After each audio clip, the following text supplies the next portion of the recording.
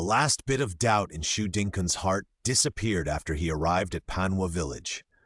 It was already night when he arrived at Panhua village. After being led to the village, Shu Dingkun stayed on the field, waiting for the servants to report. There were many people on the field.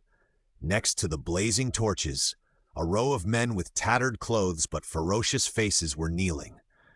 The executioner held a long knife with an iron ring on the back of the knife, which made a ringing sound when swinging it. There were no extra steps and no ceremony. The executioner raised his knife and the blade skillfully avoided the cervical joint. The head fell to the ground like a ripe melon, and thick blood plasma gushed out from the fracture, revealing the white bones. Shu Dingkun was watching this scene and almost vomited. He swallowed the acid in his throat, but his legs were shaking involuntarily, and he quickly turned his head away.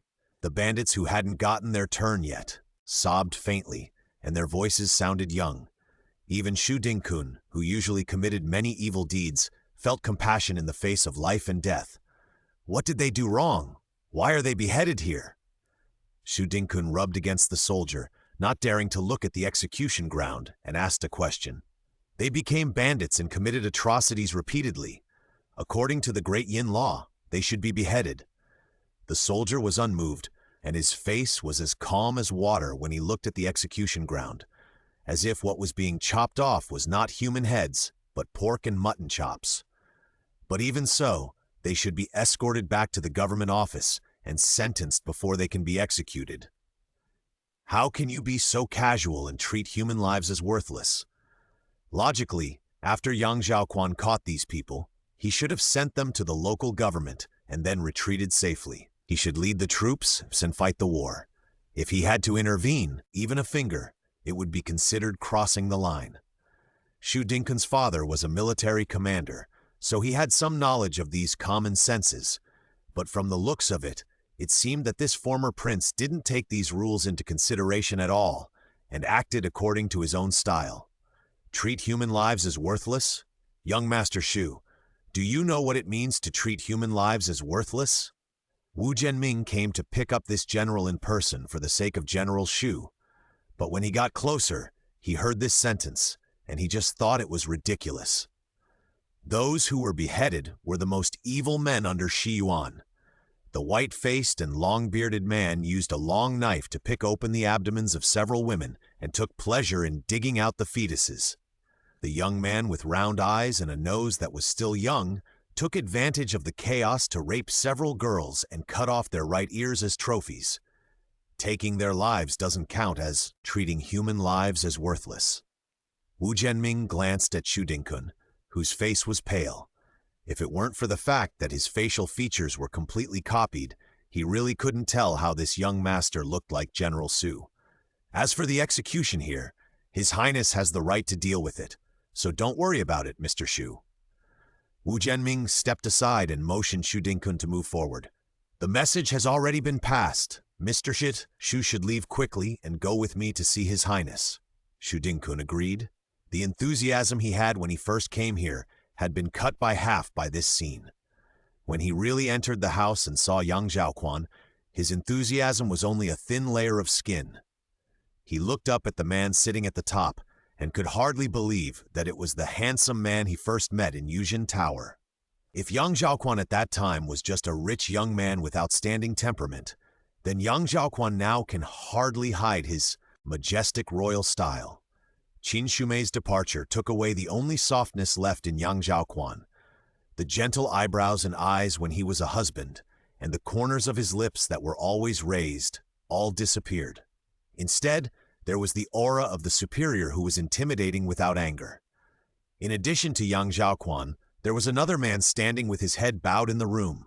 He was chained, but his face showed no remorse. His wolf-like eyes were fixed on Yang Zhaoquan. This was not the time to observe the surroundings. As soon as Shu Dingkun stood still, he bowed to Yang Zhaoquan. I am Shu Dingkun, a humble man, and I pay my respects to His Royal Highness Prince Wei.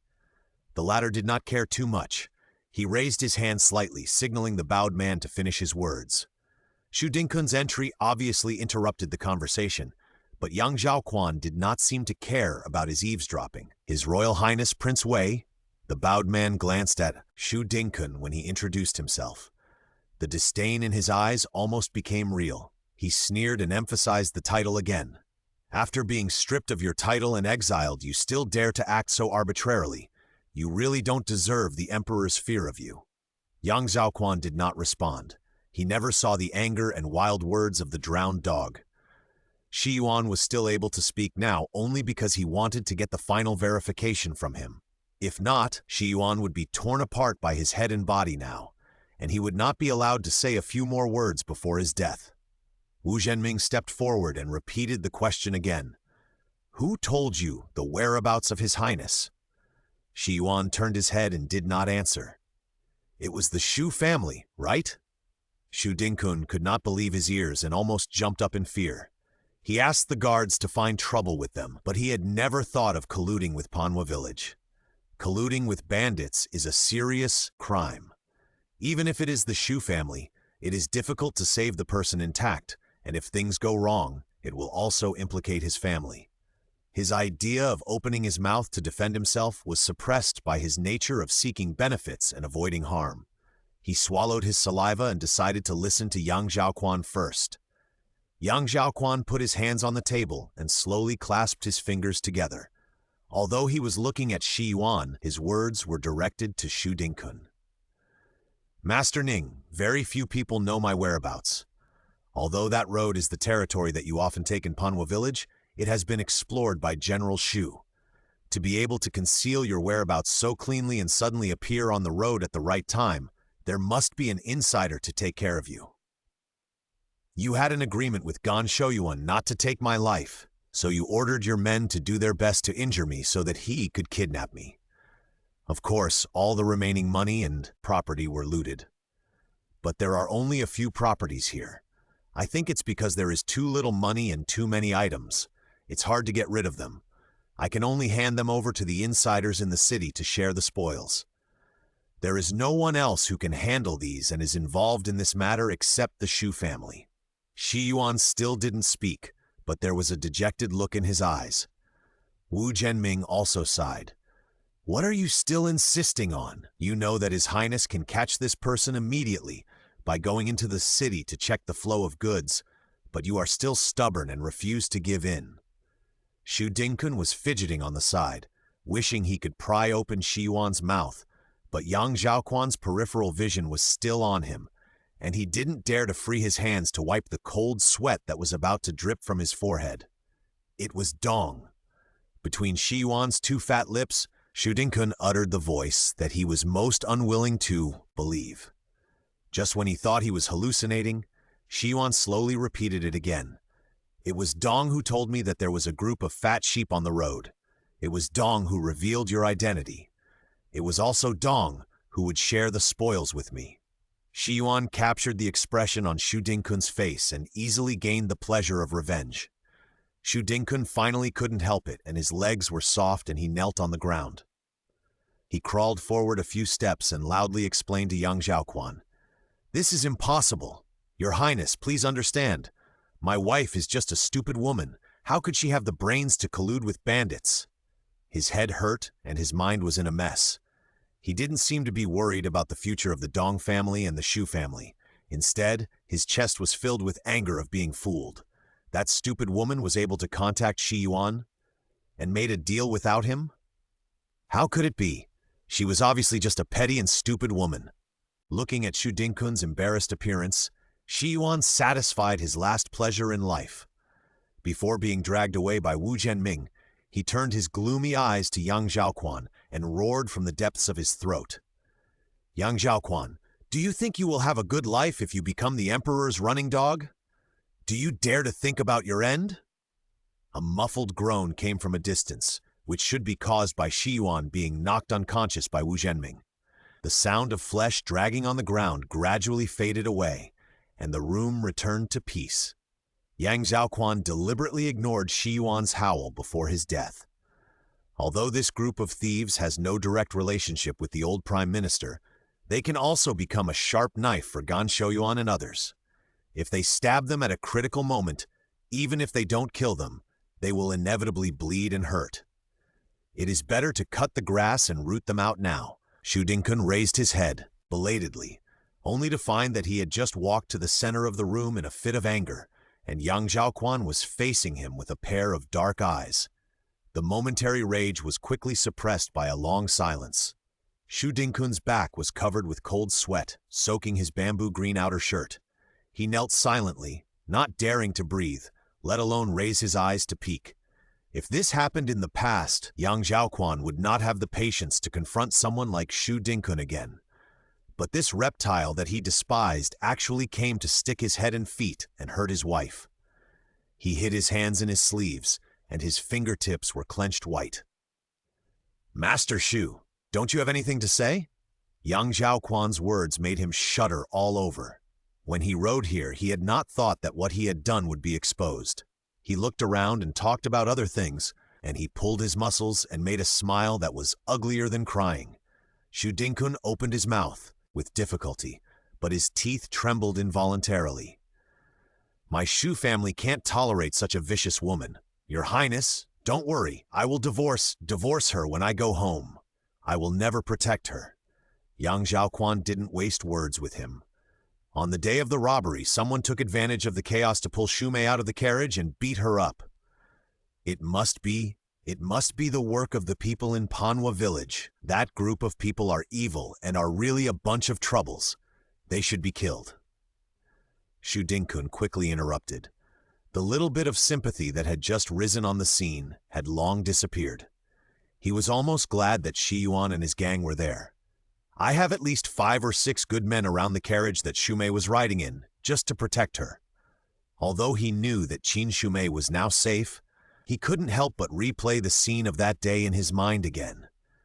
Even if they were caught off guard, it would not be possible for several people to ignore the movement of the carriage at the same time.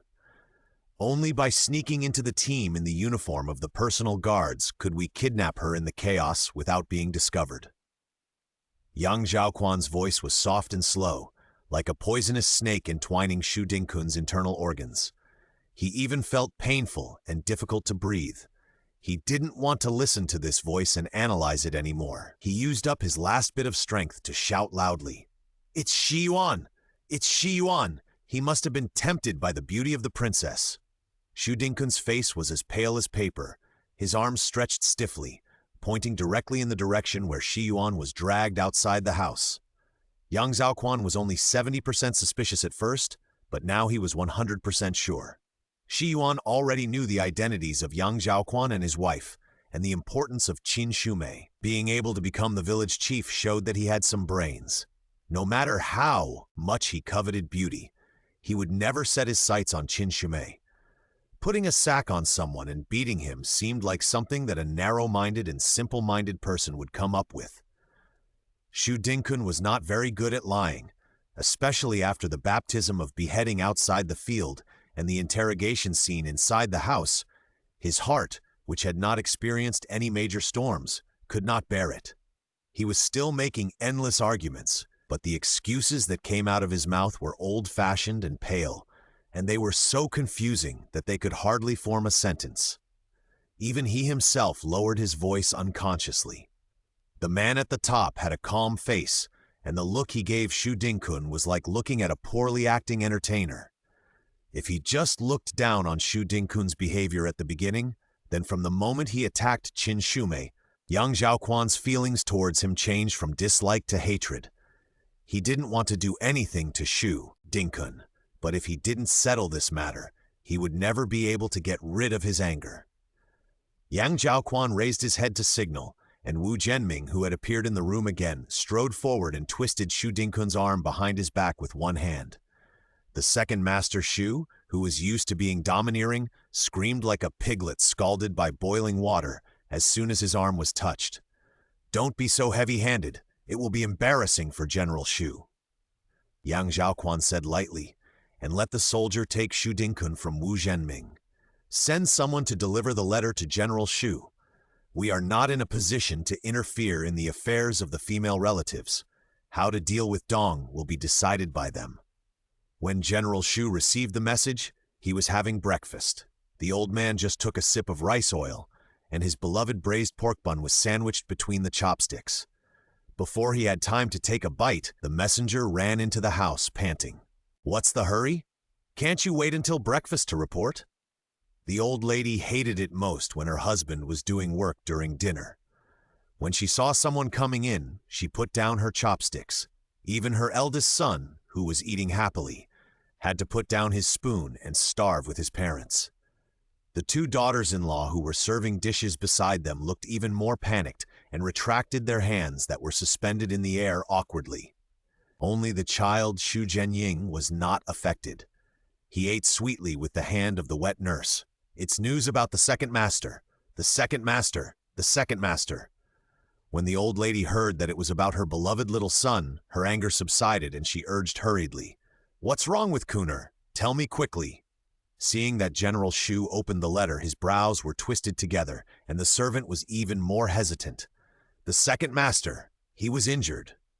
The old lady immediately put her palm on her heart, and the breakfast that was still steaming on the table suddenly lost its appeal. Although she knew that her youngest son was taking a certain risk and might get hurt, she was still heartbroken when she heard the news. "Ouch! Where is he injured? How did he get hurt?" She couldn't ask a third question because her husband, who was sitting next to her, slammed the letter on the table, causing the dishes and chopsticks to jump up and clang on the table. This time, even Xu Zhenying shut up and looked at his grandfather with a pair of round eyes like grapes. The nanny, who was quite discerning, quickly packed up for him and took the child away from the battlefield, leaving a room full of adults with different thoughts. The old lady rarely saw her husband so angry in front of her children and grandchildren, and she was also shocked. She was illiterate and couldn't understand the letter in front of her, so she could only reach out and push her husband's broad shoulders. What happened? Did Kuner get into trouble? She still had a glimmer of luck in her heart, imagining that Xu Dingkun had just made a small mistake. At most, they were just mistakes like disobeying orders and sending troops privately. A few scoldings and beatings would be enough. General Su's breath was as heavy as an ox, panting and unable to control himself. In just a few words in the letter, the crimes of his youngest son and daughter-in-law were clearly stated. One privately made friends with bandits to plunder money, and the other secretly sent guards to take revenge. They were simply behaving like dogs and pigs. General Xu rarely smashed things to vent his anger, but when he saw his daughter-in-law standing by the table, he really couldn't bear it anymore. With a wave of his sleeves, he swept all the cups, bowls, and chopsticks to the ground. There was a sound of porcelain breaking, and even the old lady, who was never afraid of her husband, was frightened and took a few steps back. "Miss Dong, why don't you kneel down?" We provide you with the fastest update of health system bound after exile by the great writer Penguin Living in the Forest. In order to view the fastest update of this book next time, please be sure to save the bookmark. Chapter 63 Revenge. Free reading. WAP 1063112/298486. Since sending Yang Zhaoquan and Qin Shumei away, Dong's life has not been as smooth as before, but it has gradually improved. Although the old lady she deeply hated the second daughter-in-law for seducing her adopted daughter for her own selfish interests, she has been married to the Xu family for several years. People are all made of flesh and blood. After living together for a long time, no matter what, the old lady can't bring herself to divorce her and send her back to the Dong family. Dong is now like a dogskin plaster. The Xu family can beat and scold her, but because she has been stuck to them for too long and too tightly, tearing her off will always take away a layer of skin. After this battle, although Dong lost her mother-in-law's trust and love, she felt that she had gained more. For example, now, while enjoying Hongfang's fanning, she drank the high-quality biluochen that she could only envy before. For this sip, she specially picked a white porcelain cup just to enjoy the clear green tea soup. The thin strands of tea leaves curled into a spiral floated in the cup, and the bottom of the leaves was as fresh and translucent as jade. She picked up the cup and smelled it before drinking. In this bleak early autumn, her nose was full of spring. It was fresh and sweet in the mouth, which was really a good taste that she had never dared to imagine before. Dong signaled Hongfang to fan the fan more slowly and took a sip of tea. It's funny to say that our Shu mansion is one of the most wealthy families, but my mother-in-law is frugal in managing the household. Even if I want to drink something better, I can't. She is so stingy with her own family, but she is very generous to outsiders. She flipped through the account book on the side, which was full of records of the gains from the bandits' robbery of Yang Zhaoquan's convoy. Dad and Mom even took out the treasure from the bottom of the box. Look, Dad only has 2 boxes of Tianrong Shengji pills. When Dad was seriously injured, he only took 1 pill to save his life. This time, he gave away a whole box. Dong was counting the account books, but she didn't hear Hongfang's response. She was talking to herself, feeling a little bored, so she turned her head to look at her maid. Seeing her look hesitant, Dong had already guessed. Is it my second brother who came to ask for money again? She didn't even look at Hongfang, but just straightened the satin cloth embroidered with chrysanthemum patterns on her knees.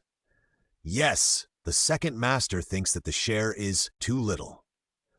Hongfang nodded hurriedly, looking at Dong's slightly frowned brows with fear. 1,500 taels can't stop him. Dong had agreed to share the spoils with her brother, but Yang Zhaoquan and his men traveled light and did not want to bring a lot of baggage. The looted items were few and fine, and her share was not much to begin with. Now the fat meat was right before her mouth. She looked at these treasures on the left and the banknotes on the right, and felt that if any of them was missing, it would be a loss to her. Yes, he helped me in Shiyuan, and he also asked for some things, but 40% is too much. I have risked my life and property, and I only got this little bit of money. And he just talked and ran errands, and he actually wants to make a lot of money. Hongfang saw that Dong was about to turn her face and disown her, and Master Dong was also pressing her step by step. As a servant, she was in a difficult position, so she could only bite the bullet and offer suggestions. Madam, don't be angry. You and the second master are blood relatives after all. Even if your bones are broken, you are still connected. Why should you be angry with your own brother? Otherwise, you can pick some things that are hard to sell for the second master, which can also solve our problems. Dong's eyes rolled a few times, and she remembered the food and daily necessities recorded in the account, and finally smiled. In fact, General Shu did not prepare a lot of cash for Yang Zhaoquan, and there were only a few banknotes. Instead, there were more practical medicines and daily necessities. Although they were all rare treasures, they became a burden in her hands. She could neither use them nor sell them. Instead, she let her brother sell them and get a high price. That's a good idea. Dong raised her hand and touched her chin, then choose a day and pick some from the other courtyard to send to the second brother. Hongfang finally breathed a sigh of relief when she saw that her complexion had improved. Since Madame received this batch of goods, she was terrified every day and lost a lot of weight because of worry. Those treasures were taken from the old lady and the old general, so they naturally could not be kept in the mansion. It took a lot of effort to circulate and store them. Dong even bought a small courtyard as a warehouse for this purpose. The money came easily, but it was extremely difficult to spend it without leaving any trace. The arrangement of manpower and the mobilization of assets would definitely leave traces, even if Dong was cautious. However, she relied on the fact that the old lady had been focusing all her energy on choosing a husband for Tao Jiajia in recent times, so she could secretly do some small actions below, intending to clean up the tails left before Tao Jiajia's marriage was finalized. Dong was the mastermind of this matter, and Hongfang was the first accomplice. Although the truth has not been revealed yet, Hongfang always feels that the guillotine is hanging above her neck. After all, if something goes wrong, the fate of servants like them will definitely be much more miserable than that of Dong, the master. The handle of the fan that Hongfang was holding was soaked by the sweat in her palm, but she finally spoke up and persuaded Dong again. Madam, why don't we return all the things that have not been settled to the Stone Village master before the old lady and the general find out? Yang Langjin is a member of the royal family after all. If the old general asks about it, we can't afford it. It's not too late to get out now. Dong didn't catch the panic of the maid at all. She smiled contemptuously. "What are you crazy about? Don't say that my father-in-law didn't ask now. Even if he did, I would have my own way. Don't let you talk too much." Hong Fong's back tightened, and she immediately shrank back and kept silent, fearing that she would upset the lady again. Even if she didn't agree with Dong's approach, as her personal maid, Hong Fong had no room for resistance and could only help Dong cover up as much as possible.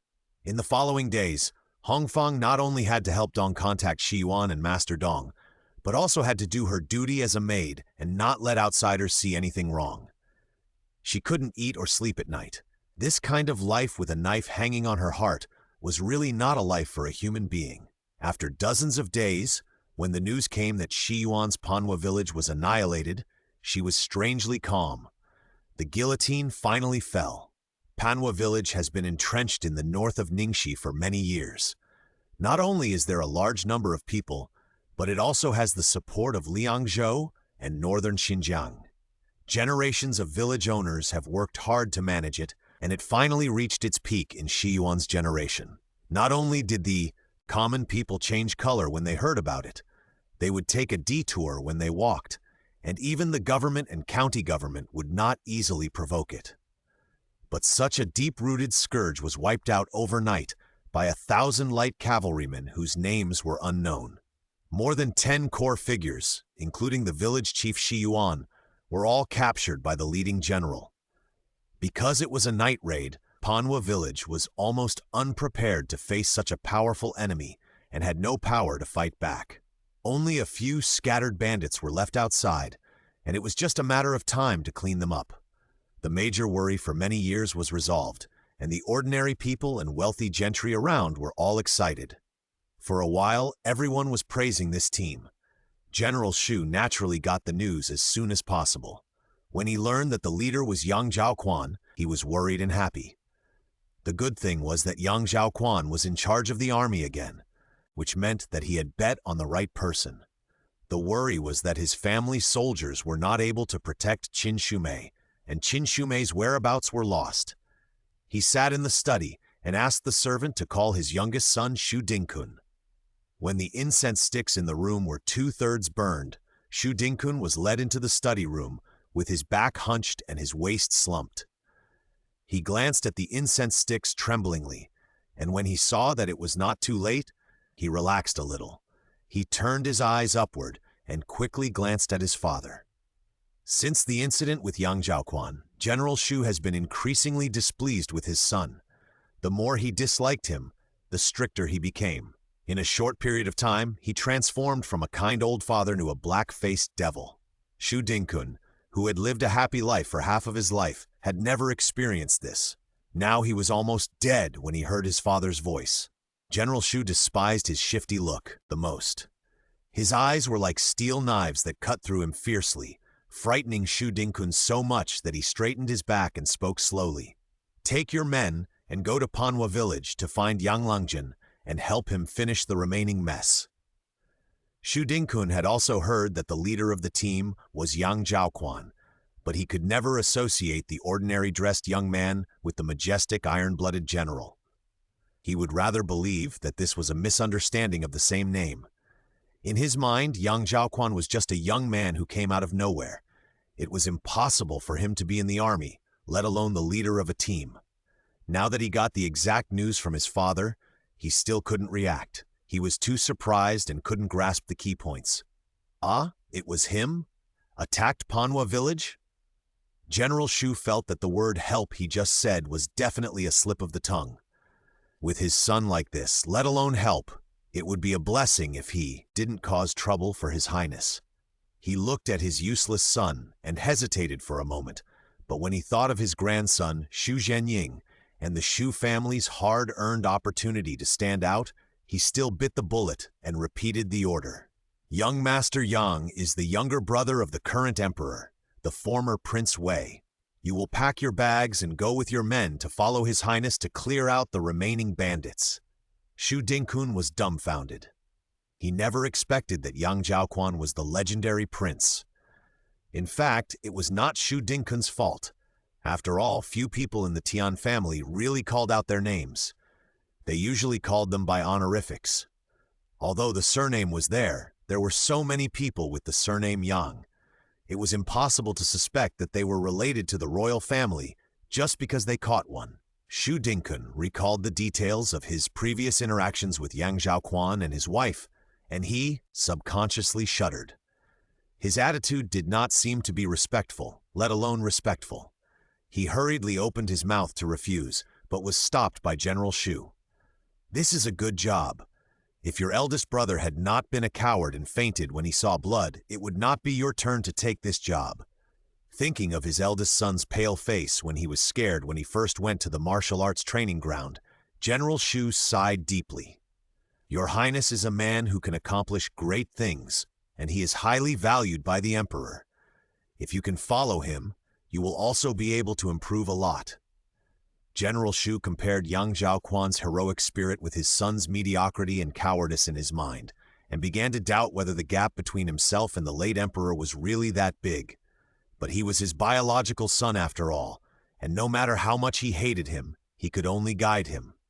"As a father, I don't ask you to achieve great things and become famous. I only ask you to have some manliness in the army, so as to protect the foundation that my Xu family has worked so hard to win." General Xu thought of the hardships he had experienced when he was young, and looked at his son who was already grown up but still ignorant. A bitterness suddenly surged from the bottom of his heart. "Son, when I was young, I could not read many words. I just wanted my family to be safe and well fed. It was because of my lack of talent and knowledge that I neglected to discipline you brothers.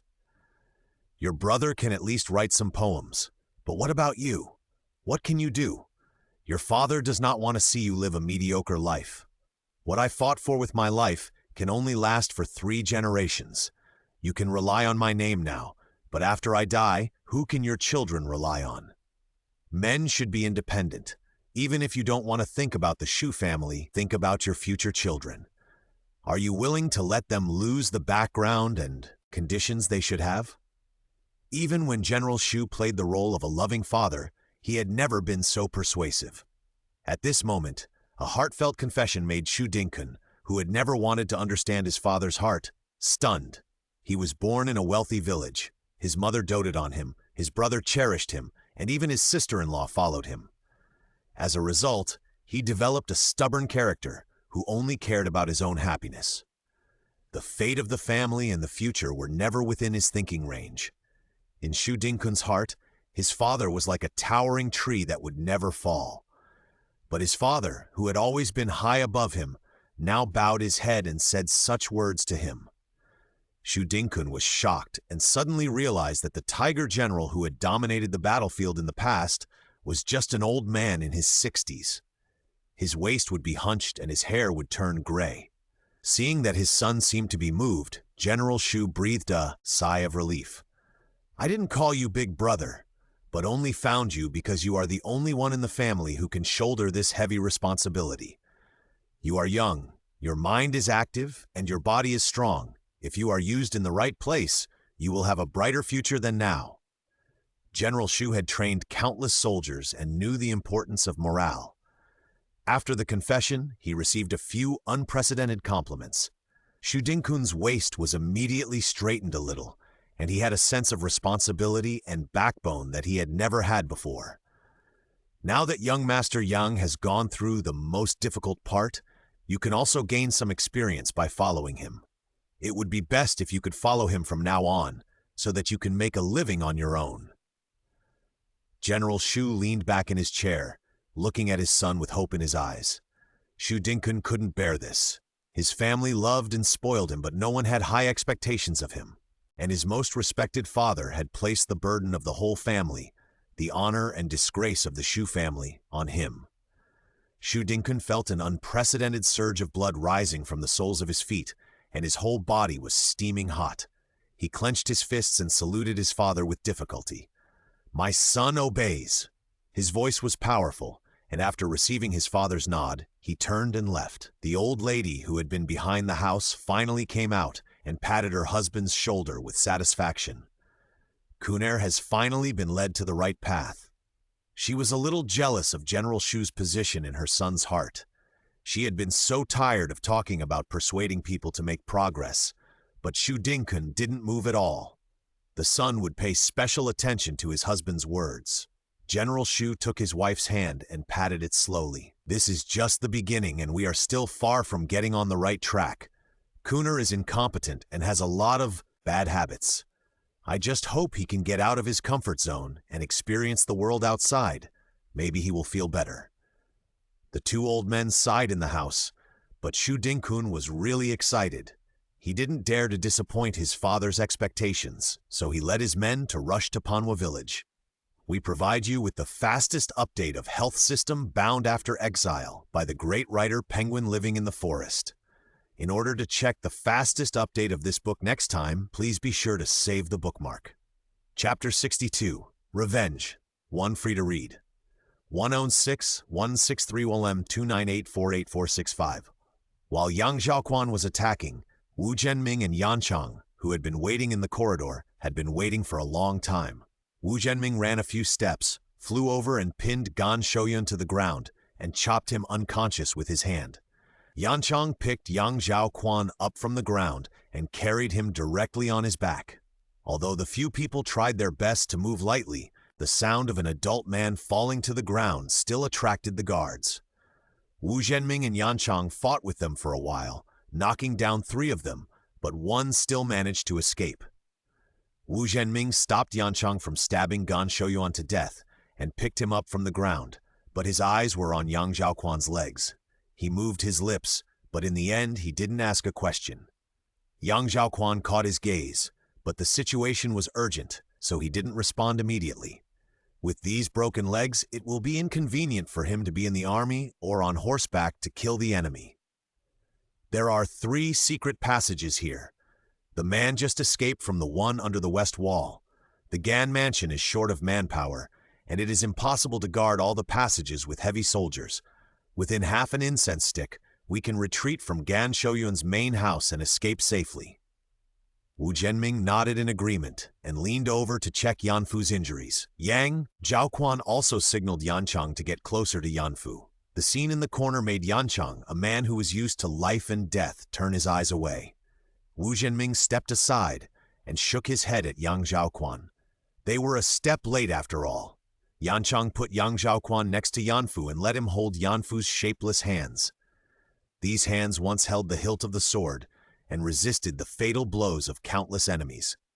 They also shook hands with colleagues and pulled him and Yanji up from the ground again and again. These hands once patted his shoulders, as kind and powerful as an elder brother at home. But now it seemed as if its finger bones had been pulled out, like 5 short, dirty hemp ropes, curled up listlessly beside the man. I, Yang Zhaoquan, hereby promise you that I will never betray your loyalty. The day we return to Beijing, your family will be free from wealth and honor.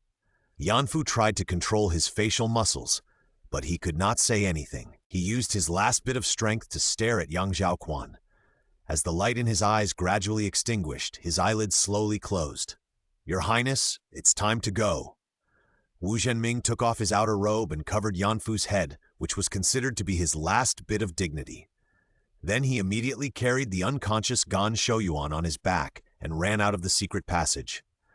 Yanchang carried Yang Zhaoquan on his back, but he did not forget to call Yanji. Although Yanji had some flesh wounds on his upper body, he was able to run.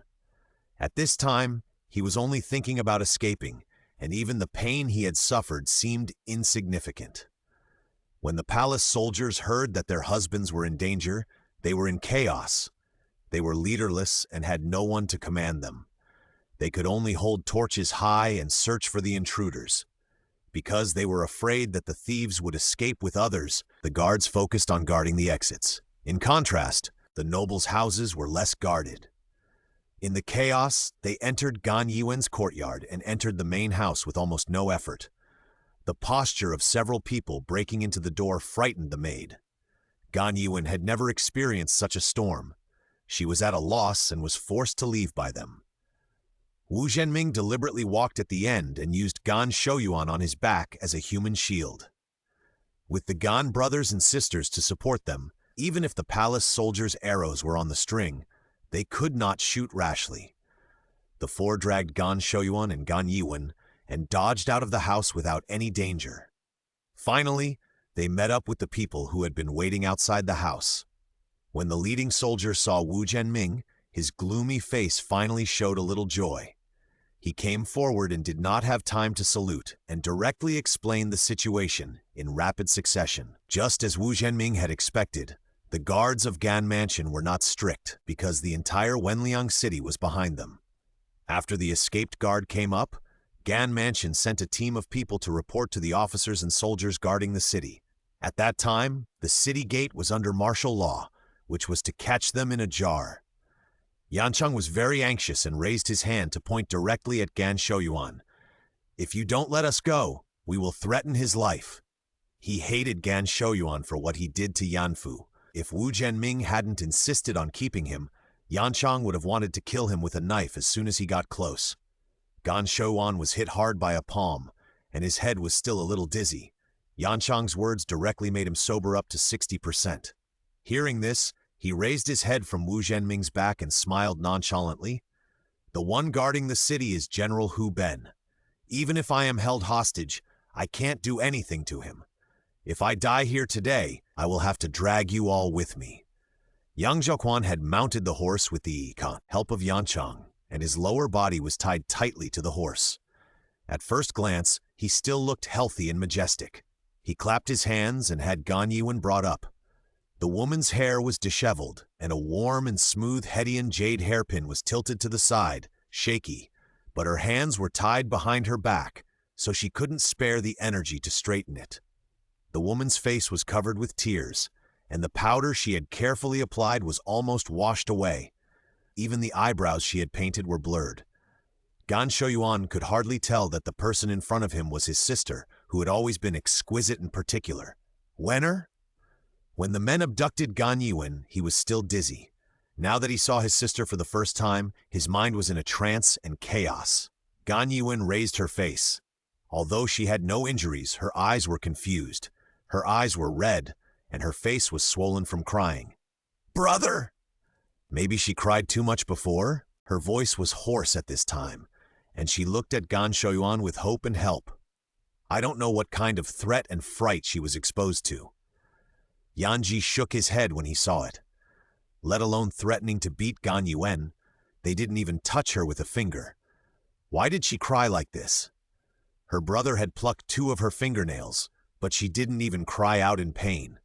Gan Shouyuan knew his sister's delicate personality, and just one look at her made his heart tremble with pain. His heartache and pity turned into anger towards Yang Zhaoquan in almost an instant. He raised his head and glared at Yang Zhaoquan, his eyes almost bloodshot. "Wenner is just a girl. Why did you drag her into this? The dignified King Wei is now using a girl as a threat. Yang Zhaoquan, you are so despicable. When you mentioned my wife, you should have thought of this moment," Yang Zhaoquan said in a light tone.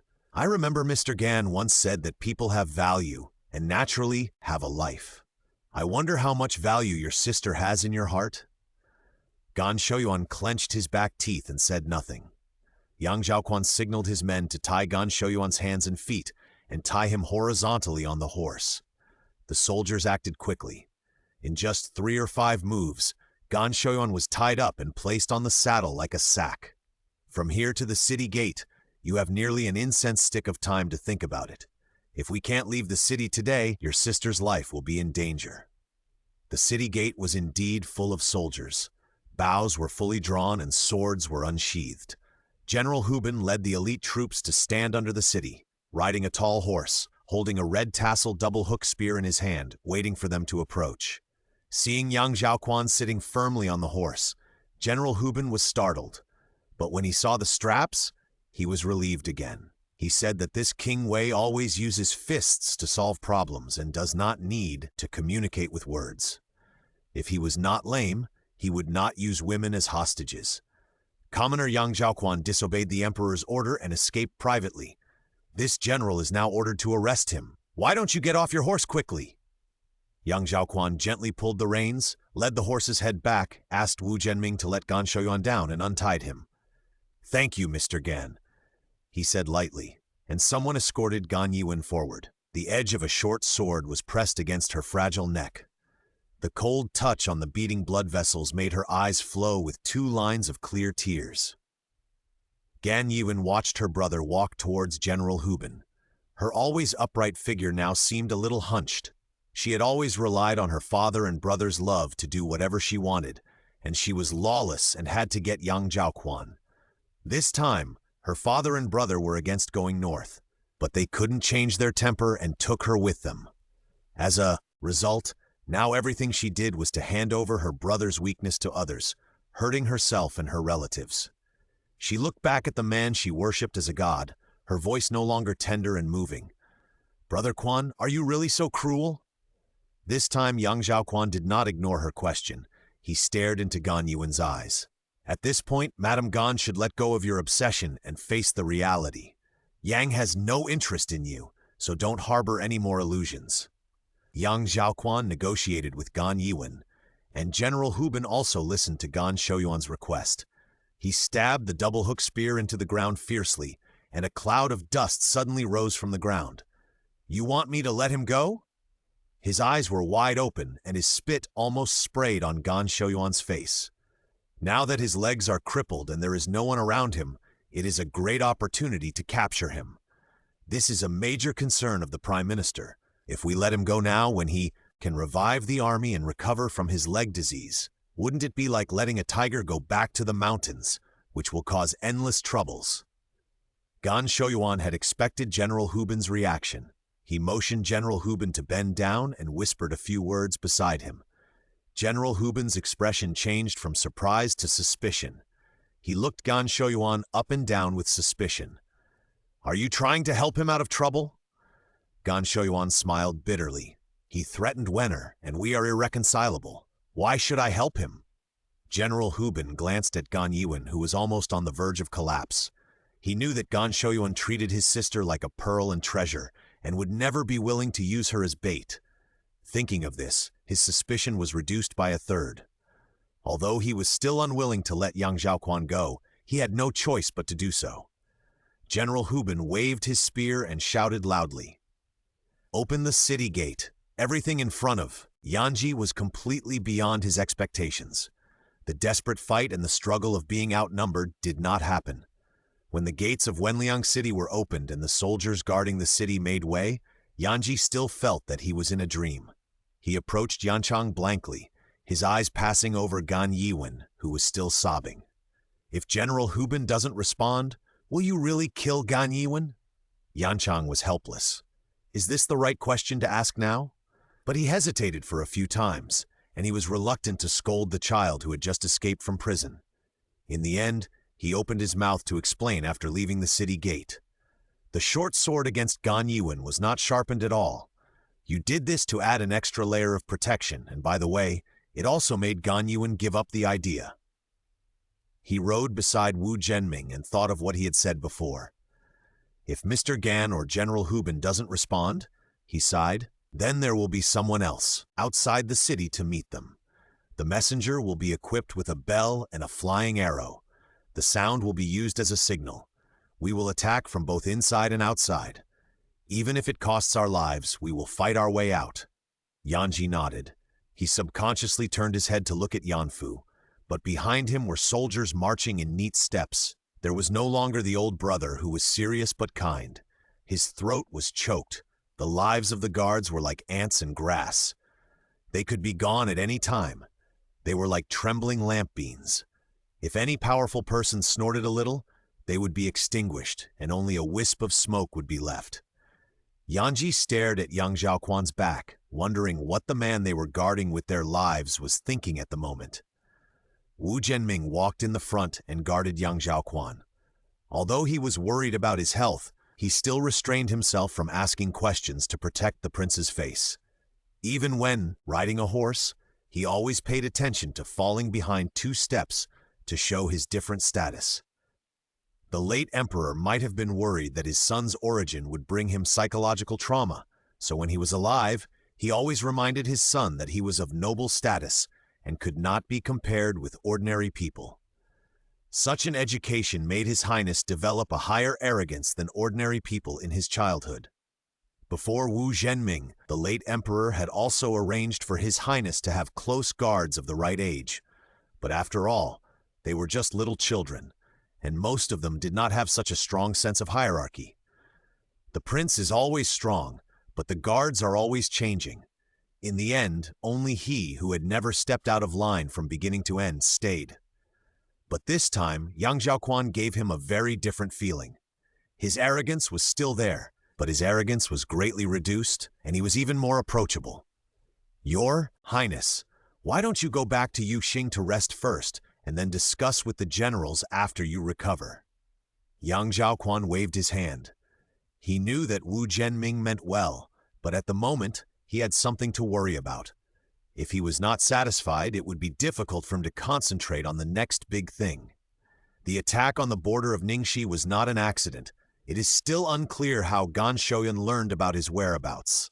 1,000-mile embankment is destroyed by an anthole. If we keep this matter, there may be trouble in the future. Young Zhaoquan's mind repeatedly appeared the sack on Qin Shumei's head and the punches and kicks on her body. "Bring the people and horses. Let's go to Ningxi. Provide you with the fastest update of exile-bound health system by the great god penguin living in the forest. In order to check the fastest update of this book next time, please be sure to save the bookmark." Chapter 61, Rescue Free Reading. /Enom 66631-298-848464. Since Qin Shumei came, Gan Shoyuan felt that he was not well prepared, so he simply moved Yang Zhaoquan to the dungeon for custody.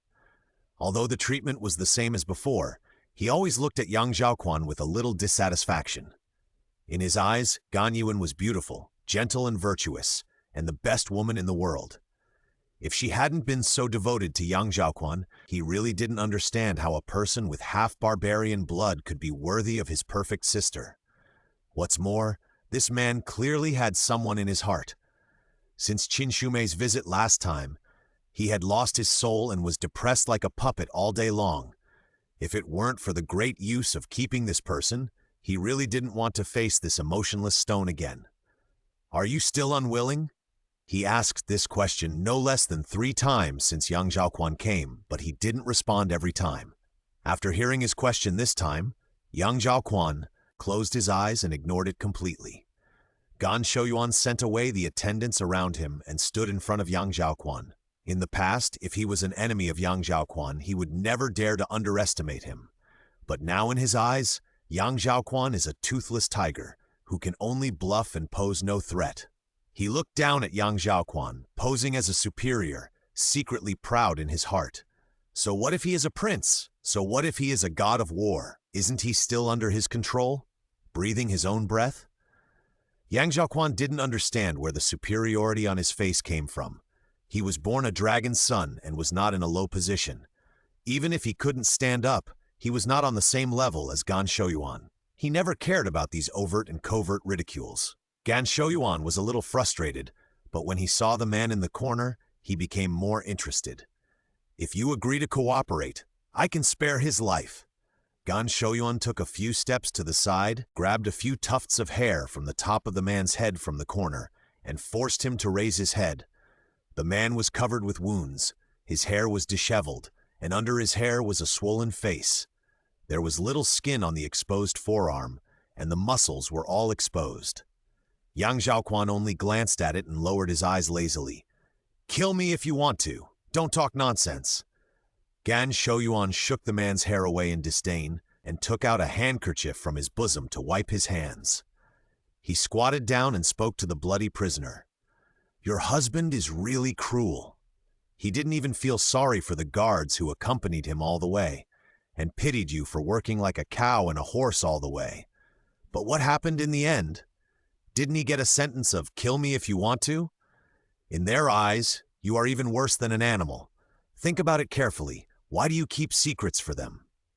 Yang Zhaoquan saw that the man's head trembled, as if he was stimulated by these heart-piercing words.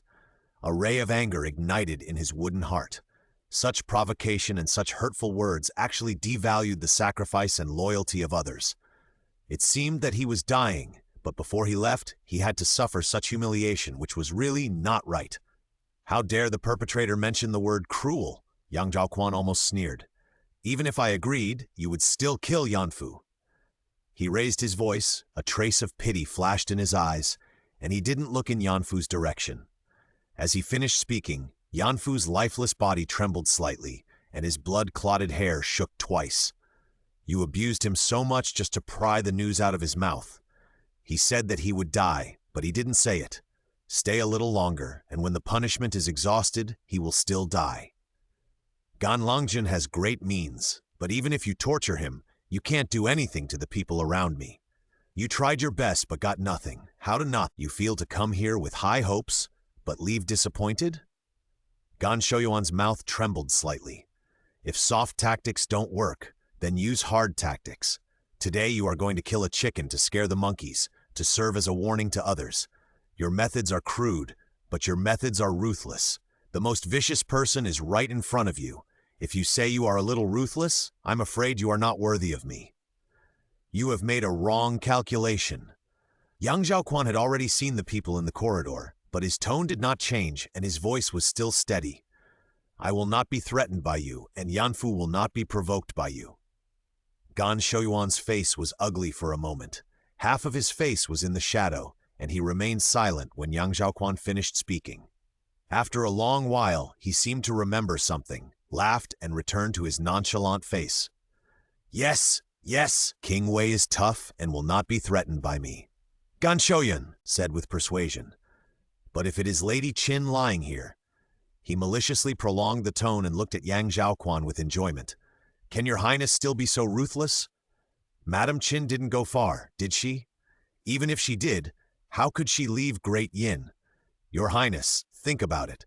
If I send someone to look for her, when can I find Madame Qin and reunite you two?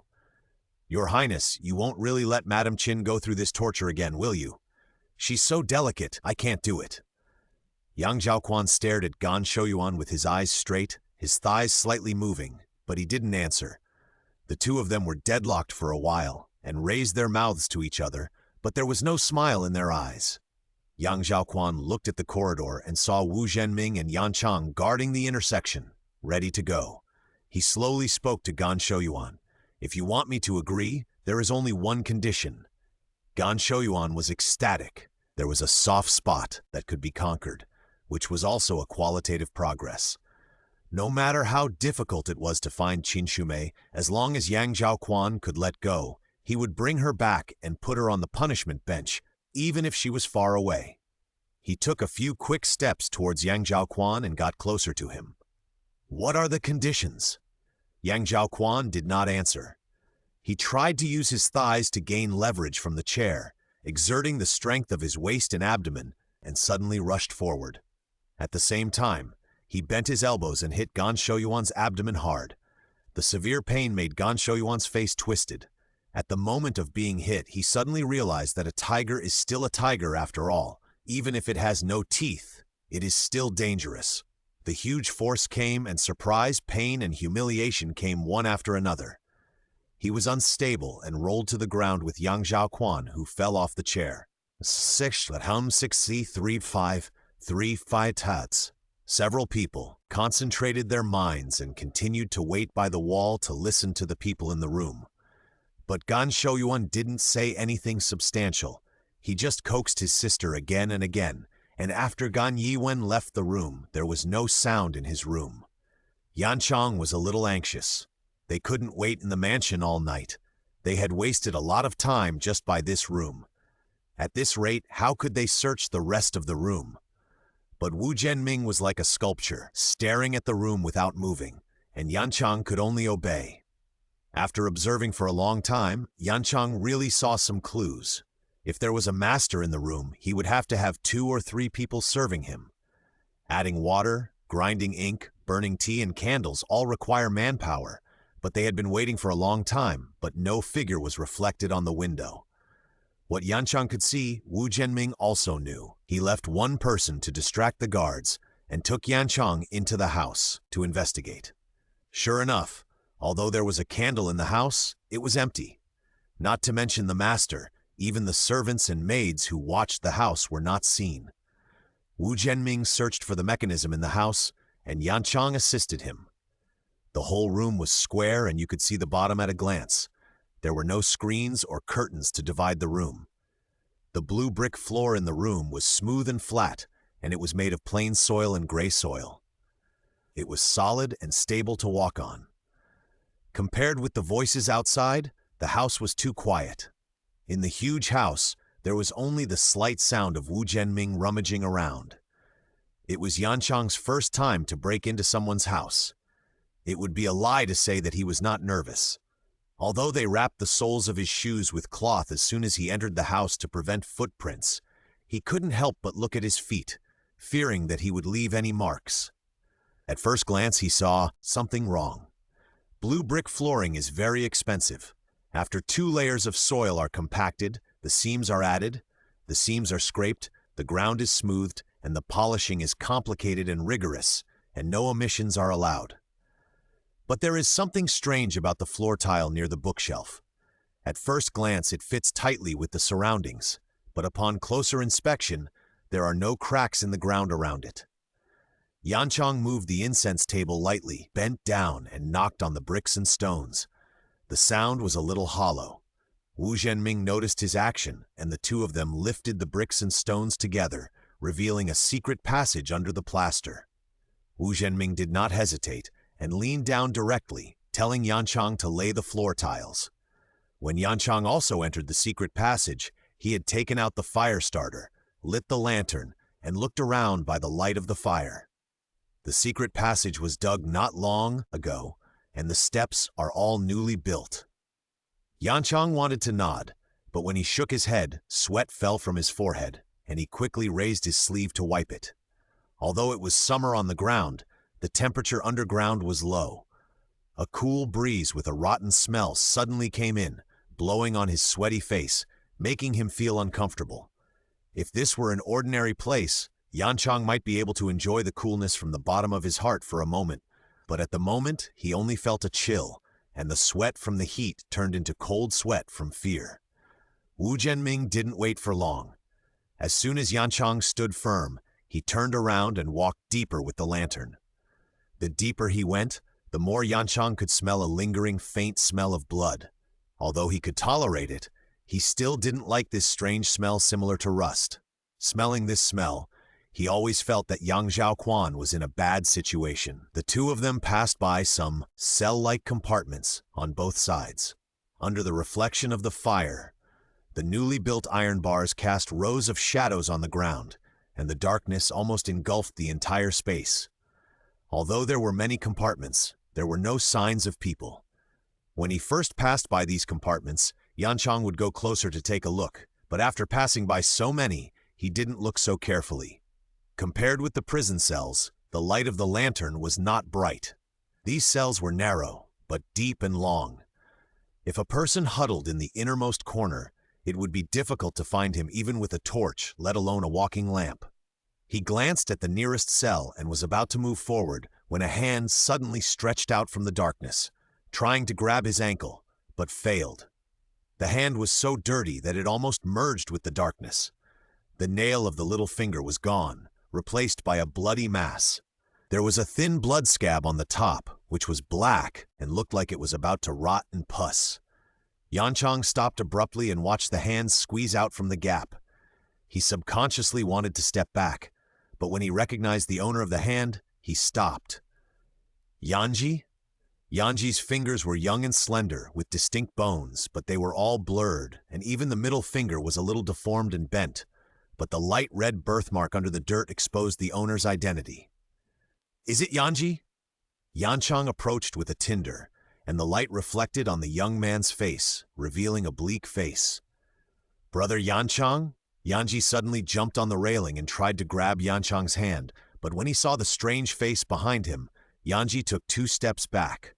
The young man in front of him was scared like a rabbit shot by an arrow. Wu Jianming saw that he and Yanchang recognized each other and knew his identity.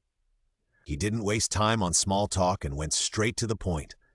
"I am Wu Jianming, a former guard of His Royal Highness Prince Wei. I have come to rescue His Royal Highness." Where is he now? Yanji looked at Yancheng eagerly. He had been tortured a lot in the past few days, and it was difficult for him to trust someone he had just met. Although he knew that the matter was urgent and could not be dragged out, he had to wait for Yancheng to nod his head before speaking. Seeing his appearance, Yancheng deeply regretted letting him go with him to seek help. He originally thought that they were not far from Yuxing and would arrive soon, but who knew that Cheng Yaojin would appear halfway and hijack them to such a place? My dear was just transferred here the day before yesterday. I don't know where he is exactly. I just saw him passing by here when I was carrying him. Wu Zhenming had no intention of getting any definite information from him. While Yanji was talking, he pulled out a wire from his arms and fiddled with the lock on his door. With a few clicks, the iron door opened. Wu Zhenming half closed the door, stopped Yanji from coming out, and stuffed a wooden sign into his hand. Wait here. We will take you with us after we rescue someone. If we are trapped, you can escape in the chaos and don't worry about what's behind you. Take the token, and someone will pick you up outside the mansion. Where is Yanfu? Yancheng searched several cells nearby, but didn't see any trace of Yanfu, which frightened many of the prisoners. The prisoners were a little agitated and made a lot of noise. Brother Yanfu is being held under their noses. It seems that he knows something. He was beaten so hard that there are not many good bones left in his body. Although Yanji was not very old, he usually regarded himself as a man and was definitely not the kind of person who would cry easily. However, these few words were choked with sobs. He was so shocked that his eyes were dry and he couldn't shed a single tear. Wu Zhenming was afraid of attracting people and was also frightened by Yanji's last few words. He didn't give Yancheng more opportunities to ask questions, and he grabbed him and walked inside. Although Yanfu was only sent by the emperor to lead the way and knew little about the overall plan, he knew the hiding places of several Liangzhous. If he revealed all of them, the old prime minister would seize the initiative, which would be detrimental to the next plan. Time was running out, and Yancheng only had time to look back at Yanji before he was dragged forward. The two of them walked to a corner and the narrow passage suddenly became wide. In the dark corridor, a bright area appeared. There were no bloody torture instruments as imagined, no ground covered with blood and dirt, only a well-made high chair. The person in the chair sat facing the corridor with a pale face. That person was young Zhaoquan. Site 6311/2952325 file.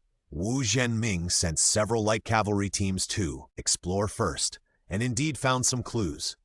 They were afraid that young Zhaoquan would be in danger, so they marched for days and followed the traces to set their destination at Wenliang City.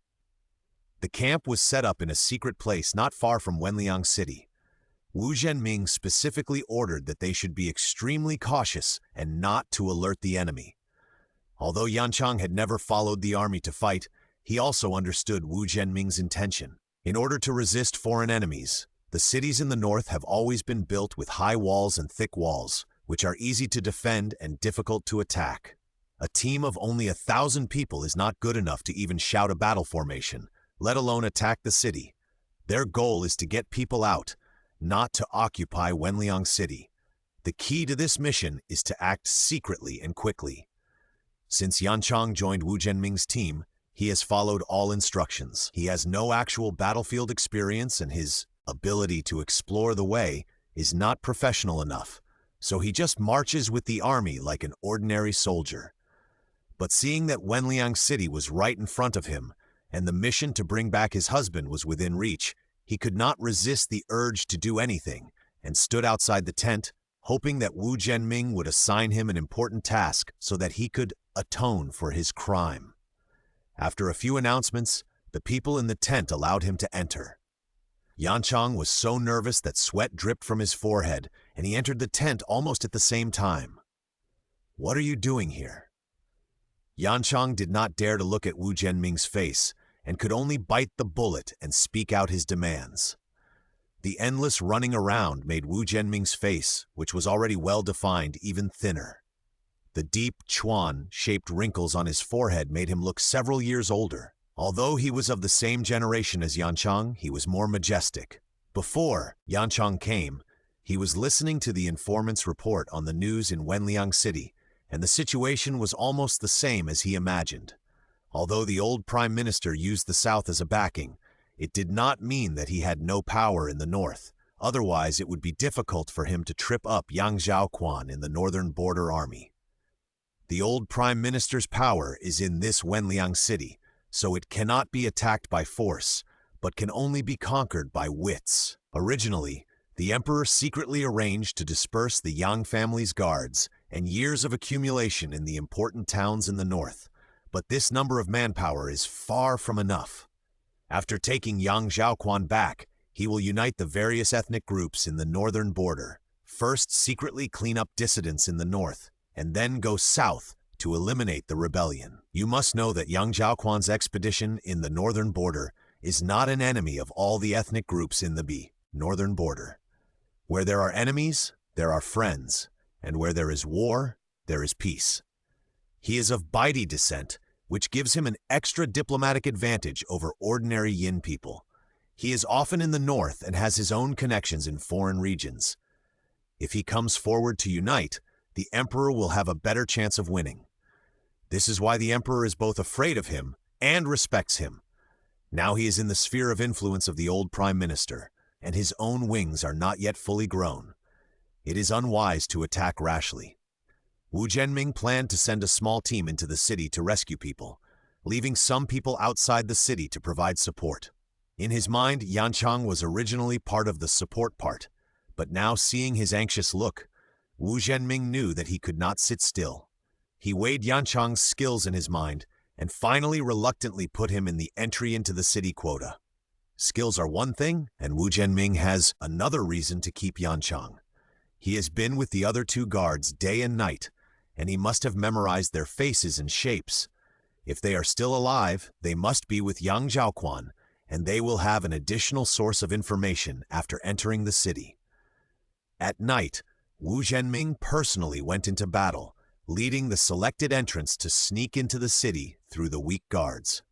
Wenliang City has a strict curfew at night, and they avoid the defenders and shuttle through the narrow alleys.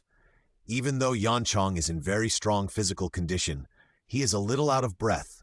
When the team stopped, he had time to look around the surrounding environment. The stone floor under his feet had a smooth edge. In the moonlight, the houses around him were not grand and tall, but they were not thatched houses. The sound of cicadas chirping, this monotonous and boring sound, made the night unusually quiet. Before departure, the leader told him that the informant had reported that a family named Gan had suddenly moved into Wenliang City recently. The Gan family was just a small, wealthy family and had never caused any big splashes, but for some reason, Wu Zhenming insisted on checking it out. According to the previous arrangement, Wu Zhenming left someone outside to take care of it and took Yanchang and another person into the Gan mansion. After turning around, they stopped at the back of a house. Who else can come here specially? It must be Qin. A man's voice came slowly. He didn't keep the woman, nor did he follow her. What is there for Wenner to worry about? They were just a couple who had just been together for a while. You have been with him for a long time, and you have developed feelings for him over time. How can that woman compare? This position was originally intended for you. The woman's weak sobs sounded from time to time, and the man gently comforted her. His voice was a little lower, and it was a little hard to hear. After hearing these few words, Wu Zhenming felt more at ease. The insider in the army was secretly arrested and tortured, and finally confessed that the Gan family was behind the scenes. The Yingchuan Marquise Gan family has been loyal to the emperor for generations, and no one would have thought that they would also end up like this. As soon as this confession came out, the higher-ups immediately killed the witnesses and blocked the information. Although the Gan family would sooner or later find out that they had been exposed once the clues were cut off, the higher-ups meant that they could not reveal the truth for the moment. Only the senior officials who participated in the interrogation knew a little about the source of the insider, and it was because of this that Wu Zhenming identified the Gan family. 106-306-294-6978. In the second year of Taihei, the 10th day of the 5th month was a good day for marriage. The entire Yiguo mansion woke up an hour earlier and began to prepare in an orderly manner. Manrong came out of the brothel and felt that the air in the Yiguo mansion was much fresher this morning. She deliberately slowed down her pace and listened to the discussions of the maids in the corner. Our eldest girl is blessed. She will be the Princess of Wei from now on. The emperor will also come to watch the ceremony in person today. It's really a great honor. Hearing these envious little words, Manrong could no longer hold back the smile on her face. The corners of her mouth were raised high, and she pushed open the door with undisguised joy. "Miss, today is a big day. You can't sleep anymore." She hung the curtain aside smoothly and was about to lean over and call again, but pale face, stretching out a few delicate fingers, firmly holding the edge of the quilt. This quilt is like her last layer of protection in this world. Manrong just breathed a sigh of relief, but was frightened by this sentence. She directly reached out and gently stroked the forehead of the person on the bed. "You don't have a fever. What nonsense are you talking about?" Seeing that she still didn't respond, Manrong thought she was still a little afraid and shy about getting married, so she simply laughed and exposed her. "Today is the big day for you, the eldest daughter of the Duke of Yiguo's mansion, to marry the King of Wei." Qin Shumei's brain was suddenly struck by a bolt from the blue. She just played a few more games and stayed up all night, and when she woke up, she was in ancient times, and she got married right after she came here? Qin Shumei sat up from the bed, trembling with the help of Manrong, washed her face and changed her clothes in a daze, and sat in front of the mirror restlessly. She looked at Manrong's smiling face and finally grasped a clue from the mess. She grabbed Manrong's hand that was about to apply ointment to her. "How is the Prince Wei?" "God bless him. Don't let him be an old widower who married for the second time and had a baby, or a frequent visitor to a brothel who was a whore and gambler." Manrong looked at her daughter's eyes full of curiosity and felt very strange. Although a proper lady should obey her parents' orders and never talk about her marriage, it is the support for the rest of her life. Who wouldn't be curious? Most girls would dig deep before getting married, and they would like to find out the nickname of the dog in their husband's family. But her daughter was like a strange flower among the ladies. From the engagement to now, she never asked about the Prince Wei. Even if she wanted to tell her some gossip, she would just hold a book and act as if it was none of her business. She is getting married soon, which is a change of character. However, Manrong is absolutely fond of talking about this topic. Once her mouth, which was forcibly shut, is opened, she will talk eloquently and endlessly. Ask around in the capital, only you don't know that His Royal Highness Prince Wei is one of the best match. Qin Shumei struggled to find useful information from Manrong's words. Thanks to the original owner's habit of not asking for gossip, Manrong's popular science this time can be said to be very detailed. His Royal Highness Prince Wei, the younger brother of the current emperor, is a famous general of the great Yin dynasty. He has many military merits and gallops across the northern border, but his appearance is completely different from his profession. He is not a big man with a beard, but a handsome man who looks thin when dressed and has muscular body when undressed. Countless ladies dreamed of marrying him, biting their handkerchiefs and vying to be his maid, but he swore that he would only marry one wife in his life and was a passionate and infatuated man who would only take one scoop from the 3,000 rivers. And this lucky audience happened to be Qin Shumei. After listening to this introduction, Qin Shumei looked up at Manrong's sparkling eyes and felt that cold sweat was about to flow down her temples. Did she travel into some ancient domineering CEO novel? She is a royal relative, has great achievements, and has the most appearance, and has no bad habits. Dare I ask if he still remembers that there is an emperor above his head? This guy has stacked up the buffs of confiscating property and seizing titles. Why is the girl sweating so much from the heat? The perfume that had just been applied was half washed away by sweat. Manrong wiped the sweat for Qin Shumei with worry, and even opened all the windows considerately. The girl was weird today. If she hadn't been as quiet as usual, she would have worried that the girl was possessed by a dirty thing.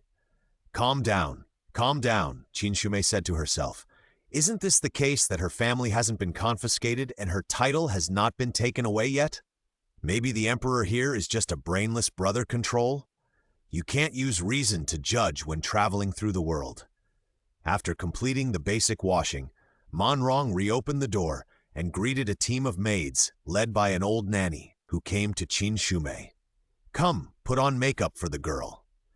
The kind-looking old nanny hurried forward and pressed Qin Shumei, who was about to stand up from the embroidery cushion, down.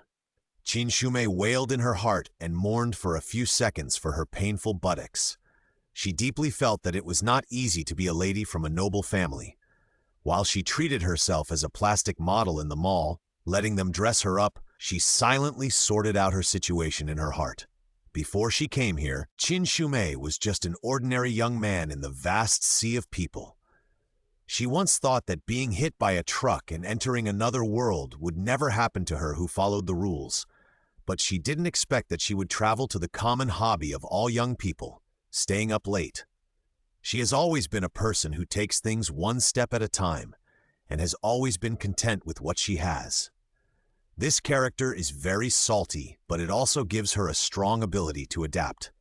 Isn't it just being forced to leave familiar relatives and friends, come to a completely unfamiliar backward era, and marry an unknown Mary Sue male protagonist? Qin Shumei raised a bitter smile on her face. Even if she couldn't, she had no choice now. It's done. The young lady is really beautiful. The old nanny looked at Qin Shumei with satisfaction, picked up the phoenix crown that seemed to weigh 5 pounds, and pressed it steadily on Qin Shumei's head.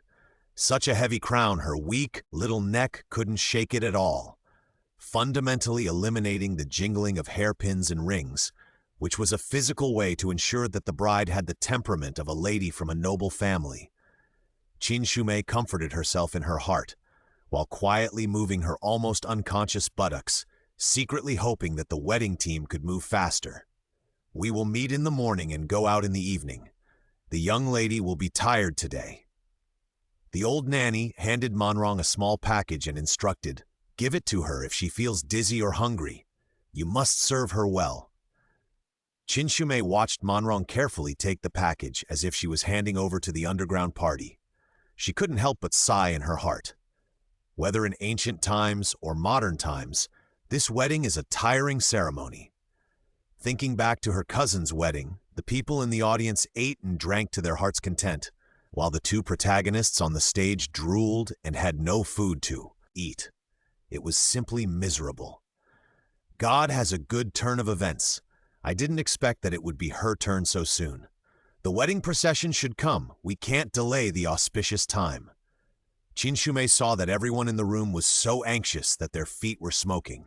Instead, she became calm and relaxed. If it was delayed, it would be delayed. She hoped that no one would come to welcome the bride. She raised her hand to take off the phoenix crown and handed it to Manrong, twisting her shoulders and neck left and right. This thing should be put on before going out. It made her be suppressed for so long in vain. If she wasn't afraid of being exposed, she would have wanted to crawl back to bed and lie down. Madame Zhang, Madame Zhang! A little maid ran in hurriedly from outside the door. Why are you so flustered? You have no manners. Madame Zhang scolded, but the anxiety in her eyes disappeared and she rushed to greet them. Is someone coming? She just took off the weight. Qin Shumei wailed in her heart, resigned to her fate, and turned around to put it on again. This His Royal Highness Prince Wei is not here. 1-6-311/28-31227.html. Well, this phoenix crown is completely useless. Qin Shumei let out a long sigh of relief and quickly withdrew her hand that had not yet touched the phoenix crown. The Emperor has sent His Royal Highness Prince Yan to welcome the bride on behalf of my brother, and he is almost at the main gate now. Can you please stop breathing heavily when you speak? Manrong did not give Qin Shumei another chance to struggle. She raised her hand and put the phoenix crown on her head again, and this time she covered her head with a red veil. Miss, let's go. Qin Shumei dragged her legs that had been numb from sitting for a long time and tremblingly stood up with the help of Manrong. Following the guidance of the old nanny, she moved to the main hall in small steps. After all, the younger Rei, brother-in-law, came to pick up the bride, but it was not as noisy as the groom's wedding, so blocking the door was just a gesture.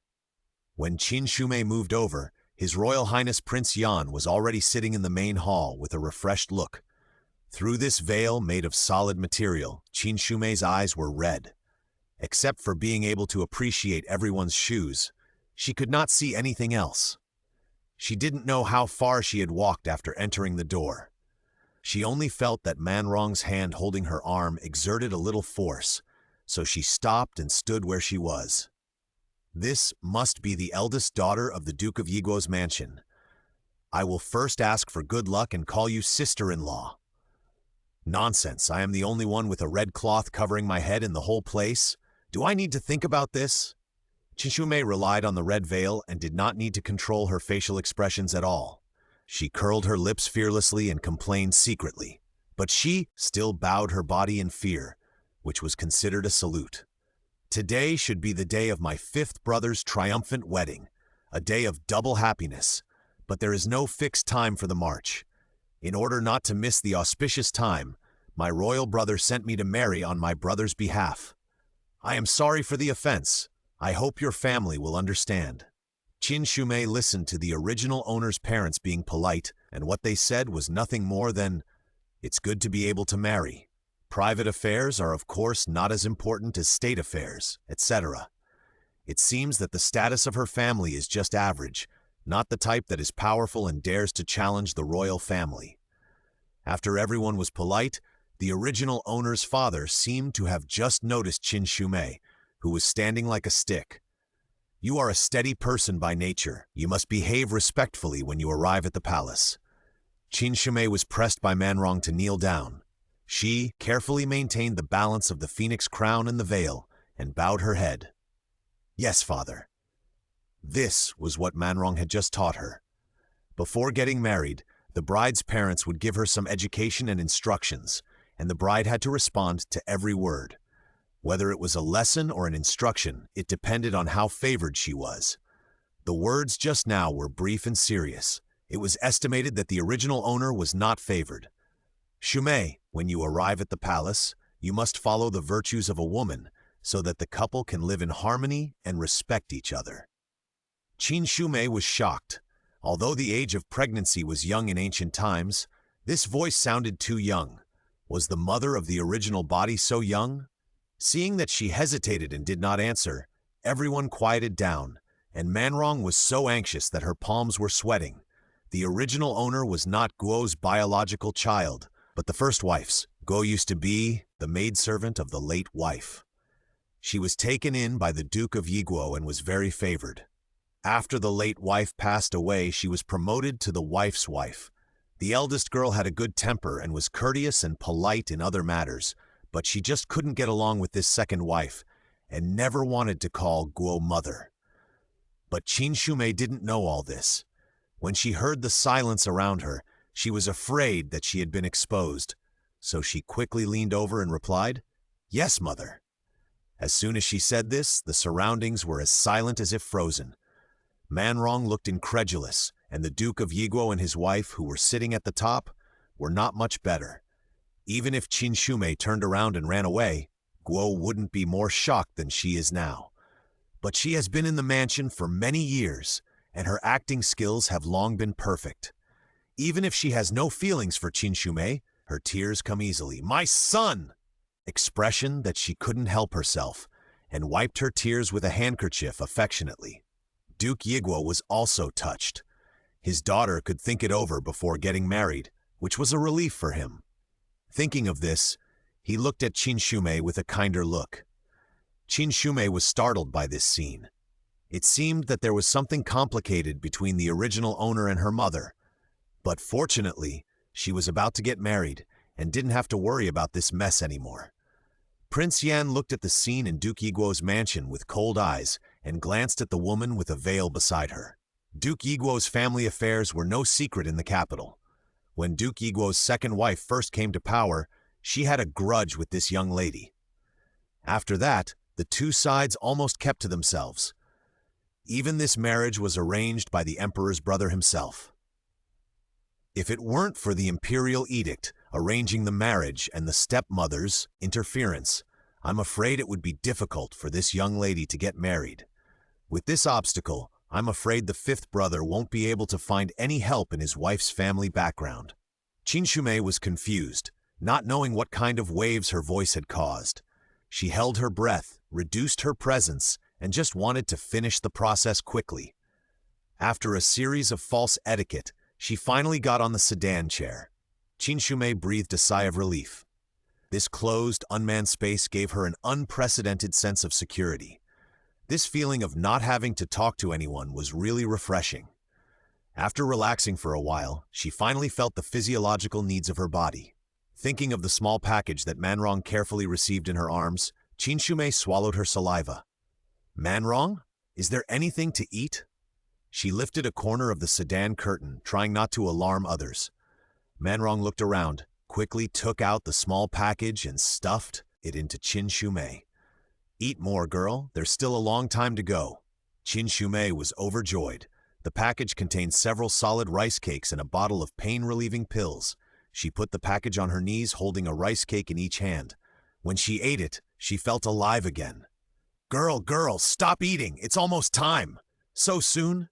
Qin Shumei swallowed the cake with her saliva, and without time to wrap it up, she stuffed the whole thing to Manrong. She hurriedly wiped the cake crumbs from her mouth with her sleeve and sat properly. Hunul 6311283122.html. After getting out of the sedan chair and stepping on the saddle, Qin Shumei was taken to the right side of the wedding hall in a daze. My sister-in-law is here. The noise and firecrackers gradually subsided, and Qin Shumei only heard a strange male voice in front of her. She received Manrong's hint of kowtow, and combined with her husband's life experience, she immediately realized that this person should be the top leader of Dayan. I pay my respects to the emperor. She watched so many palace fighting dramas for nothing, and with the old nanny's advance advice, Qin Shumei could still imitate the routine of paying respects. The voice of the emperor was not serious. Perhaps because it was a happy day, his tone was leisurely and casual. Get up, old fifth. You are so lucky. I have heard that the eldest daughter of Duguo is both talented and beautiful, virtuous and virtuous. Today I see that her reputation is well deserved. This person's ability to make up lies is much better than that of Prince Yan. He is worthy of being the emperor. May I ask what you can see through the red veil? Just by saying hello, can you tell that I have noble character? It's really blind boasting. Qin Shumei frowned. If he couldn't beat them, he might as well join this rainbow bragging group. Your Majesty, you are too kind. You are the first person in the Great Yin dynasty with great fortune. The whole wedding hall was silent for 2 seconds, and Qin Shumei was frightened to the point of heart-stopping. Did she flatter the wrong person? Ha! The emperor's dry laugh broke the silence, but it made Qin Shumei feel even more scared. Then, sister-in-law, please tell me how I am blessed. Qin Shumei really dug a hole for herself. She wanted to slap herself in the face. What was there to brag about? Just keep silent. Now it has attracted the attention of the big boss, right? The prosperity of the Great Yin Kingdom is a blessing for your Majesty. Because she couldn't see anything, Qin Shumei was a little bolder and spoke fluently. Okay. So I am really blessed. Princess Wei is beautiful and intelligent. This time, Qin Shumei learned her lesson and honestly knelt on the ground to thank the emperor without saying anything. But her inner drama was not idle at all. The younger brother was getting married, and the older brother was talking endlessly. He didn't even want to kowtow or not. My fifth brother wrote to me saying that he will be here soon. Please be patient and wait for the groom with me. Someone, grant Princess Wei a seat. The emperor had spoken, so what else could Qin Shumei do? Of course, she would thank him honestly and sit on her little wooden stool. This is the disadvantage of marrying a soldier. When the husband is away on the battlefield, it is no different from being a widow. But it is also good this way. There is no emotional foundation in the first place. One of them is always away on business, and the two of them don't have to stare at each other at home. Qin Shumei was thinking about it and regretting that she didn't eat faster. She still had 2 cakes left in her box. Report! A young eunuch rushed into the hall. leaned over the old eunuch to pass on the message, and stuffed him a roll of something. The old eunuch's expression changed drastically, and he quickly passed it to the emperor for the second time and showed the emperor the roll of things. This time, the groom must be here, right? Qin Shumei took a breath, patted her clothes, and prepared to welcome her home. Qin Shumei didn't wait for the order to worship in the hall. She only heard a pop sound, and a scroll was thrown out, rolling to her feet. Should I pick it up or not? Seeing that no one around her moved, she wanted to bend down to pick it up. Unexpectedly, as soon as she lowered her body, a group of people knelt beside her. Qin Shumei simply didn't pick it up and knelt on the ground. Prince Wei is collaborating with the enemy. The crime is unforgivable. The sharp voice of the old eunuch, like a sharp knife, stabbed Qin Shumei's heart fiercely. My goodness, this time travel experience is really as thrilling as a roller coaster. If she remembered correctly, the subtext of collaborating with the enemy is beheading, right? This is to hold weddings and funerals in succession. Your Majesty is wise. Since Prince Wei took charge of the army, no one in the northern border has committed crimes again. The military and civilians are convinced by him. Your Majesty also respects him. Prince Wei has no reason to collaborate with the enemy. Brother, you'd better not ask for mercy. Qin Shumei closed her eyes in despair. If this sentence was translated into the emperor's ears, it would probably become, Prince Wei has a high status, military power, and the support of the people. Now, even if he did not collude with the enemy, the emperor could not keep him. The evidence is conclusive, and it is clearly written on the scroll. The emperor's tone was extremely gloomy. There was a complete silence around him, and no one dared to plead for mercy. Qin Shumei frowned and looked at the scroll on her knees. It was a pity that she could not understand the text. She looked at the twists and turns on the text in despair. As a beneficiary of 9 years of compulsory education, she experienced the sadness of illiteracy for the first time. Now she wanted to defend herself. As a newlywed, she had no position. She could not understand the only evidence. Life and death could only depend on the mood of the person above. I will spare his life for the sake of brotherhood. As soon as this sentence came out, Qin Shumei felt that she could live another 500 years. Sure enough, as a time traveler, she couldn't die before surviving 3 episodes, right? Today, Prince Wei and his wife Qin will be demoted to commoners. When they return to the palace, they will be sent to Liangzhou with their families and will never be allowed to return to the capital. Oh man, just now he was calling her brother and sister affectionately and blowing her rainbow farts. But now he turns his face and refuses to recognize her. Facts have proved that even in the world of transmigration, the emperor is still the emperor, and he can never be a brainless brother control. Qin Shumei complained, but she didn't feel much in her heart. She was an ordinary person in her previous life, and she couldn't bear the glory and wealth in this life. What else can she do? Just live. She was not surprised by praise or criticism, but Man Rong beside her stared with wide eyes and couldn't believe it. Seeing that the marriage could not be done, the people who were cheering in the wedding hall dispersed with the emperor's departure. When the wall falls, everyone pushes it, and when the tree falls, the monkeys scatter. This has been the case since ancient times. The crowd left, and only the servants of Prince Wei's mansion were left in the wedding hall, who were stunned. Qin Shumei waved her hand and asked them to leave. When only Qin Shumei and Manrong were left in the wedding hall, Manrong finally couldn't help herself and burst into tears. Qin Shumei smiled and took off her veil, took out a handkerchief and handed it to Manrong. Although they only met for a short time, she must have had a good relationship with this little maid, so that when she saw her, she would also have an inexplicable sense of closeness. Miss, why did you take off your veil yourself? You have to wait for Wei, young master, to take it off. Seeing Manrong sobbing and trying to stop herself from taking off her veil, Qin Shumei smiled even more brightly. Silly girl, what's there to cry about? Taking off the veil now is not a big deal. It's the right thing to do, to think about a way out. 10.6/6313.2329.html. Before, she was wearing a veil. As the Princess of Wei appointed by the Emperor himself, Qin Shumei didn't get to see what the Prince of Wei's mansion looked like. Now that the veil was removed, the mansion no longer belonged to her with all its gold and jade.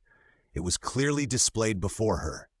Everything was bright red, and marrying a queen was the top priority of her palace.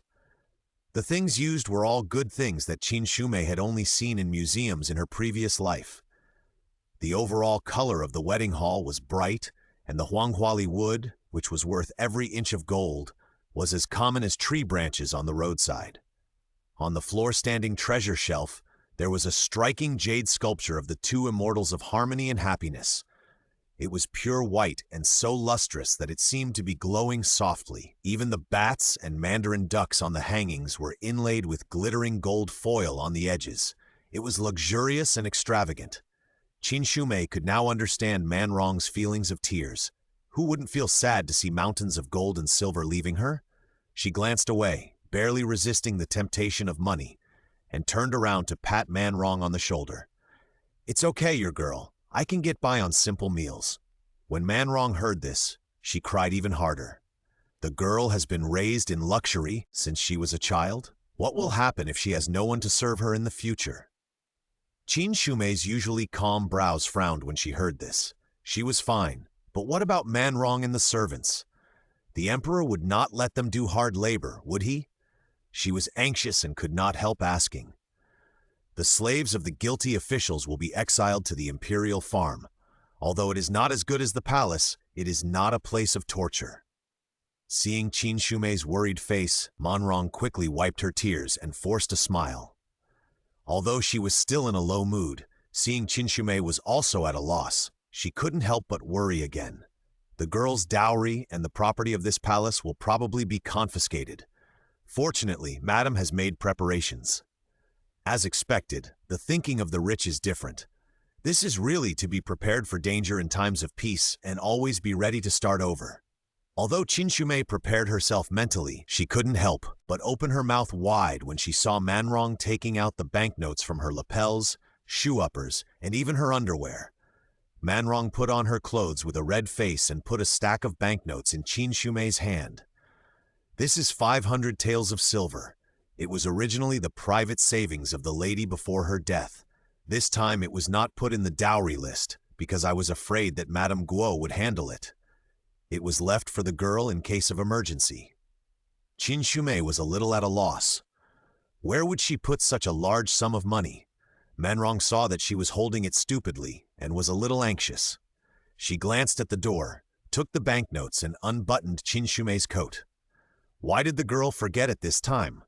There are hidden pockets sewn on your underwear.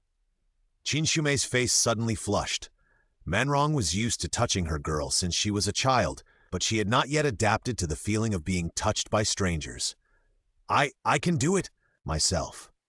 She fumbled and found the secret pocket on her belly band and carefully put the life-saving money in it. There are a few pearls hidden in the girl's phoenix crown, which can also be used to exchange for silver. Is this to marry the girl? This must be because they had expected to flee. Even the squirrels that spend the winter are not so good at hiding. Qin Shumei was speechless for a while and turned the phoenix crown over to see that the things that irritated her mind were the pearls. They were called pearls, but in fact they were crystal clear pearls of different sizes and a few glass balls. The most precious here are the glass pearls, and the rest can be exchanged for some loose silver. Qin Shumei listened to Man Rong's explanation and thought of a box of glass marbles she collected at home. She didn't expect that she was also an invisible rich man in her previous life. "Seal the mansion! Search!" Even across the yard, the collision of weapons and the heavy footsteps of the team were clearly audible. Qin Shumei looked at Man Rong, whose expression changed from crying to dullness, and her heart suddenly felt sour. She reached into her secret pocket before anyone arrived, grabbed a few beads and a silver note, and stuffed them into Man Rong's hand. Live well. The two of them didn't have a deep friendship, and she had nothing else to say to Man Rong, but she hoped that this innocent girl who was implicated could live a relatively better second half of her life. Looking at the wrinkled silver notes and beads in her hand, Man Rong's dry eyes were filled with tears again. Facts have proved that sealing the mansion is just another way of saying confiscating the house. The officers and soldiers are everywhere, just like locusts passing through the border, leaving no grass. It is literally leaving no grass. The route Qin Shumei was escorted passed through the garden. She watched them search the house thoroughly. Even the precious plants growing in the ground were dug away with great effort. Brothers, there is really no need to search the land so thoroughly. Who would run away with a tree? Qin Shumei turned her head and secretly felt the silver notes and beads sticking to her. She was grateful to the original owner's biological mother for her foresight. With this foundation, she would not be so heartbroken about the confiscated house that she couldn't breathe. Don't step out of this courtyard. When you take young Zhaoquan back, someone will escort you out of the capital. The leading soldier was quite polite, with no emotion in his tone and normal words. Her husband had offended the emperor, so how could she expect others to give her a good face? Qin Shumei figured out the connection in the middle, and now she just felt that as long as he didn't add insult to injury, he was a good person. But things don't always go as one wishes. When people lose power, even ants on the side of the road will want to step on them. Hey, which commoner lady is wearing this wedding dress to get married? That's right, this gold thread and this embroidery, is it suitable for commoners to wear? Take it off! The team escorting her were all rough men with untidy beards. Don't expect them to say anything high level. As long as there is a leader in this group of people, 80% of them are willing to follow suit, and the remaining 20% either turn a blind eye or look indifferent. Qin Shumei glanced at the leading soldier who had been speaking normally just now, only to see that he turned his face away, obviously not intending to stop the people below from talking. Take it off if you want. Qin Shumei knew that she could not keep this wedding dress. After all, its luxury was telling others clearly, "Come and grab me, I'm a big fat piece of..." A group of rough men watched with relish as Qin Shumei neatly took off her outer robe, revealing the slim-fitting lilac-colored inner shirt inside, and lost interest in the luxurious outer coat she threw to her. The clothes inside are not bad either. Why are you still wearing them? Take it off! What kind of style is the lady of this duke's mansion like? I haven't seen it in my half-life. Young lady, let's not touch her. Just open our eyes. Qin Shumei looked at the hungry eyes of this group of people coldly, and felt deeply that she had underestimated the evil side of human nature. Although she still had a small dress inside, her arms would be exposed after all. In modern times, this is of course nothing. Even if she wears clothes that expose her thighs, she will not feel shy. But in this era, this is no longer a problem of revealing clothes, but a loss of chastity on the moral level. What will be the fate of a woman who has lost her chastity? Looking at the beasts in front of her, she dared not imagine. If you want clothes, I have already given them to you. Even if you are a commoner, you can't be insulted like this. Qin Shumei is not a lady from ancient times. The trivial matter of taking off a coat would not make her panic. But if you want to continue to insult her personality, it will definitely touch her bottom line. At worst, she will die again, and maybe she can put it back on. Although Qin Shumei was so nervous that her heart was beating like a drum, she still maintained a calm expression on her face. 1-6-1061/2831230.html.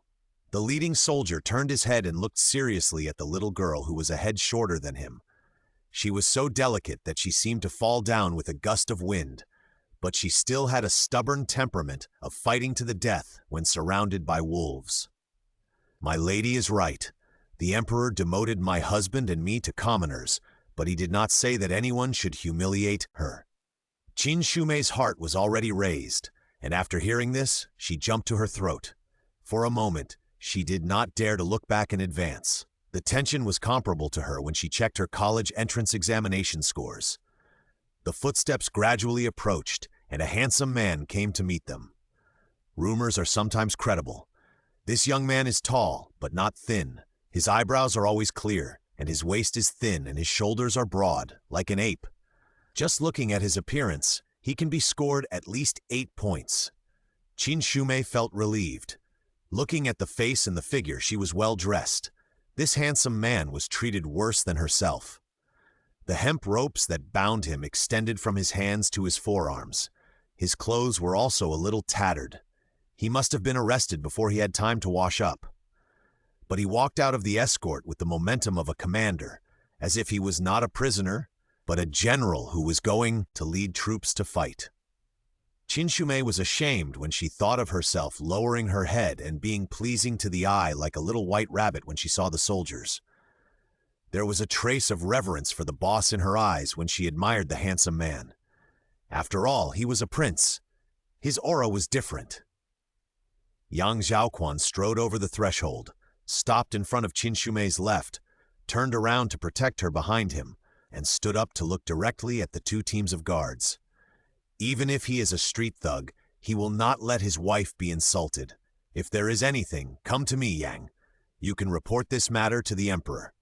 If there is an imperial decree, you can kill or chop him up.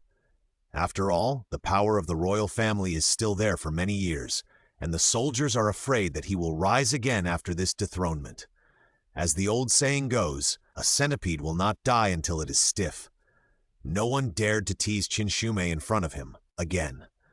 This matter is over. I will restrain my men. The soldier leader wanted to stop his men, but now that Yang Zhaoquan offend him, since you have returned home, someone will send you and your wife to Liangzhou tomorrow morning. Yang Zhaoquan nodded, looking as natural as if he was going shopping tomorrow.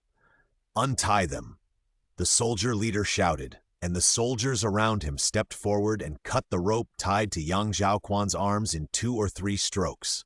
The rope broke, and Qin Shumei saw that the place where he was tied up was purple and black, and even his fingers were red and purple because of the lack of blood circulation. Can he still feel it? Qin Shumei quietly observed Yang Zhaoquan's expression and saw that he looked normal.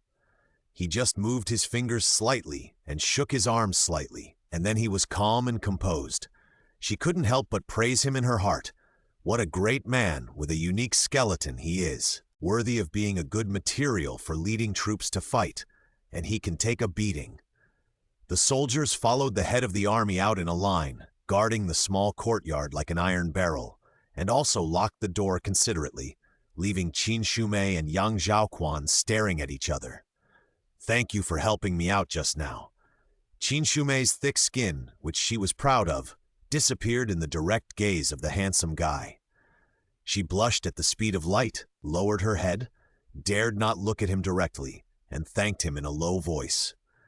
You and I are husband and wife. This is the way it should be. Yang Zhaoquan looked at this strange wife, but his heart was not as repulsive as he had imagined. When this marriage was arranged, he, as the person involved, was guarding the camp in the northern border, and he didn't even know the name of his fiancée. When Yang Zhaoquan returned to the capital, he learned that his brother had just spoken a few words and issued an edict to decide his lifelong event. Everyone would say some flattering words in front of him, praising him and the eldest daughter of Duke Yiguo as a match made in heaven. But he knew in his heart that his brother was not looking for a good match for him. He was just afraid that he would get help from his wife's family, and he was afraid that choosing a girl from a small family would cause gossip, so he chose Qin Shumei after weighing the pros and cons. The girl in front of him was not as weak as an ordinary lady. Although her face was flushed and her complexion was like peach blossoms, he could not forget the angry look on her face when she was only wearing underwear in front of 5 men. It's my fault that I have implicated you. It's too late to say more. Qin Shumei has never been someone who dwells on the past. Serving the emperor is like serving a tiger. Being in a high position, falling is common. It's good enough to save one's life. Can you get some fake death medicine to help me escape from danger and go out to change my appearance and start a new life? What kind of question is this? Yang Zhaoquan was stunned for a moment. Seeing that she didn't look like a joke and asked seriously, he could only put aside his doubts and answer honestly. No, let alone whether there is such a medicine. Even if you report that you died suddenly, the emperor will send people to check. And you can't escape. Even if you escape the investigation, you can't leave this Ziyun city. Then can you fight your way out and save us from the desperate situation? This question was even more outrageous than the previous one. Yang Zhaoquan smiled and shook his head. Of course, it's impossible. Even if Wu Kuxing were alive, he couldn't resist thousands of troops alone. This little girl had some strange thoughts in her head. Young Zhaoquan felt that he was not only unfamiliar with his wife, but he didn't know her at all. That's it, Shumei spread her hands. After getting used to the handsome face opposite her, she was no longer as restrained as she was at the beginning. In this case, there's no need to mention whether we will be implicated or not. Now we are on the same boat. It's right to think more about how to suffer less during exile. After all, handsomeness can't be used as a bed or a meal. Qin Shumei was too lazy to play along with him and directly pointed out her main point. Young Zhaoquan saw that Qin Shumei adapted to the state of confinement at lightning speed. She didn't shed a tear or complain. She just looked around the yard with great interest and seemed to be ready to explore. This is Yongfang Courtyard, which was originally prepared for receiving brides and guests. Normally, no one comes, and there is nothing inside. Young Zhaoquan sat on the stone bench in the courtyard and massaged the places where he was tied to stretch his muscles and blood vessels. Can I go in and take a look? Qin Shumei was very conscious of being a guest, and she did not forget to ask him before pushing the door. Of course, young Zhaoquan laughed. This little girl has not yet changed her identity. He saw Qin Shumei enter the house, and his eyebrows turned cold. Although he knew that the emperor's brother did not trust him 100%, they grew up together after all. He thought that after stepping down this time, he could return the military token and become a rich and idle person. Who knew that the war in the northern border had ended, and after years of hard work, the people on both sides gradually settled down, and border trade was about to open. But the emperor took the opportunity to get rid of the donkey and cross the river. Young Zhaoquan touched the bloodstains on his arm. He never thought that this sentence would fall on him. There is no family affection in the royal family. When he skipped school, he sneaked into the stable to get a horse to ride, but he was too small to ride the horse, and he also slipped and fell into the pile of horse manure. It was his brother who pinched his nose and helped him clean up the mess. Thinking of it now, it seems like a lifetime ago. Look what I found! Who said there was nothing? Qin Shumei happily stepped over the threshold and showed young Zhaoquan the treasure in her hand. 16161-331-Timel. Young Zhaoquan was infected by her brilliant smile and couldn't bear to offend her, so he leaned over to take a look. She was holding a few clean clothes tightly in her arms. Look at the torn clothes you're wearing. They'll probably be blown away by the wind before we get to Liangzhou. Change into this. I found it in the closet. She took out a handkerchief and wiped the stone tabletop, put the clothes on it, picked up another one, compared it to young Zhaoquan in the air, and muttered, I don't know if it's suitable. As expected of a royal palace, even the rooms that are not used much are kept clean. The spider webs and dust that Qin Shumei imagined did not exist at all. There were clean beddings and several sets of men's clothes in the closet. It is estimated that the person who cleaned the house did not expect the hostess to move in so soon. She searched for a long time but did not find a piece that suited her. Forget it. Qin Shumei glanced at the setting sun. Fortunately, it was summer now, so it was okay not to wear outerwear. At most, she could wear a men's style and go for a boyfriend style. Young Zhaoquan took it with a smile and went into the house to change clothes. It seems that no one will come to deliver food tonight. As the last trace of dim yellow color disappeared in the sky, Qin Shumei's stomach also rumbled. God can testify that she has only eaten 2 rice cakes since she came here. Even an Iron Man would not be so hungry.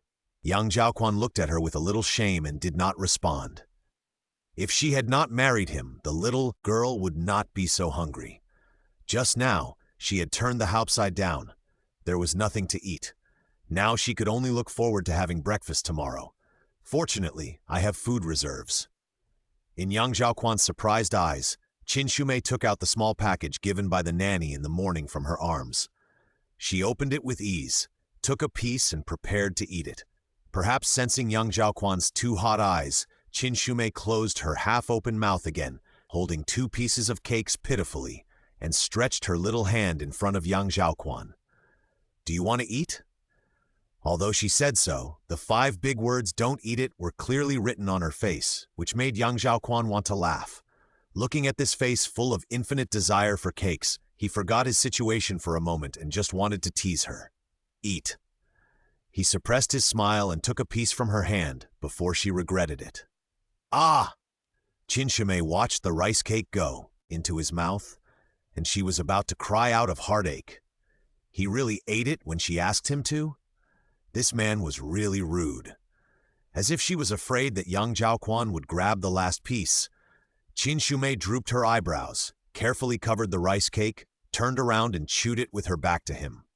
Recalling her little look of heartache just now, young Zhaoquan felt that the rice cake he had just eaten was made of honey, and he couldn't control the corners of his lips from turning up. Qin Shimei looked at the rice cake residue on her fingers reluctantly and sucked the last bit clean, a little regretting that she had eaten too fast just now. She turned back and wanted to glare at the culprit, but when she saw the scars on his body, she called it off. The other person was injured so badly, eating a piece of cake is nothing. Qin Shimei comforted herself and silently lowered her head to savor the rice cake she had just eaten. This is painkiller. You eat. Young Zhaoquan saw that she was like a squirrel hoarding food and took out something from her arms again. He couldn't hold it back, so he took the small medicine bottle she handed over and laughed out loud. How come you have everything? Qin Shimei thought of the big bed she had just seen in the room. Even though she was an old driver in words, she couldn't help but blush from the top of her head to her neck when facing the real situation. The bride needs it. Young Zhaoquan reacted suddenly, and seeing her face flushed, he also felt a little embarrassed. Holding the medicine bottle, it was not right to eat it, and it was not right not to eat it. Qin Shimei saw that the conversation had come to this point and felt that some things had to be made clear. The ceremony has not been completed, and we are not officially married yet, so let's sleep separately. Who wants to sleep in the same bed with someone they just met for less than a day? If he lay next to her, she might not be able to close her eyes tonight. Yang Zhaoquan was surprisingly reasonable about this, and nodded in agreement without saying anything. Qin Shimei secretly breathed a sigh of relief. It's getting late, we should rest. She quickly threw down a sentence and rushed to the side room. Although there was no big bed in this room, there was a soft couch, which was enough for her to sleep for a night. The ratio of men to women in the university Qin Shimei attended was unbalanced, and her department was a famous nunnery. The last time she spoke to a young man was the day before. Come on, keep going. Men and women are all human beings. Maybe we can become good sisters in the future. She lay down tiredly while thinking about it. This first day of the time travel was too thrilling, and Qin Shimei fell asleep and lost consciousness before she had time to look back. Young Zhaoquan saw that she was running faster than a rabbit, and she almost thought she was a flood and a beast. The mischievousness and resentment when eating rice cakes were gone. Before he could persuade her to sleep in the main room, she hid so much that even a strand of her hair could not be seen. He smiled, played with the medicine bottle in his hand, and put it in his inner pocket. Just as he was about to go into the house to rest, there was a light knocking sound behind the rockery. Young Zhaoquan's nerves suddenly tensed up, and he quickly dodged behind the rockery and saw that a crack had appeared under the wall at some point, and a corner of white was lying quietly in the crack. He took out his phone and took a look. A hint of warmth appeared in his eyes, and then he frowned again. He reached out and soaked the paper in the water, rubbed it twice, and saw that the paper had soaked and scattered. Then he dug up the soil and put the paper paste in, compacted it, and covered it with grass. Everything was ready. Young Zhaoquan looked back at the sky. The black curtain had spread, and the stars gradually shone with luster. The long night had just begun.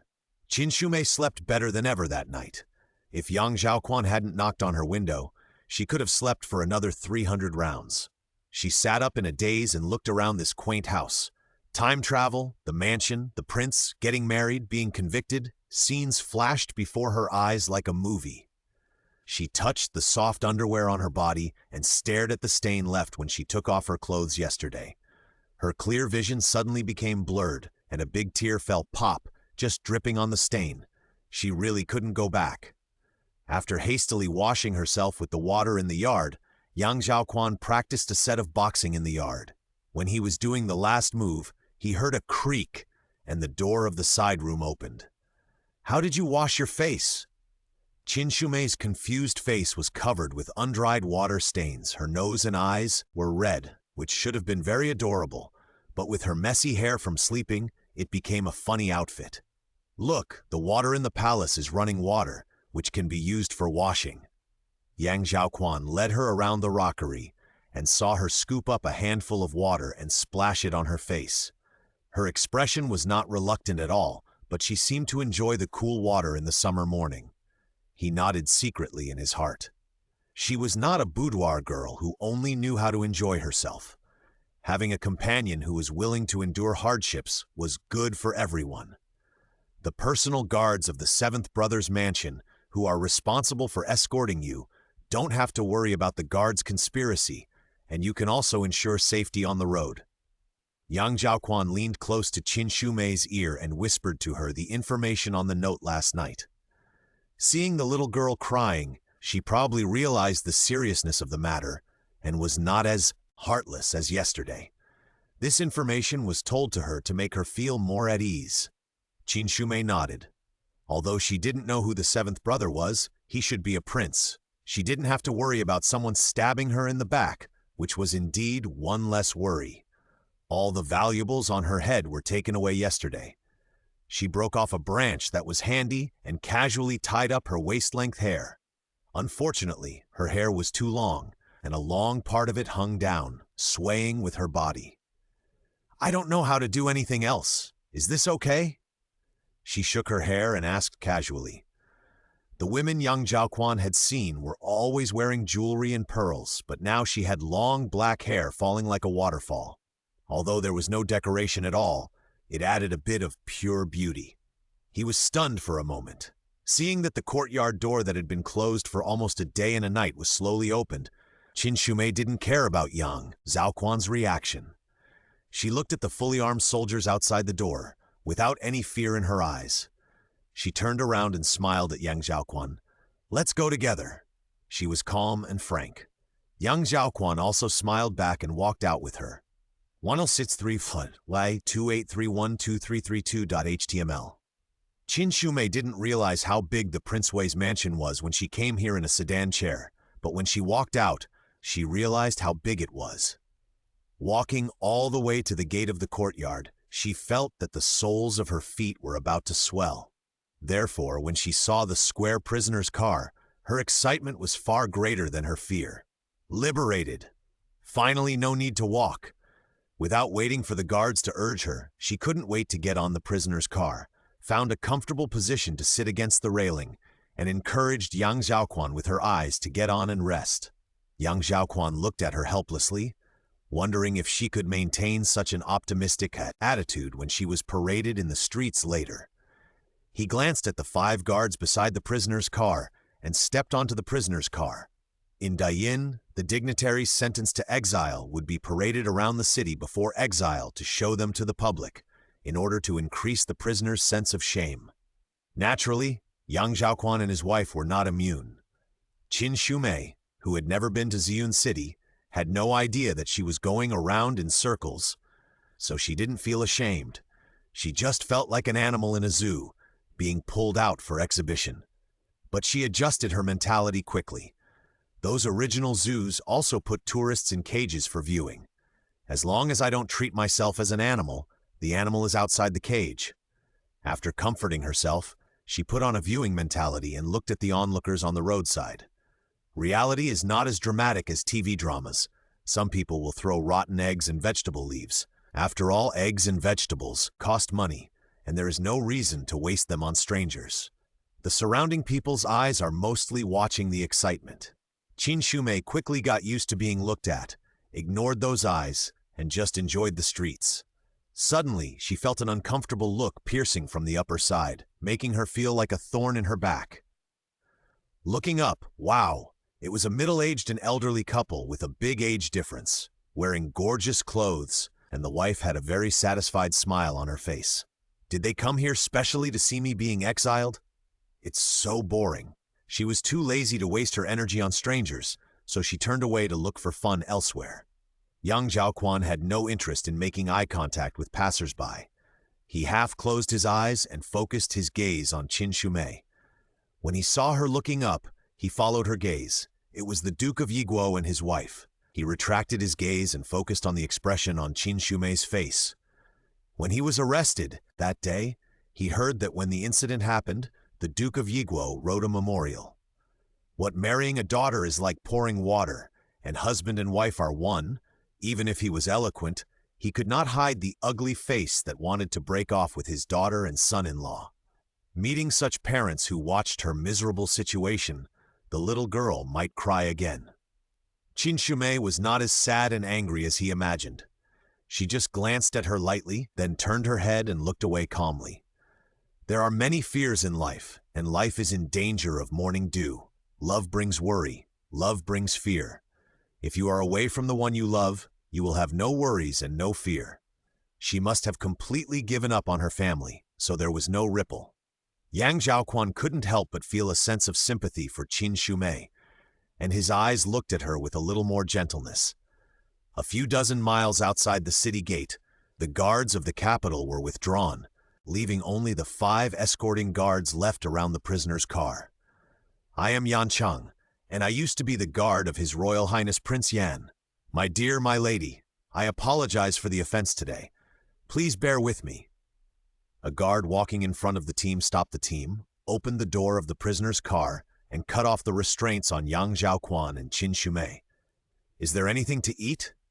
Before Yang Zhaoquan could speak, he heard a weak question from the side. Yes. Yan Cheng obviously didn't expect Qin Shumei to ask this. It was not the first time that he had seen a noblewoman who had been convicted. She had always cried so hard that she couldn't eat for several days, but he had never seen a noblewoman who wanted to eat as soon as she opened her mouth. He received Qin Shumei's sparkling and hopeful eyes and hurriedly searched his cloth bag, broke off a piece of dry food for her, and handed another piece to Yang Zhaoquan. Yang Zhaoquan touched the warm cake in his hand, looked at Qin Shumei, who was eating happily, and was infected by her joyful look when he wanted to ask her something, so he couldn't say it for a while. Qin Shumei saw that he was holding the cake and not eating it, and was full of doubts. Aren't you hungry? From yesterday to today, he had only eaten 1 piece of cake. Faced with the temptation of the hot cake, he was not shaken at all. Is this man made of iron? Yang Zhaoquan smiled and broke off half of his cake for her. Before he could take a bite, he saw a silver light shooting from a distance. Be careful.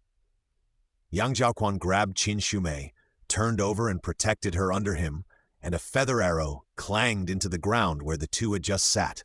She almost dropped the cake in her hand. Hide! Yang Zhaoquan pushed her to the side of the bushes beside the road, stretched out his hand to pull out the sword handed by the guard, and chopped down several feather arrows that followed closely. With a somersault, he turned over and faced the enemy soldiers coming down the slope. Was she assassinated? She didn't even learn Tai Chi in college, but she knew that in this situation, the best way to help others was not to cause trouble. The situation was critical, and Qin Shumei's desire to survive was overwhelming. Her hands and feet, which were usually slow, became agile at this critical moment. She quickly got into the bushes and broke 2 branches to block herself. Whoosh! A sound of breaking through the air sounded in front of Qin Shumei's left. Before her brain could react, her body dodged to the right consciously. When she reacted, a crossbow arrow was lying on the ground not far to her left. Qin Shumei's heartbeat soared to 180 miles per hour, and she lay on the ground gasping for breath with her hands and feet limp. Oh my God! She was usually the first to go down when playing dodgeball, but now she was dodging crossbows. It's true that human potential is unlimited. The host's strong desire to survive is detected, and the health system is awakened successfully. Qin Shumei felt that she couldn't stand any more shocks. For the first time since she crossed over, she lost her composure in words and roared in a low voice. What the hell is this? Fortunately, it was a mess outside. The men were living in wailing, cursing, and the sound of swords and knives. No one heard her insignificant swear words. Host, hello, Health System 004 is dedicated to serving you. Do you choose to activate it?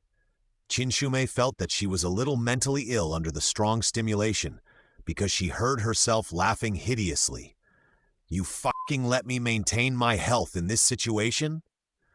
Beautiful and elegant language really helps humans vent their emotions. After cursing twice, she felt that her limp hands and feet were much better, and she even dodged the crossbow again in her busy schedule. Health preservation has all kinds of benefits and no harm. It can make the host clear-headed and agile. There are also martial arts secrets in the system to deal with such emergencies. The host only needs to complete simple tasks to reach the peak of life. What are you still hesitating about? Opportunity is rare. Time will never come again. What a profiteer, forcing people to buy and sell.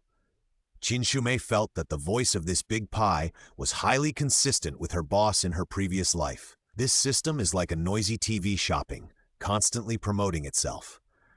The health preservation system is definitely not as useful as the golden fingers of other time travelers.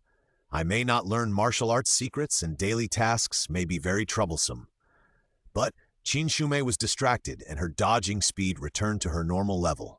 An arrow shot her earlobe, and the bloody metal arrow nailed her sleeve to the ground. Activate! Activate! Activate it for me quickly!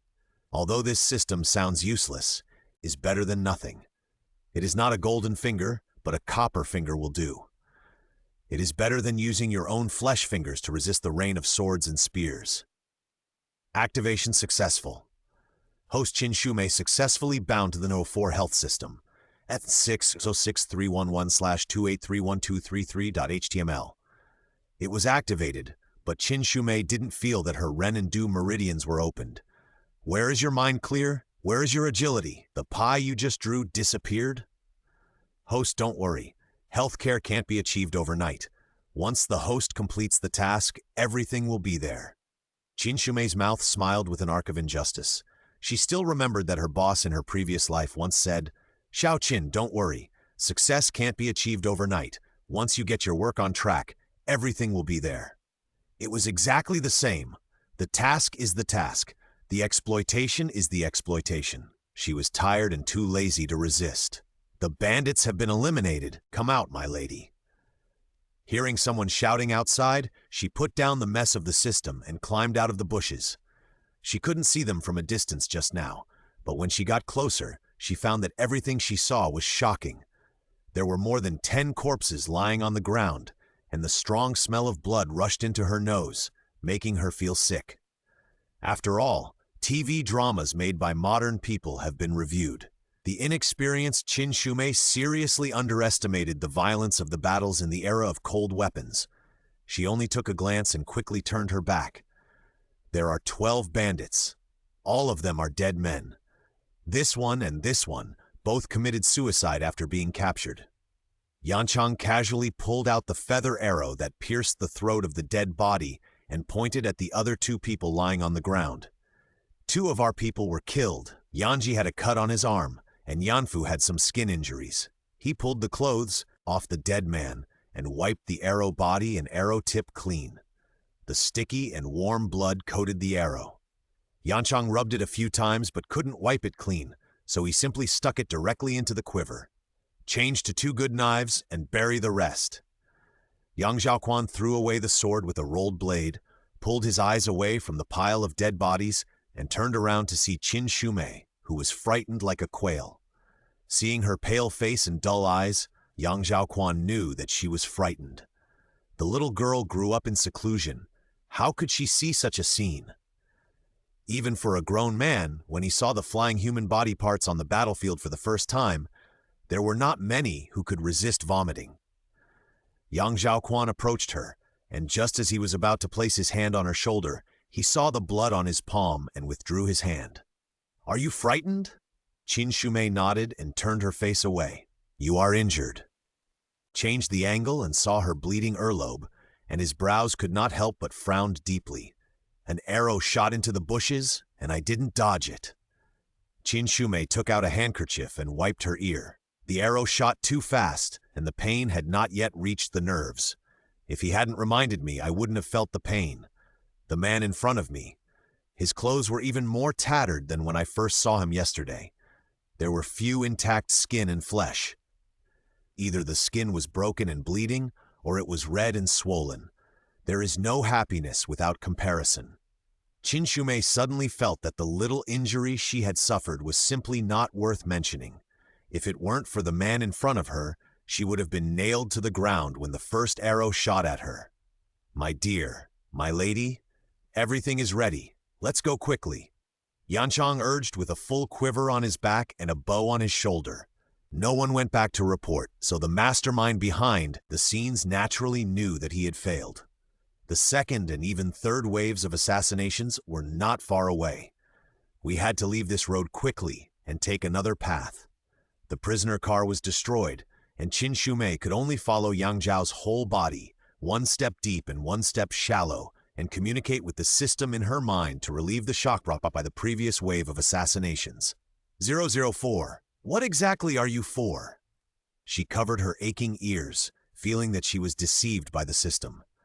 004 didn't say much and directly expanded the taskbar in front of the host. The taskbar is only visible to the host. A translucent electronic screen suddenly appeared in front of Qin Shumei, startling her so much that she staggered and almost fell on the mud. She glanced around. Yanchang and his men were exhausted after the fierce battle, and young Zhaoquan was walking in front and didn't notice. Qin Shumei breathed a sigh of relief and looked at the contents of the taskbar while walking. The taskbar is very simple, divided into two sections, with daily tasks on the left and additional tasks on the right. Daily tasks revolve around four aspects: eating, drinking, sleeping, and moving. Qin Shumei's pupils trembled at the mere glance at the title. Balanced diet. Beautiful women are secretly eating fruits and vegetables. One a day, all spots and wrinkles will be driven away. The more water you drink, the more damage your kidneys will cause. Drinking water correctly can nourish your kidneys. The best time of the day to exercise. Have you chosen the right one? Change your work and rest. Change yourself. The best sleep table is out. Her soul left her body in an instant, and she deeply felt that she had walked into the wrong set. Isn't this the interface of the WeChat public account for middle-aged and elderly people? Are you sure you didn't find the wrong host? The additional tasks are simple, just a line of small words. The way is simple. The value lies in persistence. Daily task punch in 060 days, points plus 400. After completing all daily tasks will get 10 points. Points can be used to enter the mall to shop. 004 thoughtfully opened the physical fitness interface for her. Strength 210, Endurance 310, Agility 310. The original owner's body is a perfect match for her as a time traveler. Thinking back to the 800-meter test, from the first year of junior high school to the fourth year of college, she was always at the bottom of the team. It was her normal physical test to appreciate the athletes sweating like the wind in front of her while she was walking with difficulty and panting like an old dog behind her. She was a complete noob, and Qin Shumei waved her hand and closed the interface without any surprise. "Where is the mall? Let me see it." The host opened her mouth, and 004 responded immediately, opening the mall interface that it was proud of. The most complete health preservation method for 4 seasons in history. Health preservation by diet therapy for physical constitution. What the hell are these? Qin Shumei looked at them at a glance and found that there were all kinds of health preservation books in this mall. She even found a whole volume of the extremely expensive Yellow Emperor's Internal Classic. It turned out that she had to study even after traveling through time, and what she learned was health preservation, which was the most despised in her previous life. Looking at her remaining points of 0, Qin Shumei decided to put her studies aside for the time being and have some fun. 004. Can I see other people's physical fitness values? Walking is boring, so why not see how strong everyone is? Only by seeing who is the protector can we survive the next assassination. As soon as 04 finished speaking, Qin Shumei saw a box pop up above Yanchang's head. Endurance 810, Speed, Agility 610. The young man is not bad. His values are several times higher than mine. He is worthy of being the guard selected by Prince Yan.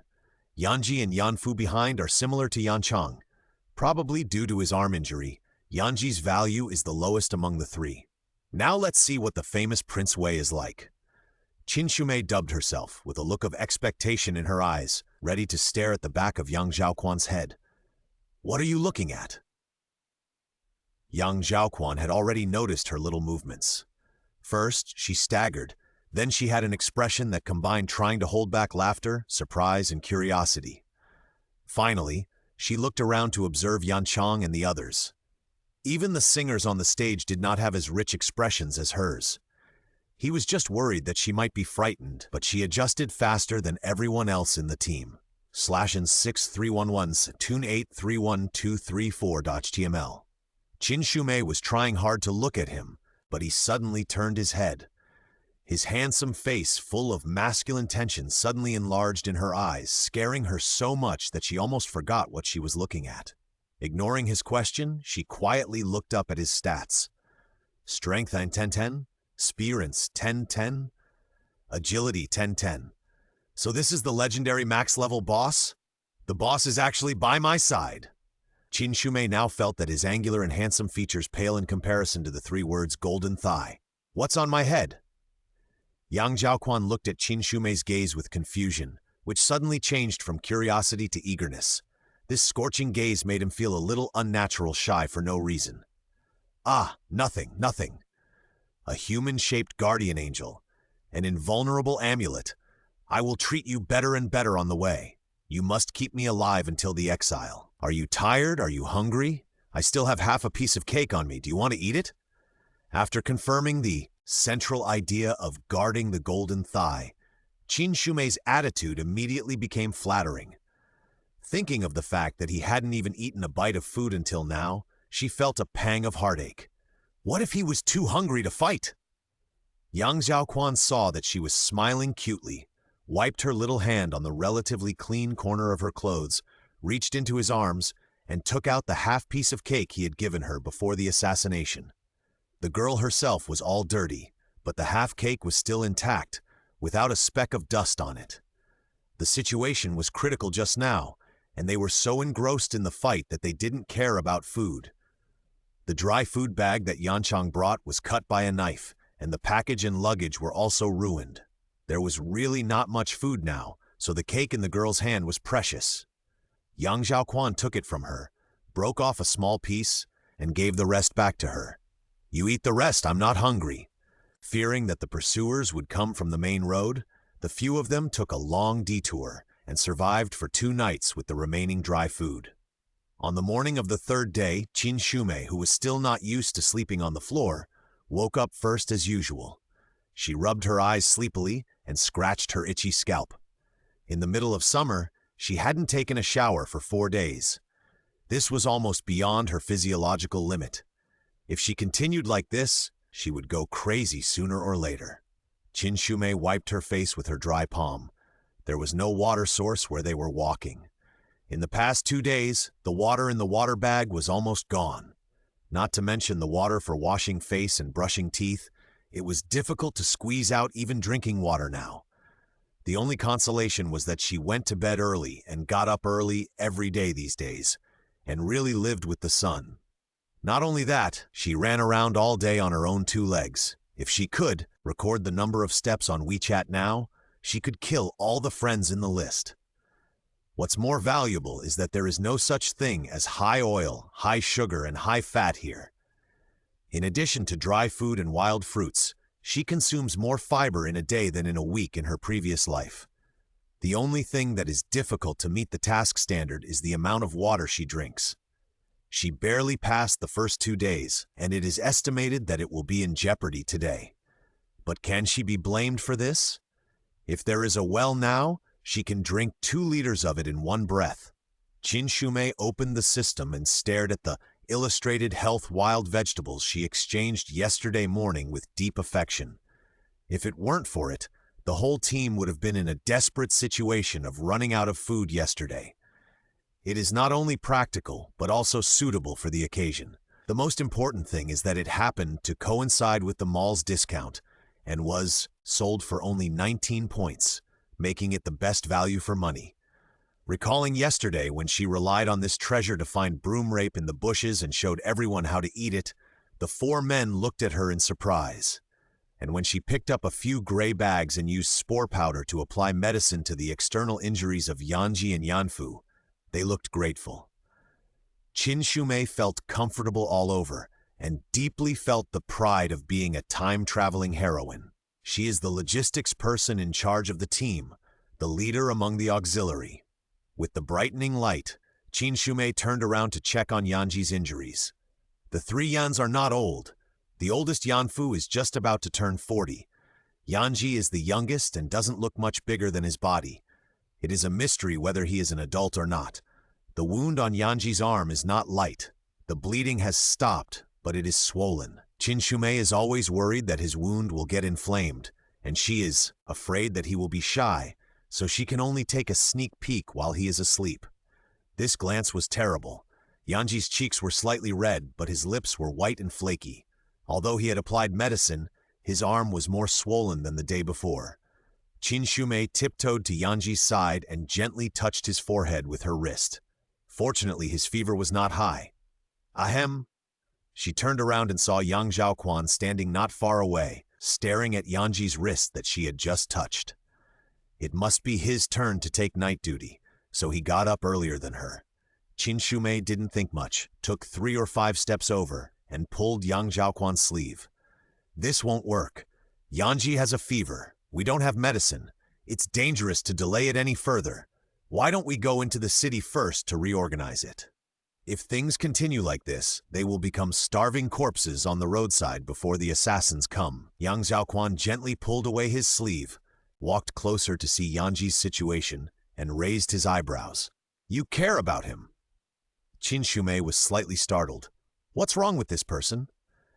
Yanji and the others risked their lives to escort us, so we should naturally care about them. What else? Should we just let him stay sick? In ancient times, medical conditions were poor, and if things were delayed, it might be a matter of life and death. She couldn't just turn a blind eye to the sick people in the team. Yang Zhaoquan didn't expect her to answer like this, and was a little surprised. They were ordered by my 7th brother to escort us, and it was their duty to risk their lives. Besides, if we can't make it to Liangzhou alive, it would be a capital crime for them. Qin Shumei didn't expect the situation of these guards to be so difficult. Hearing Yang Zhaoquan say this in a matter-of-fact tone, the frustration in her heart turned into anger. Although their status is not as high as yours, their lives are also lives. You. Antique. Feudal. Warning. Anger hurts your body. 100 points will be deducted. The system's prompt sound appeared in time, and Qin Shumei held back the second half of her words. She just received 60 points today, and it's not even warm yet. She absolutely can't lose it because of this man. Qin Shumei took 2 deep breaths and glared at Yang Zhaoquan openly, which was a small relief. After all, he was born a prince, unlike herself who had been a commoner since childhood, so it was naturally difficult for her to empathize with ordinary people. Thinking from this perspective, Qin Shumei felt that she could understand it a little bit. If this road is blocked, dig another one. She continued to work hard and prepared to convince Yang Zhaoquan with the actual situation. Look, there are only 2 mouthfuls of water left, and the dry food is about to run out. You can't dig wild vegetables all the way to Liangzhou. The empty kettle and the few mouthfuls of dry food were placed in front of him. This time Yang Zhaoquan couldn't say anything to refute. He stood there with a gloomy face, exuding a low pressure all over his body. Not to mention in the capital, even when he was marching and fighting, he had never encountered such a tight situation. Letting his men starve and get sick is not his style. But the situation is not good now. He is in a bad mood, and naturally speaks rudely. Seeing that the 2 masters were deadlocked for him, Yanji was sweating anxiously and looked at Yanfu for help, asking him to think of a solution. 6631-283-12335.html. My lady is right. Yanfu stepped forward. He was older and had a deep voice. Although he didn't speak often, his voice was convincing as soon as he spoke. When I was exploring the road yesterday, I saw the smoke from the village in the northwest. Why not get some water there? The village is small and it will be difficult to find the enemy for a while. Yang Zhaoquan thought for a while and nodded his chin, which was considered as agreement. He turned around, didn't even look at Qin Shumei, took the package, and walked northwest on his own. This golden thigh is good-looking and powerful, but his values are not right. If we go to the village, can Yanji's injury be cured? According to common sense, the medical conditions in big cities will be better than this small village. My dear, it's okay.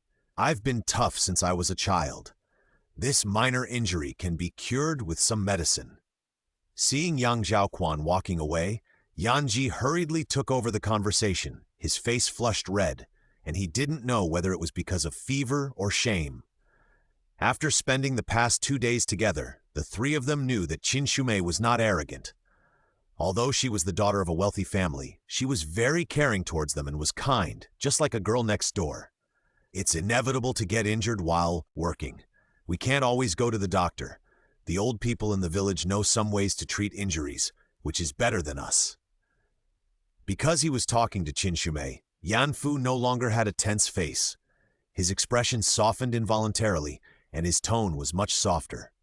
Opening the system interface, Qin Shumei obediently added the sky-high price, Huangdi Neijing, to the shopping cart. Sure enough, medical skills are the most practical skills for traveling through time. If the food is not delicious, you can still fill your stomach, but if you are seriously injured, you can't live for 2 days. The road under her feet gradually became flat and wide. Looking up, there were shady trees and farmhouses under the green hills. A clear stream passed through the village, and neatly cultivated fields were scattered around the village. It was a peaceful scene. Ignoring the blood blisters on her toes, her hungry stomach, and her disheveled appearance, Qin Shumei felt as if she was on the way to a farmhouse. "Yanchang, do you think there are fish in this river?" She hadn't seen meat for several days, and her eyes were almost green from eating wild vegetables. At first, the pancake tasted good, with a little heat and a little bit of noise. When she chewed it, it still had the sweet smell of wheat. But after a few days, the pancake became hard and uncomfortable, and under the blessing of the summer temperature, it gave off a stale smell. Every time Qin Shumei bit it, she felt like she was eating a smelly brick. Now that she was going into the village, she didn't want to eat the chickens, ducks, and pigs that had owners, but it was okay to eat an unowned fish, right? Yes? Yanchang scratched his head. The wife asked a strange question. If there were no fish in the river, could there be big fat pigs? Silly brother Chang, my wife wants to eat fish. Yanji laughed and poked Yanchang with his good arm. Most girls are shy and don't dare to say that they are thinking about food. Brother Yanchang doesn't understand the thoughts of girls. Yanchang is not a fool. After hearing what Yanji said, he looked at Qin Shumei with an expression of sudden enlightenment. Qin Shumei's purpose was exposed by Yanji, and she pouted a little embarrassedly. She rolled her eyes with a little anger. Yes, I want to eat fish. Yanji, I think your injury has healed, and you still have the energy to joke. Don't be angry, my wife. It's not healed yet. Ouch, my arm hurts.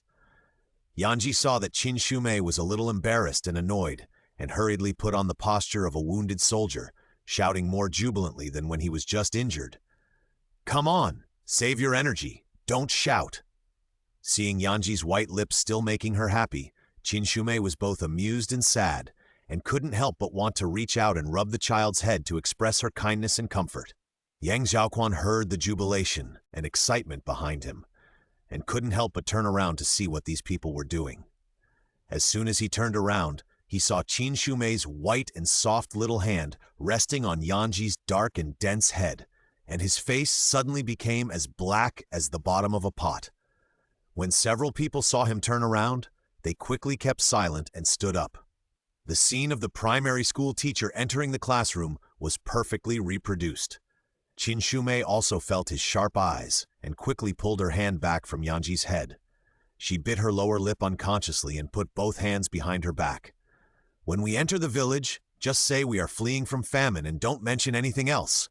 Yang Wu. Yang Zhaoquan pointed at himself with a cold face. Sister-in-law Qin.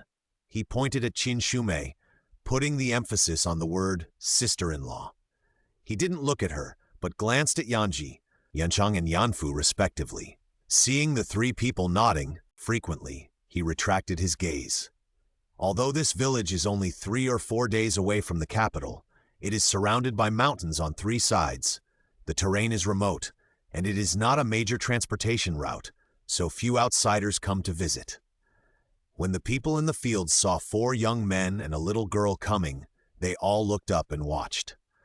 Some people simply went up to the ridge of the field to chat with acquaintances. As a serious city dweller, Qin Shumei is hard-working, but does not know the difference between the 5 grains. She has infinite curiosity about the crops grown in the fields. The yellow wheat ears in the fields are growing pleasingly, and the plump wheat grains are shining with dazzling golden light under the sunlight. They are not inferior to gold. Qin Shumei was delighted and could not help but want to touch these wheat ears with her hands. As soon as she raised her hand, young Zhaoquan held her arm. "Don't touch it. These wheat ears are the lives of farmers." He led Qin Shumei to the other side to prevent her from trying to touch the wheat ears again. When they really reached the entrance of the village, the people in the fields had already reported the news to the village, and there were people waiting for their team at the entrance of the village. "What are you doing?"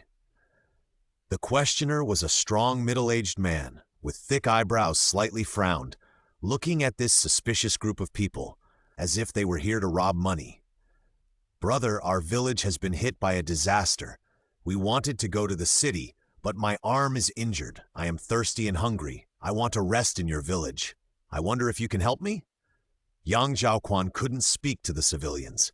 Yanfu always had a stern face, and Yanji was young and injured.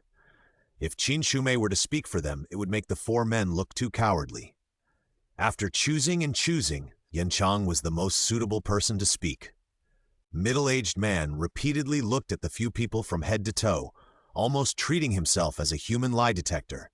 However, this group of people looked even more like refugees than refugees, and he couldn't find any flaws. After 2 days of crawling in the wild, the outer clothes of several people had been thrown away halfway because they were tattered and lost their function. Even Qin Shumei, who was a girl, was only wearing an inner garment whose original color could not be seen, and she was pitifully sandwiched between 4 big men. It goes without saying how messy her hair was and how dirty her face was. The worst thing was that the lips of these people were cracked and bleeding.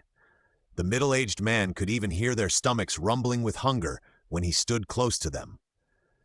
Seeing these people, the middle-aged man felt his well-fed stomach and the clean clothes on his feet and body that fit him well. He felt that he was living a life like a god. They looked like farmers who had suffered a disaster, not like the vicious group of money grabbers. With contrast, there is happiness, and with happiness, there is compassion. The middle-aged man waved his big hand like a palm leaf fan, and his expression became kind. "You are so thirsty. You are so pitiful. Go to my house first and let my wife pour you a bowl of water. Non 662135 TML." The middle-aged man's home was not far from the village entrance. It was a few thatched houses that looked quite spacious. The small courtyard surrounded by a fence was neatly maintained. Water was sprinkled on the ground, so it was very clean without raising dust when walking.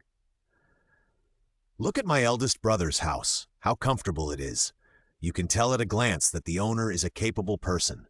Yanji's words are so sweet that they are deadly. Hey, I like to hear this. My wife Niu Zhuang is one of the most capable people in the village. I am also lucky to have such a wife." Niu Zhuang was so happy to be praised by Yanji that he looked at them more favorably. He shouted before entering the yard, "Wife, mother, I'm back! We have guests!" Before he finished speaking, a woman walked out of the house. She was a little fatter than Qin Shumei, but she had solid muscles, a strong body, and a pair of big eyes on her tanned face. "Who is this? You are so kind. Take the stranger home." Niu Zhuang's wife was startled when she saw 4 strange young men. She couldn't help but push Niu Zhuang and complain to him in a low voice. "We are all suffering, and we come here to ask for a drink of water." Niu Zhuang comforted his wife, waved his hand, and took Yanji out of the yard. "You go ahead and take care of the situation. I'll take this little brother to see his wound." Niu Zhuang walked away in style, carrying Yanji, but left 3 men and 1 woman in the yard, staring at his wife. Seeing that Niu Zhuang's wife was still on guard, Qin Shumei sighed, squeezed out from behind Yang Zhaoquan, and took the initiative to explain to her. After all, the other party was a woman, so it would be more convenient for her to negotiate. Qin Shumei, who was petite and spoke softly and obediently, quickly won the favor of Niu Zhuang's wife, especially when she showed Niu Zhuang's wife the wound on her ear and the blister on her foot as big as a 1-yuan coin with tears in her eyes. Niu Zhuang's wife's face was full of sympathy. Several men were stunned to see Niu Zhuang's wife's attitude towards Qin Shumei quickly soften, and she extended this kindness to the 3 of them like a spring breeze and rain. It's not that family members stick together. Niu Zhuang's wife is essentially a warm-hearted person, just like Niu Zhuang. She deftly took a few bowls of water from the house, watched them drink, and then took out a straw mat and laid it in the shade for them to rest. Hearing that Yanchang wanted to catch some fish, she kindly reminded them where it was easy to catch them. Seeing the 3 men leave the hospital, Niu Zhuang's wife went into the house and took out a needle and a lamp, pressed Qin Shumei on the straw mat, and motioned her to take off her shoes. What is this for? Is she turning into wrong mama? Although Qin Shumei knew that the woman in front of her was not a bad person, she was still scared when she saw the shiny needle. Stretch out your foot here, sister-in-law will pick your blisters. After struggling in her heart for a while, Qin Shumei finally chose the short pain over the long pain. She stretched out her foot and watched Niu Zhuang's wife carefully roast the needle on the fire for a while, preparing to take the stab.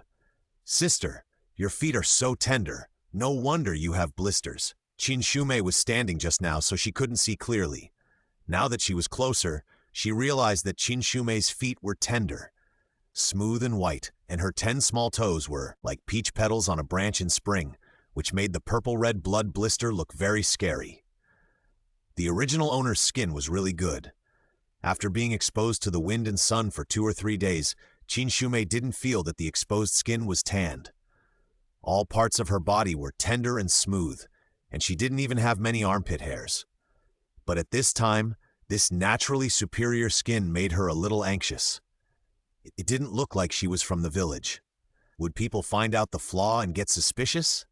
These shoes are not for walking. Niu Zhuang's wife helped her pick out the blisters, applied some unnamed powder, asked her to put her feet on the straw mat to dry, and turned around to pick up her shoes. Sister-in-law, I'm telling you, the soles of these shoes should be thick. Your soles are like paper. How can they not get blisters? Qin Shumei felt ashamed when she heard Niu Zhuang's wife scolding her. The original owner was born in the Duke's mansion. She had to be carried by others when she went out. How could she walk? The decorative function of these shoes is much greater than their practical function. After several steps on the mud on the road, the original color and material of the shoes have long been unclear, and even the decorative advantages are gone. Sister, try this pair. Sister-in-law made them for my daughter, but she hasn't worn them yet. I think they are just right for you. Niu Zhuang's wife took her broken pair of shoes and handed her a pair of new cloth shoes. The practical and dirt-resistant dark purple color, the stitching on the shoe body is delicate and fine. The sole is thick, both supportive and soft to the touch, and what's more rare is that the upper is embroidered with light-colored lines of flowers. I can't take this. These shoes are too good. It takes so much effort for my sister-in-law to make a pair of shoes. Besides, they are made for my niece. How can I take something from a child? Even if you haven't eaten pork, you have seen pigs run, right? Although Qin Shumei has never made shoes, she has seen her grandmother make them. She knows how much effort it takes to make a pair of shoes. These are pure handmade products which cannot be bought. She just met someone and wanted to take a pair of shoes. It's too rude. What's the effort? Seeing that she didn't take it, Niu Zhuang's wife directly pulled her ankle and put the shoes on her feet. Sister-in-law makes them every day. It's not hard. If my daughter wants it, just make another pair. Isn't this quite suitable? Qin Shumei looked at the new shoes on her feet, grateful and embarrassed. She wanted to take out a banknote from her arms and give it to the smiling sister-in-law in front of her. No, if it is exposed, it may bring disaster to the kind-hearted person. She resisted the urge to reach into her inner pocket, thinking of other ways to repay Niu Zhuang's wife. Look at your hands and feet. I know you are spoiled at home. Look at your figure. You haven't given birth yet, right? Have you just got married? Sister-in-law thinks your husband is also a capable person. With that figure, he looks strong. He also knows how to love you. You can tell from the looks of it that you have never done heavy work since you got married. He is capable, but he is not too capable, so he was exiled. He is also strong. Killing a person or cutting off a hand is really a piece of cake. As for whether he loves his wife or not, it's a marriage of convenience. Those who understand will understand. He is strong. Sister-in-law has a good eye. We just got married not long ago. Qin Shumei's face flushed just right, perfectly presenting the shyness of a young wife. Why didn't I get this Oscar? If she can act here for 2 more days, she will be a movie queen. She was wailing in her heart, but she couldn't show it on her face. Qin Shumei sincerely held Niu Zhuang's wife's hand and listened to her talk from the good times before marriage to the trivialities after marriage. From her son Dainu's study in the school and being praised by the teacher, to her elderly mother-in-law, who was always flustered and weak in legs and couldn't get out of bed. Qin Shumei thought of Niu Zhuang's wife's kindness and listened carefully to every word. If she asked herself, she had never been so patient with her own mother's nagging. I don't know what strange disease my mother-in-law has. She gets dizzy and flustered when she gets up, and she is always very hungry.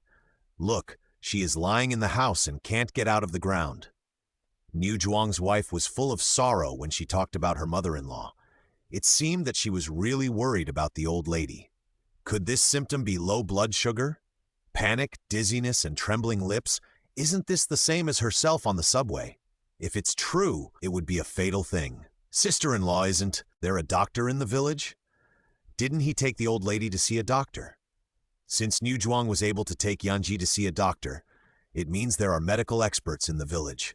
If there is a doctor's diagnosis, then I should not try my luck based on my guesses. Sister, you don't know. Seeing Qin Shumei's innocent and silly look, Niu Zhuang's wife slapped her thigh and couldn't help but burst out laughing. She was not so worried anymore. That's not a doctor. That's old Lai from our village. His family digs herbs. He has a set of skills to treat external injuries, but he can't treat other diseases. How about feeding the old lady some candy? Eating some candy won't hurt people, so it's better to come up with a method and try it out. If Niu Zhuang's mother gets better, then I can help Niu Zhuang's wife. Ha ha ha. Where can we get candy from a family like ours? The candy made in the city is yellow, costs 2 cents for a small stick, and it's far away and you can't buy it. She made a circle with her index finger and thumb, indicating the size of the candy to Qin Shumei. Good sister-in-law, I know how to make this candy.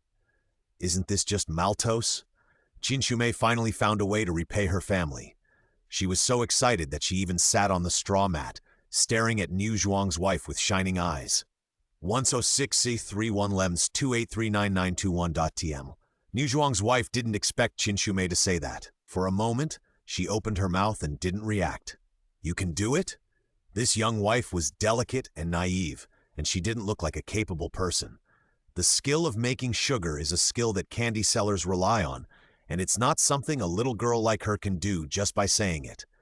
While she was stunned for a moment, Yanchang and Yanfu came back carrying a basket, and Yang Zhaoquan followed behind, all wet. You're back so soon? Niu Zhuang's wife no longer bothered about whether Qin Shumei could make candy, and just pretended that the previous conversation had never happened.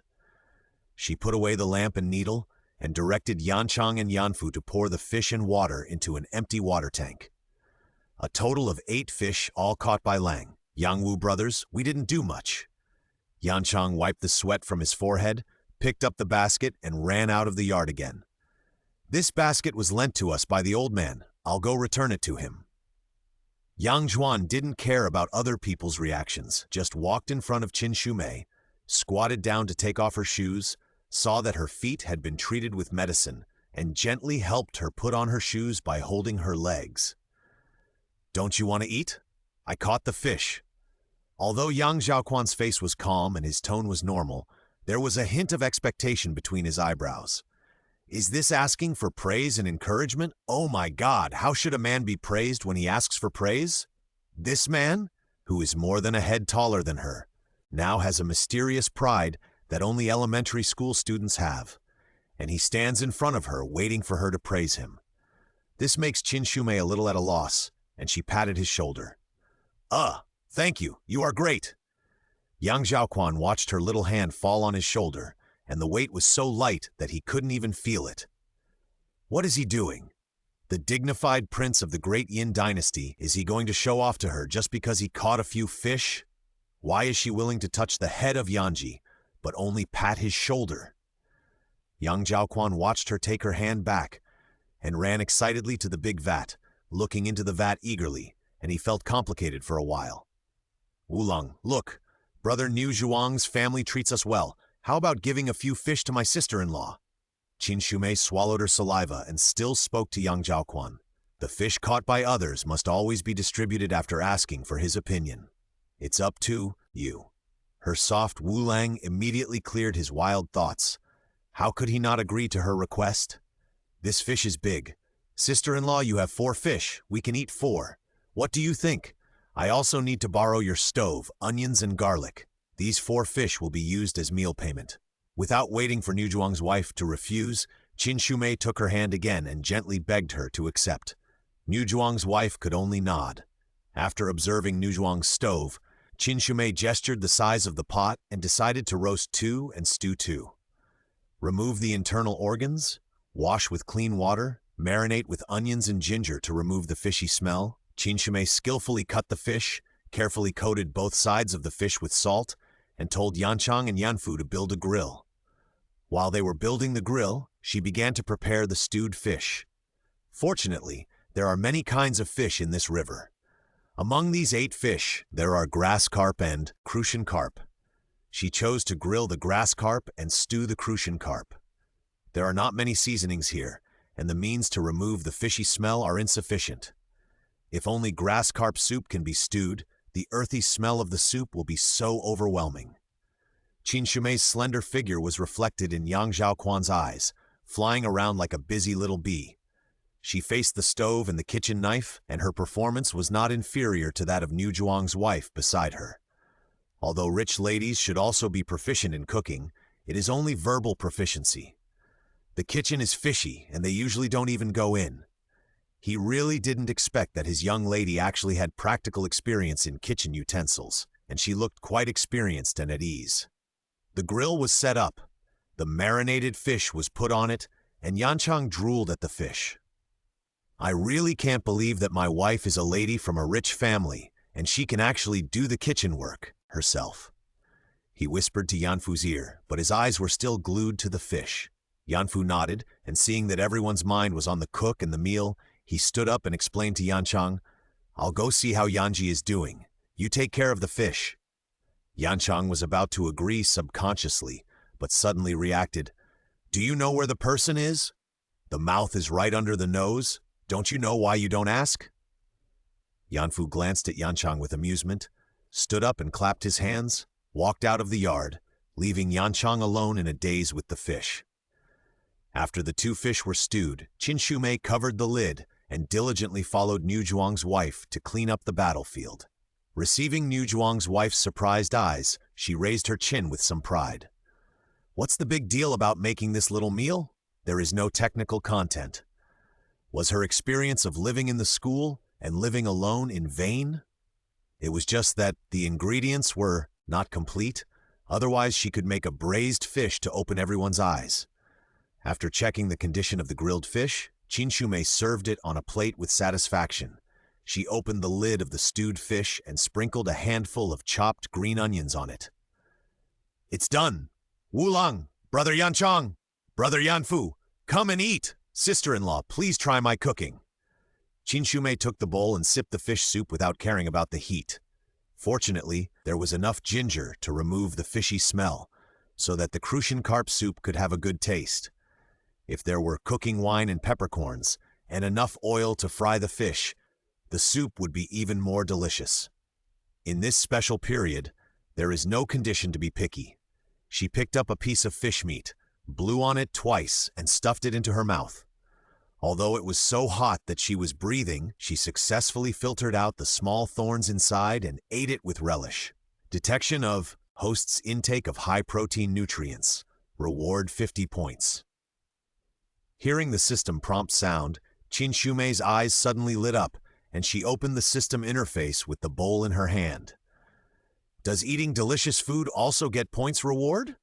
Where did this good thing come from? On the host's current physical condition, high protein intake is good for health, so there is a bonus. But if the host has an excess of nutrition, eating too much will deduct points. So that's how it is. It seems that the system's points are not that difficult to earn. Be nice to yourself and you will get the points. She touched the ribs under her chest and decided to eat more if there was something delicious. She stretched out her chopsticks and took another bite of the grilled fish. This cooking skill is amazing. Yanchang was sweating from eating, and he didn't bother to wipe it off, but turned the grilled fish over first. Sister, I really can't tell that you have this cooking skill. Niu Zhuang's wife took a bite of the fish and couldn't help but praise it. Usually, people in the village have caught fish and they know that fish meat is a good thing, but they don't like to eat it. River fish has a strong earthy smell and the whole house is full of fishy smell. She never thought that this fish could be cooked so fragrant. What delicious food did our family make? People outside the yard can smell it. Niu Zhuang hurried back with Yanji, and Yanfu followed behind Yanji. These guys went to the river to catch fish, and my elder sister roasted and stewed them. They are delicious. Seeing that it was her husband who came back, Niu Zhuang's wife greeted him with a smile. Brother Niu Zhuang, you are back just in time. You should come and try it too. Perhaps because she had been hungry for a long time before, Qin Shumei felt full without eating much. She put down her chopsticks and called Niu Zhuang and Yanji Yanfu to eat. That everyone in the yard was satisfied with the meal, Qin Shumei was also happy. Seeing that Niu Zhuang's wife had only eaten a few bites, she quietly took another clean bowl, filled a bowl with fish soup, and scooped a piece of fish belly. She did not eat it herself, but stood up and walked into the house. Sister-in-law, what's wrong?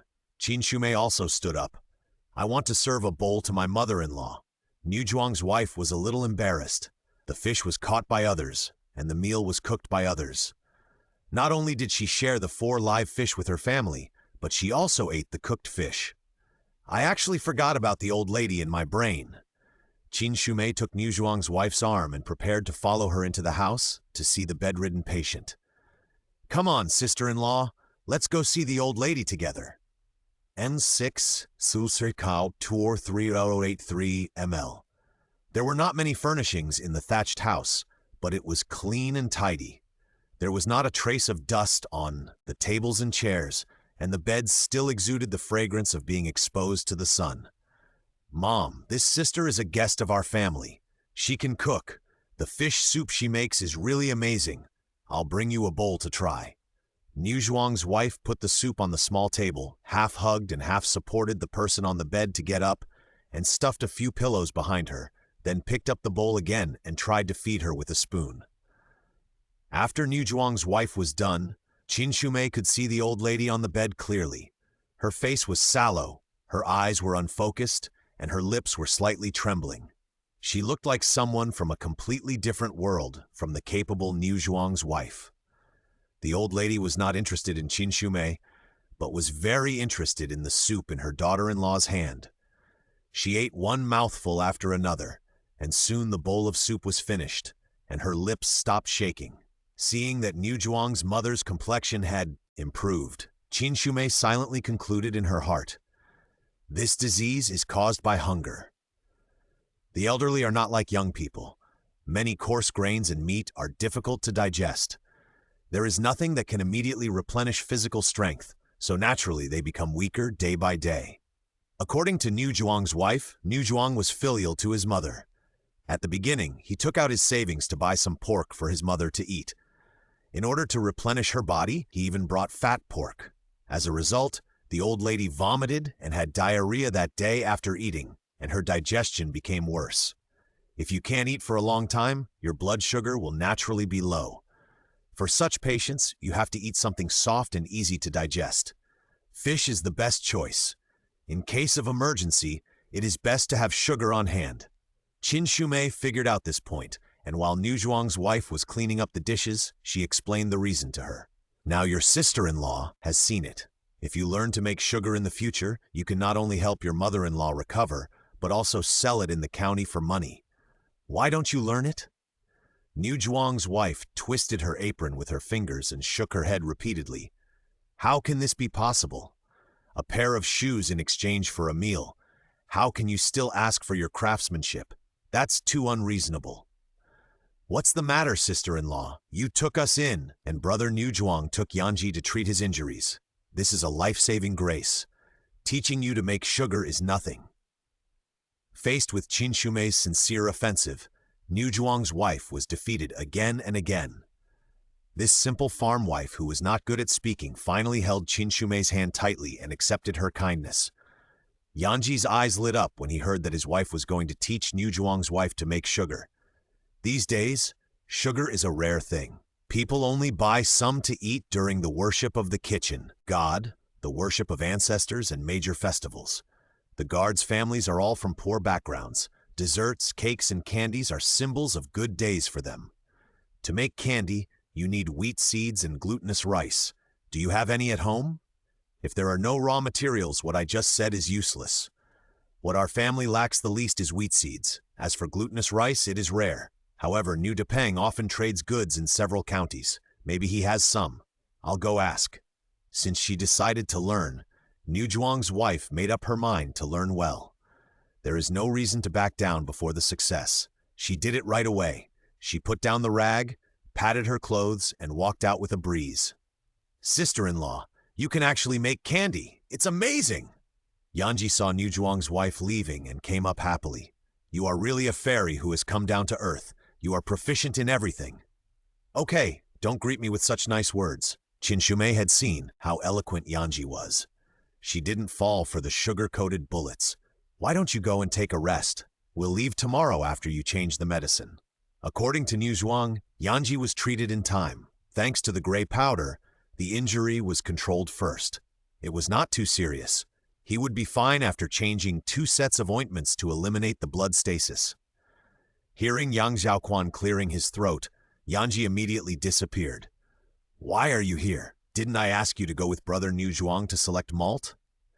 Qin Shumei, who was preparing a big pot of steamed glutinous rice, almost bumped into Zhaoquan accidentally and looked up at him in confusion.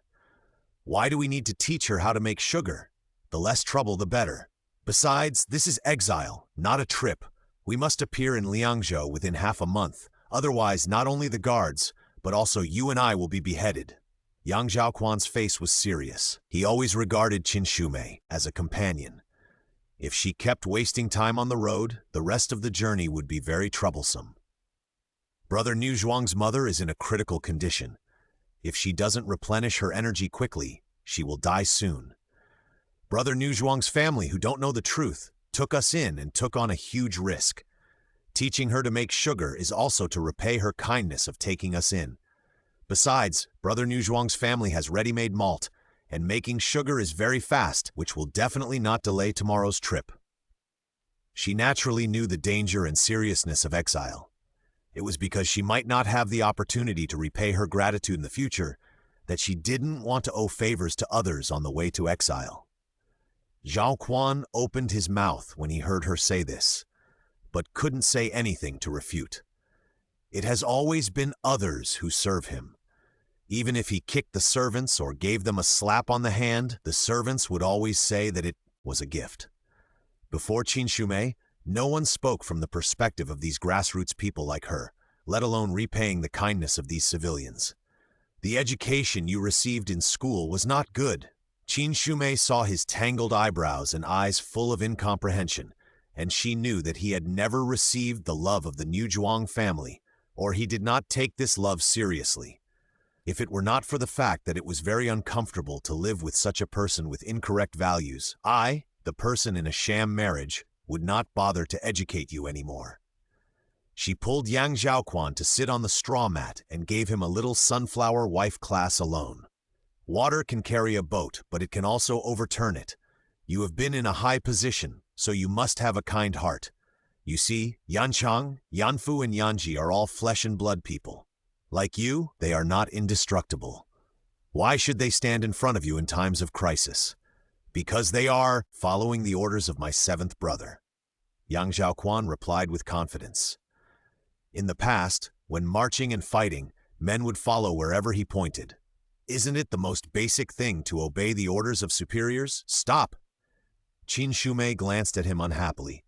When a general is away from home, he may not obey the orders of the king, let alone the orders of a prince.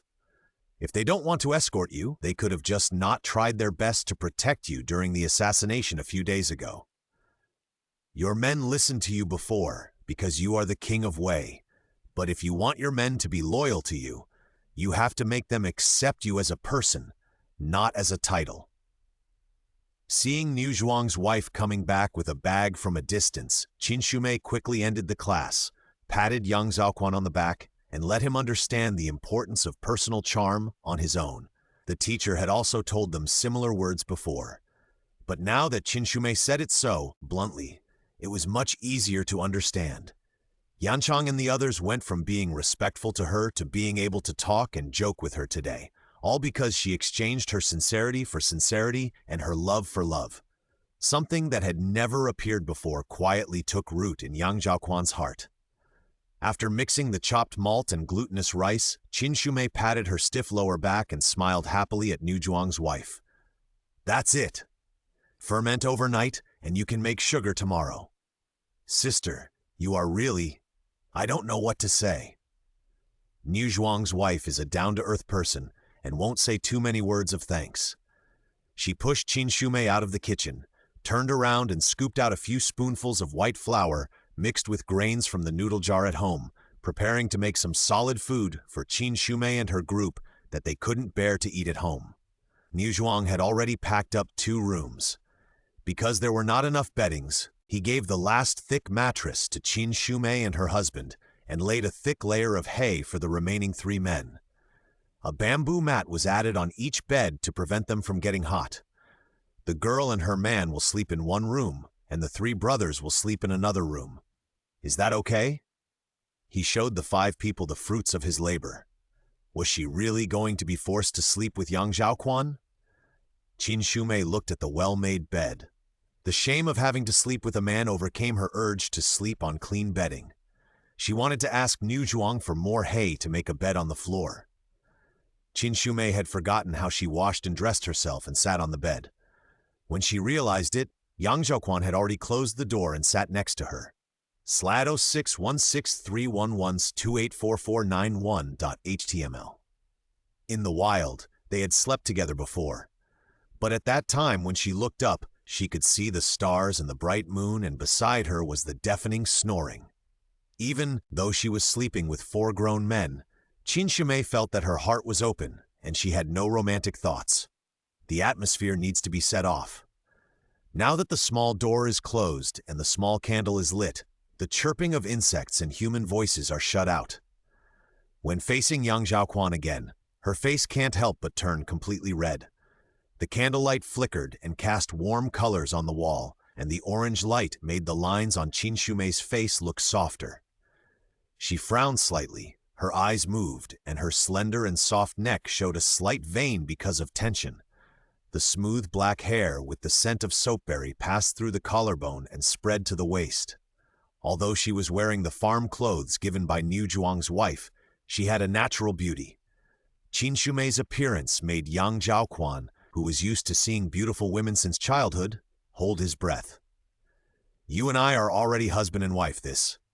You don't have to be nervous.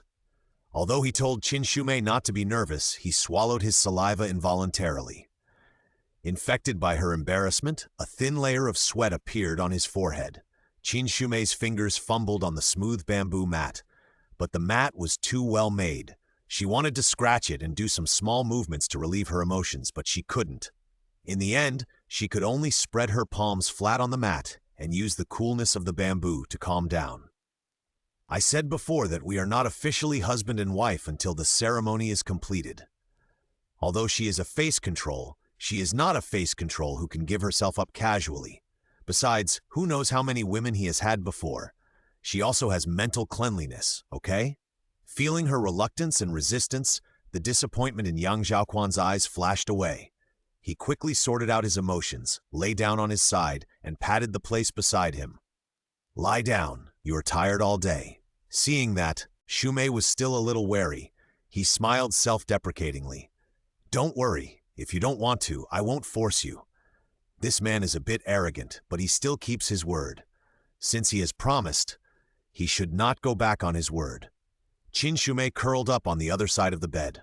The comfortable temperature of the bamboo mat and the dim light in the room made her yawn as soon as she lay down. Yang Zhaoquan moved his eyes away from her and turned over to lie flat. People outside say that I am the brother of the emperor and that I am extremely rich, but in fact, the Queen Mother is not my biological mother. My biological mother is a Baidi. The late emperor met her on the way to the northern expedition. After giving birth to me, she died. I have been raised by the Queen Mother since I was a child, and no one has mentioned my biological mother to me. The person beside him did not respond at all. Yang Zhaoquan turned his head and found that she had not heard a word and was already sleeping soundly. The little girl was wrapped in a sheet and curled up into a ball. Perhaps she felt comfortable and safe. Although her body was curled up, her expression was peaceful, and she slept soundly. He got out of bed and blew out the candle. In the darkness, her body rose and fell slowly with her breathing, and Yang Zhaoquan just looked at her steadily. At this moment, the throne, the battlefield, the fighting, these bloody memories were all blurred as if covered by a layer of fog. In his eyes, there was only this small farmhouse and his soft and fragrant little wife. It seemed not bad to live a life like this. He got back into bed and moved closer to Qin Shumei, listening to her soft breathing, and his heart was more secure than ever in the first half of his life. Qin Shumei woke up and was horrified to find that Yang Zhaoquan's head was resting next to her shoulder, and the hot air he exhaled was all on her neck, turning into sweat. No wonder it's so hot. Yesterday's shower was in vain. What's even more frustrating is that I put one hand on his pectoral muscle, and I seem to have pinched it unconsciously because I was not awake just now. Ah! My innocence is no longer there. Qin Shumei took her hand away as if she had received an electric shock, staring at Yang Zhaoquan's high nose bridge and the muscles that were faintly visible under his clothes. She didn't know for a moment whether she was the one taking advantage or the one being taken advantage of. After admiring the handsome man who stayed in bed, she ruthlessly pushed away the heavy head that was leaning against her shoulder with one hand, climbed out of the bed swiftly, and ran to find cold water to wash up with an expressionless face. Host's heart rate is detected to be too fast, and adrenaline is soaring. 004, who had witnessed everything, reminded her in time, exposing Qin Shumei's false appearance of not changing her expression. The increase in adrenaline is beneficial to improving the contractility of the host's heart, and it can also improve metabolism. In view of the fact that the host's adrenaline level has been low before, it is recommended that the host do more things that are conducive to a good mood. What good mood? Why is this system so shameful in its wording? Compared with the problem of low adrenaline, she needs to worry more about her heartbeat being too fast and fainting. It turned out that the person she was sleeping with was too good-looking, which was a problem. If it happened in her previous life, she would have scolded herself for being Versailles.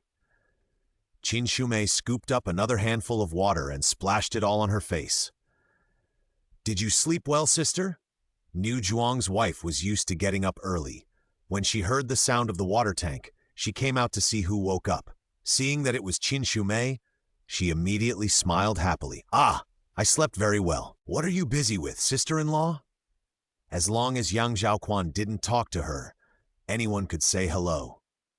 Qin Shumei wiped the water drops on her face with a handkerchief and followed Niu Zhuang's wife to watch her busy. Look, the malt I mixed yesterday has produced water. I said I would call you to come and see." The temperature was high enough in the summer night, and the glutinous rice and malt had already produced a large basin of beige water. Qin Shumei skimmed off the foam and dipped a little for Niu Zhuang's wife to taste. Sweet! There's real sugar in it. Sister, how can you be so capable?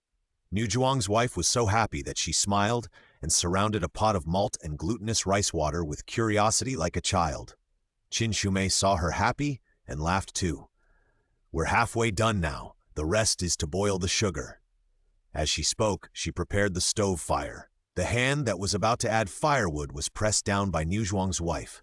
It's not time to eat yet. Don't be busy yet. Sister-in-law has made something good for you. She reached out and lifted the lid of the pot on the stove. It was a basket of steaming multi-grain buns. Judging from the color, a lot of white flour was put in. While it was still hot, Niu Zhuang's wife took one and stuffed it into Qin Shumei's hand. You can also try sister-in-law's cooking. If you can't finish it, take it with you on the road. She brought a few plates of pickled vegetables to Qin Shumei and took a pair of chopsticks for her. How can we eat and take away at the same time? Sister-in-law, please leave some for home. Qin Shumei looked at the fresh seasonal dishes and held the steaming big steamed buns in her hand, feeling a little embarrassed to eat. Why are you being polite? We can make them any time they want to eat. It's not easy for you to eat something hot when you are away from home. Niu Zhuang's wife was no longer polite to her. She directly put a few more steamed buns in her pocket and went to Yanchang's house with the bowl. After eating and drinking, Qin Shumei was more energetic to work. She watched the syrup become viscous and bubbles appeared one after another, so she quickly turned off the fire. Niu Zhuang and Yanfu helped carry the pot and poured the sugar into 2 small cans prepared in advance. The amber syrup was like a flowing gem, sparkling and emitting an intoxicating sweet fragrance. 2 kilograms of glutinous rice boiled more than 1 kilogram of sugar, which was filled into 2 cans. Niu Zhuang scraped the bottom of his own pot in disbelief. He couldn't imagine that the sugar that was so expensive in the city could be made so easily. Qin Shumei scraped a spoonful of sugar into a bowl, poured ginger water on it, and brought it to Niu Zhuang's mother, who was lying on the bed. After the old lady drank it, she really felt a little stronger and wanted to get out of bed and wash herself. Niu Zhuang saw that. His mother's mental state quickly improved and quietly poked his wife with a happy face. This little sister is really capable. You gave her those steamed buns, which was the right thing to do. When I was scooping noodles, you felt sorry for her. Now you see how capable she is? We can learn how to make sugar. When the time comes, we can let Depeng go to the city to sell it for money, and our family will have more income.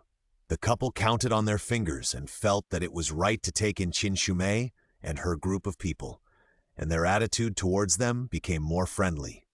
Setter 6311 284777627.html. As soon as the few people stepped out of the door, they saw a young man running into the yard in a panic and rushed over when he saw Niu Zhuang.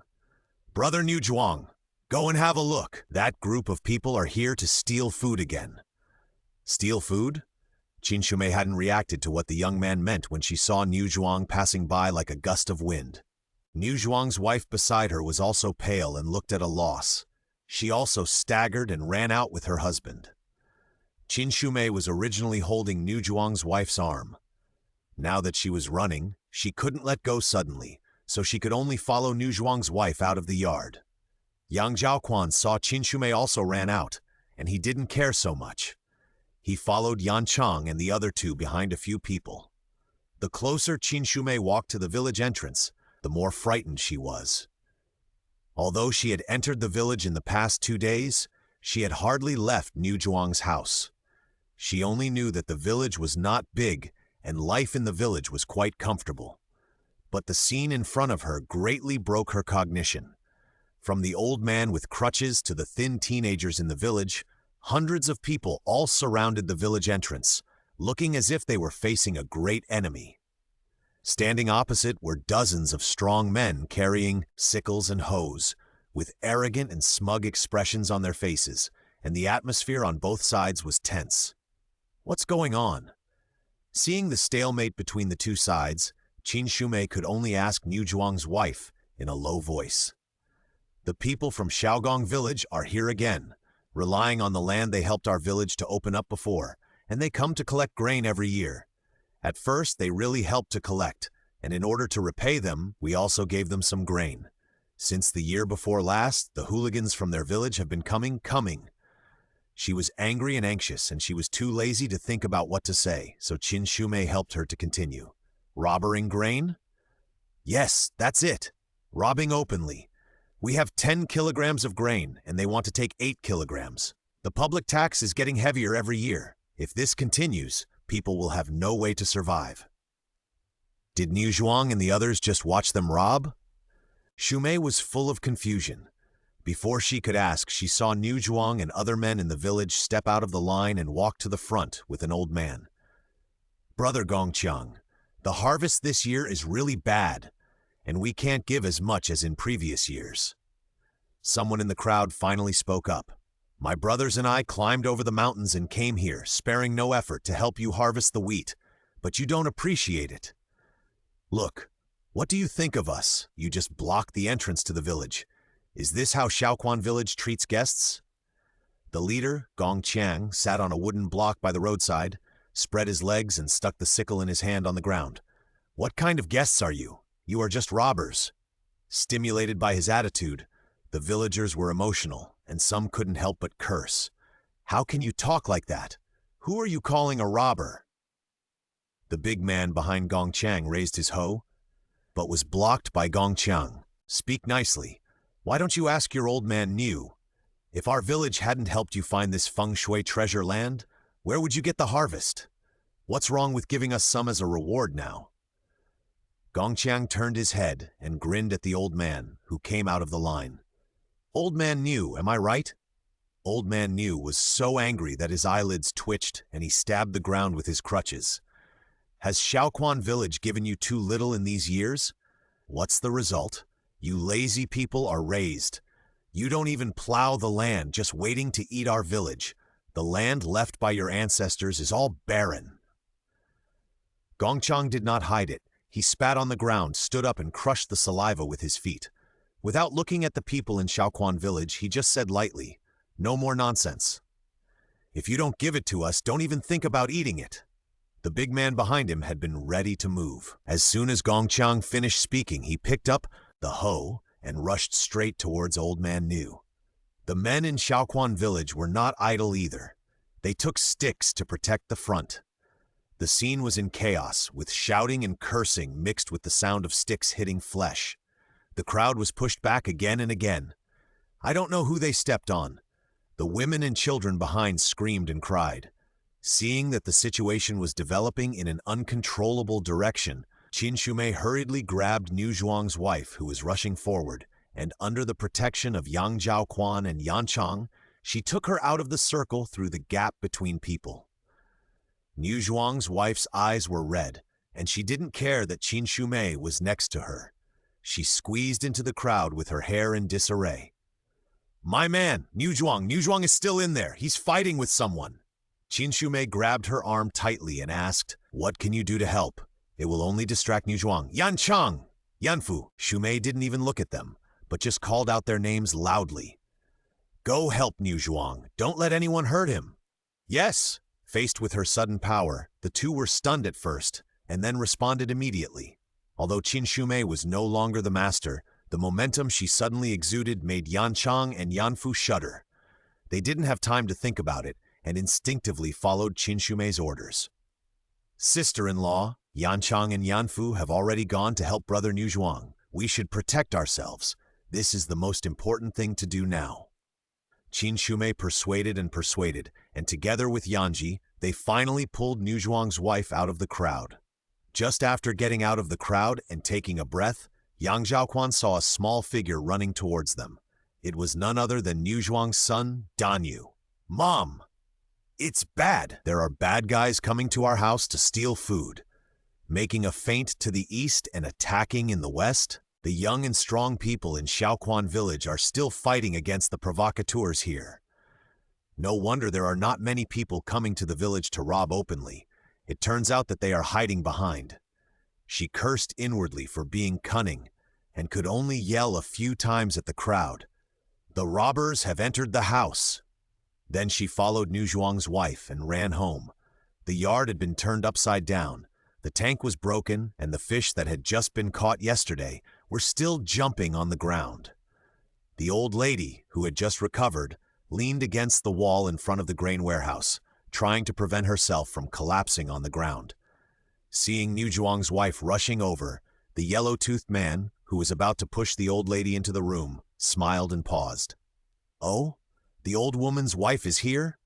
Look at her figure. She is really top-notch. It's a pity to follow your man. It's better to follow me, your grandfather. I don't mind that you are a virgin. I will make sure you will have a good life in the future." Nu Zhuang's wife was no longer a girl in the boudoir. She didn't get angry when she heard him say this. She continued to move towards the kitchen and wanted to go in to get a knife. "Bah! You don't even take a piss and look at yourself. You are qualified to say this." She was not afraid of angering him. She grew up in the wild and had plenty of strength. She felt that even if she fought with the yellow-toothed man, she might not be at a disadvantage. "Stinky woman! I give you face!" The yellow-toothed man was really furious. He immediately gave up the plan to rob the grain and prepared to teach this ignorant woman a lesson first. "Stop it!" Qin Shumei arrived breathlessly. Seeing that Nu Zhuang's wife was about to be bullied, she forgot to protect herself in a hurry. Seeing who was coming, the man's eyes lit up. He took 2 or 3 steps forward, got rid of Nu Zhuang's wife's entanglement, snatched the knife from her hand, and pushed her down to the side of the stove with a palm, leaving a sentence. "Don't play tricks with your grandfather." Nu Zhuang's wife saw that it was Qin Shumei who came, and she covered her shoulders and almost cried. "Sister, run!" So6 1063011251.html. Before Qin Shumei could run out of the yard, other villains lurking in the village also heard the noise. 3 people outside formed a circle and forced her to face Huangya with a knife. When did Zhaoquan village produce such a beautiful girl? Seeing this beautiful little white rabbit, Huangya was very happy. After he was sure that Qin Shumei couldn't run away, he didn't rush to make a move, but prepared to tease her first. "This face is really top-notch. That yellow-faced woman just now is not even worthy of carrying your shoes." He put the tip of the knife against Qin Shumei's back, and when he was sure that she didn't dare to resist, he stretched out his greasy fingers and lifted her chin, and the mud under his fingernails almost rubbed her face.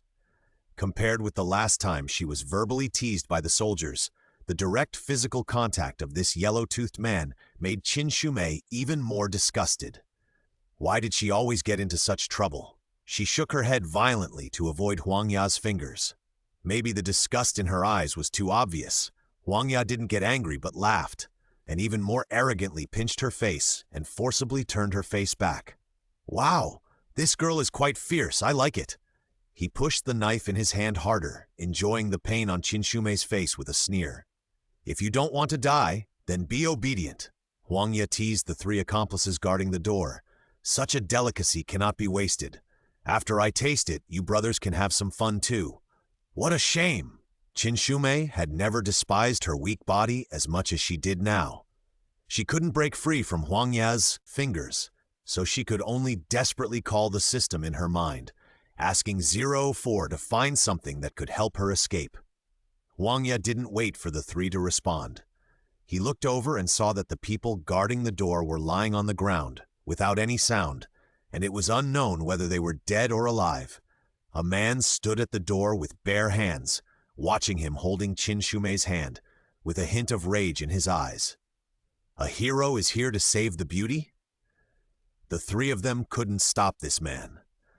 Huangya looked at him with a little more vigilance, and his smile was forced. He forced Qin Shumei to turn over, holding her with one hand and holding the blade on her neck with the other.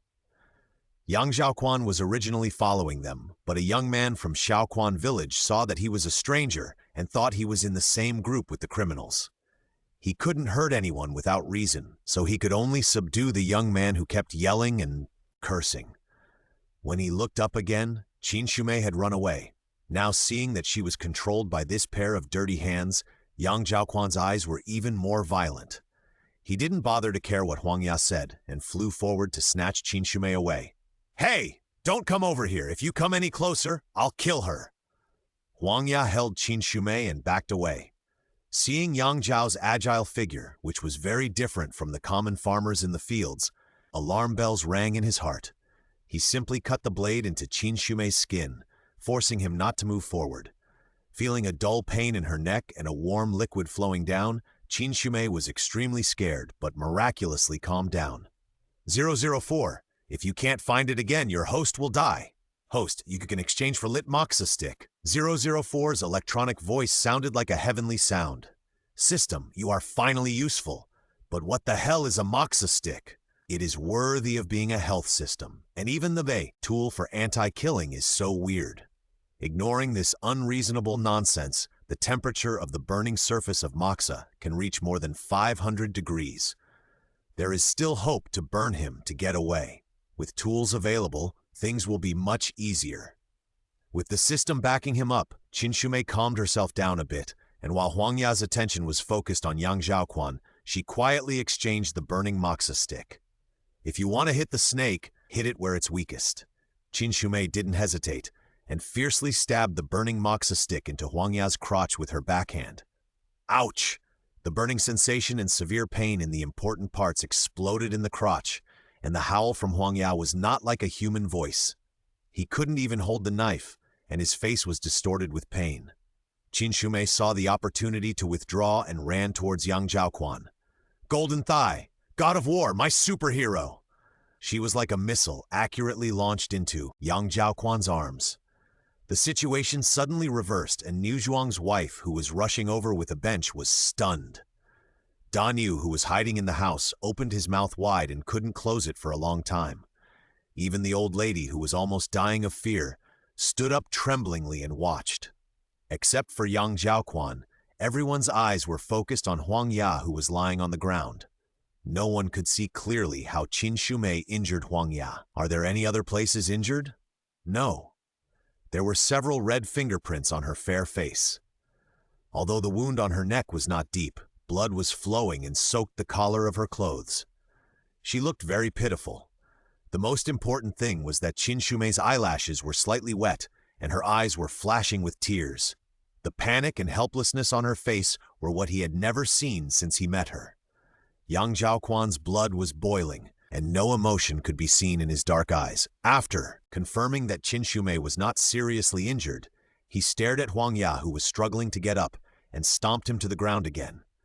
Please spare my life, my good man. I won't dare to do it again. I didn't do anything to her. Huang Mao felt pain and grievance. He was sweating all over his head. He looked up at Yang Zhaoquan and felt that he was as scary as the Yama crawling out of the underworld. Yang Zhaoquan ignored his pleas and rolled his soul heavily on Huang Ya's hand that had pinched Qin Shumei, twisting his foot left and right. Niu Zhuang's wife swore that she heard the sound of bones breaking, and Huang Ya's hand was useless. She pulled up Qin Shumei's sleeve with shaking hands and was glad that she had not offended Yang Wulang. Although this man didn't talk much, she didn't expect him to hit. No, kick so hard. Huang Ya's wailing became louder as Yang Zhaoquan exerted more force. As if he was annoyed by his noise, Yang Zhaoquan simply raised his foot again and kicked him hard on the back of the head. The world suddenly became quiet. That's it? Is the battle over? Qin Shumei looked at the villain who had the knife on her neck. She had no power to fight back under Yang Zhaoquan's feet, and she collapsed on the ground like a pile of invertebrates. Didn't you kick him to death? This big brother didn't use enough strength to hit him, and it would be troublesome if he was sued for murder. Still breathing. You deserve to die for causing you injury. He kicked Huang Ya on the back again.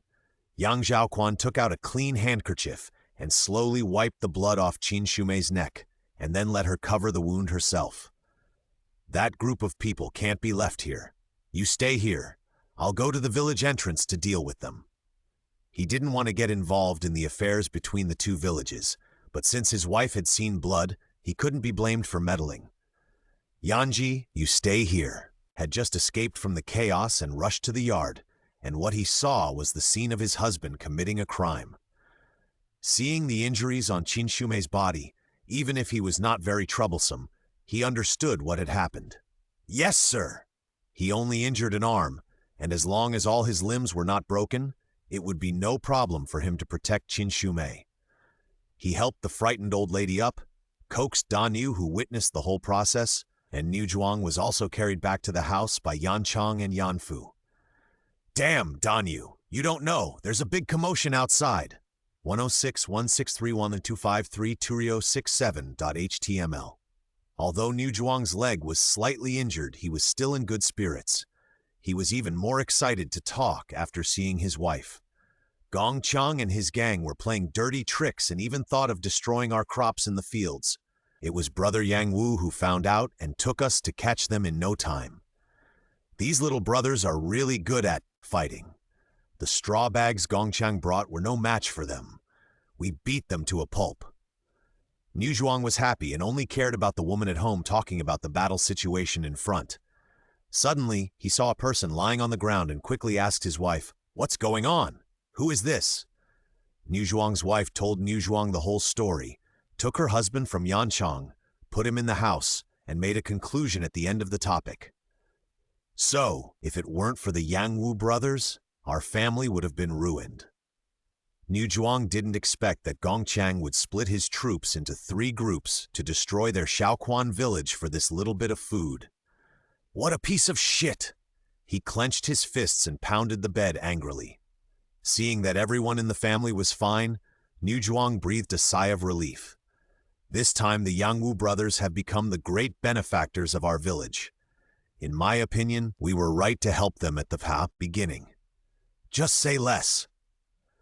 Niu Zhuang's wife looked at his injured leg, feeling distressed and helpless. She cleaned his wound and applied medicine, slapped him in the face and left the door. She looked at Qin Shumei, who was asking about Yanchang's situation in the yard, sighed, and went up to tug at her arm. "Sister, come here. Your sister-in-law has something to tell you." Qin Shumei was full of doubts. She saw that Niu Zhuang's wife had a serious expression. Although she didn't know what she was going to do, she still listened to her arrangements obediently. Niu Zhuang's wife avoided the crowd and pulled Qin Shumei into the empty house. After making sure that there was no one outside, she locked the window again. "Sister, you are not refugees affected by the disaster, right?"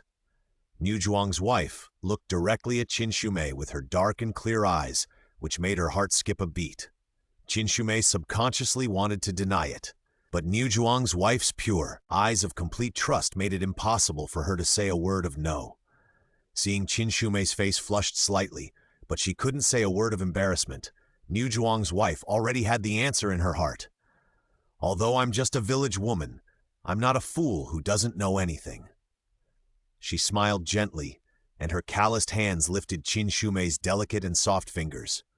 "Sister, you look like a farmer with such skin. Your man's demeanor is not comparable to that of people in our small place. Not to mention their skills today. Several men can't beat one of them. So there are so many loopholes? Fortunately, I still think I have covered it up well." Listening to Niu Zhuang's wife pointed out one by one, Qin Shumei's face turned red from cheeks to ears. "Sister-in-law, we didn't mean to hide it from you. It's really..." Niu Zhuang's wife shook her head and stopped Qin Shumei's words. "You don't have to explain to your sister-in-law, and your sister-in-law doesn't blame you. Everyone has a narrow time, and you don't have to say it if you feel reluctant. It's just that if you come forward, Gong Chang and others will remember it, and I'm afraid they will bear a grudge and retaliate. The Yang brothers are all men, and your sister-in-law is only worried about you." She was full of worries. As a woman, she also envied Qin Shumei's outstanding face, but in this world, if a woman has no power, an outstanding face will only become a burden and a disaster. While they haven't recovered from this breath, you should leave quickly. The farther the better. What will you do then? The person who caused the trouble packed up and ran away, leaving the whole village to be bullied. How could they let the people of Zhaoquan village, who have families and businesses, leave their homes and flee? It's said that you have never been to the village. Niu Zhuang's wife patted the back of Qin Shumei's hand. "You don't have to worry about us here. Although we are in the mountains, who doesn't have relatives to support us? Besides, there are the head of the village and old man Niu, so nothing serious will happen. Da Peng often goes out. He knows the way. Let him take you into the city. You will be safe after leaving this area. I have to discuss this with Yang Wu. She didn't know where to go. What if she led everyone astray? Qin Shumei went out and told young Zhaoquan everything. We are already a little delayed now, but if we go north from Yuankang City, we can save some time. More importantly, with the villagers providing cover, it will be more convenient to enter the city. Niu Dapeng is also a straightforward person. When he heard that they wanted to seek refuge in the city, he immediately agreed. Yanchang had just helped him guard the warehouse. How could he not be happy to go into the city to sell some goods and repay this favor? Sister-in-law were leaving now. Although they had only been together for 2 short days, Niu Zhuang's wife was the first person in the world, except Manrong, who was so caring to her. Being held by her thick hands, an inexplicable sense of security would arise in his heart. Eat on the way. While Yanchang and others were helping Niu Dapeng load the car, Niu Zhuang's wife stuffed steamed buns and eggs into Qin Shumei's bag, and her eyes were full of pity when she looked at her. I came to my sister-in-law's house, but I didn't eat anything good. Instead, I got you into a lot of trouble. Niu Zhuang's wife looked at the 2 laying hens in the yard and wished she could take up a knife, bleed them, kill them, and give them to Qin Shumei. Come on, sister-in-law, don't say such polite things. She lowered her voice and quickly added in Niu Zhuang's wife's ear, There's something I left for you on the stove. Qin Shumei left her ear with a warm smile on her face and said take care to Niu Zhuang and his wife. At Yanji's urging, she climbed onto Niu Dapeng's loaded ox cart. The couple stood there until even the dust raised by the wheels of the ox cart settled, then they turned around and went back home. Niu Zhuang's wife was tidying up the messy yard, feeling empty in her heart. Her family was full of brothers, and her husband was also an only child. The gentle and lovely Qin Shumei immediately occupied the place reserved for sisters in her heart. She was absent-mindedly touching the maltose jar that was still warm and accidentally glanced at an upside-down bowl on the stove. Niu Zhuang's wife's mind instantly flashed through what Qin Shumei had said, but she didn't pay much attention to it and reached out to turn the bowl over. Snap! There was a sound of broken utensils in the kitchen. Niu Zhuang dropped the bamboo mat in his arms, ran out of the house where they had lived in Yanchang, and asked repeatedly, What's wrong? What's wrong? Did you cut your hands? Danyu's father, look! Niu Zhuang's wife had a dull expression. Without even looking at the bowl on the ground, she clasped her hands together, opened a crack, and motioned Niu Zhuang to look inside. What? Niu Zhuang was relieved to see that his wife was not injured. He bent down to pick up the broken bowl and glanced up. Large pieces of porcelain fell to the ground again, breaking into small pieces. What is this? A round pearl as big as a thumb lay quietly in the palm of Niu Zhuang's wife's hand. It was pure white and emitted a translucent pink halo in her palm. For the first time in his life, Niu Zhuang had a practical concept of jewelry. This is what Sister Qin left behind. Niu Zhuang's wife closed her hands again, and the light of the pearls disappeared between her fingers. Only then did Niu Zhuang come to his senses. I said they were not ordinary people. Sister is thanking us. This can be exchanged for at least 10 taels of the silver. Niu Zhuang didn't care about the broken bowl on the ground and pointed at his wife's clasped hands. Look at how useless you are. Niu Zhuang's wife got up and went to her room.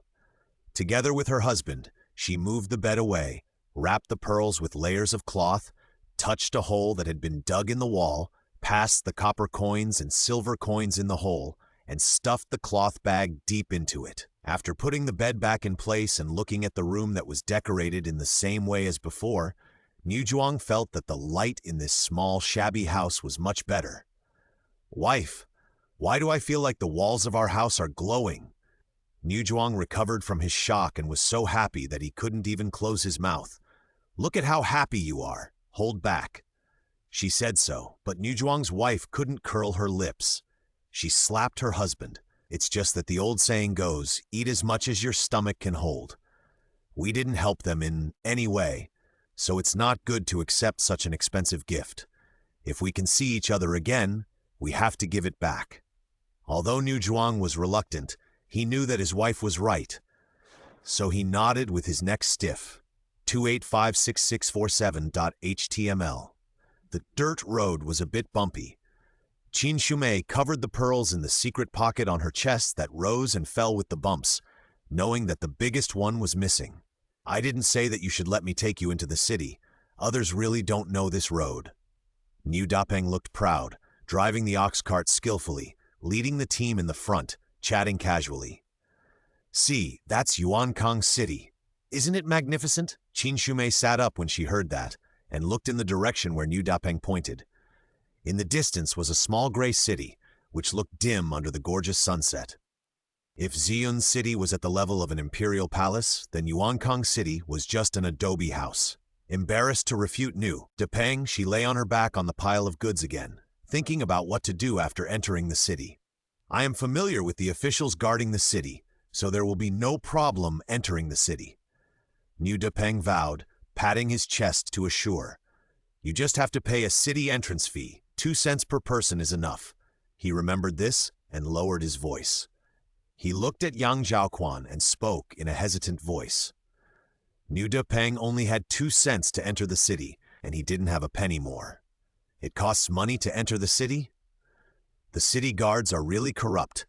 As long as he owns this city, it is not a dream to get rich by collecting tolls. Qin Shumei shook her head and didn't get up. She had nothing but pearls and silver bills on her. If she gave them as a favor, it would be a big trouble. Yang Zhaoquan took out a handful of copper coins from his purse. When he was arrested, all the money on him had been searched away, and this was from the assassin who assassinated them. Niu Dapeng took it with a smile, counted it, and gave the extra money back to Yang Zhaoquan. Just say we are here to sell vegetables. Don't worry about it. I'll say this. Although he spoke toughly, Niu Dapeng became nervous for no reason when he saw the familiar city gate approaching. It was a place he had been to many times, but he couldn't help sweating in his palms. When he lined up to enter the city, he found that the guards here were twice as strict as before. The usual slackness was gone, and the whole city gate was surrounded by a sense of severity. What are you doing in the city? The guard asked, rummaging through the things on the ox cart with his hands. Facing the guard's familiar face, Niu Dapeng felt his throat dry, and he opened his mouth but only made a hoarse sound, so he could only clear his throat first. Hey, master! Don't you remember me? Niu Dapeng! He pointed at himself with a trembling finger, an ugly smile on his lips. With Yang Wu, the cold-faced devil, behind him and soldiers with sour faces blocking him in front, he felt that it would take a year to enter the city. I'm here to sell vegetables. I brought some acquaintances from the village to help me. Niu Dapeng said as he stuffed the warm copper coins in his hand into the guard's hand. The guard lowered his head to count the money, then put the money into the bag with a pout. You bring women with you to sell vegetables? He glanced at Qin Shumei playfully, then glared at Niu Dapeng. My sister-in-law knows how to do the accounts, so she brought them to do the accounts for us. Seeing Niu Dapeng speechless and sweating, Yanchang knew that he could no longer rely on this honest countryman. He took a few steps forward and pushed Niu Dapeng away, then stuffed a bag into the guard's hand, lowered his eyebrows and smiled flatteringly. Thank you for your hard work, sir. The guard weighed the sack of money and heard the crisp sound of copper coins hitting each other. He was quite satisfied with the weight and glanced at Yanchang. Don't blame me for checking strictly. The court has issued a strict order that all cities along the way from here to Liangzhou must be strictly checked, and we are just the executors. He casually put the sack of money into his arms, made way and let them pass. Brother Chuan, just let them go like this? Aren't you afraid that they are the fugitives? Watching the ox cart go away, a younger guard next to him came up and nudged him with his elbow. What are you afraid of? It's not like I haven't seen Niu Dapeng before. If he has 100 guts, would he dare to get involved with the fugitives? The man called Brother Chuan took out a few copper coins from his purse and stuffed them into the little guard's hand. Is it so easy for us to run into a fugitive? Just turn a blind eye. The young guard took the money and stepped back happily. Brother Chuan is wise. If the sky falls, there will be someone taller to hold it up. Why worry about it? This group of strong men entered the city twice as fast as the old lady in front. The real fugitives can fish in troubled waters under the noses of the guards with copper coins. Qin Shumei looked at the distant city gate and couldn't help but sighed. Money makes the devil work. Yuankang City is very consistent inside and outside. The more dilapidated the outside is, the simpler the inside is. There is only one main street in the whole city, and there are very few businesses. Because it is close to the city gate, there are very few shops open for business. Pedestrians on the road are rushing home. Only one restaurant is still open during the dinner time, trying to attract a few customers. "Let's go have a meal first. We are tired today," Yang Zhaoquan said. No one in the team dared to disobey. Even Niu Depeng handed the cow to the waiter. The waiter was a young man who knew how to deal with things. The bright smile he always had on his face added a few wrinkles to his face, and his smile showed the vicissitudes of life that did not belong to his age. "Sir, please come in. What would you like to order?" Hearing this classic line, Qin Shumei couldn't control her mouth for a while and casually said, "I'll order whatever looks good." When Yanchang heard this, he subconsciously squeezed his deflated purse and stared at Qin Shumei in shock. Is this still the sister-in-law who slept with everyone? "Sister-in-law, wake up! This is not the Duke's mansion. We have no money now." Although Yang Zhaoquan knew that he didn't have much money on him, looking at Qin Shumei's sparkling eyes, he still acquiesced to her willfulness. The little girl had suffered a lot along the way. Now if she wanted to order a table of food in such a restaurant, did she have to look at her mood? If she couldn't afford it, she could just eat a free meal. No, she could just work for the store to pay off her debt. Anyway, he and the 3 Yans had nothing but strength. Seeing that no one raised any objections, Niu Depeng naturally didn't say anything to stop them. Whoever ordered the food paid for it. He would be crazy to stop people from ordering if he could have a good meal. In fact, Qin Shumei regretted it as soon as she said this. But this sentence seemed to have ignited the fuse of the waiter. He was like a firecracker. While launching into the back kitchen, he shouted loudly, "Bring up the best dishes." Well, it was too late to regret it. Qin Shumei smiled awkwardly at the few people and held the secret pocket on her chest. It seemed that she had to break another pearl. Maybe she spent a lot of money to enjoy the VIP treatment, so the speed of the cold dishes was amazing. "The dishes are here. Please enjoy." The waiter held the plate steadily, as if he was holding not cold cucumbers, but dragon liver and phoenix brain. There were 3 plates on the table. The newly served cold cucumbers joined the cold nepeta and cold bitter melon. The 3 dishes were pure green. Qin Shumei put down her hand that was touching the pearls. As expected, losing money can eliminate disasters. If the money is not lost, the disaster will not be eliminated. It seems that her poor stomach is bound to have this trouble. Even if she went out to eat green belts in her previous life, she would not eat greener and healthier than this life. "Do you have meat dishes here?"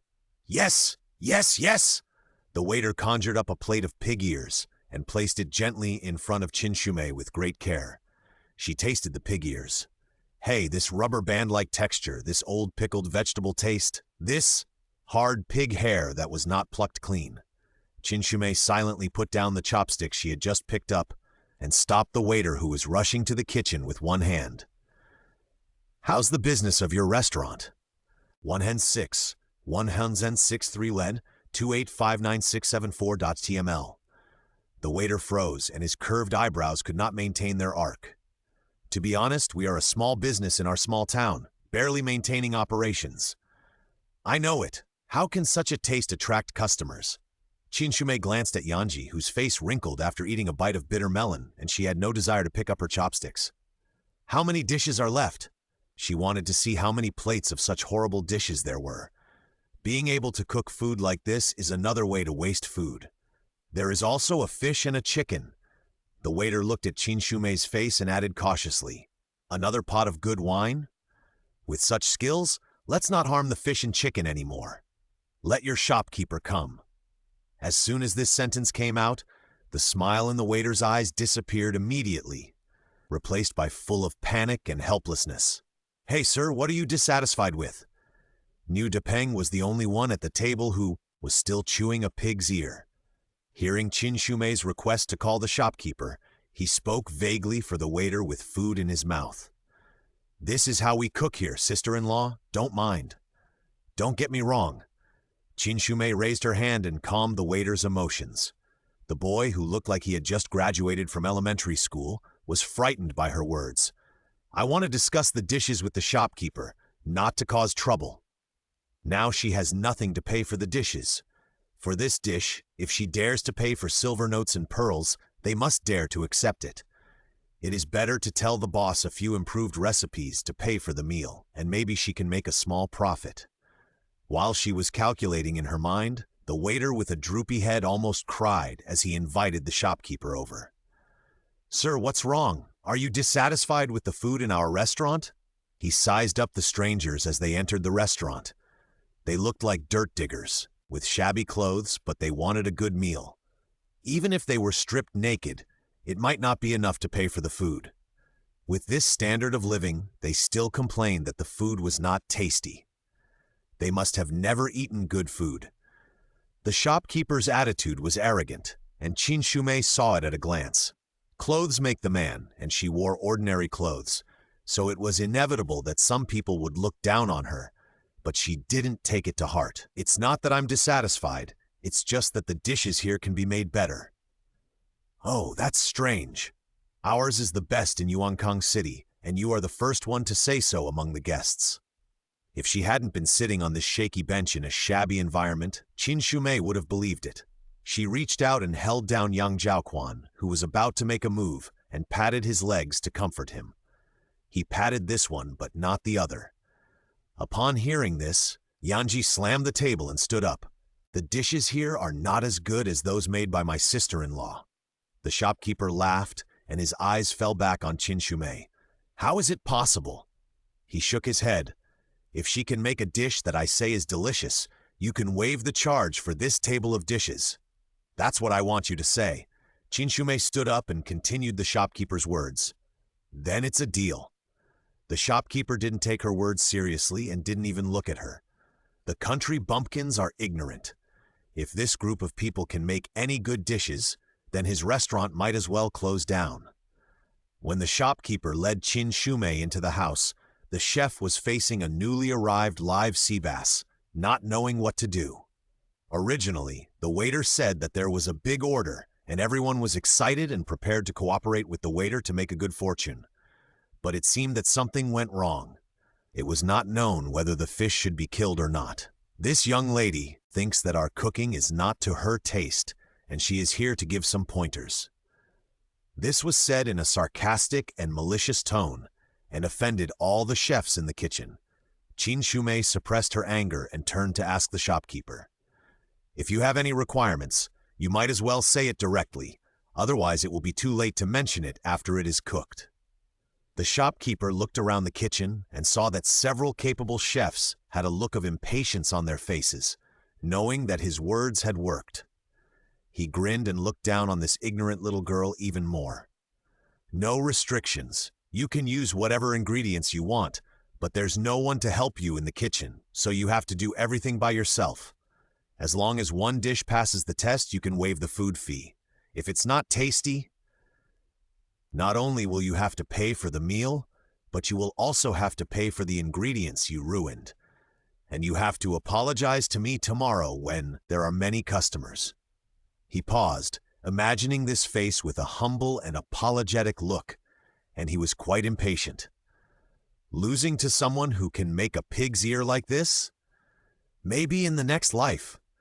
Qin Shumei was too lazy to pay attention to him, nodded perfunctorily, and went straight to find ingredients. Poor students have a lot of stationery, and this small shop's kitchen really has a lot of seasonings that are common in later generations. At his signal, the people in the kitchen all stepped aside, and only Qin Shumei's small figure was left on the huge stove. Yang Zhaoquan was worried, so he left the table and went to the kitchen, looking for an angle that would not be easily discovered by her, but where he could observe her, and leaned against the wall to watch her. He was well versed in Qin Shumei's cooking skills. He dared to say that the fish she cooked in Zhaoquan village was definitely many times better than the ones in the kitchen. Since she was not afraid of the cooking skills, he did not want to interfere too much and was only worried about her personal safety.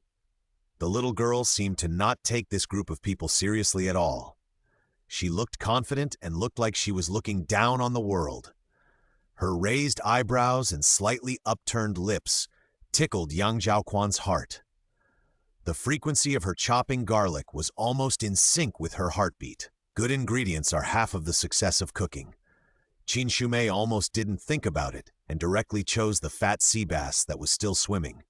In summer, sea bass is expensive but plump. The crystal-clear belly fat is comparable to top-grade Hedian jade. It tastes rich and smooth in the mouth, sprinkled with scallion and pepper oil. Just imagining the taste, Qin Shumei wiped the saliva that was about to drip out. She fished out the fish, removed the scales, gutted it, sliced the fish, marinated it, cut the side dishes, and then added water to put the fish in the steamer. Her movements were smooth and there was no pause. The shopkeeper was a little surprised, but he quickly put his doubts behind him. This little girl dared to use new ingredients that even the chefs dared not to use.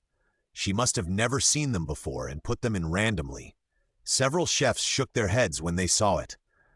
The fish had a strong fishy smell and needed soy sauce and vinegar to be delicious. The way she cooked it was simply unpalatable. There was no timer in this place, so Qin Shumei could only count the seconds herself. When 8 minutes were up, she lifted the lid and put the fish on the table. "How can this soup be delicious? It doesn't look good at all." The shopkeeper sneered without picking up his chopsticks. Qin Shumei ignored him, weighed the small pot in her hand, and poured the boiling hot oil in it onto the fish. Sizzle! With a sound, the skin on the surface of the fish curled up slightly, and the dish was immediately dynamic and the whole fish seemed to come alive. Not to mention the aroma, the spicy taste of peppercorns, and the refreshing fish fragrance immediately made people's appetites wet. "It's done now." Allroad 6862407.html. The fish was very fresh, and it scattered like crystal garlic cloves with the movement of chopsticks. It was crisp and chewy and delicious. The fish belly was just as Qin Shumei imagined, trembling with a slight poke, and melted in the mouth, plump and rich. The onion and garlic removed the fishy smell, the soy sauce enhanced the flavor, and the peppercorns gave the fish a stimulating taste, which made people unable to stop eating. The shopkeeper, who was the most shouting just now, has become the one who chopsticks the most fiercely. The posture of several chefs competing with him for food is simply snatching food from the tiger's mouth, and they can only take a bite or two during the intervals. The shopkeeper's stormy attack paused slightly after finishing the fish dish. After weighing the pros and cons, he put down his chopsticks and exchanged glances with several chefs. He found that everyone in the kitchen was convinced, so he could only raise his head and smile at Qin Shumei. "I didn't expect that my wife is really good at this. I was so disrespectful just now. I don't know." He rubbed his hands back and forth. His expression was nervous and flattering, and he was completely different from his arrogant state just now. "I wonder if my wife can teach me a little trick? Why is this?" Qin Shumei is the kind of person who returns 10 times what others give her. But being willing to repay others does not mean that she is a brainless saint. She originally wanted to use this secret to pay for the meal. If the shopkeeper was polite, the two sides would discuss it. She would not only give the recipe for this dish, but also the recipes for fish-flavored eggplant, mapo tofu, braised pork, husband and wife lung slices, and boiled mutton. But now that things have turned out like this, it would be a bit unreasonable to think of getting something for free from her. Qin Shumei brought a big bowl over, turned the fish over, picked up a large piece of fish belly with the fish belly attached, and tasted it with relish. She would not miss this opportunity to take in high-quality, high-protein. After hearing that the system added 50 points to her, she took another bowl and picked up a large piece of fish again, wanting to go and hand it to young Zhaoquan. The shopkeeper saw that she was just eating without saying anything, and he was as anxious as a burning charcoal. If the food in his store could be made to this level, why would he worry about not having customers? Maybe even the county magistrate would come to eat here. Letting her go would be like letting go of a mountain of gold. Seeing her walking out with the bowl, the shopkeeper became even more anxious and stopped her directly. Seeing that she was stopped, young Zhaoquan stepped forward and took the shopkeeper aside. Qin Shumei saw that he came over by himself and was too lazy to move forward, so she stuffed the bowl into his hand. His eyes were filled with 3 parts of worry, 5 parts of admiration, and 2 parts of mysterious pride. They were fixed on her the whole time, and it was hard for her not to notice them. But this sight did not make her feel uncomfortable. Instead, it made her feel a little sweet in her heart. Along the way, in order to ensure that she had a good meal, young Zhaoquan put all the food in front of her. He was so tall, and he was not arrogant. Even if he used his toes to think, he was starving. Thinking of this, Qin Shumei directly stuffed the bowl into his arms and slapped the chopsticks on his hand. She motioned him to eat with big mouthfuls and eat big pieces. Young Zhaoquan did not expect that this bowl was specially sent by her for him. Although the little girl looked arrogant, the fish in his bowl was the essence, and the size accounted for 1/3 of the whole fish. He held the chopsticks, picked up a piece of boneless fish meat, and stretched it to her lips. Seeing her blushing and opening her mouth to eat, he laughed and took the bowl to eat the rest. The shopkeeper was blinded by this operation and almost forgot what he was going to say. Qin Shumei shot a look of, "Why are you still here?" And the shopkeeper rewound himself and opened his mouth hesitantly under young Zhaoquan's gaze. This trick, my lady, can you teach me?" Qin Shumei lowered her eyes and looked at her fingertips as tender as green onions, pretending to be embarrassed. "The craft is for my own survival. How can I eat if I teach you?" The shopkeeper gritted his teeth and said, "The reward is easy to talk about. How about 20 cents per dish? You know, a pound of pork is 20 cents. Huh? Shopkeeper, you are too stingy and you can't do business." If she didn't want to make a fortune from him, she would have walked away long ago. 2 taels per dish. Qin Shumei stretched out 2 slender white fingers. "You're asking for too much. 2 taels of silver can be equivalent to a farmer's savings for a year. Although he was not unable to give it, he was reluctant to pay this price after all. Hey, shopkeeper, this is your fault." Yanji, who had been listening nearby, saw that neither of them would give in and hurried out to bargain. He took the shopkeeper aside, and the 2 of them whispered a few words. When they came back, the shopkeeper's face miraculously changed from gloomy to cheerful. "Sister-in-law, how about 1.5 taels for 1 dish?" Yanji winked at Qin Shumei, looking very smart. The shopkeeper next to him didn't feel that he was being cheated at all. Instead, he smiled and bowed repeatedly, as if he was afraid that Qin Shumei would not agree. Deal. She didn't expect to be able to close the deal at 2 taels of silver. She thought the price Yanji negotiated was appropriate. The dishes on the table were inedible, so Qin Shumei turned to the kitchen and cooked a pot of big plate chicken and pulled 6 sheets of white noodles. In order to fill the appetites of 5 strong men, she used up 2 chickens in the kitchen.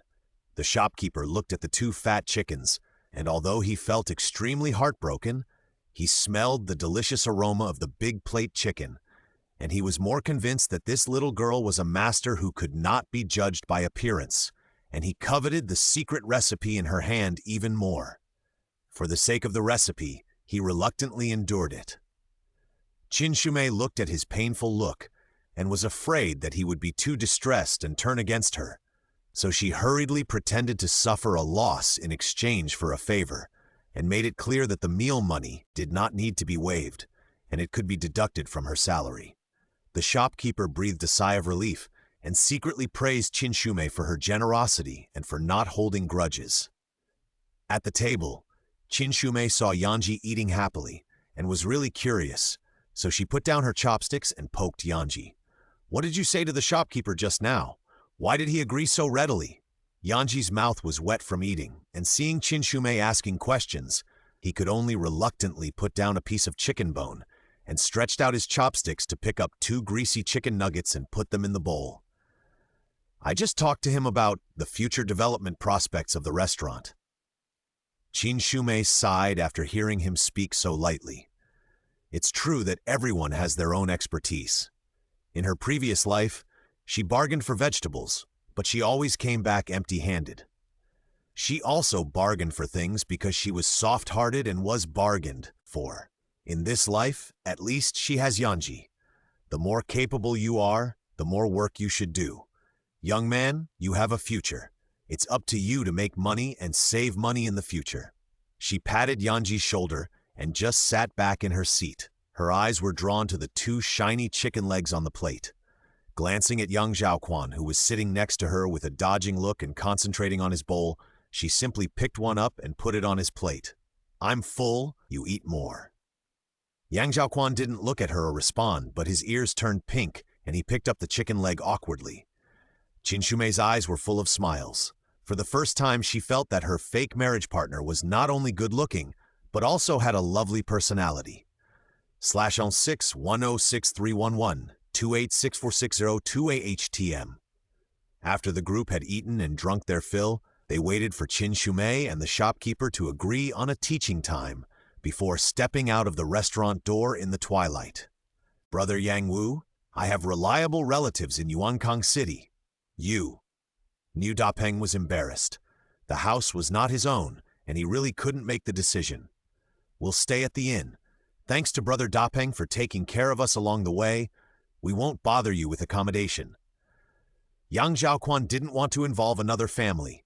Their identities were awkward, and the fewer people they were involved with along the way, the better. After saying goodbye to Niu Dapeng, the five of them found the inn in the city in just a few steps. "How much is the best room here per night?" Qin Shumei came forward to negotiate. "Sir, would you like to stay in the hotel?" Although he said so, the waiter's eyes clearly said, "Can you afford it?" and a big question mark. Most farmers who come to the city just stay for one night, while most businessmen stay in hotels. There are not many people like them in the hotel. Why is Yuankang City like this? They are not simple and hospitable at all, and everyone judges people by their appearance. The anger in the restaurant has just subsided, and now they are squeezed out of the hotel? The little flame in Qin Shumei's heart just ignited when she heard Yang Zhaoquan's suggestive cough behind her. She turned around. The exile team that was originally scattered inside and outside the door waiting for her to negotiate is now protecting her like a human screen. With the blessing of these four people, her spine suddenly stiffened. "Just tell me how much it costs." The waiter looked at the tough guys with an aura of 2 meters and 5 behind her, as if he had returned to the days when the public security was chaotic and protection fees were collected randomly. Qin Shumei's hardening made him soften immediately. 120 coins a night. The big bed will be made soft for you. The window faces our own courtyard, so there won't be any noise. He glanced at the number of people, weighed the number of rooms in his store, and murmured, "We can also add beds." Qin Shumei touched the money in her purse. It seemed to be rustling happily, but in fact there were only 225 coins. This was only obtained after searching several people. It was not enough for 2 rooms. After weighing it, Qin Shumei pulled Yanji to her side. "We want 2 rooms, one of which has 2 beds. She slapped the purse in Yanji's hand, gave him a look that said, "It's up to you," and directly blocked him in front of her and exchanged sharp words with the waiter. After a fight, Yanji returned with a triumphant aura. Not only did he negotiate 2 rooms, but he also gave Qin Shumei 5 coins. The young man is capable. It's really useful. Meritorious service must be rewarded. With this belief, Qin Shumei, with an admiring face, smiled and put the 5 cents in Yanji's hand, telling him to buy candy for himself. A princess, a young lady from the Duke's mansion, only gave 5 cents as a reward. Qin Shumei silently shed a bitter tear for the original owner. This situation must be changed. She secretly made up her mind to make a good fortune tomorrow and strive to lead the entire exile team out of poverty and become well off. The 5 tired people followed the waiter upstairs. The inn is not big, and there are not many of the best upper rooms. Qin Shumei and her friends occupied the last 2. The upper room that emptied everyone's pockets was indeed worth the price. Not only was the window clean, but the water was ready and all the supplies were available. Qin Shumei sat on a small stool, drinking a delicious hot tea and secretly watched young Zhaoquan close the windows and doors with a serious expression and check every corner of the room. Things like sleeping in the same bed, once it happens, it will happen again and again. Just get used to it. Moreover, this roommate respects her opinions very much and has not done anything beyond the rules so far, which makes Qin Shumei like him even more. Tomorrow. Tomorrow. The two did not expect that they would say it in unison, and they were both stunned. Qin Shumei just thought it was fun, but Yang Zhaoquan's ears blushed again. Facing the candlelight, Qin Shumei clearly saw his shy expression, and the curve of his mouth became bigger. It seems that since that piece of fish, this guy has become much more thin-skinned, and he would be embarrassed when talking to him. You speak first. Yang Zhaoquan also saw the smile in Qin Shumei's eyes. His ears became even hotter, and he forgot half of what he wanted to say. I'll go make money tomorrow, and I won't have to be so tight on money in the future. Even if I'm exiled, I have to be nice to myself. Qin Shumei put her words into practice. She scooped hot water from the big bucket prepared by the store into the basin in the corner, then took the basin back to her own stool and happily put her feet in the hot water. Comfortable. When the feet are warm, the body will naturally feel comfortable. She sighed comfortably from the bottom of her heart, squinting her eyes and enjoying a moment of relaxation. Look at her good habit of soaking her feet for health. It's worth at least 50 health points.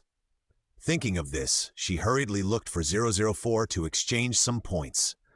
Just when she was forcing 004 to give points, and 004 was practicing Tai Chi with her and refused to give points, Qin Shumei caught a glimpse of Yang Zhaoquan's slightly surprised look. She took out the posture of her grandmother teaching her to soak her feet in the past, and gave him a series of earnest instructions. There are many acupuncture points on the feet, and the internal organs are full of themselves. Soaking your feet has many benefits. Soaking your feet in summer can remove dampness and heat, and you can sleep well at night. I will clean the basin and change the water later, and you can soak in it too. That's a wash basin. This sentence killed the conversation. Qin Shumei looked at her feet, then looked at the basin under her feet, then looked at her feet, and then looked at the basin under her feet again. Whose wash basin is this placed in the corner? Isn't that shelf staying well? What are you doing on the ground? Sir, how do you know that this is a wash basin? I didn't hear it introduce itself. It was as if he saw the roar in her heart. Yang Zhaoquan added a knife. There are words engraved on the basin. Qin Shumei immediately took out her feet, squatted down and looked at the basin carefully, and indeed found a fist-sized symbol engraved on the basin. As if the knife didn't stab deep enough, he repeated the 3 symbols word by word. Wash, face, basin. Ah, is this the sorrow of illiteracy? It turned out that it wasn't that Pen didn't introduce himself, but that she was blind and didn't catch the other person's self-introduction. Since crossing over, Qin Shumei felt the importance of knowledge for the second time. She deeply understood the necessity and greatness of education. She was so embarrassed that she almost shed 2 lines of tears while pulling Yang Zhaoquan's clothes. You can teach me to read from tomorrow. I must be a diligent and hard-working student. No problem. Holding her small and soft hand, Yang Zhaoquan smiled brightly. /161163111/86716T4. When she woke up the next day, Qin Shumei felt as if her face was burning. The identity of an illiterate was shamefully revealed in such a way that the after effect was so great that her brain was still difficult to function in the morning. In shame, she completely ignored the fact that her neck was resting on Yang Zhaoquan's arm and her body was lying in his arms. I should have told you last night, but hearing that he was going to bring up the embarrassing incident of last night, Qin Shumei immediately pinched his lips. Yang Zhaoquan's plump lips immediately became a duck's beak, which looked a bit funny under his handsome nose. Being pinched by her soft fingertips early in the morning, and looking closely at her misty eyes full of shame and anger. It was a great challenge to Yang Zhaoquan's instincts. He blinked at Qin Shumei obediently, indicating that he would not mention it again, and she let go. Today I will take Yanchang to find out the news. You can rest assured in the restaurant. Let Yanji and Yanfu accompany you. Yanfu is good at fighting, And although Yanji injured his arm, he can hold on for a while and can also chat and make you laugh. In this matter of manpower, Qin Shumei chose to listen to Yang Zhaoquan's arrangements. Since he said so, she would obey. The team split up and left the inn. Yang Zhaoquan and Yanchang turned around and disappeared in a short while Qin Shumei led the group to the restaurant to make money. The restaurant's customer flow during the day was not as miserable as at night, but the business was also average. The customer flow was sparse, and the little girl escorted by the two generals Hung and Ha was particularly conspicuous. The waiter saw three familiar figures, greeted them from a distance, and led them to the kitchen with a smile. The shopkeeper was more like seeing the god of wealth, trotting to greet them, wanting to ask questions, but embarrassed to be so direct. Here, these are the dishes I want to teach you today, a total of 6. The shopkeeper smiled happily when he heard the name of the dish. Qin Shumei visited the kitchen yesterday. All the common ingredients used in the kitchen were used. The dishes were friendly and practical, which couldn't be more suitable for a small restaurant like hers.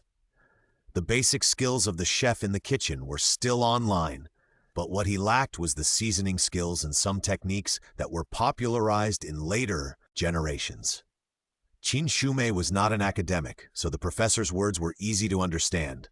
With a little guidance, they understood most of it, and the dishes they cooked improved rapidly in a short period of time. The kitchen was hot and dry in summer, and the unprocessed meat and fish exuded an unpleasant fishy smell. While the students were practicing, Qin Shumei took Yanji and Yanfu to drink tea in front to get some fresh air. Although it was not mealtime, in order to attract customers, the restaurant provided free refills of tea during the day. Therefore, many idle people were willing to take a seat in the hot summer and drink a few sips of water and chat about gossip.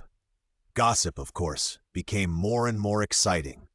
The table next to Qin Shumei started to chat with whispers at the beginning, and gradually became louder, so loud that even they could hear it clearly. Have you heard that the capital has changed drastically? The man dropped a bombshell and swallowed his saliva excitedly. Seeing that he was whetting everyone's appetite, the other people hurriedly urged him. King Wei, you know, the one guarding the northern border. He paused deliberately with a gloating expression. Collaborating with the enemy. He looked at the shocked expressions of his brothers with satisfaction and added triumphantly with the pleasure of controlling the information in advance. I heard that he was demoted to a commoner and exiled to Liangzhou. That's like a phoenix without feathers, no better than a chicken. Liangzhou, what kind of place is that? I heard it's a very barren place where no one lives and it's extremely wild. Several people burst into conversation, chattering non-stop, with more gloating than sympathy in their words. After all, the capital and the royal family were too far away for them, and just telling jokes to relieve the boredom of ordinary life. Listening to their words, Liangzhou seemed to still be living in the Stone Age, eating raw meat and drinking blood, and killing animals to make leather. And Yang Zhaoquan, who was exiled, fell from the altar of a high and mighty prince to a poor little thing suffering from hunger and cold and having no clothes to cover the body. I heard that the eldest daughter of the duke's mansion was demoted on the day of her wedding, and it was also implicated by Yang Shuren. What golden branches and jade leaves, won't they become the same as us after a word from above? Hearing them teasing Qin Shumei again, even the usually steady Yanfu secretly glanced at her a few times, and Yanji's butt was about to rub sparks on the stool. Madam, why don't I teach them a lesson? How can they discuss the affairs of the royal family? He was so absorbed in listening to the gossip that he almost forgot that there was a small firecracker sitting next to him. Qin Shumei quickly waved her hand to extinguish the sparks on Yanji's head. What are you thinking about? Remember that you were hunted down as soon as you left the capital? If you come forward now, wouldn't it be like walking on the edge of a knife? After listening to them talking over and over again without saying anything, Qin Shumei, who understood the public's thoughts, slapped her butt and went to the back kitchen, ready to improve the situation of poorly clothed, hungry, and cold. After tasting the skills of several chefs and making sure that they had mastered the techniques, Qin Shumei slapped the menu on the counter, with the names of the dishes and their methods of preparation written on it. The person who wrote the list was naturally young Zhaoquan, the only educated person. Qin Shumei looked at the shopkeeper with a smile. Behind her, Yanfu's powerful and broad palm pressed on the menu, while Yanji stretched out his hand to the shopkeeper, with pay money and delivery written on their faces. 6 dishes, cooking methods of seasonings and oil, and the universal seasoning for cold dishes. 10 taels of silver in total. The shopkeeper, he felt bitter in his mouth. He was secretly happy to see chinching him so much, thinking that he had gotten a great deal. But when it came time to settle the bill, he realized that she had no intention of being a good person at all. What about the meal money for yesterday? Minus the meal money for yesterday. 9.5 taels. How about it, shopkeeper? I'm honest, right? The ingredients you gave me yesterday were not worth half a tael of silver. Then the recipe you gave is not worth 10 taels of silver either. Although he was dissatisfied, she brought a bodyguard who looked difficult to mess with, so the shopkeeper could only smile. Honest, honest. After packing the silver, Qin Shumei took off a few coins from the brand new half-string coin and quietly stuffed them into the hands of the waiter. The child was frightened because of them, and seeing how stingy the host was, the monthly salary was probably not much, so a few coins as compensation was not much. In the inn, young Zhaoquan had been waiting for her to come back in the room. Look! As soon as she saw young Zhaoquan, she quickly opened the plain old leather bag, revealing the glittering little silver nuggets inside.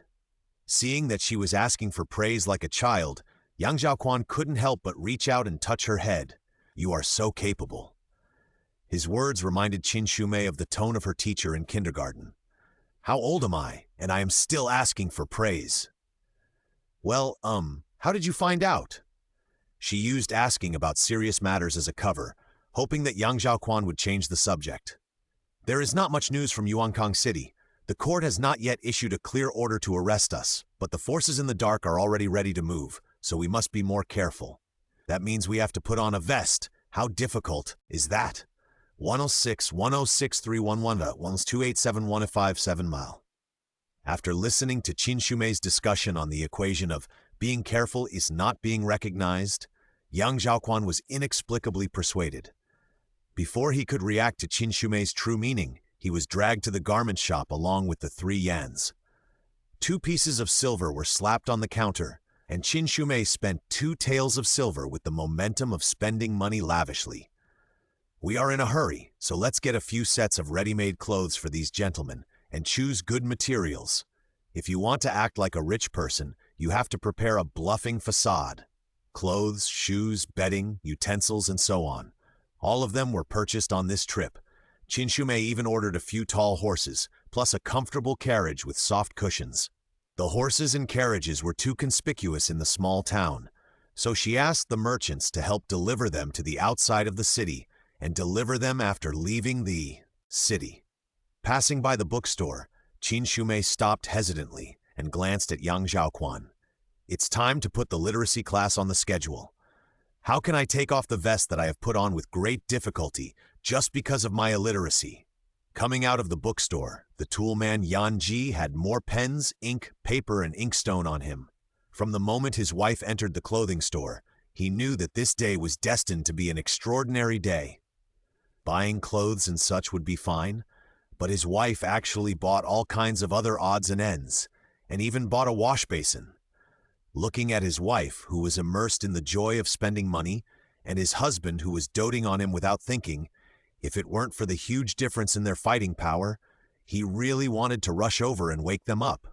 Big brother, big sister-in-law, do you remember that we were in exile? Your posture is not much different from that of a vacation.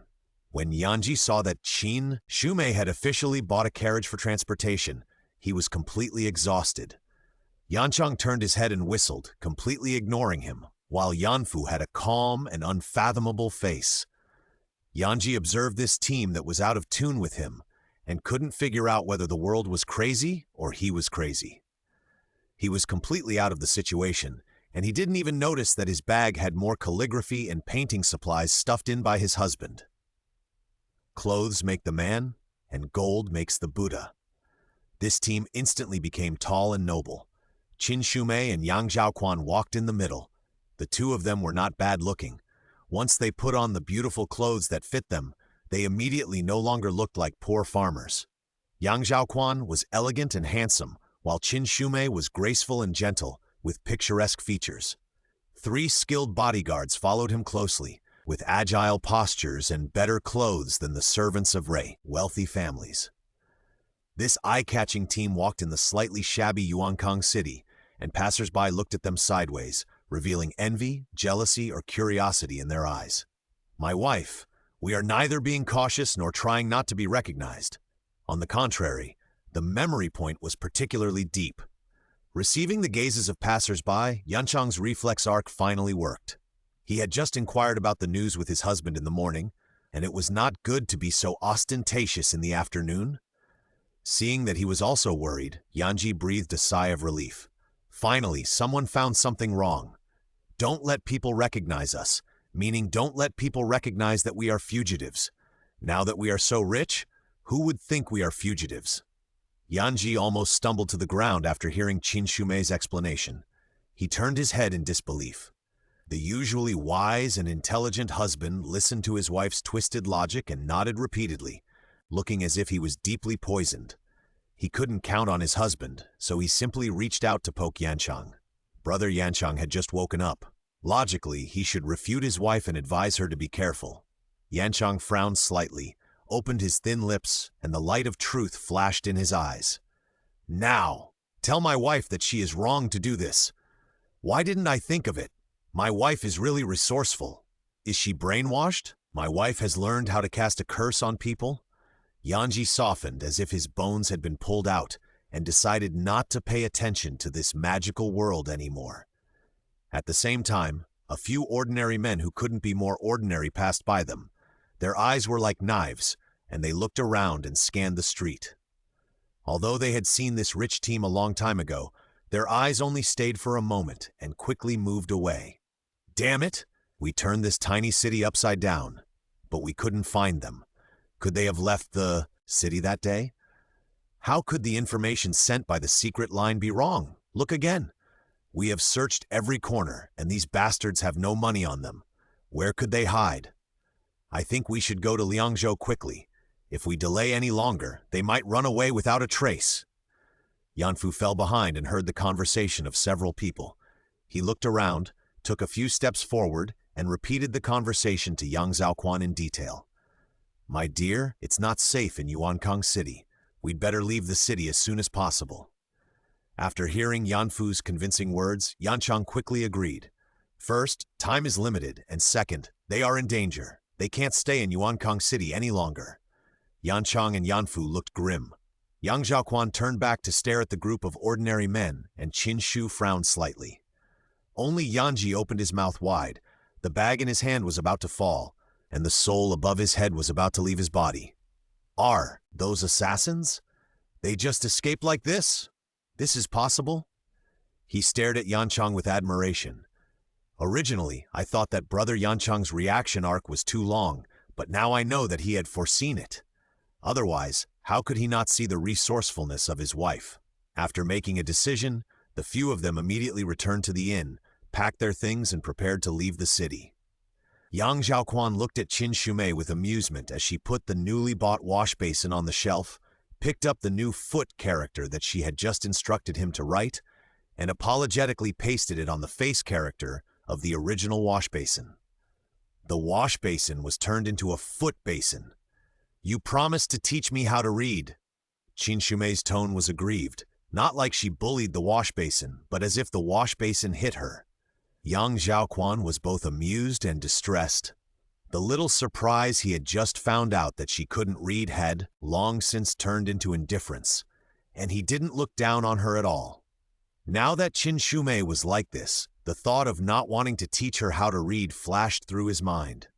It wasn't because of resistance, but because her angry and somewhat embarrassed look was too cute, and he didn't want to let this little handle slip away from him. But seeing that she was a little anxious, Yang Zhaoquan hurriedly drove this abnormal thought out of his mind. He reached out and ruffled her hair that she had just combed. "I'll teach you on the way." Leaving the city was smoother than entering it. New Dapeng had already demonstrated to them the correct way to pass through the city gate. Leaving the city was not as strict as entering it, and with money this time, they were even more familiar with it. Yanchang handed the copper coins to the guards guarding the city, and the gate was like their own home, allowing them to come and go. They didn't even have time to say the nice words they had prepared before they were respectfully invited out of the city. Sashiro 631 Len, 287156.html. On this side, Yang Zhaoquan and his men led the horses and carts and headed north. On the other side, New Dapeng had also sold his vegetables, and with the money he earned, he cut a piece of mutton to go home and improve his life. As soon as his ox cart arrived at the entrance of the village, he felt that the atmosphere in the village was different from before. Seeing that Old Man New had a gloomy face and was twisting the wheat ears in his hand, New Dapeng hurriedly stopped the ox cart and stepped forward to ask, "Uncle, what happened? Did Gongchang and his gang come to rob again? This shouldn't happen. Brother Yang Wu hit him like that. He must have been lying in bed for 10 days or half a month. Come on, stop talking about your brother Yang Wu." The idle man next to him put down the clod of earth he was playing with and clapped his hands. "You don't? No. As soon as you left, a group of people came to ask about their whereabouts. They were so fierce. We are in trouble." Old Man New glared at the idle man, disliking him for not being able to speak and talking too much. Seeing that the idle man shrank his neck and squatted aside without saying a word, Old Man New turned around and spoke to New Dapeng. "Dapeng, let me tell you straight, Yang Wu is definitely not a simple person. Even his wife and the people around him are not people we can afford to offend. Not long after you left, someone came to our village. They looked unfamiliar. When I saw them come in, my heart skipped a beat. Is it the person Gongchang and the others are looking for?" New Dapeng was still a little confused, so he simply interrupted the lengthy narration of Grandpa New. "Yang Wu made enemies outside, and they came to seek revenge on him." The idle man didn't control his mouth again and took the opportunity of New Dapeng's question to quickly interrupt. Grandpa New's face sank, and his veiny hand raised and slapped the idle man's back heavily. Seeing that he was angry, the idle man hurriedly laughed and begged for mercy and left, strolling to other places. "Look at us who dig for food in the soil, with calluses all over our palms, holding hoes. Yang Wu has a thick layer of calluses on the left side of his index finger and holding a sword. He is a martial artist, and we are not the same kind of people." Old Man New shook Yang Zhaoquan's hand and felt something was wrong at the time. After thinking about it carefully, he figured out something. "Uncle, let's not talk about this for now. What did the enemy do?" New Dapeng was anxious and wanted to lead Old Man New to get to the point. They first asked if Yang Wu was in the village. When they found out that he was not in the village, they asked which direction then they went from. "So you just told them everything?" New Dapeng just wanted to know the result. "The people in our village are polite. They helped us before, and how could we repay kindness with enmity?" The more Old Man New spoke, the weaker his voice became. "They used silver as bribes, and no one in the village said anything. But they used the little kid as a threat, and who as a parent could stand that? So they said it." New Dapeng's heart sank little as Grandpa New said this, and finally fell to the bottom of the valley. His whereabouts were exposed, and it was only a matter of time before someone killed someone. Both of them fell silent, and the atmosphere was quiet and awkward. Grandpa New's thoughts went back to that day. The villagers had just sent Yang Wu and his party away, and they were grateful and a little excited. You know, their village has never tasted the sweetness of conflict. It's not that they haven't resisted before, but not only did they fail to get the food back, but the young and strong in the village also suffered a few beatings in vain. This time, the food was at least protected, and most of the villagers were alive and well. Instead, the evildoers were seriously injured, and Zhaoquan village finally let out a sigh of relief. Thinking that Gongchang would not return for a while, Most of the men in the village left the village to inform their relatives in case Gongjia village came to retaliate in the second wave. Who would have thought that in the second half of the day, dozens of men with ferocious faces rushed into the village and drove all the old, young, women and children left in the village together like animals. One man paced back and forth in the crowd, holding a shiny silver ingot in his hand, shouting that whoever told Yang Wu's whereabouts would be rewarded. Another man picked up Gudon's child like a chicken, threatening to throw the child to death if he didn't tell. On one side was the temptation of money, and on the other side was the threat of life. The honest people of Zhaoquan village had never seen such a posture for generations, and they softened half on the spot. Gudon thought that they were the group that robbed grain, and they rolled and crawled to hold out the grain bags, wanting to use the grain in exchange for his son. As a result, those people didn't even look at them, and with a big knife, the wheat that the villagers regarded as a treasure was scattered all over the ground. The children cried heartbreakingly in the dark, and the torches were blazing, and the scorching light shone on the panicked faces of the villagers. The voices of pleading and sobbing merged into one. At the moment when the man lifted up Gudon, Gudon's wife, who had been desperately trying to break out of the encirclement, collapsed to the ground as if her bones had been pulled out and uttered the three words, Yuankang City. When the men came back, the group had already retreated like a tide. Only women and children, holding children and old people with despair were left. Niu Dapeng recovered first. I'll go tell Yang Wu about it. He was so excited that he didn't care about going home to eat mutton. He held the ox cart and wanted to get on. At that time, he took a secret shortcut to Yuankang City, which happened to be a missed opportunity for the group. But if they met them in the city, Yang Wu and his group would probably die. By the time you get there, they will have all left the city, right? Do you know where they went after leaving the city? Old Man Niu's words were like a basin of cold water, pouring cold water from head to toe, and the action of getting on the car froze. Niu Zhuang and his wife have taken their children to seek refuge with relatives. The house and land have been handed over to the nephew of the family. I think you should take your wife to find a place to hide.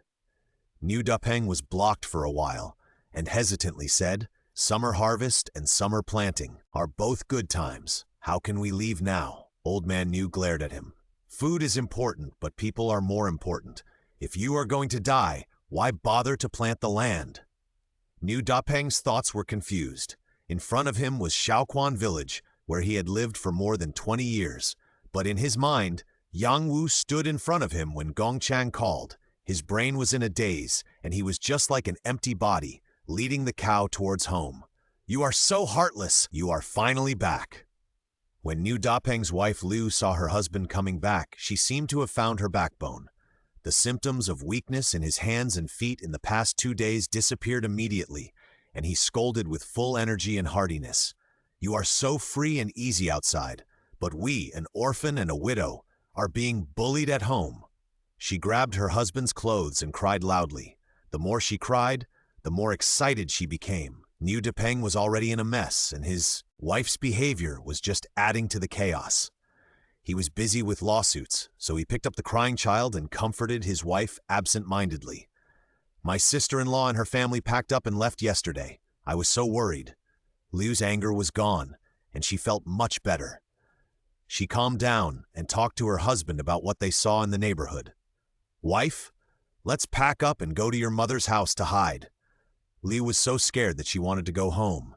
When she heard her husband say this, she immediately burst into laughter. She took the child to pick up the things her husband brought back. So 6106311/874257.html, who was riding a horse, knew nothing about the situation in Zhaoquan village. Others were exiled with shackles and chains, with no clothes to cover their bodies and no food to fill their stomachs. But the two I serve, ever since my wife made money, she has completely let herself go. And my husband has also lost his original intention. The soft-covered carriage travels smoothly on the road. The strong horses have full strength, and the fine cotton clothes are soft and comfortable. Cold and hard dry food has become history. The 3 meals are nutritionally balanced, the time is reasonably allocated, and there are occasional snacks. No matter what section of the road they are on, they go to bed at 11 p.m. and get up at 7 p.m. Not to mention the people, even the horses under their crotch are more energetic than when they were first bought. Yanji remembered that he once complained that his wife bought too many cooking tools, but when he drank his wife's loving millet porridge in the morning, he silently strangled himself who was talking bad in his heart. The boss's admonition before departure is still ringing in his ears. His Royal Highness Prince Wei is proud and arrogant. With you here, he won't be humiliated. Take good care of him on the road and let him suffer less. Yanji touched his rounded cheeks. So this is what it means to suffer less? If all escort missions are like this one, he will fight for it even if he breaks his head. Stop. Well, afternoon tea time is here again. Yanji got off the horse and walked to the carriage to smell the fragrance. He took the red bean cake from Qin Shumei's hand and added freshly brewed hot tea to the kettle. Qin Shumei made this red bean cake when she was free on the road. The red bean paste bought in Yuankong City was too sweet to eat alone, so she simply kneaded the dough while rushing on the road and baked a few in an iron pan. Unexpectedly, the response was good, so she simply baked more as desserts. The freshly made red bean cake was a little hot, and the part next to the iron pan was crispy, but the inside was soft and sweet. The red bean paste is more fluid after heating, and it will overflow just by gently pinching it. Eating it with soft steamed bread is not only sweet and satisfying, but also easy to digest, and does not take up space in the stomach. Qin Shumei bit the red bean cake and checked the system interface. In the past few days, she has done her best to maintain her daily health. She has been nourished for 3 consecutive days, and her face is smooth and rosy. There is justice in the world, and hard work always pays off. She looked at the 3-digit number lying in the score column and smiled comfortably and happily. This red bean cake is delicious, but you don't have to laugh like that, do you? Yanchong poked Yanji in confusion, his face full of puzzlement. Brother, what do you know? Yanji was completely speechless about this reflex arc marathon runner. Madam, is that because of the red bean cake? That's because of my husband. Didn't you see that my husband came into the carriage from time to time to accompany my wife these days? Which bride wouldn't be happy? Yanji, who thought she had understood everything, ate the last bite of red bean cake pulled, Yanchang, who was still puzzled, onto the horse and prepared to set off. From the corner of her eye, she saw her husband handing the horse to Yanfu and getting into the carriage. Look, what did he say just now? Isn't he going to enhance the relationship again? If Qin Shumei knew what Yanji was thinking, she would definitely cry out in injustice. What do you mean by enhancing the relationship? She went to class, okay? The characters of the Great Yin Kingdom are tortuous and somewhat similar to the small seal characters in her previous life. She was not good at calligraphy in her previous life, and seeing these red tracings in this life is even more confusing. When the carriage stopped, she started practicing, and when the carriage moved, she listened to Yang Zhaoquan's history lecture. Pulling the curtain of the carriage, Yang Zhaoquan opened the latest page of her red tracing. Although it was crooked, it was much better than the previous scribblings. He nodded, closed the red tracing, and put the paper in a secret place in the carriage. The little girl was very thin-skinned. She refused to let the 3 Yans know that she was learning to write. She insisted on not practicing outside the car, and even refused to let them take the tracing paper out. Not bad, you've made great progress. He took out a new tracing paper and gently placed it on the small table. Today, I'm going to write the 5th volume of the 100 Classics Recitation. This, the 100 Classics Recitation, is an enlightenment reading for the majority of children in Dayan. As long as they go to school, the first book they must read is the 100 Classics Recitation. It tells stories of loyalty and filial piety from all dynasties, which is both entertaining and educational. Yang Zhaoquan pointed at the tracing paper and explained the meaning of the words and the content of the story to Qin Shumei word by word. Seeing Qin Shumei's dedication to reading, he also felt a sense of accomplishment in teaching children. Although he didn't know his fiancée before marriage, he had heard about the average level of the ladies in the capital. Not to mention basic literacy, accounting, music theory, and poetry writing are all basic education for ladies. Some of the ladies with particularly outstanding qualities also have flower arrangement and chess skills. It is rare to find someone as ignorant of books as she is. He never thought that teaching his young wife to read after marriage would be so interesting. Qin Shumei caught Yang Zhaoquan's slightly loving eyes and paused awkwardly. The ink spread, and she wrote another word wrong. In her previous life, she was a person who could write Tang and Song poems with her left hand, geometric functions with her right hand, and could speak a few foreign words. Now she is treated like a preschooler. Cultural studies cannot be neglected. She knew shame and then courage, and she lay on the tracing paper and wrote vigorously. Okay, we should set off and trace it in the evening. Yang Zhaoquan waited patiently for Qin Shumei to finish tracing the second column, gently held the pen she was writing with, and took the tracing paper off the table. How far are we from Liangzhou? We've been walking so slowly these past few days. Won't we be late? Although it seemed that Qin Shumei was the one who decided to set off and rest, Yang Zhaoquan was actually in charge of the convoy. Even if she had 10,000 guts, she wouldn't dare to be late. After all, she only had one head, and it would be gone if it was chopped off. It won't be late, don't worry. Once we enter Ningxi, we'll be not far from the border of Liangzhou. They had been on the road for almost a week, and after passing one or two more cities, they would probably reach the border of Liangzhou. Is Liangzhou really as barbaric as those people say? Eating raw meat and drinking blood? As the carriage moved forward, Qin Shumei could clearly feel the change of the scenery outside. When in Zhaoquan village, there were endless mountains, and there were rarely bare rocks on the mountains. They were shaded by green trees, majestic and handsome. The further north you go, the more plains there are, and the towering trees become fewer, replaced by clusters of shrubs dotted on the plains. It's both open and desolate. How could that be? Liangzhou is in the north, but it is not as far as the northern frontier, so how can it be called wild and barbaric? When Yang Zhaoquan mentioned the northern frontier, his expression was complicated, and there was a hint of bitterness in his eyes. These days, Qin Shumei and he talked about everything in life in the car, and he already knew his secret life experience. At first, when Yang Zhaoquan mentioned it, it was a bit difficult to say, as if he was afraid that she would look down on him. Qin Shumei laughed in her heart. Isn't it just a mixed blood of ethnic minorities? If you go far, you will be smart. If this guy was born in modern times, he could catch up with various preferential policies, and maybe he could get 5 extra points in the college entrance examination. But in this world, having Baidi blood means barbarism and tyranny. The Great Yin has been enemies with Baidi for generations, and even intermarriage is rare. This life experience is secretive, but since his third brother succeeded to the throne, in order to consolidate the throne, his life experience has become a secret known to everyone in the upper echelons. Because of this, Yang Zhaoquan's identity is so embarrassing. When the big hat of collaborating with the enemy is put down, no one will plead for the prince with Baidi blood.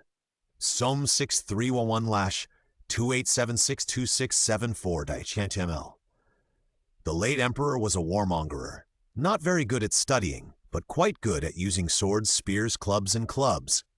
He had never met Cao Shen, but he was able to learn the rules of Xiaogui Chao Sui without any teacher. Knowing that he was not as wise as his father, he simply ordered to follow the old system, and he just spent the money left by his father happily and concentrated on expanding the territory. The emperor was wandering around outside, and the concubines in the harem could not lift their skirts and follow him. Although it was not to the point of some were not seen for 36 years, it was not a turn for 1 or 2 years. Even though the task was so arduous, the harem team was still conscientious and fulfilled their duties to give birth to children for the late emperor.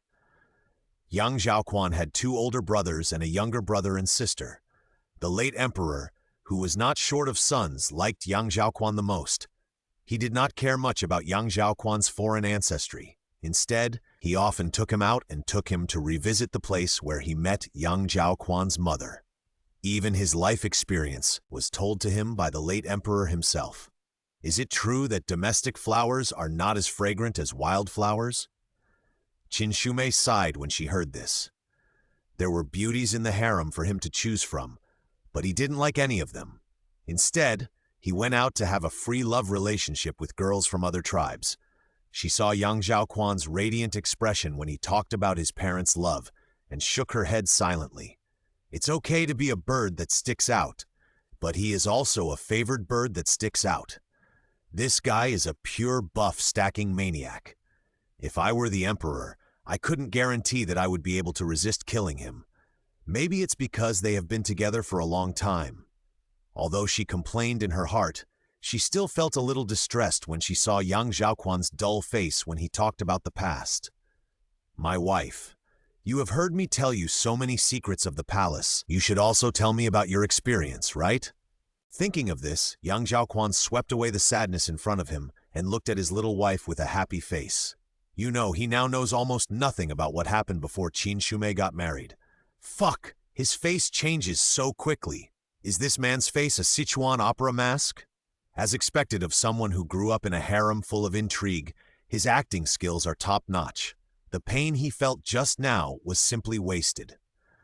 Qin Shumei cursed in her heart vividly, but her facial expression was dull. This! She hadn't received any previous hints. Who knows what kind of life the original owner had lived before? It's easy to reveal your identity when you talk nonsense. My dear, my wife, Master Ning is coming soon. Shall we go into the city? Yanchang saw the city gate from a distance and habitually shouted over, which earned him an elbow from Yanji. Brother Yanchang, what are you shouting about? Be careful not to delay my dear's good thing. Didn't you hear? The car suddenly stopped moving? It seems that when my wife and my dear are together in the future, I have to keep Brother Yanchang, the troublemaker, away. Is it easy for him, Yanji, to be the bridge-building magpie? When Qin Shumei heard this, the alarm in her heart was immediately lifted, and she fired a laser beam at Yanchang from a distance through the carriage. She reached out and pushed young Zhaoquan, wishing that he would get out of the carriage to lead the team right now, and every strand of her hair showed her impatience. Yanchang is calling you. Why don't you get out quickly? Young Zhaoquan didn't understand why Qin Shumei was like a little animal with its hair blown up when talking about this topic. But hurrying on the road is important, and you can ask about your wife's history at any time. He simply got out of the carriage and led the team directly to Ningxi. Ningxi is different from Yuankang City. It is one of the major cities in the north, second only to the capital. In other words, it is a second-tier model city. If Qin Shumei and her friends' dress is outstanding in Yuankang City, then they are just like everyone else in Ningxi. As a major city that must be passed through for trade between the north and the south, there are countless wealthy businessmen and nobles traveling to Ningxi. Because of this, the toll to enter the city has also risen. Although the entrance fee was only 2 cents, this amount of money was not enough to fill the gaps between the guards' teeth. If you have money, you can fill the wine glass full, and if you don't have money, you can only fill it 3 inches shallow. If fugitives like them want to get away with it, they must spend more money. Qin Shumei not only took out the last 2 or 2 taels of money as a stepping stone, but also took out a pearl of good quality from her bosom to give him a precaution. The entry and exit management of big cities is more stringent, and the expressions of the guards are more serious. But old hands like Yanfu know that the more righteous and stern the guards are on the surface, the easier it is to be bribed by money. After the 2 taels of silver were stuffed, the guard took a sneak peek to see the quality, weighed the weight, and his eyebrows and eyes relaxed a lot. But remembering the order from his superiors, he still wanted to check the identities of the few people. Your Excellency has worked hard. If you are tired, buy a pot of wine tonight. A white and tender hand holding something stretched out from the carriage. It was well maintained and looked like a delicate girl who had never touched water. My relative in the city is ill. It's urgent. Please help me, sir. The voice was crisp, pleasant, and dignified. Although it was flattering, it didn't sound flattering. The lady of status spoke, and the guards became more relaxed. Yanfu stepped forward, took the pearls from Qin Shumei's hand, and quietly handed them to the guard. The guard took a look at the pearls and immediately determined that the person sitting in the carriage was not an ordinary person. He guarded the city gate, which was both a hard job and a lucrative job. There were many people who took bribes, but there were only a handful of people who could take out such a good pearl. How desperate was he to stop a wealthy businessman or an official's wife? He clenched his fingers and put on a smile. I understand. My lady has said so. We will arrange to enter the city. Let him go. Qin Shumei was just forcing the issue, and in fact, cold sweat had already flowed down to her collarbone. Feeling the carriage moving steadily and the surroundings gradually becoming noisy, she heaved a sigh of relief and lifted the curtain to look out. My wife, we are out of money again. What should we do? Yanji's little face wrinkled into a walnut, and his two handsome, thick eyebrows were drawn into an 8-character shape. Yanfu touched the last remaining copper coin and calculated which cheap ins Master Ning had. Yanchang was unaware and looked at the candy figures being blown on the roadside as he walked. Hey, isn't it my turn to take action? Qin Shumei felt the silver note with body temperature on her chest and was infinitely grateful to the original owner's mother for making preparations in advance. If the original owner had not lost her mother at a young age and was not loved by her father and mother in her own family, I am afraid that her personal maid Manrong would not have remembered to hide this life-saving money.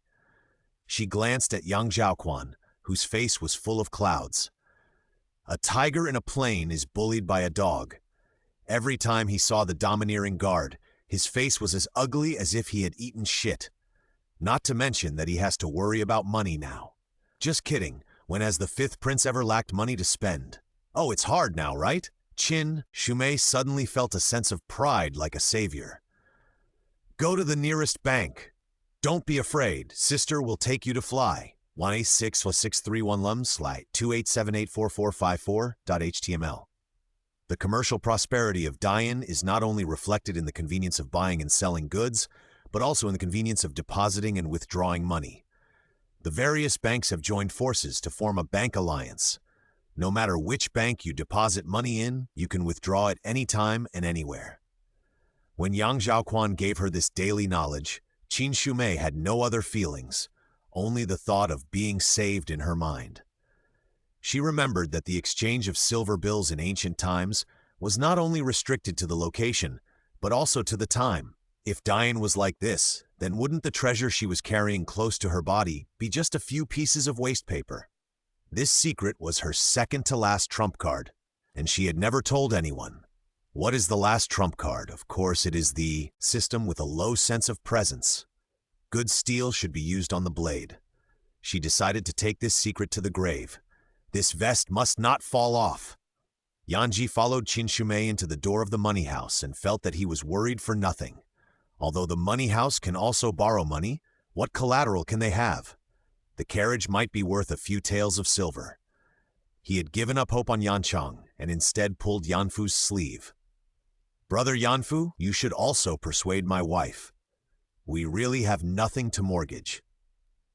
Yanfu looked at this colleague whose imagination was inversely proportional to his age with amusement, and pulled his sleeve back from him. The pearl of excellent quality passed through his hands. Qin Shumei should have more than that one. As long as she took out another one, they could ensure that they would have no worries about food and drink in Ningxi. My wife has her own way, so don't get involved. Look, are these two people paralyzed by my wife? Although the lady let them live a good life, it was all fake. It was only temporary. She was not the queen mother. How could she make money out of thin air? Before he could even finish his wailing in his heart, he saw the lady slowly taking out a few neatly folded silver bills from her bosom. How could this be possible? The slap in the face came too quickly, and Yanji was a little dazed for a moment. It shouldn't be a lot of money, right? After all, the incident happened suddenly. Which lady would have a large amount of silver bills on her body when getting married? Shouldn't they all be in the dowry box? The lady had at most 100 taels in her hand. Yanji held his breath and stretched his head to see the amount on the silver bill. 400 taels. He was convinced. Completely convinced. Even if the lady asked him to kneel on the ground and chew the carpet, he would feel that her instructions had a deeper meaning. Yanji held his aching cheeks, almost shedding tears of happiness and shame. "What's wrong with you?" Yanchang couldn't help but worry when he saw Yanji's toothache. "What is a fool having good fortune? This is a fool having good fortune. From now on, we will firmly uphold all decisions made by my wife and resolutely implement all instructions given by my wife." Yanji grabbed Yanchang's arm and shouted in a low voice, "Haven't we always been like this? What's wrong with you?" Yanchang was puzzled. "Great. Really great. No brain is better than brain here." Yanji looked at Yanchang's natural face and was so impressed that he couldn't say a word. The confidentiality level of the silver bill was too high, and Qin Shumei didn't even tell Yang Zhaoquan, her bedside man. Seeing the large silver bill she took out, Yang Zhaoquan also took a breath secretly. 400 taels was not enough for him to have a few meals in the past, but now it is a huge sum of money. The clerks of the bank have seen many rich people like Qin Shumei, and there are many who casually take out hundreds of taels. He checked the banknotes without any doubt. After confirming the authenticity of the banknotes, he called Yanfu and Yanchang and brought out 2 boxes from the back. "You are right, 400 taels, not a penny less." As soon as the 2 boxes were opened, Qin Shumei felt a sense of solid abundance. The newly struck silver ingots seemed to be shrouded in moonlight, covered with a layer of silvery white glow, and she was drooling at the sight. In order to maintain the illusion of being well-dressed and well-fed, Qin Shumei hurriedly took out her handkerchief to cover the lower half of her face, which was wildly raised with the corners of her mouth. The eyes that leaked out from the upper part were full of nobleness, as if she didn't take the pile of silver seriously at all.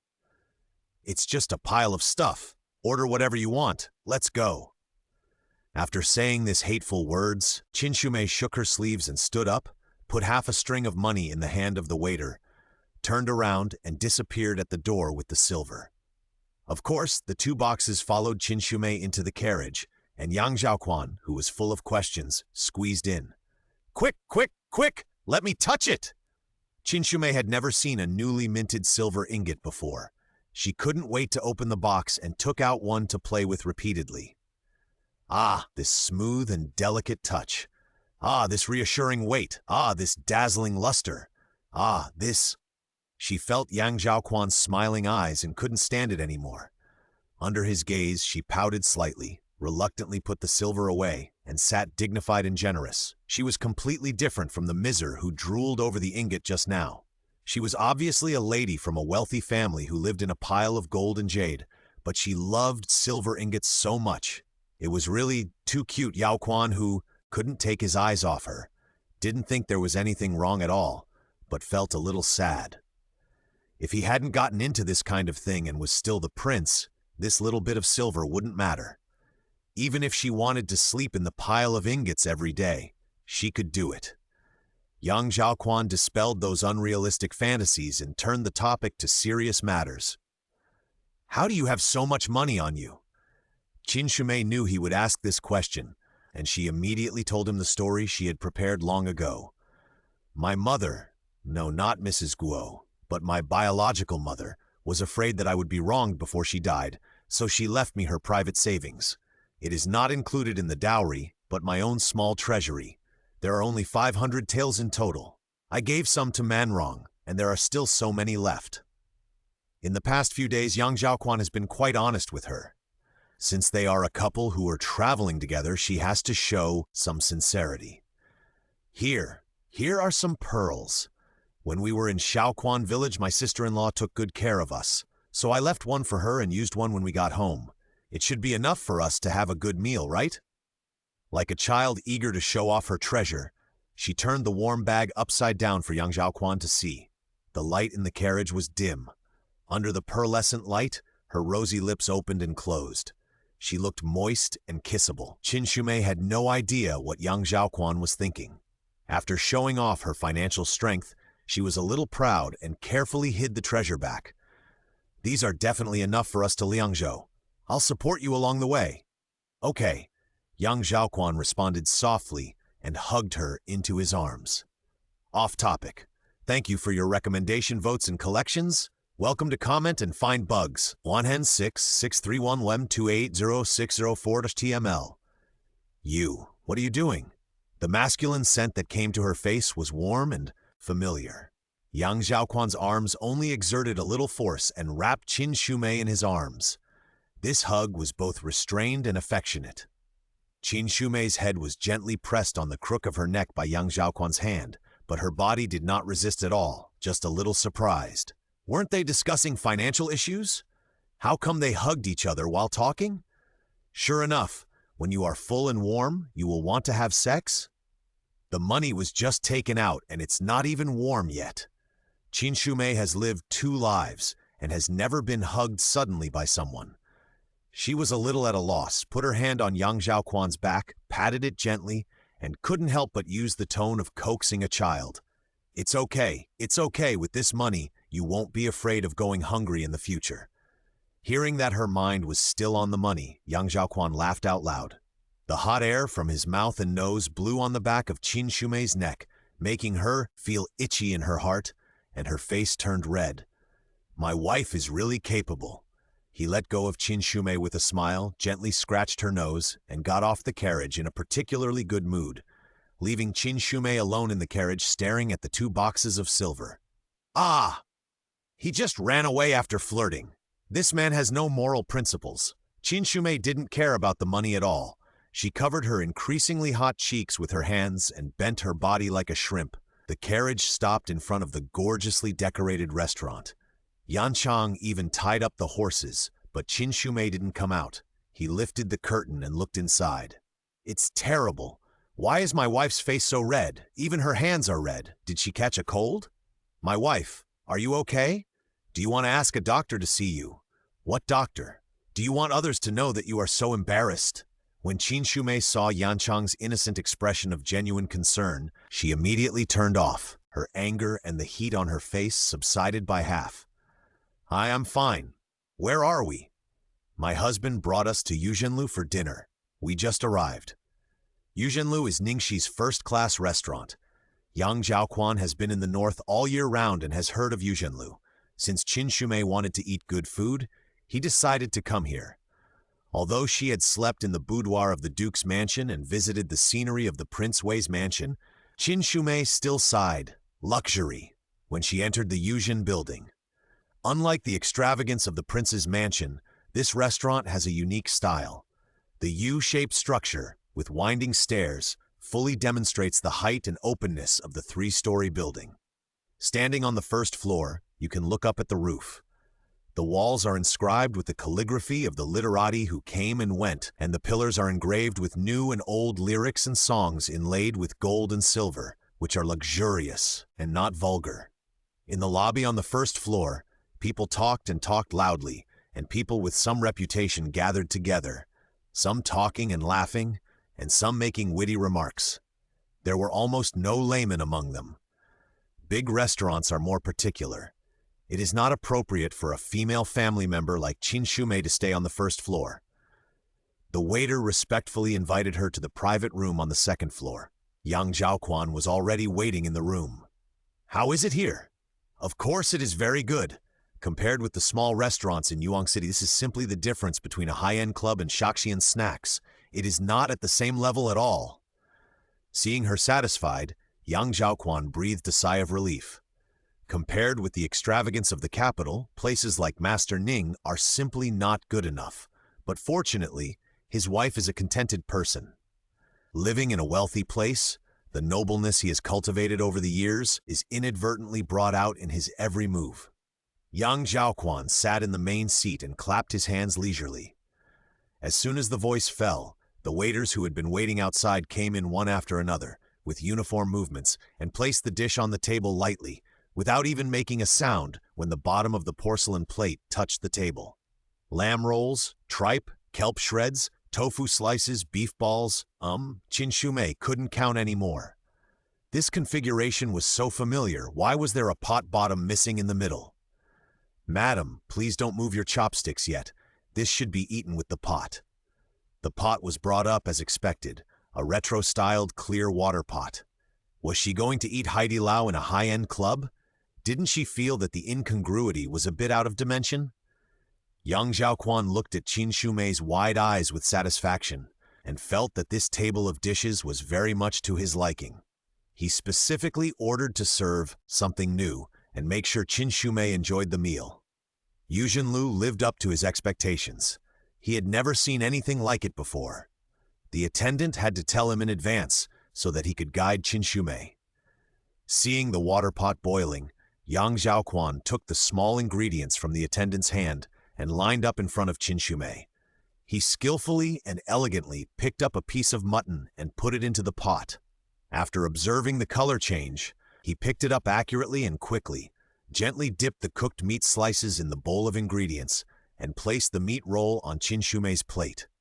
Yang Zhaoquan's movements were smooth and his face was full of confidence that everything was under control.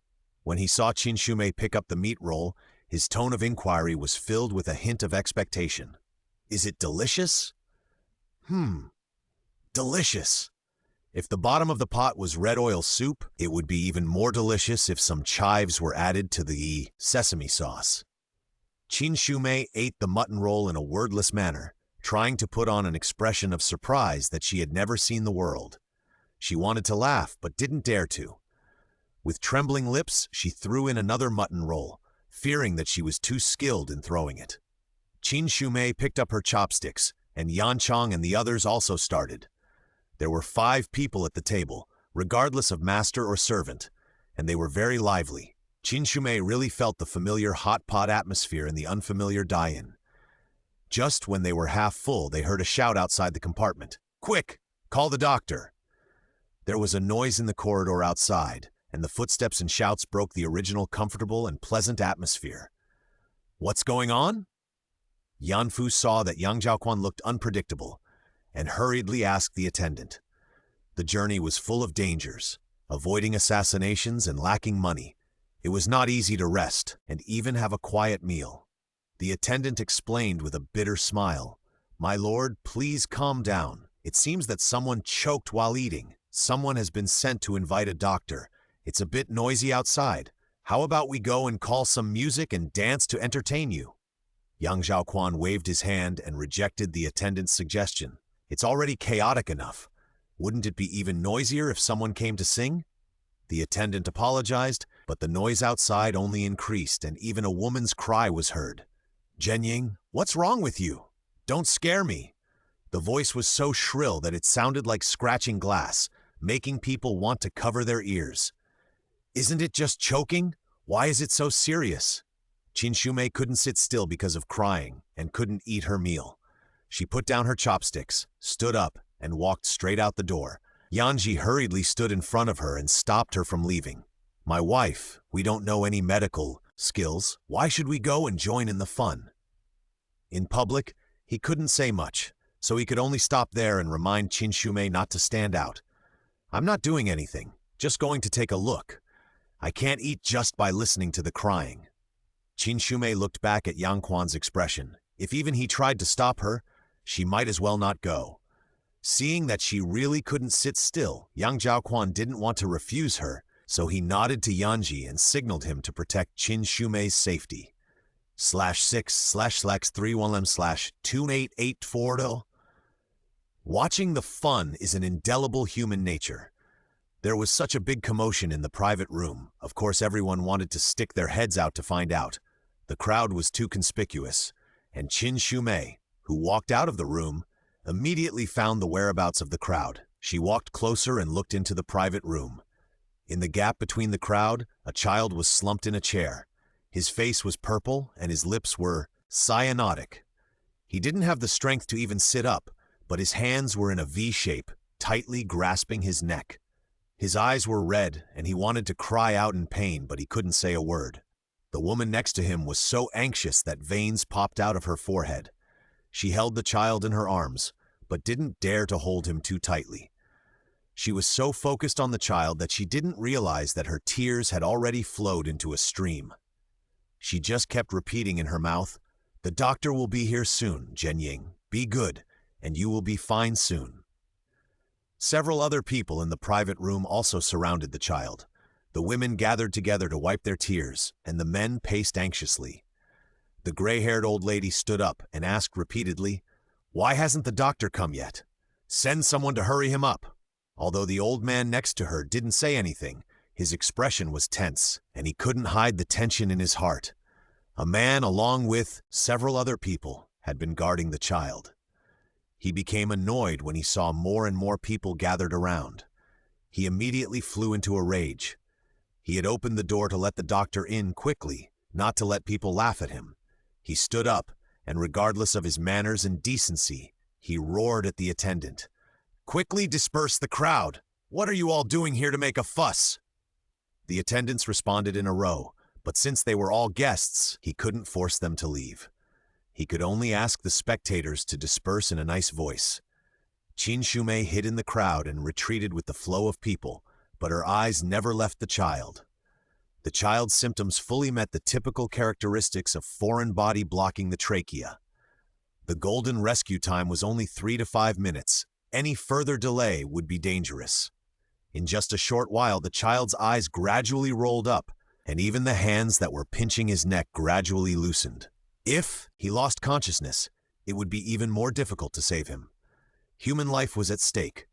Qin Shumei did not hesitate, squeezed out of the crowd, grabbed a stool, grabbed the child, turned him over, and made him lie on her thighs and slapped his vest. The woman never expected that someone would snatch the child at this time. She was stunned, and the child was already lying on Qin Shumei's knees. "What are you doing?" Her expression was ferocious. Like a mother animal protecting her cubs, she rushed straight over, thinking of taking the child back. The other people in the private room were also stunned by Qin Shumei's appearance. Seeing her slapping the child hard, they quickly gathered around and wanted to help the woman get the child back. That was the lifeblood of their family, and they usually didn't want to touch a finger. This woman of unknown origin actually dared to hit the child on the back when he was seriously ill. It was really outrageous. The woman's hand had already pulled the child's arm. Qin Shumei separated one hand and pushed her away with force, and the other hand kept slapping. Without much nonsense, she just shouted coldly, "Don't move. If you want the child to die, just come and grab it." They were so anxious that they were out of their minds. It was useless to explain to them patiently. Talking would only delay the rescue.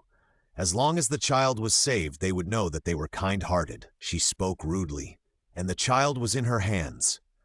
Although the people in the private room surrounded her, their movements were indeed stagnant. They did not dare to grab the child forcefully, fearing that she would harm the child again.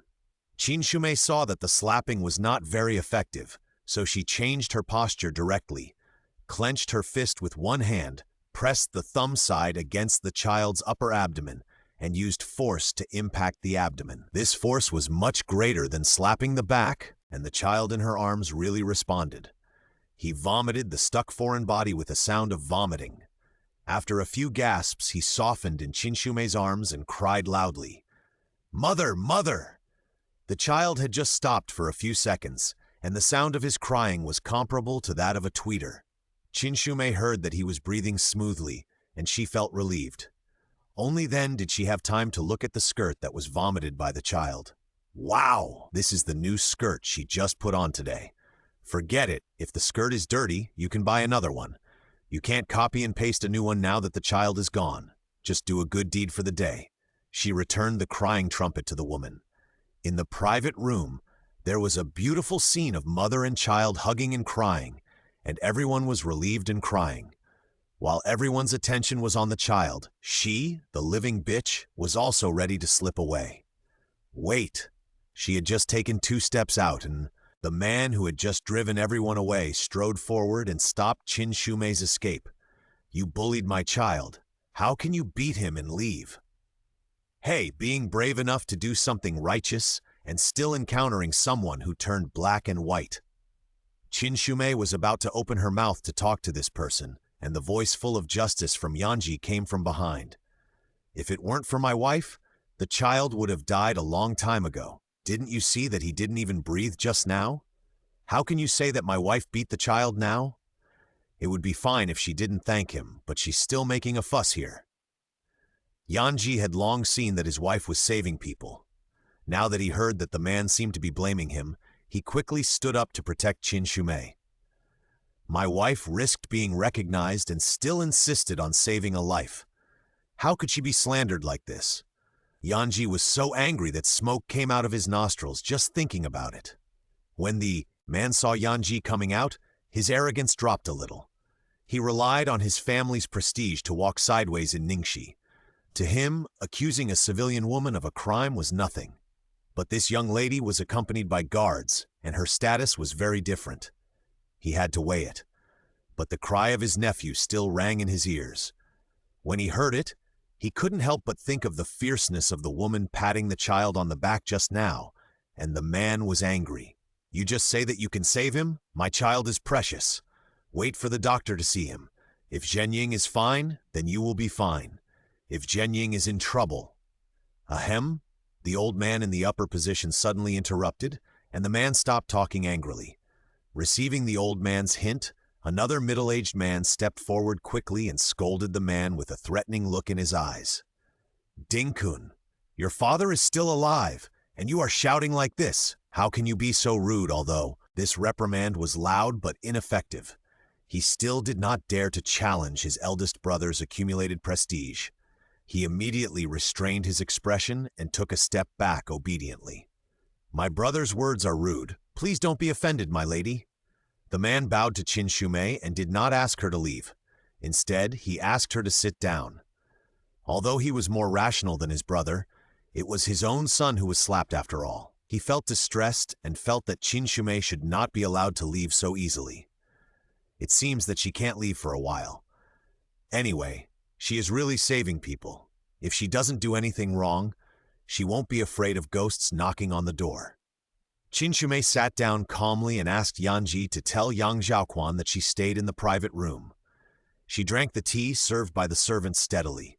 When the tea was half cold, the doctor came hurriedly. Qin Shumei glanced at the doctor, who was running and sweating, and then looked at the family who were circling around the child. With such a fast visit, the child would have been cold by the time the doctor felt the pulse. The doctor listened to the woman's description of the situation just now, asked the child how he felt, observed the foreign objects on the ground, and felt the child's pulse, and then he breathed a sigh of relief. The foreign body was spit out in time. Your son is fine. /6/6/311/28626 TML.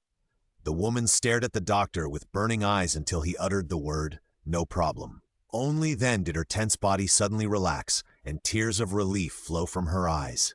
Although Shu Dingkun was scolded by his elder brother, he still grabbed the doctor, who was prescribing tranquilizers, and his tone was quite unyielding. Just now, my Zhenying was hit hard on the back and hit hard on the upper abdomen. Isn't this harmful to the child? The doctor's face became serious when he heard this. How was it hit, and how was the upper abdomen pressed? With his question, Shu Dingkun seemed to have found the direction to blame. He smiled at Qin Shumei with ill intentions. Why don't you show me? Qin Shumei thought of the familiar news in her previous life, kindly helping the old man who fell to the ground. In the end, he was blackmailed as the cause of the accident, risking his life to go into the water to save people. But in the end, he didn't even say thank you. He picked up a wallet and returned it to the owner, but was slandered as stealing the money. It is because of these people that fewer and fewer righteous people stand up. Just show it. Is she still afraid of this unreasonable villain? The young man's trachea is blocked by a foreign object, making it difficult for him to breathe. We can only use compression to make the airflow in his lungs rush upward and remove the foreign object. Because he is still young, I am afraid that sudden compression may damage his internal organs, so I first used the back padding method. She and 04 have verified the first aid method, and the principle is also repeated by looking at the system interface, so there should be no mistakes. There are also professionals such as doctors standing next to them who can tell at a glance whether she is harming the child. Qin Shumei motioned them to bring the child over and explain the area to press through the clothes. Shu Dingkun carried Zhenying to the back and undressed the child. Sure enough, The area where he was pressed was a conspicuous red, which showed how hard Qin Shumei was at the time. He was about to turn around and ask for the blame when he heard Qin Shumei's cold voice. "It is better to suffer a little or die immediately. Anyone who is not a fool can make a decision immediately, right?" What a joke. Chest compression may break ribs, and no one has given up rescue because of the fear of broken ribs. The doctor has been practicing medicine for many years. It is not the first time that he has seen rich families spoil their children. There are also many cases where the treatment of the child is delayed due to excessive pampering. When he meets a patient's family member like Shu Dingkun, he is also very confused. Although he has never heard of Qin Shumei's treatment method, the measures she took are indeed effective, and it did not cause any harm to the child. It is difficult for him, a doctor, to be caught in the middle of such a fuss as an uncle. He cannot let Qin Shumei feel cold, nor can he ignore the attitude of the Shu family. The wife's treatment method is very appropriate. It is because of the timely assistance that the life of the young man was saved. If you are still worried about the condition of the young man, in addition to calming the nerves, I will prescribe a few medicines for nursing the internal organs. Hearing this, Shu Dingkun blurted out without thinking. This nursing medicine must be recorded in. Before he finished his sentence, the old man at the top suddenly shouted, "You brat, don't shut up!" Shu Dingkun's nonsense broke the old man's bottom line again and again. He usually dotes on this young son and protects him no matter what he does, but this time it is obviously his own fault. Now even the doctor has spoken, and he is sure that his grandson is fine. He is just short of pointing at his nose and saying that his family is making trouble. Shu Dingkun didn't even hear it. He had a wild idea and wanted his benefactor to pay for the medicine. This stupidity almost tore the old man's father filter. "My wife helped me. I heard that this rescue did save him, didn't it?" Young Zhaoquan's steady voice came from above her. Qin Shumei was startled and looked up suddenly, and the back of her head happened to hit him. He felt Qin Shumei's movement, lowered his eyes, and looked up at Qin Shumei. At the moment of looking at each other, she avoided Yang Zhaoquan's clear eyes and felt guilty. At the beginning, she told people, "Don't do anything, just go and take a look." But now she has done everything, and she didn't get out of it in time, causing trouble, and dragged him into it. Yang Zhaoquan raised his hand to hold down her wandering head. "I came too late, and you were wronged." He leaned over Qin Shumei's ear, and his warm breath ruffled the broken hair beside her ear. There was no blame in his tone, only a strong comfort, which swept away Qin Shumei's guilty conscience. No, my brother was so anxious that he lost his mind just now. How can you say that he rescued me instead of coming? My wife saved my child's life, and I, Shu Dingjie, will never forget it." Seeing that his old father was really angry, Shu Dingjie couldn't pretend to be dumb anymore, so he had to stand up again. "Are you so anxious that you lost your mind?" Yang Zhaoquan spoke lightly, staring at Shu Dingjie expressionlessly. Seeing his non-committal attitude, Shu Dingjie stopped himself from saying anything. "Bullshit! Are you so anxious that you lost your mind? You are clearly trying to blackmail our wife. It would be fine if you didn't say thank you, but you kept saying that she beat up your child, and you even wanted us to pay for the medicine?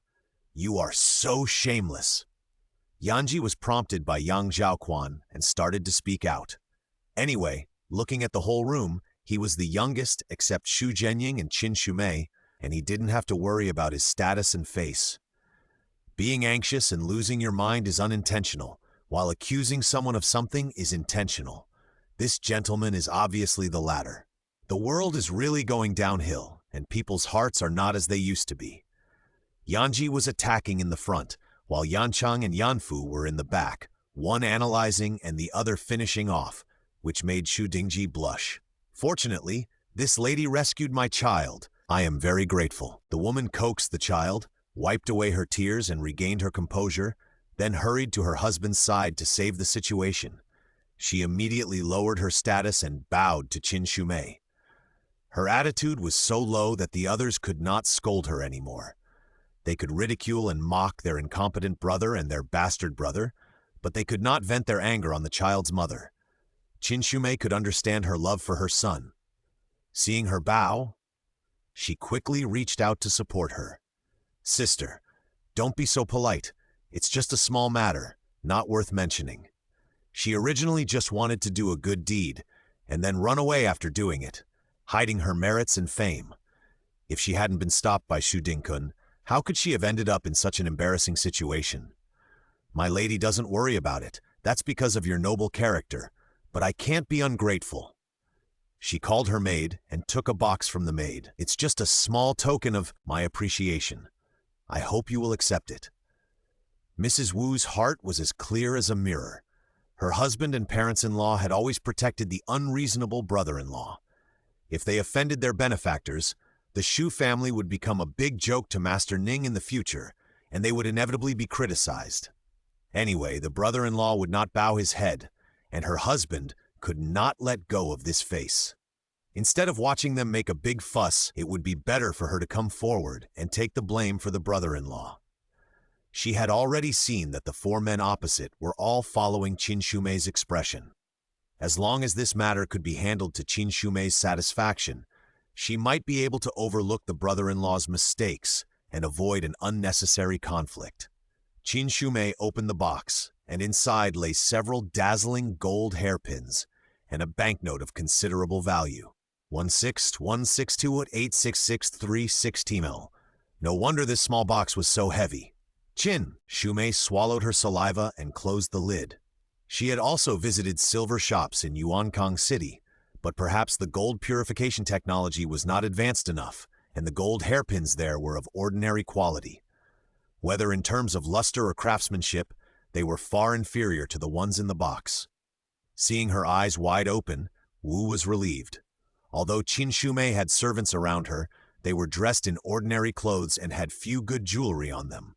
It just so happened that the jewelry she had just bought from the silver shop came in handy at this moment. What woman doesn't love jewelry? As long as this gift touches her heart, this little storm will soon pass. Wu's thoughts had just turned over when her hand suddenly sank. She looked down and saw that the box she had just given out was back in her hand. "This gift is too expensive. How can I let my sister spend so much money?" Although Qin Shumei was reluctant to part with it, it was still difficult to accept such money. Saving people is a good deed, but since there was a conflict with the family members and they had to settle it with money, it can't be considered a good deed. Looking at this hairpin and the amount of the banknotes, it seems that she saved people just to take advantage of the situation. If she accepts this box, not only will she not be doing good deeds, but she will be a bit immoral. Yanji was behind Qin Shumei and saw the contents of the box clearly. Seeing that his wife returned it, he felt regretful and a little proud. His wife was worthy of being born in the Duke's mansion. She didn't even look down on such a good gold hairpin. If he accepted this box, he couldn't guarantee that he would just return it so simply. Wu's understanding was far from Qin Shumei's original intention. "Compared with my life, these little things are nothing. Madam, please accept them. We will send the rest of the gift money to your house. Please don't despise it." "Sister-in-law, why are you paying her back?" And Kung was used to being lawless. He couldn't change his rude and unreasonable habits for a while. Even with his elder brother and father suppressing him, he still wanted to make trouble from time to time. He was about to rush forward to interfere again, but his buttocks suddenly hurt. When he turned around, his kind father, who smiled at him all day, was now frowning. His jade dove red sandalwood cane, which was more decorative than practical, was actually a very handy weapon, which made his buttocks burn. This was the first time that Shu Dingkun was beaten by his father since he was a child. He was surprised more than afraid. Seeing that the servants were all there, he was ashamed and annoyed, but he didn't dare to get angry with his father. Shu Dingji was also shocked. His father fought with the late emperor in all directions and was away from home for many years. He always felt that he owed them, and he would be in a good mood every time he came home. After retiring, he advocated harmony in the family, and his younger brother would usually fight and quarrel, but he would just turn a blind eye. In Shu Dingji's memory, his father had never treated them so harshly. "Keep your brother under control. If he talks too much, I'll beat you too." His father was always too kind at home, so Xu Dingji often forgot that he was a brave general on the battlefield. At this moment, his father stared at him with eyes as sharp as an eagle's. Xu Dingji couldn't help but break out in a cold sweat and hurriedly pulled his younger brother away. General Xu was a general who had followed the late emperor to open up the territory. When the new emperor came to power, he knew that his position was unstable, so he retired and hurriedly retired to Ningxi to enjoy the warmth of his family. When young Zhaoquan first entered the door, he was dressed in civilian clothes and had been guarding Qin Shumei. He didn't recognize him, but after listening to him and looking at his figure, General Xu was sure that he was the fifth prince Yang Zhaoquan. Although the fifth prince was exiled, the decree came suddenly and the truth was confusing. Coincidentally, he knew some of the inside story. Now the living Yang Zhaoquan stood in front of him, and he felt mixed emotions.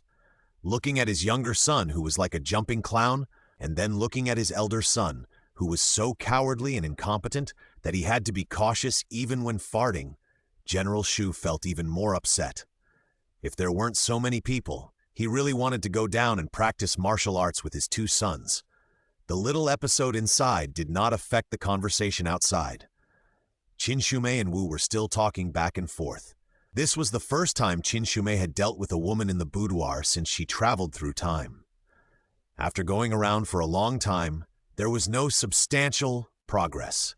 If she continued to be so polite, she could be polite to this elder sister until next year. It's so hard to be soft, so just play straight. Sister, I saved your child without expecting any reward, but this... She glanced at Xu Dingkun, who had reluctantly calmed down under heavy pressure. He made malicious assumptions and hurtful words, so he must apologize to me. He apologized, and the matter is over. Qin Shumei actually looked down on Xu Dingkun in her heart. He had caused the trouble himself, but he asked his sister-in-law to make up for it. How can someone do something wrong and not be punished? Qin Shumei felt that she was generous enough just to ask him to apologize. Her request was beyond Wu's expectations. She was a little unprepared and looked at her husband with a look of help. Xu Dingji was rubbing the place where his brother was beaten and persuading him kindly. He didn't hear his wife's request for help at all, nor did he hear Qin Shumei's request clearly. Old General Xu heard it and pounded his cane on the ground. Dingkun, go! Apologize to the young lady. An apology was nothing. General Xu didn't take it seriously. His mind was only on Yang Zhaoquan, thinking about how to invite him into the mansion to have a talk with him. Xu Dingkun's eyes widened, looking at his father in disbelief. I apologize to her? Xu Dingji saw that Qin Shumei had raised his eyebrows again after he had just calmed down his brother, and he muttered helplessly. Dingkun is also protecting his family. Although General Xu was old, he was still sharp-eyed and sharp-eared, and immediately caught his son's dissatisfaction. He didn't say a word, just stared at his two sons. The younger son was always smart and lively in front of him, and he was very good at saying nice things to make him and his old wife happy, while the older son was honest and steady, knowing how to love his younger brother and be filial to his parents. Before today, General Xu thought that his two sons had their merits, but now it seems that they are both bad. One of you can't tell right from wrong and always protects, and the other has a perverse temperament and does whatever he wants. Today, even if the young lady doesn't pursue it, I will teach you a lesson. If a son is not taught, it is the fault of the father. He stood up and walked closer to Qin Shumei. I will apologize to you on behalf of the unfilial son. This was a big gift. Qin Shumei didn't expect that even the old man would come forward. She was so scared that she quickly supported the old man. Yang Zhaoquan behind him also stretched out a hand to stop General Xu from saluting. General Xu saw that Yang Zhaoquan didn't mean to blame him, so he breathed a sigh of relief and stood up to tell his real request. My wife and husband don't ask for money. How can my Xu family repay this great kindness? Why don't you come to the mansion to have a seat and treat us to repay the kindness? Qin Shumei was about to wave her hand and say no, but Yang Zhaoquan stopped her and nodded in response. Then I'd rather obey you than be polite. Zen 6, 16/289154.8.html. Hello? Does anyone remember that we were in exile?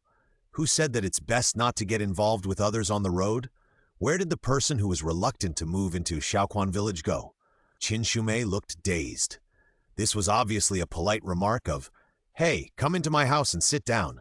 Shouldn't it be followed by a standard answer like, "No, we'll talk next time"? She hurriedly looked back at the old man's face, trying to find an awkward expression on his face like, "Why did you agree to it when I just said that?" But the old man was not embarrassed at all, and he looked very happy, as if he had gotten a great deal. She turned around and saw that Yanji and the others were also puzzled, and even Wu beside her was puzzled. There was silence in the room. Obviously, no one in the audience expected the direction of the conversation between the two. With Mr. Shu's request and Yang Zhaoquan's response, the exile team naturally had a destination that night. Before getting on the carriage, Qin Shumei thought of an important matter and hurriedly pulled Yanji over. "Have you paid for the meal? Did you dine for free?" There were enough things to do today, and she didn't want to be chased by the restaurant for debt collection again. "It was paid a long time ago. When I went back to the private room to report to my husband, he asked Brother Yanfu to pay with silver. It seems to be more than 180 taels. Qin Shumei's heart suddenly hurt when she heard this amount. It was a big loss. It was just a hot pot meal, and the lamb slices were not covered with gold foil. Even if she ordered from the Haidilao menu from beginning to end, she would not eat more than 180 taels. Qin Shumei was crying silently while holding the money box, while there was a lot of discussion in the Shu family's carriage. Wu and her husband Shu Dingjie were sitting together, and a nanny was holding Zhenying in the carriage to coax her. "Who is that lady? Why did you ask your father to come down and invite her in person?" Ever since Wu married into the Shu family, her father-in-law has been the pillar of the family. Her husband is not good at studying in martial arts, and her brother-in-law is a playboy who only knows how to have fun. The family's reputation and fame are all earned by her father-in-law. In Ningxi, General Shu's reputation is definitely ranked first. He followed the late emperor to make military achievements, and he also has some face in front of the emperor. Even the governor Zhao has to weigh his opinions and opinions. Now a commoner is invited to the mansion for a small chat. This is a strange thing for Wu. Shu Dingjie was even more confused. He had not spent much time with his father and knew almost nothing about his true character. He could not understand the decision he made. She, General Shu's first wife, was also confused. Although the old lady did not express her opinion in front of outsiders, she looked completely different when she entered the carriage. "What's wrong with you today? Why are you so angry at Erlang?" The old lady and her husband had known each other since they were young. After they got married, she took care of the household affairs for him and was filial to his parents. She held a special position in General Su's heart, and she was not so polite when talking to him.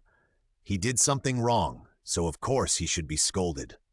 "But you can't hit him in front of so many people. Where would my son's face be?" The old lady complained and patted her husband's arm. "He did something shameless himself, and you want to blame me for saving his face?" General Shu was already angry, and when he heard that his wife was confused, a burst of anger suddenly rushed out. A loving mother often spoils her son. He slapped his thigh and shook off the hand of his wife on his arm. "Erlang is so arrogant and unreasonable today. It's all because of our poor education in the past. He acted like this, and you still protected him. If he got angry at someone else like this, it would definitely scare a lot of people." But the old lady knew him thoroughly and was not afraid at all. When she heard the old man talking about disciplining children, she played the sympathy card and let the grievances of many years pour out again. "How dare you talk about raising children? I raised Dalang and Erlang alone, took good care of my mother-in-law, and arranged for your brothers to marry wives. Which of these was not done by me? You have been away from home all year round. Have you ever taken care of this family? It's just a pity for my 2 children. They have hardly seen their father since they were young. Now you blame me for not teaching them well?" Hishi's voice was sad and every word was tearful. She immediately avoided the mistakes made by Shu Dingkun and put the pot of shit on her husband's head. General Shu was furious, but he was really caught in the sore spot and could not refute it. When Xu Dingji was born, his family was in financial difficulties. At that time, he had not yet made a name for himself in the army, and his old mother and young children were all supported by his wife. But later, he made military achievements, received more rewards, had a higher status, and had enough servants. When Xu Dingkun was born, his family had long escaped poverty and had enough food and clothing. But the old wife still felt that she had let her child down and spoiled her old son too much. He sat up straight and gathered his strength. Facing the face that was once smooth and flawless but now full of wrinkles, he could no longer say anything harsh. He could only sigh, lean back, and close his eyes. Xi's trick always worked against him. As long as she mentioned the past, she was sure that her husband would not be ashamed to jump in front of her. But she was not a person who would push too far. Seeing that General Xu had stopped, Shi avoided the minefield and changed the subject. That young lady actually knows some medical skills. She looks pretty good, and that young man is also handsome. If she looks good, why not find a job for her in the mansion? General Xu had just taken a cup of tea from the disk to calm down. He nodded repeatedly when he heard the first half of her sentence. When he heard the second half of the sentence, he almost drank a mouthful of tea into his lungs. The old lady rubbed her husband's back in surprise, not understanding why he suddenly coughed so badly. "You are so old. Can't you be more careful when drinking tea?" General Xu finally recovered his breath. And thinking that they were about to get home, he took the old lady's hand and sternly and solemnly instructed her. Remember, never mention this again, especially not in front of him and his wife. This is the brother of the emperor. No matter how poor he is still the emperor's son. Can he still stand guard in his own house? Just remember, arrange for the courtyard maids for them later, and make sure they are perfect and not neglectful. Also, before the courtyard is cleaned up, let the young man come to my study to chat, and no one is allowed to disturb him. You women can greet the young lady by yourselves. After saying these words, the carriage stopped in front of the door, and General Xu left his confused wife and got off the car directly. Who on earth is this person? The old lady sat with him all the way, but did not get any useful information. Instead, she became more suspicious of Qin Shumei and her husband. Remembering her husband's instructions, she asked someone to call her daughter-in-law who had just got off the car. Go and clean up a yard for the couple. It must be clean and tidy. We must not lose the dignity of our Xu family and make people think that we neglect our guests. The old lady has not been in charge of housework for many years. The trivial matters in the family have always been handled by the eldest daughter-in-law. She did not take Qin Shumei and her group seriously, so she naturally classified them into the trivial matters column and threw them directly to the eldest daughter-in-law. 106-63-92166 to HTML. Yang Zhaoquan had accompanied the late emperor many times, so of course he had seen this old General Xu. Just now, when they met in Yuzhen Tower, he recognized this old general. With his understanding of this old general, he must have recognized his identity. Since they had already recognized him and still asked him to come into the mansion, there must be a reason for this invitation, and perhaps some important information would be conveyed. Therefore, when the servant invited him to the study to chat, he just nodded and did not ask any unnecessary questions. Yang Zhaoquan turned around and prepared to follow, but Qin Shumei grabbed his sleeve. The more she thought about it, the more she felt something was wrong. Yang Zhaoquan was not careful along the way, but he definitely did not like to visit people. This time, he accepted Mr. Xu's invitation so rashly, which was really a bit strange. Besides, their road to exile was not safe and sound. The enemy was in the dark. The Xu family was not the new Zhuang family. Who knew what kind of power was behind this wealthy family? It was so easy to enter this deep mansion. It was hard to guarantee that he was not walking into the tiger's mouth. Yang Zhaoquan? He was not going to fight with the villains, was he? Thinking of this, she glanced at Yan Ji and the other two, and whispered in his ear to remind him. Take them with you, so that you can have a helper in the fight. What was she thinking about?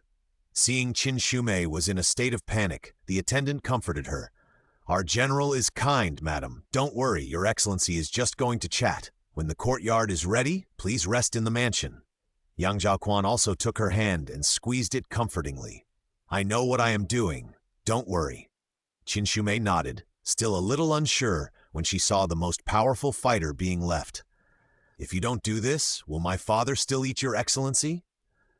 She heard a sneer, turned around and saw a beautiful girl standing on the edge of the rockery, followed by a group of maids with their heads down like clay sculptures. Who are you? Who is this? Madame Tao is the general's adopted daughter. The girl was disdainful to answer such a simple question, but the clay sculpture maid beside her answered for her. Adopted daughter? And still so arrogant. Qin Shumei observed her whole body, dress. Although she was not wearing gold and silver, she was well dressed and her clothes were new. She should be doing well in the mansion. Anyway, she had more capital to stand up straight than herself. Mother, please come into the room for a chat. I am here to invite you.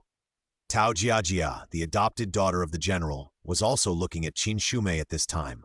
Tao Jiajia's father was an old subordinate of General Shu. He died to save him. General Shu had a good relationship with her father. He took pity on her orphanage and took her into the mansion to grow up. Scarcity makes things valuable. In the Shu mansion, she had an awkward background.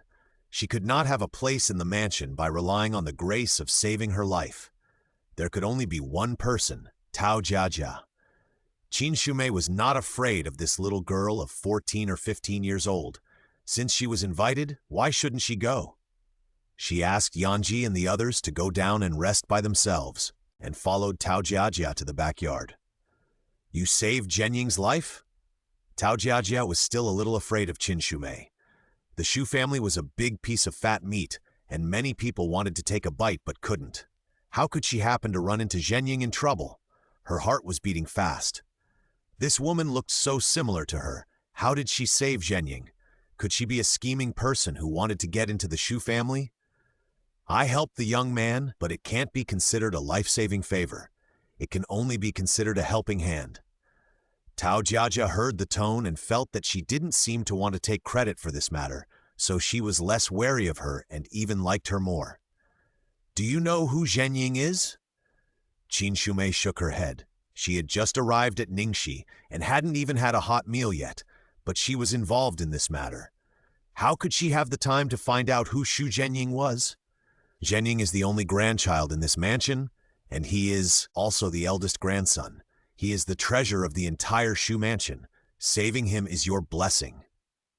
Do you want this blessing? She hadn't even finished eating the meal worth more than 180 taels, and was maliciously speculated by the ignorant people, and was forced to live under someone else's roof. At this point, she should have found a good inn to wash up and go to bed, but now she had to walk in the garden with this little girl.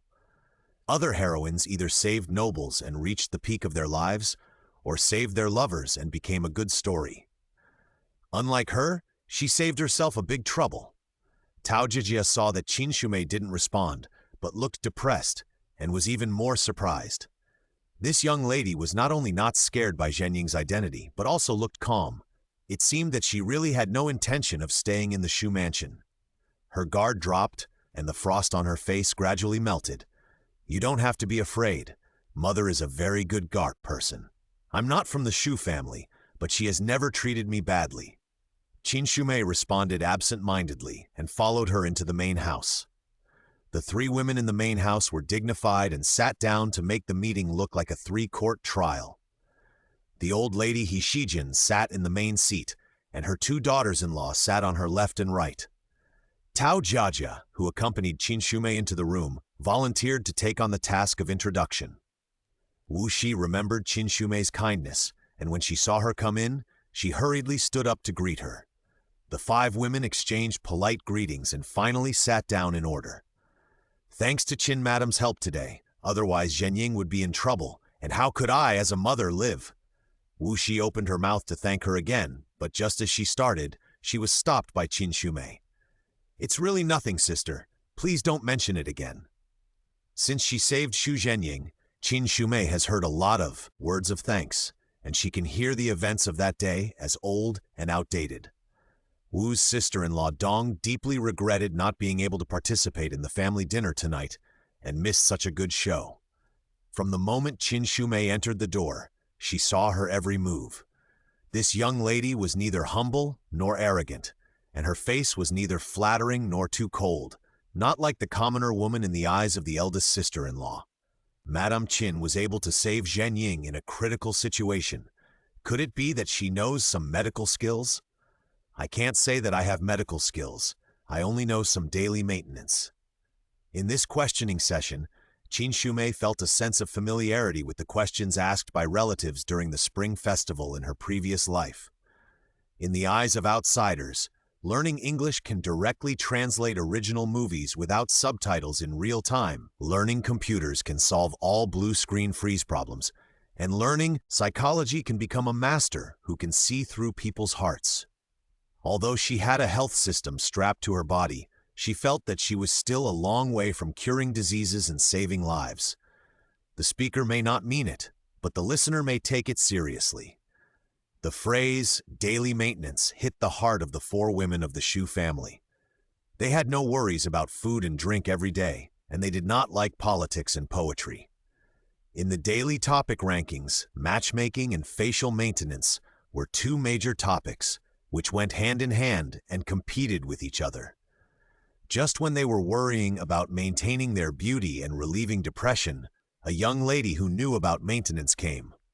The two daughters-in-law of the Shu family had grabbed a great savior and asked questions frequently. /1ons-2892538 What should I do if my eye bags get darker? How can I remove spots on my face? The three people asked questions from the top of their heads to the sores on their toes. Qin Shumei just answered one and couldn't follow up with another, feeling anxious and guilty. She tried hard to resist the urge to retreat and stood there with her head held high. If she continued to ask like this, not only would their hair loss problem not be solved, but she might even become bald in this living room. Old lady, it's already 15:30. You should go to bed. Aunt Sha beside the old lady saw that the few people were still not stopping, and finally couldn't help but speak out to dissuade them. Didn't Madame Qin just say that staying up late can cause hair loss? Madame Qin looked at the poor hair of the old lady, which was so sparse that it could hardly withstand the golden hairpin, and secretly praised Aunt Sha for her practical application. It's getting late. Don't bother Madame Qin anymore. Let her rest early. She is tired from the journey. How can she have the energy to talk to you? When the old lady heard what she said, she quickly stroked her hairline and spoke with mercy. Since she had driven them away, how could the young people stay in her room? Wu and Dong, one on each side, took Qin Shumei's arms affectionately, ready to personally send her into the courtyard and discuss how to eat peach gum. Unexpectedly, as soon as they left the old lady's courtyard and walked into the small garden, they saw a strange figure standing tall in the moonlight. Sister-in-law! The figure spoke first and bowed to Wu. Yang? Wulang? Qin Shumei was so excited that she almost called out his real name. Wasn't he with General Shu? Why did he come here? Yang Zhaoquan took advantage of the time when the two of them let go of Qin Shumei to return the greeting, pulled her to his side, and shook Qin Shumei's hand without leaving a trace. My wife has been bothering me tonight, so I won't bother you, sister-in-law, to see me off. Wu was sharp-eyed and saw the two people's hands clasped together at once. She also had a time when she was newly married. Seeing the two of them like this, she twirled her handkerchief and laughed dryly, a little jealous. She had even specially instructed the layout of the rooms for the two of them, but now it seemed that she had done so in vain. They were so inseparable that there was no need to add to the fuss. Dong secretly piqued at Yang Zhaoquan's appearance in the moonlight, envying Qin Shumei's good fortune. Her husband was considered good-looking, but compared to Yang Zhaoquan, he was immediately inferior. The two were not fools. Seeing Yang Zhaoquan's attitude, they simply decided not to send him off and left a servant to take them back to the courtyard. Wu had been the head of the household for at least 5 years, and she was quite reliable in her work. Although the courtyard was remote, it had all the bedding and supplies, and there was hot water in the bathtub. She even left 2 maids in the courtyard for them. Why? Did you think of coming to pick me up? Qin Shumei tried to pull her hand away a few times on the way, but Yang Zhaoquan held it tightly as if he had no idea. When she entered the courtyard, even the 2 maids could see everything clearly. You are not familiar with the Shu mansion, and you don't have someone to accompany you. I'm afraid you will get lost. Are you familiar with the Shu mansion? And there is someone to lead the way, okay? How could you get lost? Qin Shumei listened to his serious nonsense, felt the warmth of his palm, and did not refute. What did you say to the old lady? You came out so late. Nothing, just some useless polite words and some ways to take care of your body. Qin Shumei hurried to take off her clothes and get into the bathtub. It was almost the latest sleep time stipulated by the system. If she didn't fall asleep after 11 o'clock, not only would her daily task points for today go down the drain, but the ruthless 04 might also take the opportunity to deduct a fine for staying up late. She also counted on those points to exchange for a copy of Women's Daily Health Encyclopedia to deal with emergencies like today. She was lucky tonight. If she hadn't clicked on some public account articles about health preservation out of curiosity before, she really couldn't answer some questions. After washing, she hurriedly climbed out of the bathtub and wiped her hair. When she walked around the screen, she found that Yang Zhaoquan, who had not responded to her, was sitting with his back to the screen, and she didn't know what he was thinking. Go take a shower. The water will get cold if you stay up any longer. She freed one hand and patted his shoulder. No one answered. What's wrong with you? No response yet. Qin Shumei was a little surprised. Since they met, no matter how cold Yang Zhaoquan's face was, he never deliberately ignored her. Is he tired? Is he in a bad mood? Do you think her answer is too perfunctory? If there is a problem, it must be solved. She simply pulled a stool and sat opposite him, ready to end the conversation as soon as possible, then turn off the light and go to sleep to get points. Qin Shumei sat down and looked up. Yang Zhaoquan looked reserved, his ears were red, and he didn't dare to look her in the eye. This doesn't look like he is in a bad mood. Wait, there seems to be something incredible in the corner of her eye. Behind that screen, the bathtub, the clothes hanger, and the light that flickered with the candlelight were all in a hazy state, creating a charming atmosphere of a woman holding a lute and half covering her face. Closed. Is this screen translucent? Qin Shumei's mind skipped over a series of imaginative designs in her previous life, such as the frosted glass public toilet and the transparent bathroom in the hotel king-size bedroom. Those decorations that once amazed her were all humiliated by this screen covered with a veil and embroidered with spring branches and apricot flowers. Its ivory white background under the candlelight cast a layer of warm filter on the scenery behind the screen. This semi-transparent texture was enough to fully mobilize the imagination of the human brain. Did she take off her clothes and take a bath behind this screen just now? She was wrong. She shouldn't have rushed to take a bath just because she was eager to get those points. She regretted it. Why did she let down her guard and didn't observe the surrounding environment? Qin Shumei looked at Yang Zhaoquan, then at the screen, and finally understood why this big brother didn't answer her. He hadn't recovered yet. I didn't see anything, really. Yang Zhaoquan saw Qin Shumei's broken expression and hesitantly explained. He never bothered to do such things as taking advantage of others. As soon as he found out that there was something wrong with the screen, Qin Shumei had already taken off her clothes and entered the water. He only glanced at it quickly and then turned around without even looking at it. Ah, don't say it. The more you explain, the worse it gets. Forget it, just look at it. I'll go out for a walk, you go wash. She got up and put on her clothes, went outside to calm down, and by the way, pieced together her innocence that was shattered into pieces. As soon as she went out, Qin Shumei saw 2 little maids standing outside the door with red faces. When they saw her come out, they showed incredible expressions. Did they see it just now? Yang Zhaoquan let it go. After all, they were his people. No, people on his side. But what if the people in the Shu mansion saw that she was naked? What are you doing here? This? The 2 girls' evasive eyes suddenly aroused Qin Shumei's 6th sense that had not been working for many years. She felt that the two of them had something to do with the screen. Slaus 631128966 TML. Did you two put up that screen? Qin Shumei narrowed her eyes and felt that she was getting closer to the truth of the matter. Madam asked us to put it up. The two little maids were panicked for a moment, but soon adjusted themselves. Madam also had good intentions. If the couple had a good relationship, there would be no problem with offspring. This was also to help Madam Qin. Qin Shumei remembered Wu's several ambiguous eye hints and her vague remarks about urging her to have children, and she understood what she meant. She was afraid that her marriage status would be unstable, so she rushed to create a honeymoon atmosphere for her. Qin Shumei held her forehead with her hand and said, "Sister-in-law, I really can't stand your overly thoughtful and considerate care."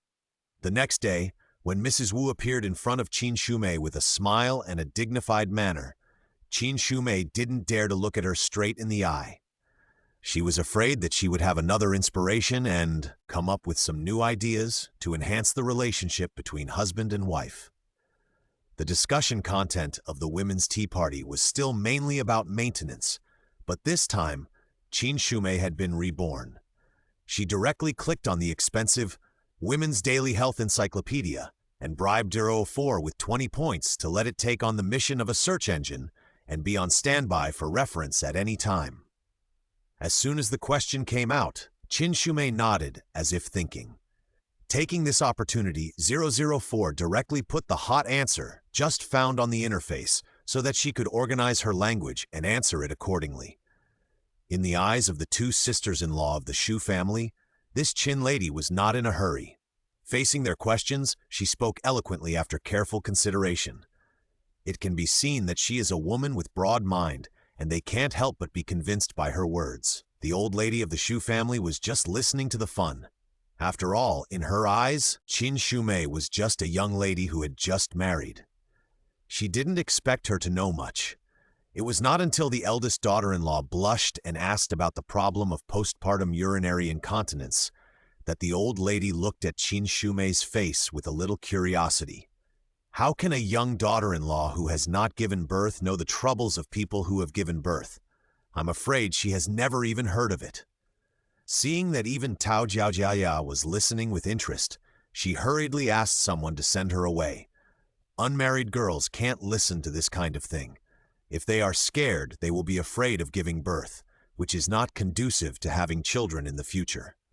The old lady was about to send away the second daughter-in-law who hadn't given birth yet, and Dong rushed to ask for help.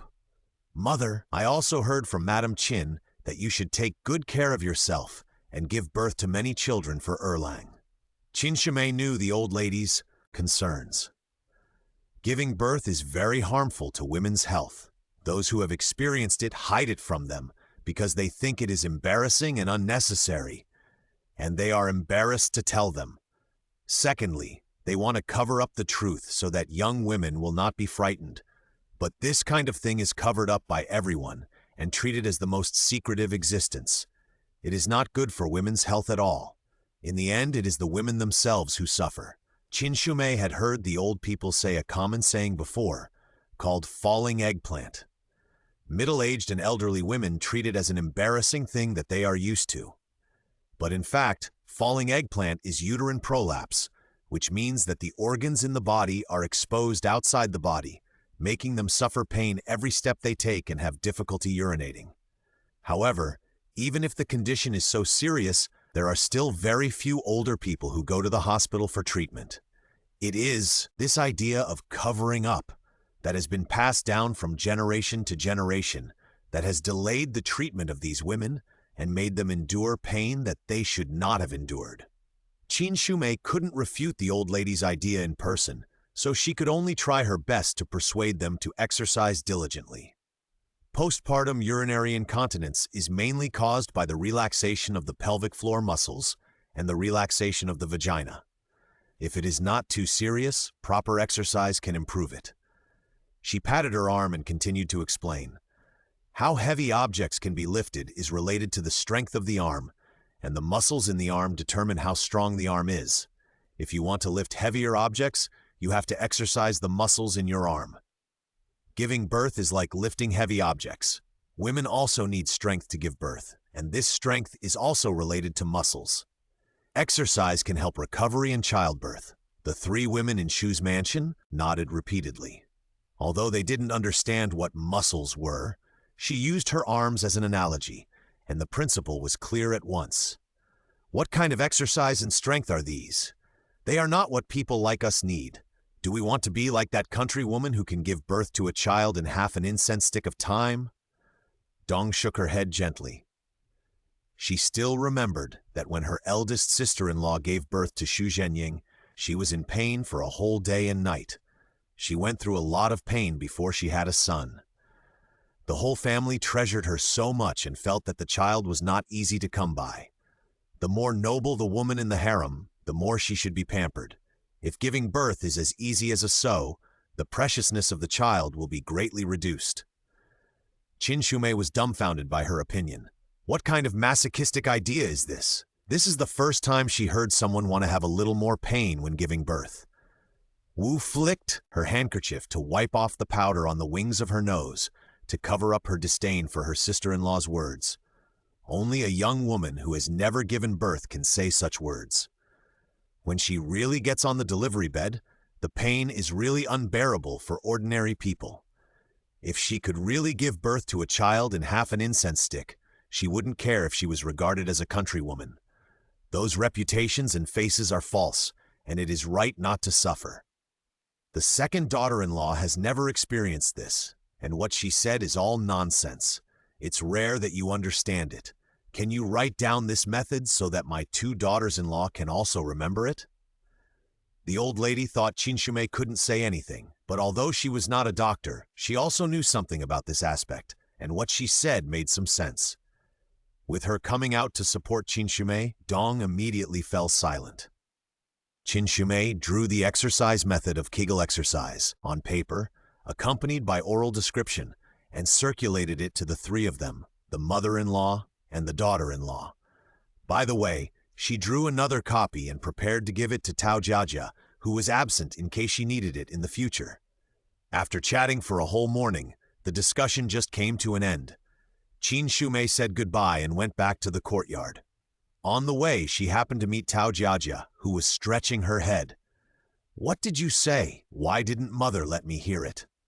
Tao Jiajia was not someone who could hide her thoughts. When she first met Qin Shumei, her vigilance and contempt were written on her face. But after talking with Qin Shumei for a whole night and half a day, she felt that Qin Shumei was not a bad person, and she thought that their feelings were rapidly warming up and gradually revealed her lively and familiar nature. "If you want to hear it, I'll tell you." She directly told Tao Jiajia the truth about pregnancy and postpartum experience, which frightened her so much that her face turned pale and her legs went weak. "Will there really be lines on my stomach like watermelon? That depends on your physique. Some people don't have it. Then will I also be unable to hold back my urine when I cough? It won't be that serious if you exercise diligently." Tao Jiajia sat down on the stone pier in the garden with a sad face. She probably thought that she would have to give birth to a child after getting married. She muttered softly, "Then I don't want to marry Brother Shu." Qin Shumei's heart skipped a beat. "What the hell? Didn't that fool Shu Dingkun already marry Dong? You want to marry Shu Dingkun as a concubine?" She had just discovered Tao Jiajia's potential for being straightforward. She felt that her unconcealed personality had a unique charm in this house full of twists and turns. As a result, these good impressions that had just been established were shattered by her words. Tao Jiajia had no intention of hiding the truth from Qin Shumei, so she simply laid it out so that she, as a bystander, could help make the decision. "I am just an adopted daughter, and I can still live well in this mansion, but if I get married, I may not be able to live such a good life." She touched the gold bracelet on her wrist with some nostalgia. "Does Madame Dong know about your idea?" Qin Shumei didn't like those who rushed to become a concubine, but she still wanted to hear Tao Jiajia finish her words. "You can't nail someone down with just one sentence, /60631len28975236.html. Tao Jiajia Qin Shumei to sit down and asked her maid to help watch the surroundings, and then answered Qin Shumei's question.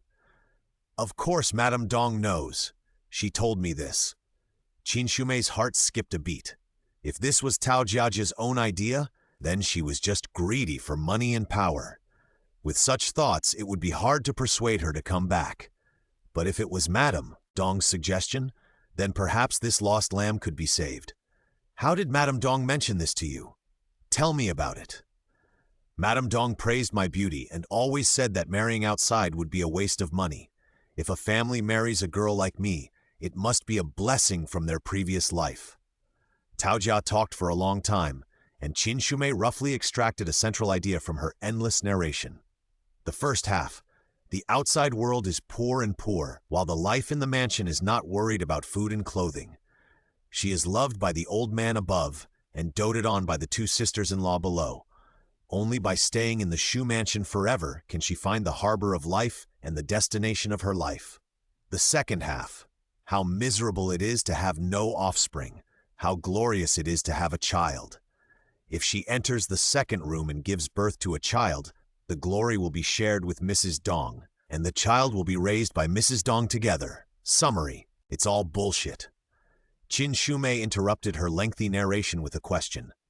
Are you attracted to Shu Dingkun? Second brother treats me like a sister and treats me well. If I follow him.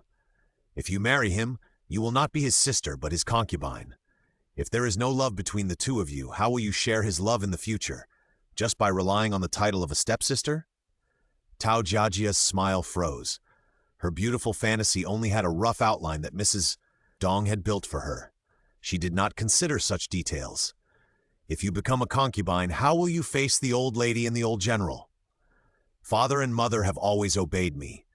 That's because of your father's kindness. It has nothing to do with you. Qin Shumei directly dissected the truth and placed it in front of Tao Jiajia. Her face turned pale and she moved her lips, but she could not refute. Your father's life was exchanged for the Shu family's raising you. But if you rush to marry Shu Dingkun as a concubine, how do you want the two elders to look at you? The mother-in-law and daughter-in-law only have a quarrel. How much of the little affection will be left? She knew that what she said was cruel, but it was such a cruel fact that could wake up the girl. Qin Shumei took a breath and let Tao Jia digest it for a while. One last question. Tao Jiajia looked up woodenly, with no light in her eyes. Did you give birth to this child for Dong or for yourself? If it's mine, it's of course my child. Then do you know that children born to concubines must be raised in the room of the legitimate wife? Qin Shumei stroked her knees. Look at that Dong. She has been married to Shu Dingkun for no longer than you? She can't give birth. How can you be sure that you can? If you can't give birth, will she still give you a good face? You are a concubine without the support of the two elders, the love of your husband, and the support of your wife. How are you going to live in the future? All the words have been said, and Qin Shumei said no more. She quietly stroked the tassel of her sachet, just waiting for Tao Jiajia to figure it out. She was forced to be a guest in the Shu mansion, and she and Tao Jiajia were just casual acquaintances. If she didn't think she was innocent and had a good heart, she wouldn't have had to get involved in such things. Tao Jiajia has lived in the Shu mansion since she was a child, with fine clothes and delicious food. No one disobeyed her, but no one taught her either. For her, the Shu family is the most comfortable and happy nest. That's why when Dong mentioned it to her, she had the idea. After I marry out of the Shu mansion, will I be able to live well in the future? Qin Shumei wanted to laugh 3 times when she heard this. Why can't I live well? If you ask me, you can just wait for the old lady to find a decent man to marry. With the money left by your family and the dowry given by the Shu family, you can live a life of dignity in your husband's family. The Shu mansion has a lot of friendship with you, and it can be regarded as half of your mother's family. With this big Buddha, are you still afraid of being bullied? That Shu Dingkun is a man with no future and a muddle-headed mind. Not only that, he is also a combination of mama's boy, dad's boy, and brother's boy. Marrying him is jumping into a big fire pit. However, Qin Shumei did not say anything in the second half. After all, slandering someone else's son in someone else's home is just to make yourself uncomfortable. Tao Jiajia was moved by Qin Shumei's words. Since she came of age, the old lady had asked her several times in a roundabout way what kind of husband she liked, probably considering her marriage. That was why she had not yet responded to Dong's words and asked the old lady to be her mistress. Qin Shumei breathed a sigh of relief when she saw that she had changed her mind. Fortunately, Tao Jiajia was not a fool. She only hoped that she would not let the cat out of the bag and expose herself in the future. If that happened, the feud between her and Shu Dingkun would be further deepened. She hummed a little tune and returned to the yard. She saw that Yang Zhaoquan was also sitting in the yard drinking tea calmly, with no urgency to leave the Shu family.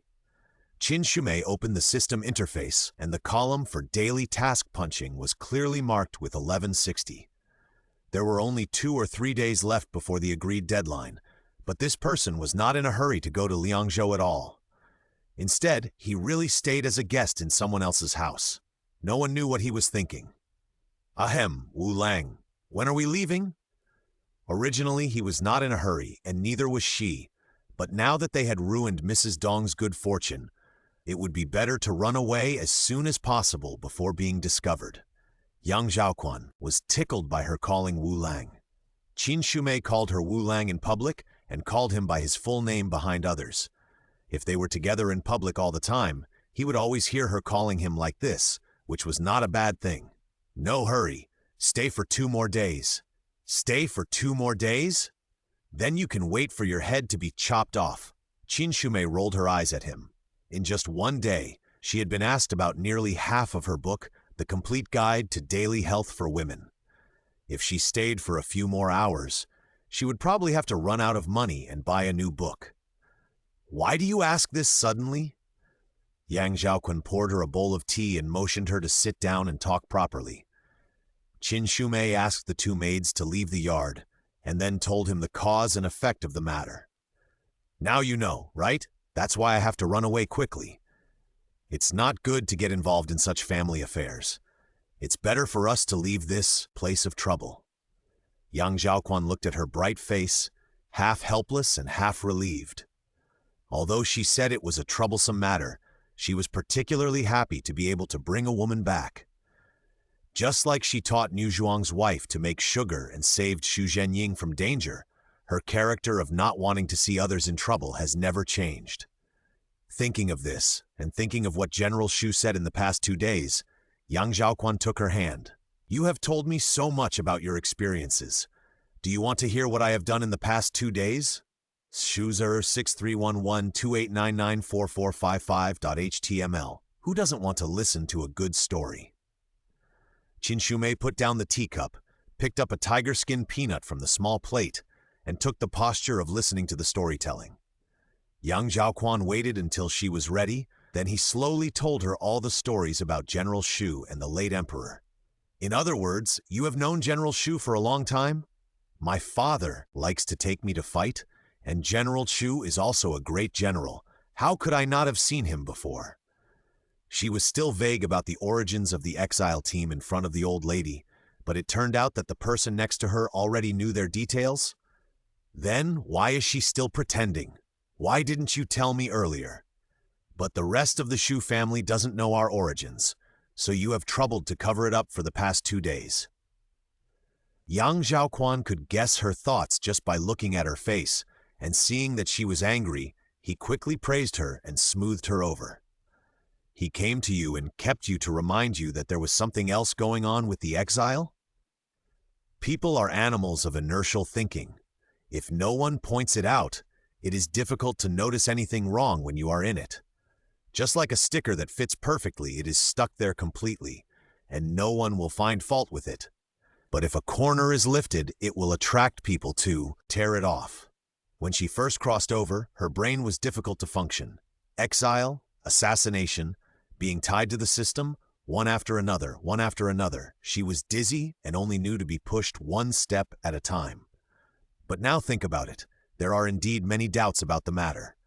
The prince is collaborating with the enemy. What a serious crime it is. There is no trial conclusion, no court dispute, and it is very strange to convict him so hastily. Is the judicial system of Dayan so imperfect? So imperfect? Let's say that we don't ask for a society ruled by law, but a society ruled by people should at least go through the formalities, right? And this place of exile, Liangzhou.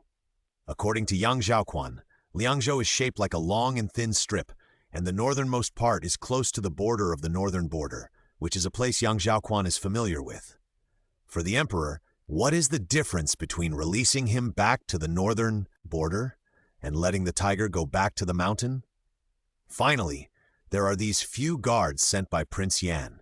Could the emperor be so foolish that he didn't even know that the escort team had been replaced? Prince Yan was able to smuggle private goods in the team, which was probably the emperor's secret indulgence. What Qin Shumei could think of, Yang Zhaoquan certainly thought of too.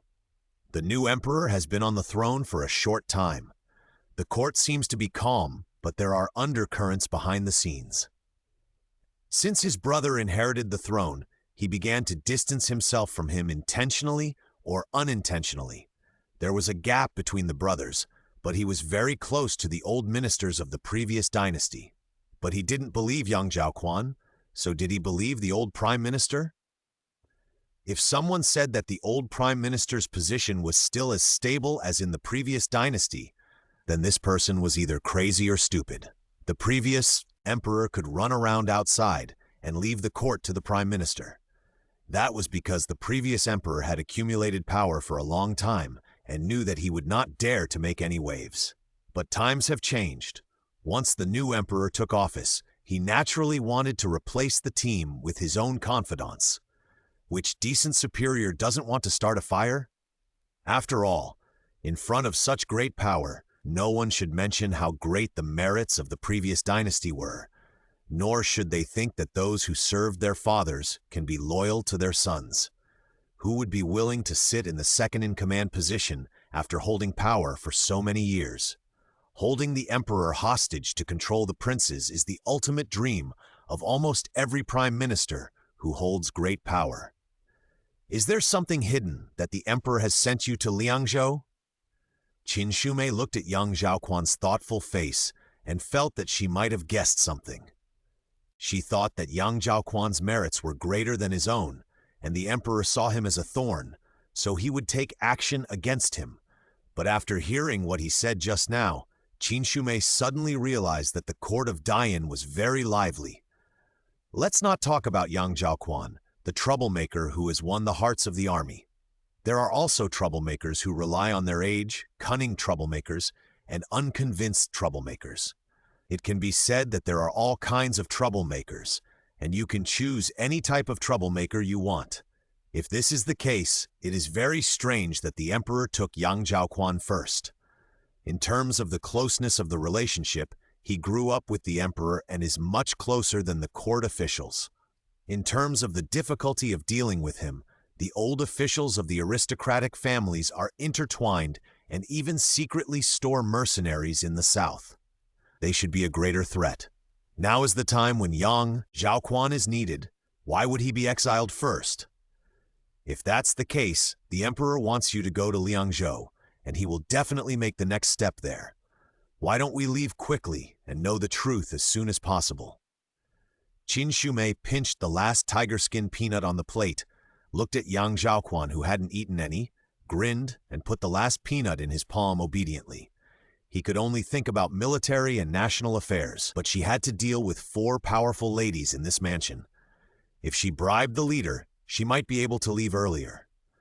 The plate was originally full, but now there were only a few tiger skin peanuts left. Qin Shumei was quite embarrassed. Seeing that the conversation had come to an end, she asked the maid to come back and collect the plate. Yang Zhaoquan stuffed the last tiger skin peanut back into Qin Shumei's mouth and silently added the option of tiger skin peanuts to the wife's favorite food list. He got up and left the hospital, ready to discuss the departure with General Shu again. Qin Shumei and her husband were chatting happily in the courtyard, but Dong's side was bitter and cold. What did Jiajia say? She wants to marry well? Dong pursed her lower lip tightly, almost biting her teeth. It was not the first time that she had the idea of Tao Jiajia. This person was honest and straightforward and had no parents, so it was very easy to control. It was not easy to hint at her and persuade her with kind words, and finally she moved her mind. Originally, they were waiting for the guests to leave so that they could urge her to tell the old lady about this matter. In the end, she turned against them at the last minute and prepared to get married. The Shu family was rich, but all the money was in the hands of the eldest house. Although her husband was the treasure of her parents-in-law and the eldest brother, the two elders in the family had suffered a lot and were not old and confused. They indulged the youngest son, but they would never let him touch the money. If he wanted to play with anything, he just had to tell his family. Dong's family was not rich, and her husband was unwilling to spend money on himself. She was jealous of her eldest sister-in-law, who was eating and drinking well and spending lavishly. Tao Jiajia was particularly favored. The property her father bought for her in the early years was now soaring in price, and the family was still supporting her. Dong was really envious. If she married into the second house, not only would it greatly ease the financial situation of the second house, but her body that looked like a man might even give the second house a fat boy. How could she let such a golden nugget go? She knew Tao Jiajia well. She was a straightforward person who would never figure out anything. Someone must have tricked her to make her change sides. Dong lowered her eyes and said nothing. After a moment, chuckled and picked up the needle again to embroider the picture of a pomegranate with hundreds of seeds. "Madam, are you going to let Madam Tao go like this?" "Soft means won't work. Use force. Since she won't drink toasts, she will have to drink this cup of penalty wine." Dong's hands flew lightly, but her mouth revealed a fierce tone, which frightened the maid who came in to report and shivered. She lowered her head and stood aside. "What's wrong?" "The old lady asked the eldest lady and you to prepare dinner, saying that she wanted to entertain the guests well." "I know, I'll go right away." Dong inserted the needle directly into the center of the pomegranate that she had just embroidered. The cold light destroyed the whole festive pattern. Sleno 6, Sros 3 Wellens 29 DA 628. Yang Zhaoquan's efficiency was indeed satisfactory. Qin Shumei got the news that she could evacuate Shu's house early as she wished, but the price was to have another banquet with the Shu family. Qin Shumei drooped her face, but if she was asked to choose between staying for 2 more days and leaving after a meal, she would still choose the second option. Yang Zhaoquan saw that she was unhappy, so he patiently lifted the broken hair on the back of Qin Shumei's head and helped her pin a small comb on it. It was inlaid with pearls and silver ornaments. Qin Shumei bought it on the street because she saw it for fun. Originally, this kind of thing should be done by the maid left by Wu, but neither of them thought of calling a maid. For Yang Zhaoquan, helping her to dress up was his own job. Since she bought some jewelry in Yuankang City, he helped Qin Shumei with her makeup. At first, he was afraid that she, as a woman, would lose face if she didn't know how to do her makeup. Later, he became more familiar with it and didn't want to ask others for help. Qin Shumei had no habit of asking for help from maids. Except for the day of her wedding, she had never enjoyed the treatment of being surrounded by maids. Ancient hairstyles were so difficult to comb and she didn't have eyes on the back of her head. Now someone was willing to do it for her. She naturally wanted it. Fortunately, we were exiled. "What do you mean?" Yang Zhaoquan was no longer surprised by her shocking words. Looking at Dian, she was the only one who would say such a thing. Hearing her say this, he just raised his eyebrows and turned around to get her a matching hairpin from the dressing box. "Look, there aren't many people in the Shu mansion, but Shu Dingkun alone can perform 3 operas. Add the rest, and it's no problem to put together a troupe." Yang Zhaoquan nodded. The backyard was a place of right and wrong, so there would be no shortage of things. It was because he had lost face that General Shu ordered Shu Dingkun to be confined to reflect on his mistakes. The Shu mansion was quieter these 2 days. While he was putting a tiara on Qin Shumei, he secretly regretted that he should have asked General Shu to lock Shu Dingkun up for a longer time, at least not to let him participate in tonight's dinner. Otherwise, it would spoil Qin Shumei's appetite again. There are more people in the palace, and things are more complicated. If I hadn't been exiled, I would have been a princess if I married you. There are so many twists and turns, I can't handle it. Qin Shumei applied lip balm herself, turned around and asked Yang Zhaoquan, How is it?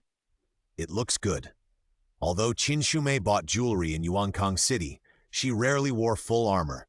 Yang Zhaoquan asked her to dress like this so that she would not be disrespectful in important occasions. Yang Zhaoquan watched her movements, but he remembered what General Shu had said and was a little absent-minded. If your highness has made the right choice, the road ahead will be smooth and full of flowers, and it will be easy to ascend the throne of King Wei again. He was quite tempted at the time, but after hearing what Qin Shumei said, he was a little unsure whether his choice was right or wrong. After entering the banquet, Qin Shumei knew why Yang Zhaoquan asked her to dress up properly. The standard of the farewell banquet was much higher than that of the daily tea party. From the old lady to Xu Zhenying, everyone showed their highest enthusiasm. Wu's peony-patterned satin skirt was bright and beautiful. Dong's cloud-embroidered butterfly-playing lily skirt was fresh and moving. The old lady tied a jade headband with 5 blessings holding longevity on her head, and even Xu Zhenying wore an exquisite gold necklace with a bright red agate in the middle, which made his little face rosy and lovely. Qin Shumei didn't expect that everyone attached so much importance to this banquet. She let Tao Jiajia hold her arm and felt that only this person was pleasing to the eye, because she usually wore gold and silver. You are dressed too, plainly. Are you really that poor? Look at this mouth. Qin Shumei didn't have the heart to confront this person who spoke without thinking. Although Tao Jiajia was not a smart person, she was practical. She directly pulled out a pair of red gold hairpins from her head and inserted them on both sides of Qin Shumei's hair, looking sideways. It's better to put gold hairpins in. It will make you look better. Qin Shumei smiled and pushed her away, pretending to reach out to pull them off. I have only heard that clothes can make you look better, but how can gold make you look better? The two pushed and shoved happily, and Dong's forced smile was not seen at all. After 3 rounds of wine and 5 dishes, the atmosphere was lively. The old lady brought up the old topic of urging children again. Both daughters-in-law looked unhappy, but they forced themselves to remain calm when the old lady muttered to the part that my Dingkun has not had a successor yet. Dong smiled and served her food. I think the 3rd sister is very lucky. She is born with a face that will bring good luck to her husband and a good fate for a boy. Of course, Mother has already calculated that our Jiajia will be rich and safe in the future. I don't know who is so lucky to have our 3rd sister. Wu smiled, but her heart was not smiling. With her interruption, the old lady's attention was immediately focused on telling Tao Jiajia about her husband's family. For a while, names such as Zhang Lang, Liu Lang, and Li Lang appeared one after another. I don't know where the old lady found so many young men of marriageable age. What's the good of marrying outside? Seeing that the topic was about to go off the topic, Dong quickly pulled the point back. Looking at the entire Ningxi, whose family is better than ours? Oh, what you said, sister-in-law. Men should get married when they are old enough, and women should get married when they are old enough. Jiajia has never married. Are you going to support her for the rest of her life, sister-in-law? Qin Shumei listened to the 2 sisters-in-law arguing with each other and stretched out her chopsticks to add a few dragon beard dried tofu. The best dried bean curd was cut into hair-like thickness, mixed with shrimp and bamboo shoot oil, refreshing and tasty, and it was wonderful to eat with the good show in front of her. She glanced at Tao Jiajia, who was also enjoying the food. She wore bracelets on her hands and hairpins on her head. From the top of her head to her toes, everything was exquisite. With such financial resources, there was no need for someone to support her. She herself was very restrained not to want to support 2 male lovers. Such a good lady, of course I am willing to support her. Jiajia herself is reluctant to leave, right? Dongxi couldn't speak herself, so she directly kicked the ball and mentioned Tao Jiaya's name. Madame Tao also told our cop wife that she admired the handsome and romantic second master and was willing to accompany the second master forever. The maid beside Dongxi also lowered her head and humbly joined in. Qin Shumei couldn't eat any more dried bean curd. She turned her head and looked at Tao Jiajia. Seeing that the latter was also stunned, she knew that this was Dongxi's own play. Oh, really? The old lady also put down her chopsticks. She couldn't stand her man, having 3 wives and 4 concubines, and her attitude towards her 2 sons was also the same as only allowed to play, not allowed to enter the house. If she was so attentive to men, she would be even stricter with girls. She looked down on the type of people who gave themselves up to her. "Jia, tell me, do you want to marry your second brother?" The old lady stopped eating, drinking, and even stopped the music. The girl had been raised by her since she was a child, and she couldn't hide her feelings or lie. She would tell the truth when asked. "I originally wanted to." Qin Shumei straightened her body and wanted to slap the table to remind her. "I know you are honest, but you don't have to be so honest. But I later figured it out. It's not appropriate for me to marry my second brother.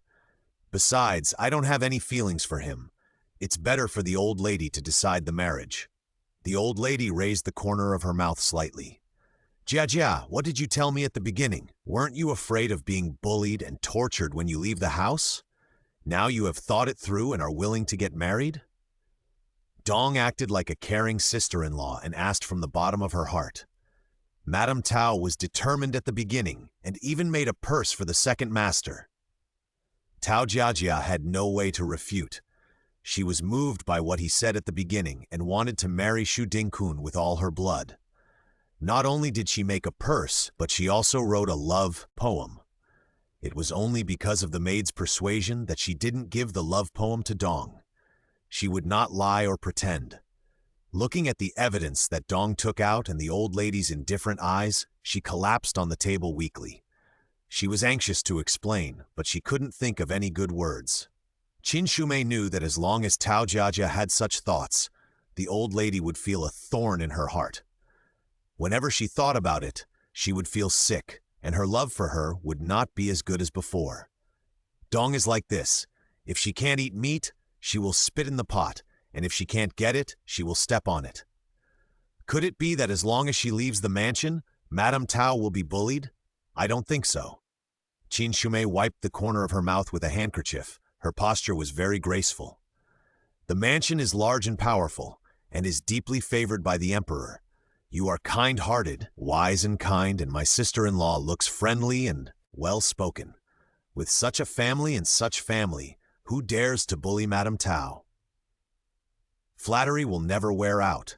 Even a coward may be praised for his bravery, and he may even be masculine, not to mention the Shu family. Tao Jia was raised as a daughter, and bullying her is no different from slapping General Shu in the face. Everyone in the mansion takes good care of Madame Tao. How could she think that she would be bullied if she left the mansion? Could it be that someone has exaggerated her thoughts and made her think this way? Qin Shumei put a black brick under her and looked at Dong's face happily, which was as colorful as an overturned paint box. Let's talk about this purse. What's the big deal about the sister-in-law giving a purse to her sister-in-law? It's embroidered with specially for Master Shu Dingkun? I think the pattern is the most common magpie climbing the branch, right?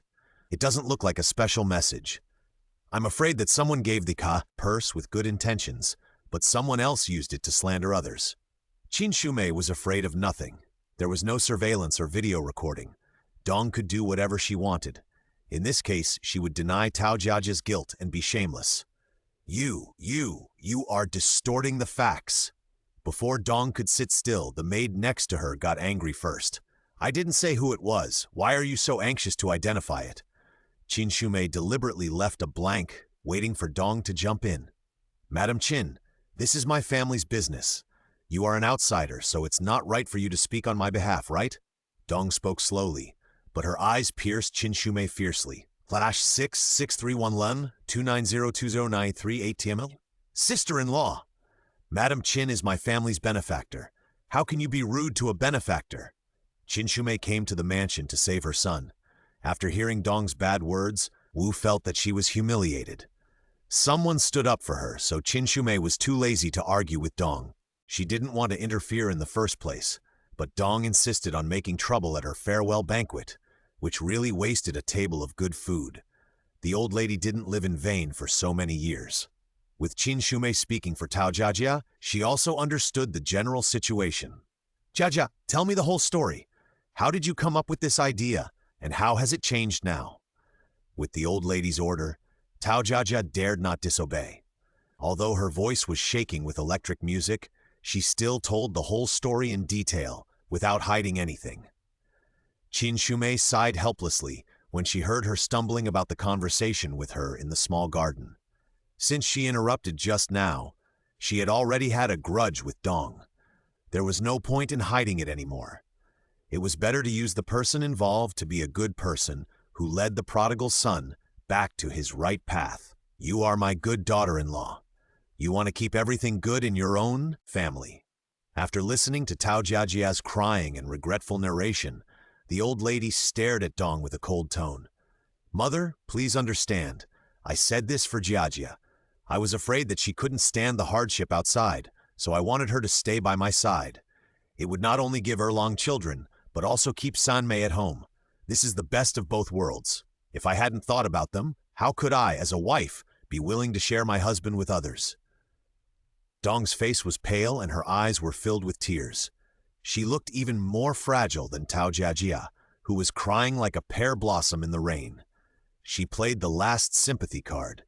Qin Shumei smacked her lips. She thought that those freaks in the entertainment industry with terrible acting skills should learn from her. These tears full of desire to survive were so sincere that even with such poor lines they could move the audience's hearts. Come on. Having seen enough crying scenes, Qin Shumei interrupted directly. Anyway, she was leaving, so she might as well be a villain to the end and send the Buddha to the west. You know that the old lady and the old general don't like people who seek profit. If she is willing to be a concubine and lower her status, she will lose the favor of the two elders. When she is in your second room, sister-in-law Wu will not help her. You are her only support, the support for the rest of her life. With soft persuasion and threatening words, won't her money be returned to you? But it's not easy for you either. She suddenly changed the subject. For so many years you have no money and no children, and you have lived a hard life, right? Shumei saw that her face was not good, and she estimated that she would make trouble soon. She took the opportunity to enter the system and exchanged a bottle of Feng Yojing, holding it tightly in her hand. But then again, if you don't have money, you can invest in a shop and do business yourself, and think more about the way to make money. These days, which woman from a wealthy family doesn't have some private property? Even Yang Zhaoquan's sister, Princess Xinyu, invested in a cosmetics shop. She didn't believe that Dong really didn't have some private property and was so poor that she couldn't even make ends meet. You are still young without a child. You can take your husband to seek medical advice and pray to the gods. Even if that doesn't work, you can adopt a child from the clan. How can you be so desperate that you need Madame Tao to take action? There are so many right ways to go, but you have to take advantage of others. What's the reason?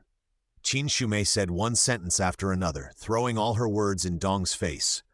The old lady's face became more and more ugly, and her eyes looked at Dong more and more complicated. Dong was so angry that she almost burst into anger when she heard her sharp words. She was stuck in the middle of the sad play. The flames burning in her eyes burned away the tears that she had just forced out. She wanted to curse Qin Shumei, but under the gaze of her mother-in-law, she could only squeeze out a sentence from her teeth. Madam Qin, you have such a deep mind. Why do you try to sow discord between us? If you are soft, I will be hard, and if you are hard, I will be soft. Qin Shumei saw her anger turn into a physical object and burn towards her. She made a prompt decision, twisted the cap of the Feng Yujing, poured half a bottle onto the handkerchief, and pressed it hard on her eyelids. Sister-in-law, what are you talking about? She choked with sobs, as if she was stabbed by the person closest to her, as if she was so sad about Dong's accusation that she was crying. I have no old friendship with the Shu family, and I have no grudges against my sister-in-law. Why do I care about this? I'm just saying something fair. Why is my sister-in-law so mean to me? Being a qualified cup of green tea is a technical job. Qin Shumei thought so as she tried hard to keep tears in her eyes. Under the strong blessing of Feng Yojing, her eyes were as red as a rabbit. Tears flowed like a spring, and she cried so hard that she was heartbroken. With the help of the plug-in, she was forced to surpass Tao Jiajia and Dong. Wu had never seen a woman so absorbed in the drama. If she had not seen Qin Shumei sneering at Xu Dingkun in the private room, she would have almost believed it. Watching a drama is one thing, but one still has to protect one's own guests. Wu left the table directly, stood in front of Qin Shumei, and angrily scolded the dumbfounded sister-in-law. How can you accuse others of something that your sister-in-law did? Tao Jiajia's level was not much different from Xu Zhenying, and she could not tell whether Qin Shumei was crying for real or fake. The two of them, one was close to the beautiful sister who had saved her, hugged Qin Shumei's right arm and kept saying, "Sister, don't cry," in a childish voice. The other was grateful for her friend's help, leaned on Qin Shumei's left shoulder to wipe her tears. Qin Shumei, who was blocked in front by Wu and flanked by the left and right protectors, had some concept of the term group pet. The women were arguing, and the men at the outer table were only separated by a screen, so of course they could hear everything clearly. General Shu's face turned the color of liver when his second daughter-in-law made a fool of herself in public at the banquet. From time to time he glanced at young Zhaoquan, who was drinking calmly with a little fear. After glancing at him, he glared at Xu Dingkun, who was sitting in an awkward position, with a little anger. Xu Dingkun was confused by the glare, and he shrank back in fear when he thought of his father's bad face and the board he had received in the past 2 days. Until the banquet was over, the two people from the second house were in dire straits, condemned by the whole family. When Mrs. Dong tried to explain, the old lady's eyes shot over mercilessly and sealed her mouth. When Xu Dingkun moved his butt a little, General Shu's cane moved a few inches towards him as a threat. The couple simply didn't even attend the farewell and directly apologized, shrinking back to their rooms in pain. Tao Jiajia held Qin Shumei's arm tightly with her swollen eyes. She cried so hard that her vision was blurred, and she held an ice handkerchief to cool Qin Shumei's eyes. The two pairs of peaches looked at each other, both with tears in their eyes. "Okay." Qin Shumei pried open Tao Jiajia's hands that were welded to her arms. "When you go back, hold the old lady like this and confess your guilt. Remember, as long as you admit your mistakes sincerely and cry a little, this matter will be over.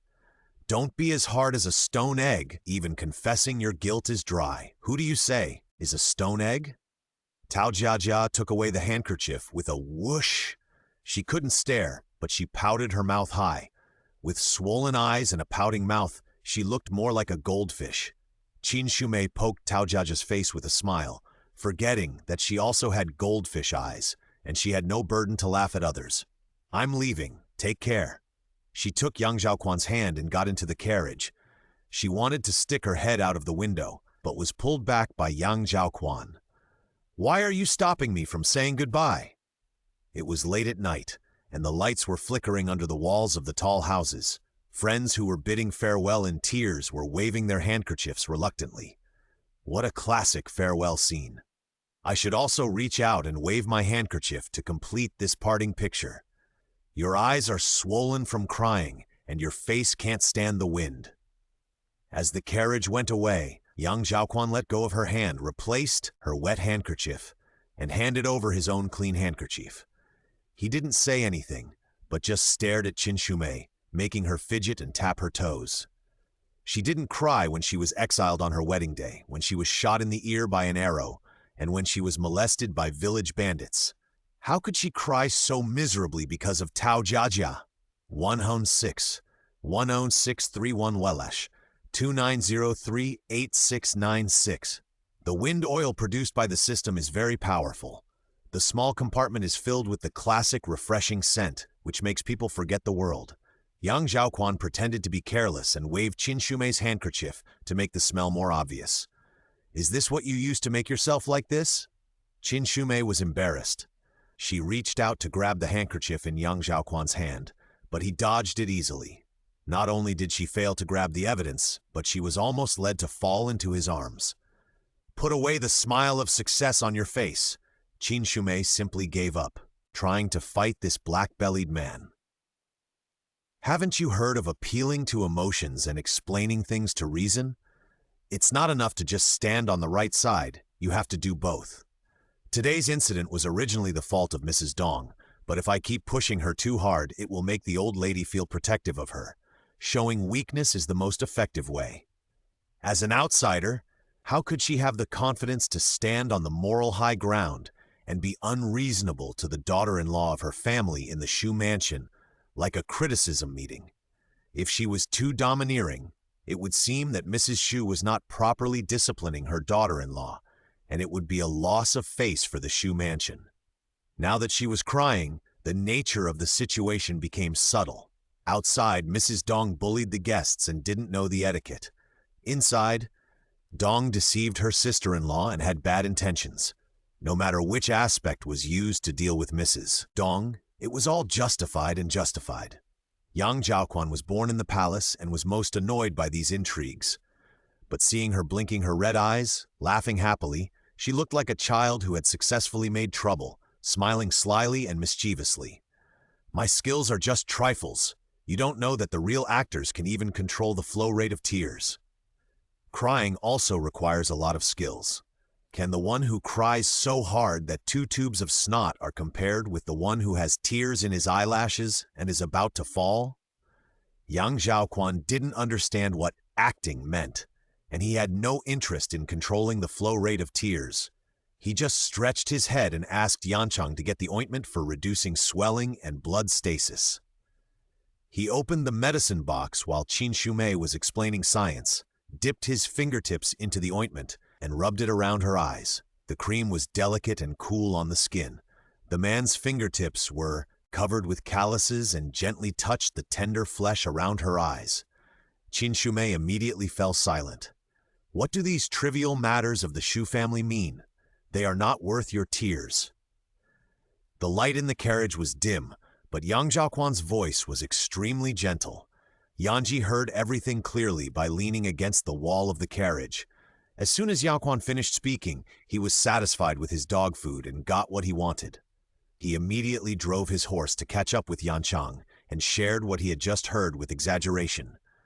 "Brother Yanchang, did you see that? When the husband saw my wife's tears just now, his face was longer than a horse." Yanchang nodded. When the husband left the Shu mansion, his face was indeed not good, and the expressions of everyone in the Shu family were also very unnatural. Yanji clicked his tongue twice, smiled evilly and shook his head. "I'm afraid that in my husband's heart, apart from him, no one else is worth my tears. Trouble comes from the mouth." Yanfu turned around and scolded him, and with a pursed mouth, he signaled Yanji to pay attention to the guards of the Shu mansion following behind. There was a huge age difference between them. Yanfu was not only a colleague in the team, but also a half-elder. Yanji respected this elder brother very much. When he was interrupted by him, he immediately stopped the topic and stopped gossiping. "Brother Yanfu, why did my husband order us to march at this time? The road is so difficult to walk at night. Even if we are in a hurry, it doesn't matter if we have to travel for an hour and a half. Besides, we can walk faster during the day." Yanfu was tired. This kid was good in every way, but he couldn't keep quiet. "You are wandering around the streets of Ningxi with the personal guards of the Shu mansion during the day. You really think we are too lucky? General Shu lent us his personal guards because the road to Liangzhou is difficult and there are many bandit problems. He used his connections to open the city gate to help us get out of the city quickly so as not to attract attention.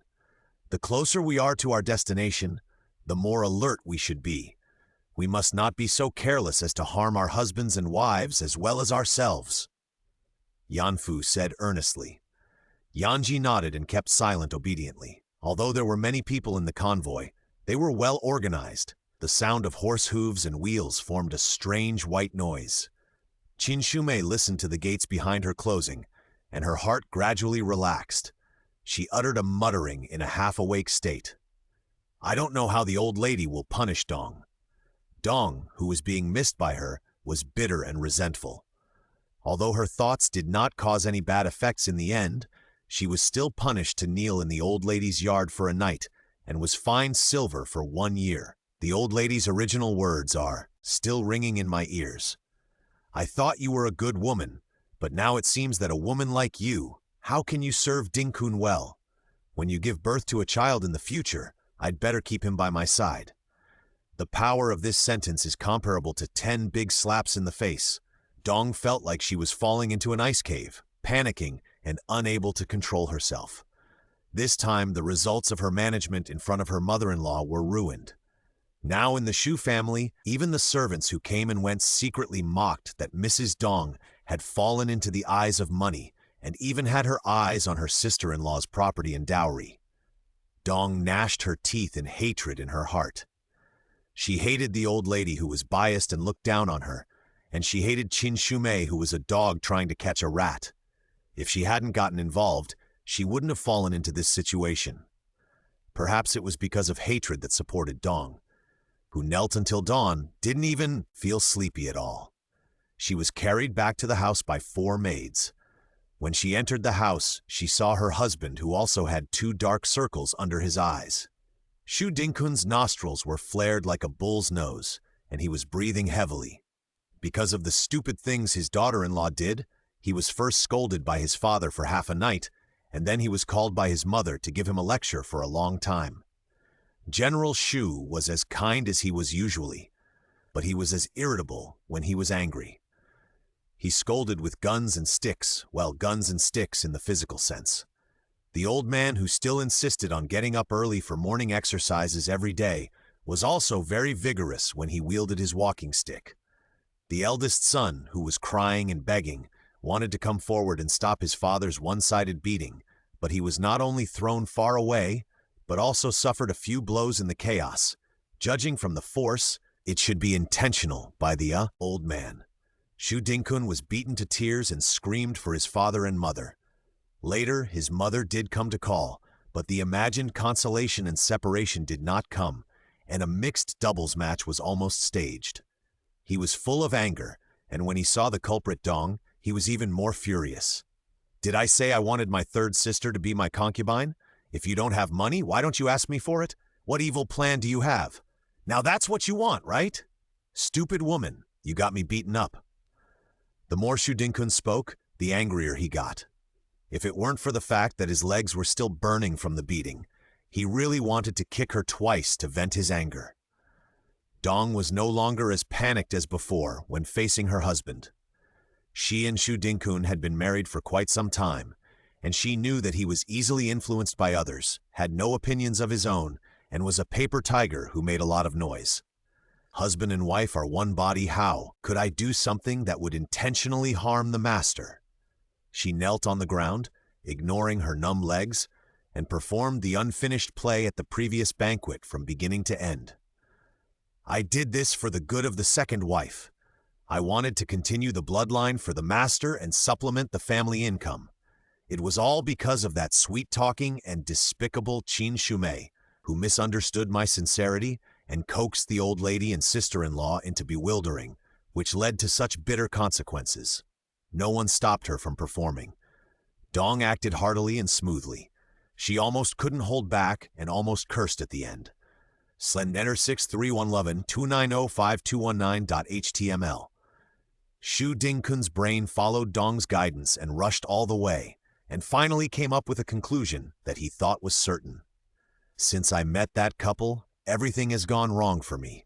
I have never been beaten by my father in my life. It's all because of them." When Dong saw that her husband had fallen into the trap, she changed the subject and cried sadly at Shu Dingkun's feet, acting helpless. "They just walked away with our wealth and money, leaving us two to suffer in the mansion."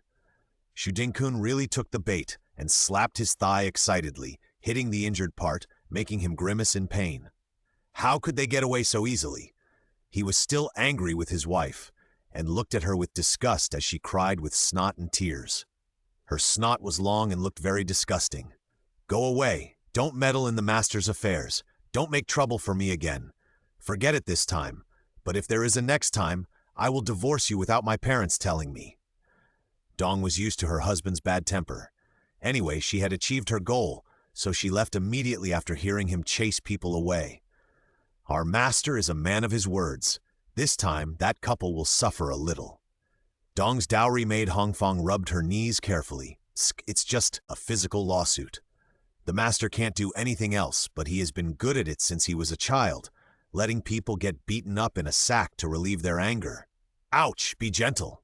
Dong waved Hongfang's hand away and rubbed her swollen knees with pity. The master can only do this. Dong sighed, half lying on the couch, motioning Hongfang to continue massaging. It's a good thing to let them suffer some physical pain. But do you want to let it go? It's not that easy. Hongfang heard her tone and knew that in her wife's heart, this grudge had not been resolved. She secretly glanced at Dong's expression and echoed, "That's right, that's too easy for them." Dong's eyebrows and eyes were indeed relaxed, rubbing her forehead, and her tone became slow. "My sister-in-law said that Qin and her husband are both commoners, but I don't think so. How can the old general send a guard to protect them? They are good at taking care of themselves and have good looks, so they must have some background. They are so sneaky, I'm afraid they are doing something shameful." She picked up the soup beside her and used a spoon to stir the soft white fungus. "Hongfang, tell someone to tell my second brother from my mother's family to ask what major events have happened in Liangzhou recently. He hangs around in the wine shops all day, so don't be unable to hear these things." Dong knew her husband very well. Xu Dingkun's way of venting his anger was simple and rough. He had a clear mind. Since he was beaten, the culprit should be beaten even harder. He picked a few guards who grew up together as the best candidates for the sack. "I've heard that they are going to Liangzhou to do some work. They are most likely to take this official road from Ningxi to Liangzhou in a carriage.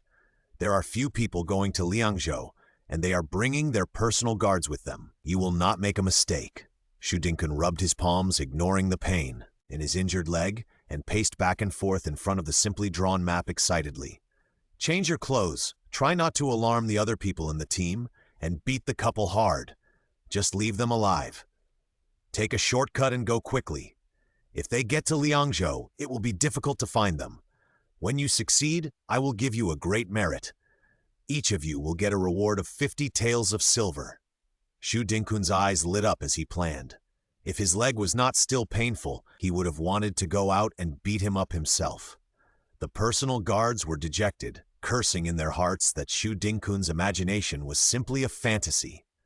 There were only a few of them, but the team had more than a dozen people. It was not easy to drag out the backbone of the enemy under layers of defense and beat him up.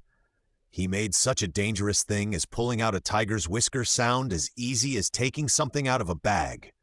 He was so stupid. Xu Dingkun laid out the plan, and when his excitement subsided, a sense of crisis quietly emerged. "You are covering your faces, so don't be recognized. If you are not careful and are recognized by people in the mansion," he paused with bad water in his stomach, "don't blame me for turning my face and not recognizing you." These people usually follow him. When the truth is revealed, how could his father's brain not think that it was his plan? By then, I don't know if this leg can be saved. Several guards with bitter faces retreated from his room. The couple were guests of honor of the old general, and the second master still insisted on making trouble with them. It was really tactless. If he didn't get beaten, who would be beaten?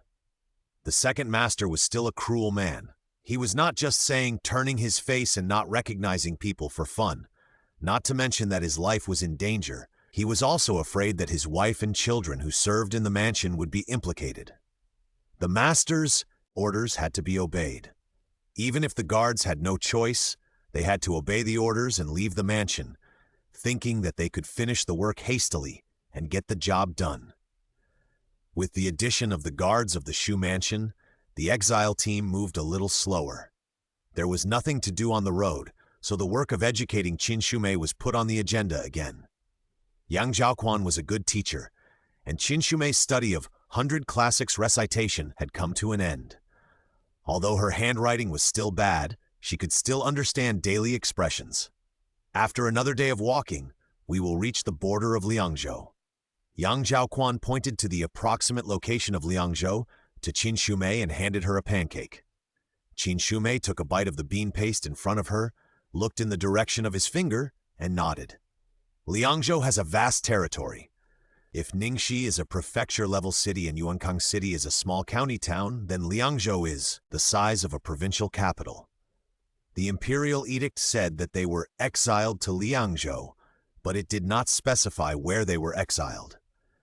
It's like someone told you that there are treasures waiting for you to find in the sea, but only pointed you to the Pacific Ocean. You don't know whether to dive all the way to the Mariana Trench to dig for treasure, or to take a boat to the island and look for it in the Hawaiian Islands. For normal exile, there should be an official letter of the passing place to communicate the time of the prisoner's journey. Before officially setting off, when to arrive at the transit point, when to arrive at the destination, and how to hand over and other procedures, all need to discuss a set of rules and procedures. But let alone rules and procedures, they don't even have a rough plan. It's obvious that they have let themselves go and have deviated from the direction of self-driving tours. However, Qin Shumei was only worried for a few seconds and soon put down her worries and took another bite of bean paste. After all, the secret of health preservation is to mind your own business and worry less and ensure physical and mental comfort. Look at the turtle who shrinks into his shell and doesn't ask about anything. Who can live longer than him? She finished a pancake, patted the crumbs on her hand, and pushed young Zhaoquan, who was as steady as a rock. Why don't you leave? Why do you need to rest for so long today? There are many bandits ahead, and it's not peaceful. Some personal guards are responsible for scouts and go to investigate. Yang Zhaoquan's tone was solemn. Liangzhou borders the northern border, which is not as peaceful as the Central Plains. There are often tribal invasions. When you get to Liangzhou, you must be careful everywhere. Qin Shumei spread her hands helplessly. Since we met, I have hardly left your sight. Either Yanji followed me, or Yanchang Yanfu followed me. How? Could I act on my own? I must be honest. You don't have to worry too much. In horror movies, people who act alone are often the first to get a box lunch.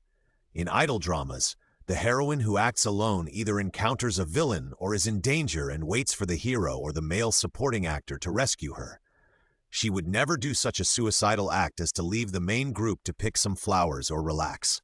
Hunon 6166311 290665152.html. Flags cannot be inserted randomly. If they are inserted, they will definitely fall. Facts have proved that if she is destined to be kidnapped, she will not be able to escape even if she is surrounded in the center of the team. Until the sack was on her head, Qin Shumei was still confused. Just an hour ago, they were still walking on the road. Suddenly, there was a whistle from above, and then cold arrows were shot, and bandits swarmed in. Everyone was well prepared, deployed their troops, and were orderly. They surrounded the carriage where Qin Shumei was sitting. The walls of the carriage were thick, and not a single arrow pierced the carriage. Qin Shumei was like a gold bar staying in a safe. No matter how the mountains collapsed, the tsunami, the rain, and the wind blew outside, I was still as unmoved as Mount Tai. Yang Zhaoquan and the three Yans were extremely capable. The personal guards of the Shu mansion were all elites selected by General Shu to deal with such situations. It was much better for her to stay in the car as a mascot than to stick her head out and cheer for them. Assassinations and interceptions might be thrilling for the first time, but this time they were well prepared and had strong soldiers and horses. The other side was just a bandit who came for money. What was there to fear? Qin Shumei was in the car, holding her chin with one hand and pouring tea with the other, responding to changes with the same attitude, waiting for the horn of victory to blow. The situation has changed. Get out of the way. Suddenly, there was a loud roar outside the car, and Qin Shumei's hand shook and the teacup almost flew out. Boom! Bang! Two loud noises came almost at the same time, and the earth trembled with the noise. The horse was startled, neighing, and wanted to raise its hooves and run wildly, and the carriage tilted suddenly. A sense of weightlessness came, and when Qin Shumei came back to her senses, the carriage had already overturned. At the moment of tilting, she could not control her body, and suddenly a banner floated through her mind. Cherish life. Please fasten your seatbelts. But unfortunately, let alone seatbelts, this carriage did not even have a soft bag. Qin Shumei was in free fall, tumbling and tilting with other objects in the carriage, until her head hit the wall of the carriage hard, and she barely stopped. There was a constant ringing in her ears, and the sundries in the car hit her. and her sides and chest were wet. The pot of tea that she did not drink was finally spilled on her. It hurt everywhere, and her arms and legs seemed not to be her own. The screams and curses outside the car were so close and far that she could not even hear them clearly. Qin Shumei lay down for a long time to relax, and the double vision in front of her eyes was slightly better.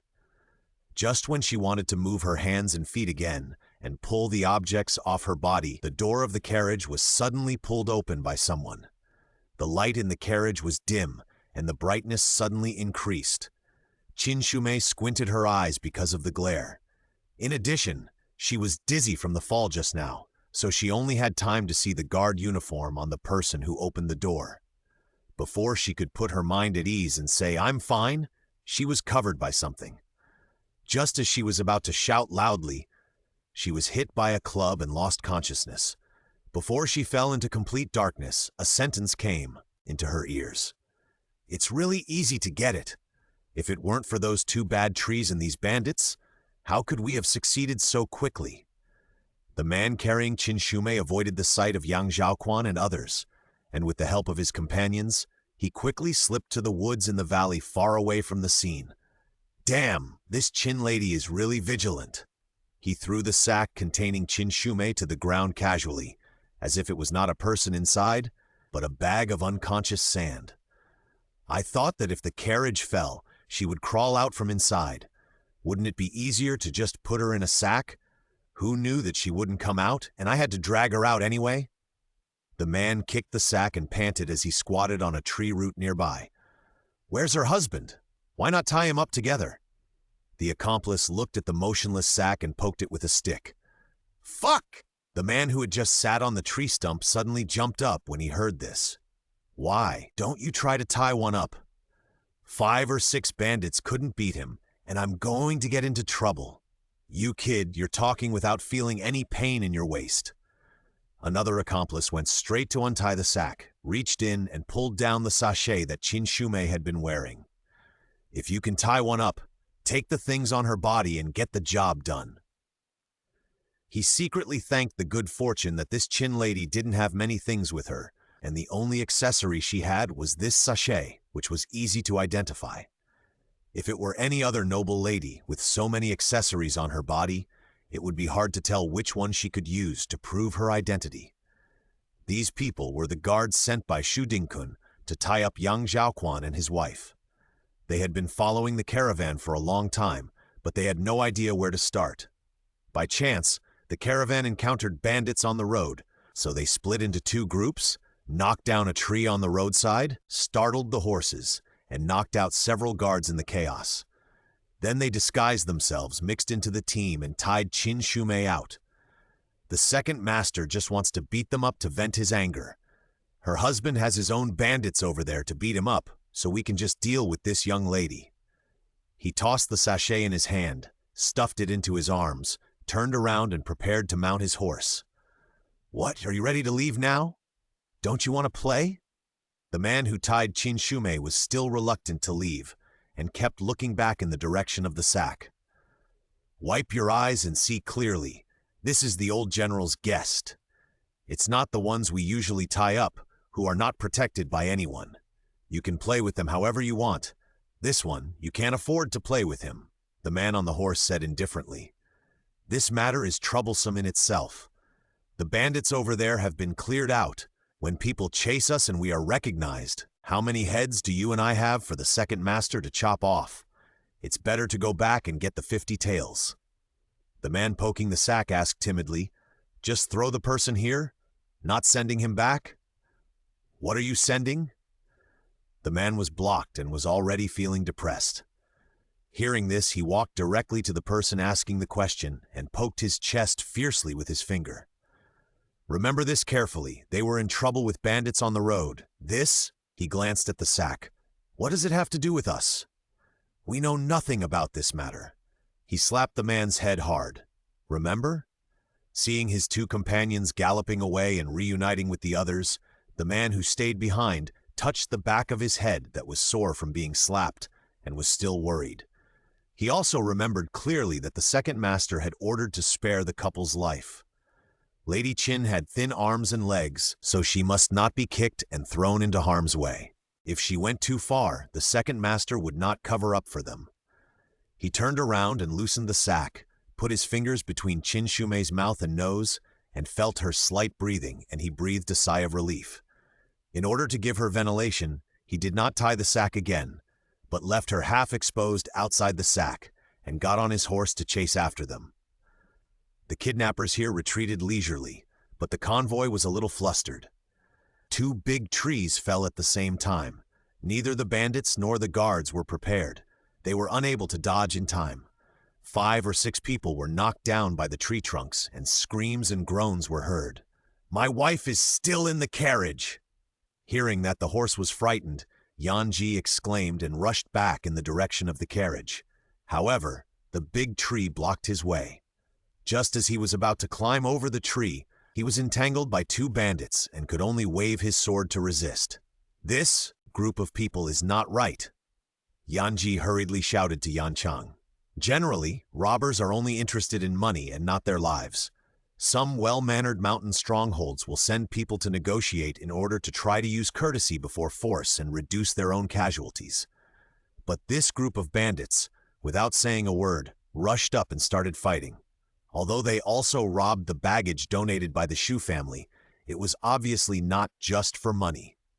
Looking at this posture, they even wanted to take away their lives. What's 6 through 10927 to 60 ml. Yin Chang also noticed something was wrong, but he was also entangled by the enemy and had no time to figure out the connection. He finally chopped down the thief beside him and ran to the carriage. The first thing he saw was the broken door of the carriage, and the mess was scattered all over the ground. Yan Chang looked at the empty carriage, still unable to believe that Qin Shumei was no longer in the carriage. Although his wife was more lively and outgoing than other ladies, she always obeyed her husband in such a matter of life and death. He clearly heard her husband tell her that she must not leave the carriage under any circumstances. Logically, unless the carriage caught fire, his wife would never risk coming out, but now there was no trace of her in the carriage. Yanji also shook off the thieves around him and rushed to the side of the carriage. Seeing this scene, he was so anxious that he was sweating profusely. He looked around and shouted at the top of his lungs, "Wife! Wife!" Yanji's shout was quite loud. Young Zhaoquan had been thinking about the situation in the car. When he heard his scream, he was in a state of confusion and his resistance was a bit off. He heard the sound of breaking air behind him, and he turned his wrist and tried to fight back. But he was still a step too late. A feather arrow went straight into his shoulder blade. In an instant, it went through from back to front, but was blocked by his flesh and bones, and the arrow was embedded in his body. Yang Zhaoquan felt a chill on his left shoulder, and his body was unstable. He rushed forward with inertia, staggered, and almost fell. "My dear, be careful!" The shout was already in his ears, and Yang Zhaoquan immediately leaned over. The sound of metal colliding sounded above his head, which was particularly harsh. Yang Zhaoquan looked up and saw Yanfu holding a sword, holding the long knife from above. His palm was injured, and blood flowed out, soaking the bandage on his hand. Just as he was about to get up, he heard a few rhythmic sounds coming from afar. The bandits beside him heard it and immediately withdrew. The guards wanted to stop 2 of them, but they were very fast and disappeared in the forest in an instant. Yanfu could have caught up with them, but he was worried about Yang Zhaoquan's injury. After weighing the pros and cons, he turned back and helped Yang Zhaoquan up. Yanji and Yanchang also hurried to Yang Zhaoquan's side. They were shocked to see that he was covered in blood and had an arrow in his shoulder. This group of people is too strange. They are so vicious and cruel, and they are comparable to the assassins who pursued them. Yanji muttered as he moved closer to check the arrow wounds on Yang Zhaoquan's body. The blood on the tip and shaft of the arrow was still dripping down. The arrowhead had pierced through the whole arrow. You can imagine how strong the force of the arrow was. Yanji felt pain just by looking at this wound. These bandits all rushed towards him as if they knew him, and they were outnumbered, which is why he was injured like this. If he had been besieged like this, he would have been dead long ago. "Where's my wife?" Although young Zhaoquan's face was pale, his expression was calm, and there was only a hint of thunder in his tone. A big tree fell, the horse was frightened, and the carriage my wife was riding fell down, and she was no longer in the carriage. Yanchang rushed to give a brief account of the general situation before Yanji. Yang Zhaoquan said nothing, but his expression became more gloomy. Yanji saw it and spoke quickly. Perhaps the Shu family guards were afraid that my wife would be in danger, so they took her out and hid her in the forest. My wife may not be missing or in danger. Hiss! Brother Yanchang, why are you pinching me? If you hadn't shouted, how could my husband be distracted and shot by the feather arrow? Instead of wasting time on this nonsense, you might as well gather the Shu family guards to find my wife. Yanchang saw the situation when Yang Zhaoquan was shot by an arrow. When he heard Yanji stop talking, he put down his hand that was twisting Yanji's waist and pushed him to find someone. Yanfu saw Yang Zhaoquan ignoring the arrow in his body and raising his legs to walk away, and hurriedly blocked his way. My husband, the most important thing right now is your injury. We will go to find my wife. If there is any problem again, I will never take the responsibility of your majesty even if I die. Yang Zhaoquan seemed not to hear Yanfu's words. He glanced at him lightly and signaled him to hold the arrow head and the tail of the arrow tightly to stabilize the arrow body. He drew his sword, and with two swish sounds, he neatly cut off the arrow shafts in front of and behind him and went around Yanfu into the woods. Yanfu sighed slightly and could only follow him. Brother Yanchang, you are too harsh. Yanji touched the place where he was pinched and hissed. Yanchang gave him a glare, and he quickly put away his pretense and made a face to apologize. It was my fault that my husband was shot by an arrow, and he deserves to be beaten. Yanji put away his joking expression. But this group of people is really strange. Judging from their attire, they look like ordinary thieves. But they took away the money and wanted to kill us, as if they were specifically targeting you and your wife. Brother Yanchang, look, the casualties of Shu's personal guards were only 2 or 3. They were stalling and didn't do anything to them. The remaining thieves were all targeting you, using hidden weapons, cold arrows, spears, and swords. They were all hitting you hard. Someone wanted to assassinate you and your wife. Yanchang made a conclusion directly, interrupting Yanji's endless chatter. Could it be the people who were chasing us before? Yanji's expression tightened. Those people didn't care about the personal guards. They used killing moves. Besides, they were all trained by special people, and the group today are all wild. Yanchang didn't let Yanji ask any more questions, and changed the subject with a hint of blame in his words. Why did you leave my wife's carriage? My wife is missing. He was remorseful. Who could have expected that the tree would fall down suddenly? Besides, my wife was surrounded by Shu's personal guards, and she was well protected. No one thought that she could be abducted. Either the thieves took advantage of the chaos to abduct my wife, or someone from Shu's personal guards came to help. Yanchang grasped the meaning of Yanji's words, and his eyes became more complicated when he looked at Shu's personal guards. The dusk gradually fell. After resisting the bandits for a while, the crowd went into the woods to search again. They were all hungry and tired.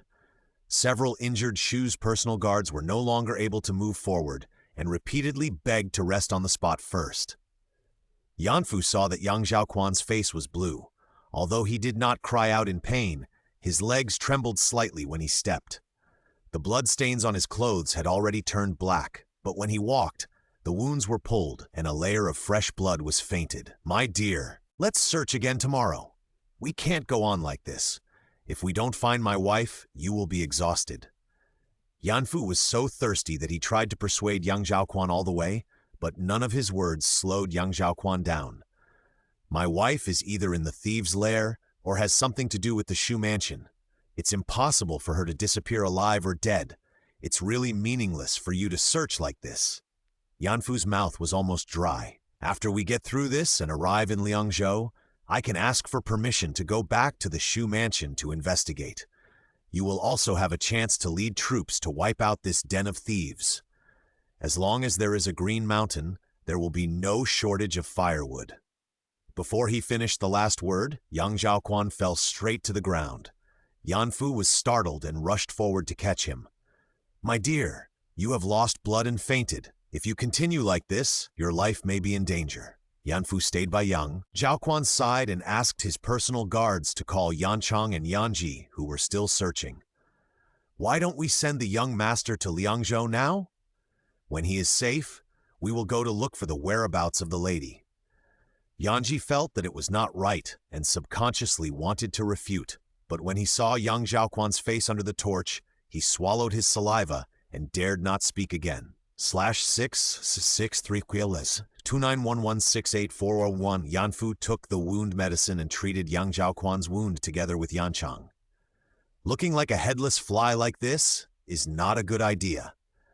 Yanchang thought for a while before speaking slowly. Yanji rubbed some golden wound medicine and applied it on his gloriously wounded wrist. "I've searched this forest thoroughly, but there's no one in sight. Someone must have kidnapped my wife. We're just searching in the bushes. When will we stop? The situation on the bandit side is unclear. There might be an ambush behind. Why don't we take a team and escort you to Liangzhou for treatment on fast horses? Let the remaining guards look for your wife's whereabouts." Hearing Yanchang's words, Yanji paused his fingers that were secretly digging for medicine and widened his eyes. "Fast horses? How can my husband withstand the bumps like this? He'll die halfway." Yanchang slapped the back of his hand that was suspended in midair, and seeing that he had almost finished wiping it, he snapped the lid of the golden wound medicine shut, ignoring Yanji's sad look, and explained as usual. "From here to Liangzhou, it only takes 5 or 6 hours on horseback. But if we take a slow car, it will take more than a day to get there. Not only will it be difficult for you to survive, but you are also more likely to encounter the second or third wave of bandits, and it will be even more difficult to survive." Yanfu chose to be blind, as if he had not caught the little episode of the golden wound medicine just now. He ignored Yanji's complaints and nodded to Yanchang. "Your injury cannot be delayed. Only if we find a doctor as soon as possible, he will have a chance of survival. But the matter of sending the guards to find my wife..." He paused, looked at the guards of Shu's mansion who were sitting or lying around, and lowered his voice. "Look, can these people listen to your orders?" Yanchang wanted to speak, but after hearing Yanfu's question, his voice became hoarse, and he kept silent. Although the guards of Shu's mansion were sent by General Shu himself, they were still separated from them by 5, 6, 7, or 8 layers. Let alone Qin Shumei is missing. Even if her head and body are separated and she lies in the coffin and has died, they can only be charged with poor guarding at most. Will General Shu kill a few people for this? Unlike them, their lives and property are tied to Yang Zhaoquan and his wife, so they are naturally more concerned. Yanchang believes that if it were Yang, Zhaoquan's own guards, who encountered this, they would not ask for a rest before finding their wife, even if they broke their legs. These guards were obviously perfunctory in the face of their orders. This greatly reduces the efficiency of work. How can they find their wife in this way? Why not send someone to inform General Shu immediately and ask him to help find my wife? With his warrant, the guards will surely not be lazy anymore. Besides, doesn't General Shu have more means than us? It is absolutely no problem for him to investigate various forces and find thieves' dens. Yanji was quick-witted and spoke even faster, and he directly grasped the key to their concerns. Since they can't command them, then General Shu, as the master who pays money and controls life, should be able to command these people, right? Thinking back to when he was in Prince Yan's mansion, running errands for others was not as refreshing as working for his own prince. It is only natural for these guards to neglect them now. It's just a temporary protection mission. Only a fool would risk his life. He finished speaking solemnly, and seeing Yanfu and Yanchang looking at him, his body trembled. What did he say wrong? What, am I wrong? Yanchang pulled his ear with a smile. Right, well said. We talked so much along the way, and now I finally said something serious. A trace of hesitation flashed across Yanfu's face. What if General Shu is involved again? Yanji laughed. Now we don't know whether my wife is dead or alive. Why do we care so much about him? The most urgent thing is to find the person first. Yanfu nodded helplessly. It was indeed an emergency, and he didn't care about thinking about it. It's late, and it's common to not be able to see clearly. Brother Yanfu, you and Yanji take the young man first, and I will take people to look for it tomorrow. Yanchang helped them pack their bags. Yanfu understood that he was afraid that the Shu family's guards would not be able to search effectively, so he wanted to stay. On the one hand, he would supervise these guards, and on the other hand, if he found someone, he could directly bring Qinshumei to Liangzhou and reunite with them. He patted Yanchang's shoulder, took out a note from his arms, and stuffed it into Yanchang's hand. If you find the lady, bring her here directly. Yanchang opened the note and frowned. Yuxing, this? Didn't the prince specify that he should be sent to? Yanfu waved his hand. The plan has changed. This is an order from above. Even the prince has to obey.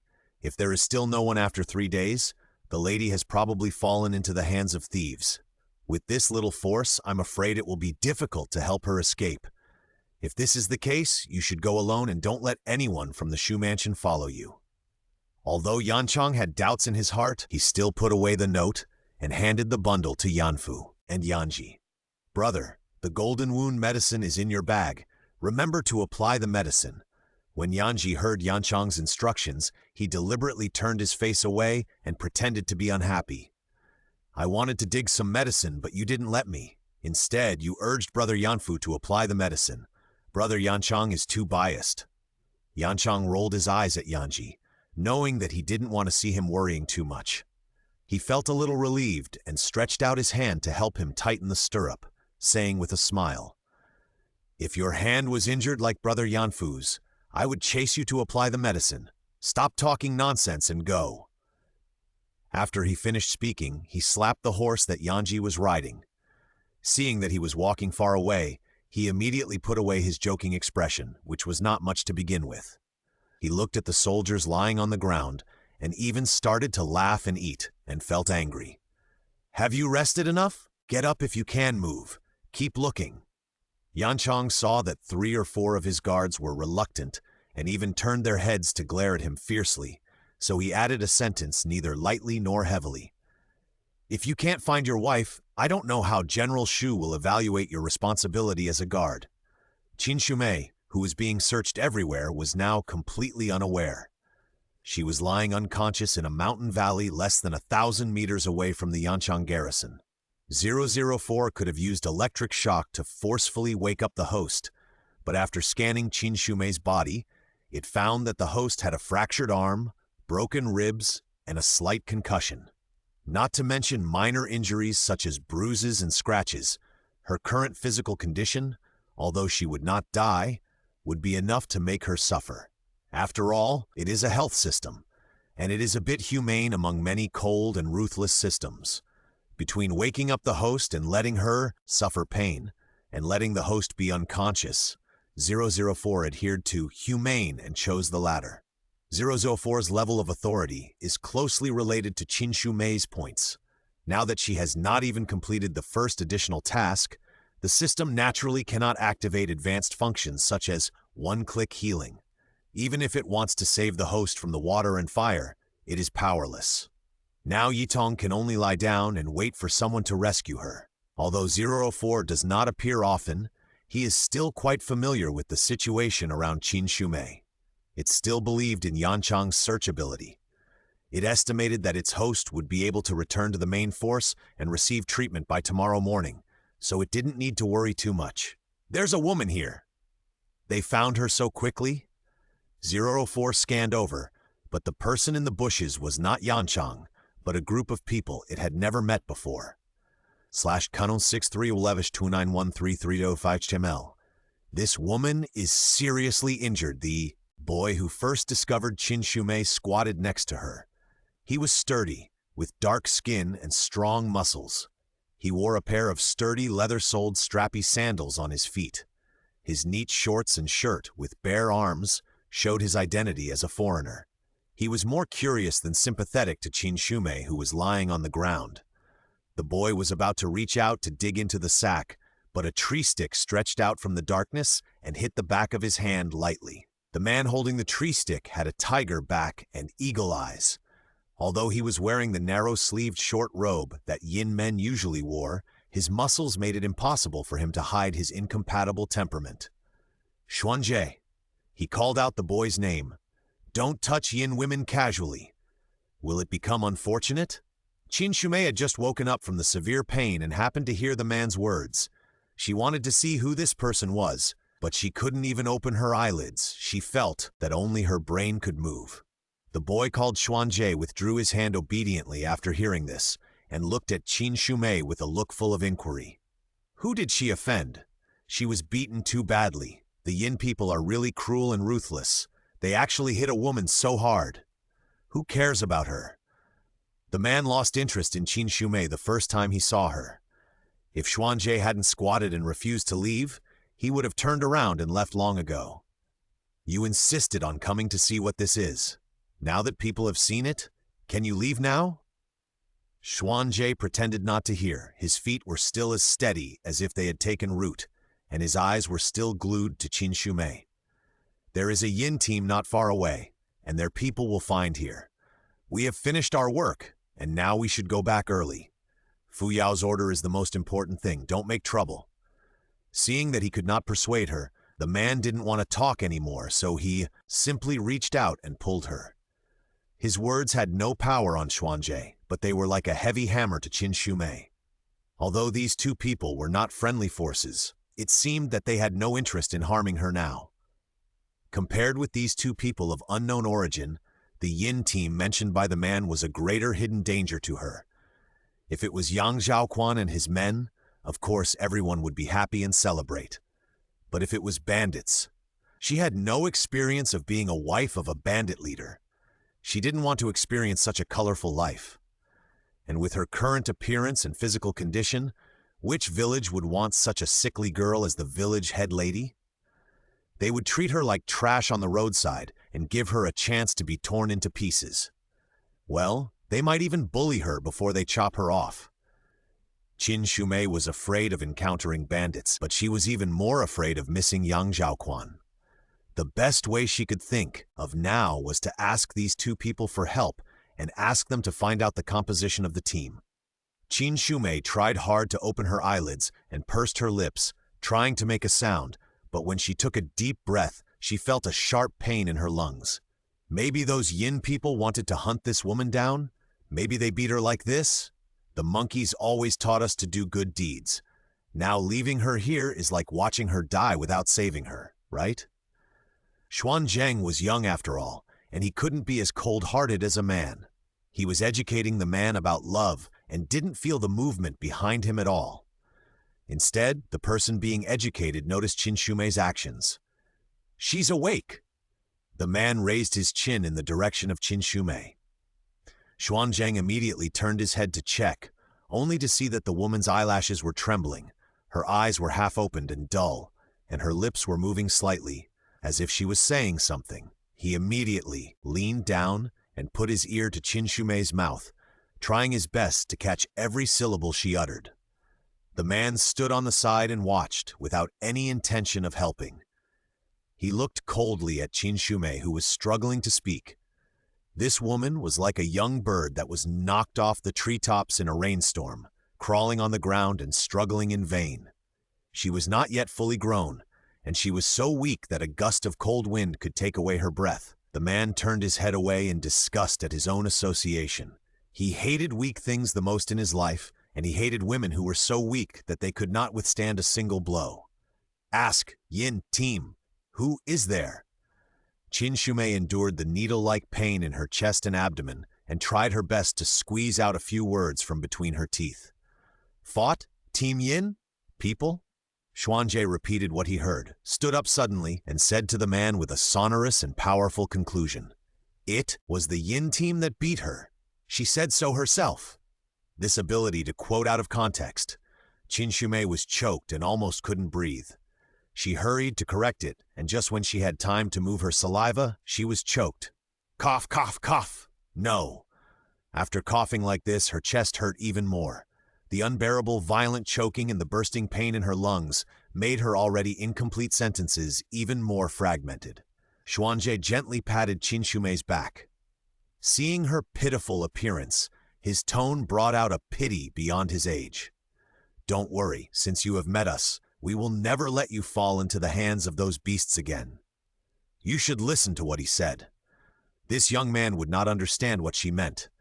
She could only place her hope on the man who was watching their conversation in silence. Xuanzhe noticed the shift of her gaze and saw that her eyes were pleading and lingering on the man, so he naturally thought that she was afraid of the man. Considering that she was inconvenient to speak, Xuanzhe spoke to comfort her intimately, trying to ease her fear. Don't worry about Lai Jie. He is cold on the outside but warm on the inside. He will help you. That's not what I meant. Although she was very grateful for Xuanzhe's kindness, at this critical moment of conveying the words, the two of them were at odds with each other, and the conversation went in a direction that she could not control. Qin Shumei almost sighed to the sky. Her brainwaves would never be on the same channel as the young man. Really? Lai Jie? Will you help her? Xuanzhe blinked his bright eyes like a little animal and stared at the man steadily. Lai Jie turned his head to avoid his gaze and said something. You are the one who has to save the person, so you have to take care of him yourself. This sentence is so familiar, as if she had heard it in the dog market in her previous life. Back then, she held the puppy in her arms and couldn't let it go. She started to act like a spoiled child and then became a shrew in front of her parents, and finally got a chance to own a pet. You are the one who has to raise the dog. When you get home, you have to be responsible for it. The words of her parents were still ringing in her ears. Qin Shumei could hear the helpless tone of her parents when they agreed to let her raise a dog. The boy in front of her was just like her back then, with his eyes shining with excitement. You agree now. Xuanzhe looked at Qin Shumei happily. Don't be afraid, Xuanzhe is the best at healing injuries. When we get home, I will ask her to heal you. 1-6301-2916319.html. When young people's enthusiasm explodes, it is often a bit too intense. Xuanzheng finally got Lai Jie to relent. He ignored the dissuasion of the people around him and excitedly led the horse over, wanting to have Qin Shumei tied to the horse directly. The two people who carried Qin Shumei were careless. As soon as they took her out of the sack, Qin Shumei vaguely heard a part of her body making a teeth-grinding crunch sound, and the unbearable pain was like a huge wave that engulfed her in an instant. Why is there no movement? Xuanzheng pushed the side of Qin Shumei's face with his fingers, and seeing that she had no reaction, he couldn't help but ask Lai Jie. I fainted from the pain of breaking bones. Lai Jie said in a flat voice, walked straight to the cart full of debris, and quickly cleared a flat area that could accommodate one person. If she is in your hands, it will be a miracle if she can be brought back to Wente alive. He snorted slightly in his nose and added to the two people who were carrying her. This is a yin woman, not a stone or a board. Be careful with your hands. Don't break her neck if you're not careful. What yin woman? How could there be a yin woman? Several other people in the team came over after hearing the noise and watched in amazement as they put the person on the cart. Xuanzhe found her and wanted to rescue her and give her to Hou Yu to treat. Lai Jie frowned, sat down on the spot, and roughly explained the whole story to several people. Why bother with so much trouble? Even if Xuanzhe wanted to rescue her, he could just throw her directly to the nearest village. If the village can't treat her, just throw her outside their city. Why do you have to take her back with you? That's right. The Yin people have their own way to treat diseases. Why do you have to trouble us, Hou Yu? Her minor injuries and illnesses are not even worth Hou Yu's treatment. I think the woman only suffered skin injuries and can heal on her own. Xuanzhe is making a fuss. Several people talked at once, and they all disagreed with taking Qin Shumei back. That's enough. Lai Jie raised his hand to stop their discussion. You go ask Xuanzhe if he is willing to let go of his treasure. Besides, he paused for a moment, and for the first time, a smile of unknown meaning appeared on his face. The North City will open soon. After all, we still know too little about the Yin people. Taking this woman back may be of great use. Yanchang and the remaining few people stayed up all night and searched for another day and night, but found nothing. After receiving the news, General Shu immediately sent people to join the search team, but after searching the entire road, Not to mention the tree holes and pits where people could hide. They even turned over the slightly larger leaves and shrubs, but still could not find any trace of Qin Shumei. However, this carpet search was not completely in vain. When they searched the valley, although the marks on the ground had been swept away, they could still see traces of human destruction. This made Yanchang more determined that his wife was kidnapped by thieves. The suppression of bandits is imperative, but relying on General Shu's limited manpower, going to the bandits to ask for people is like fearing that one will not live long. The 3-day deadline is up in a blink of an eye. No matter how much Yanchang can't let go of Qin Shumei, he can only write a letter to bid farewell to General Shu and ride his horse to Yuxing. The guards brought back Yanchang's letter, looked at their general's gloomy face, dared not say a word, and quietly stepped aside. "Dad, don't worry so much. Lady Qin is a blessed person. She will be safe." Shu Dingji carefully interjected at the side, in exchange for a cane from General Shu. Ever since he beat Shu Dingkun, he no longer played the role of a kind father at home. He completely released his nature and was not polite to the brothers who were more likely to cause trouble than to accomplish things. "Lucky? Just such a light sentence of lucky? Lady Qin is your son's lifesaver. You should remember her, even if you repay her with a spring. Since the couple got into trouble, you have ignored them and done nothing. You are simply a ruthless person." Facing his father's scolding, Shu Dingji really wanted to kneel down and complain. He also wanted to care, but his care was worthless. The transfer of personal soldiers was in the hands of his father, and even his younger brother had several personal guards to dispatch. Only he could not send out manpower and money. What else could he do except say a few words that were not painful or itchy? Shu Dingkun, who was standing aside, looked at his nose and heart. Although he laughed in his heart, he learned not to show it on his face. Once the filter of a loving father was broken, General Shu could no longer tolerate the bad things his younger son had done before. These days, he beat Shu Dingkun at the frequency of eating. In this high-pressure environment, although Shu Dingkun suffered a little, he also grew up quite quickly and learned many skills that he had never touched before, such as how to manage facial expressions and his own bad mouth. This trip of bandits was like timely rain for him. He naturally put the blame on the bandits. With this shield, his own arrangements were almost invisible. Anyway, his goal had been achieved. The guards reported that Qin Shumei was severely beaten, and young Zhaoquan did not escape well. Although he himself did not get any substantial benefits, he harmed others. For him, harming others is self-interest. This good news is as effective as a magic medicine, which reduced the pain he felt when he was beaten by 3 points. Since he has the inside, there is nothing wrong with performing with everyone. Whenever he talked about this, he behaved honestly and sensibly, adhering to the 6-character motto of not interrupting and not moving around, and put on an extremely regretful expression, wishing that the 4 characters of heartache and grief were engraved on his face. In order to complete the play, he even sent his personal guards to find Qin Shumei, and destroy the evidence that might be left there.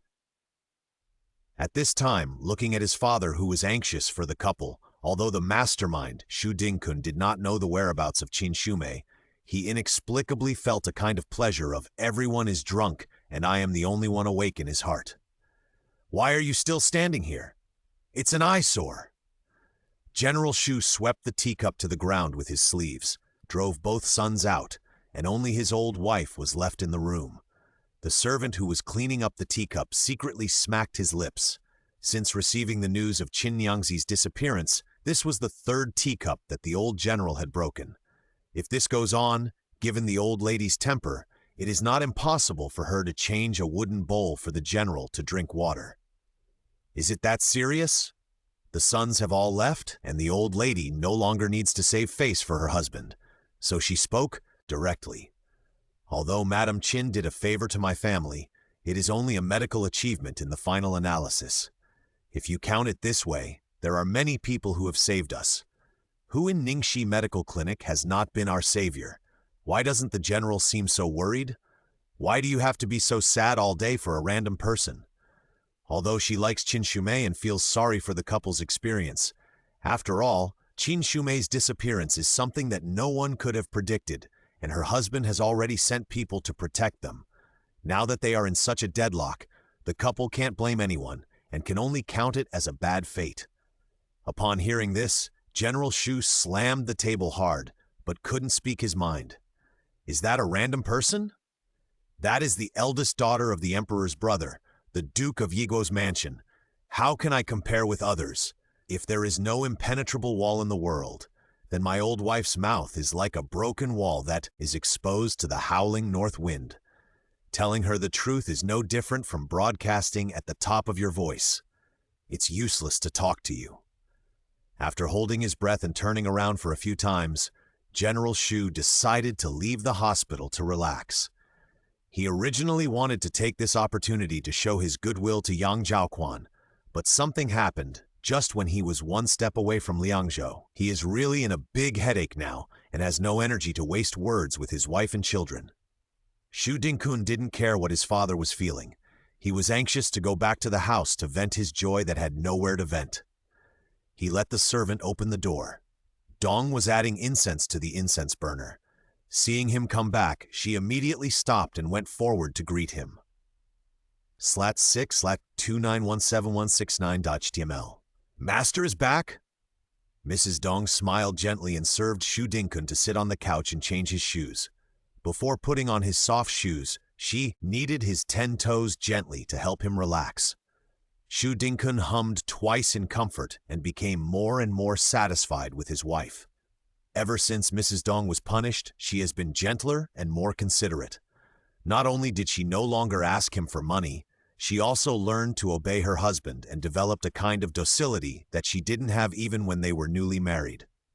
Master, you have worked hard. You have been talking to my father for the whole afternoon. I guess you must be hungry. Mrs. Dong washed her hands, asked the maid to bring some of Shu Dingkun's favorite side dishes, picked up the chopsticks and put them on the plate in front of him.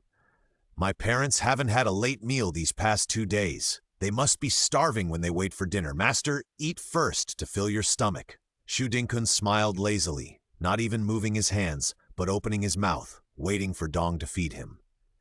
In the past, Dong would have looked down on him the most, and would have stared at him with a pair of drooping eyes and forced the chopsticks into his hand. Master, you're such a jerk. This is different from the past. Dong smiled slightly and picked up a piece of crystal smoked pork elbow. The translucent meat tendons and the fine pork with distinct textures were held on the chopsticks, shaking with the movement of her fingers. Dong gently supported Shu Dingkun's chin with one hand and gently put the meat into his mouth, feeding him with a sense of fun. Shu Dingkun was served comfortably and was as happy as a god. Dong fed him a few more mouthfuls, wiped the oil stains from the corners of his mouth with a handkerchief, and asked a question when she saw that his eyebrows and eyes were relaxed.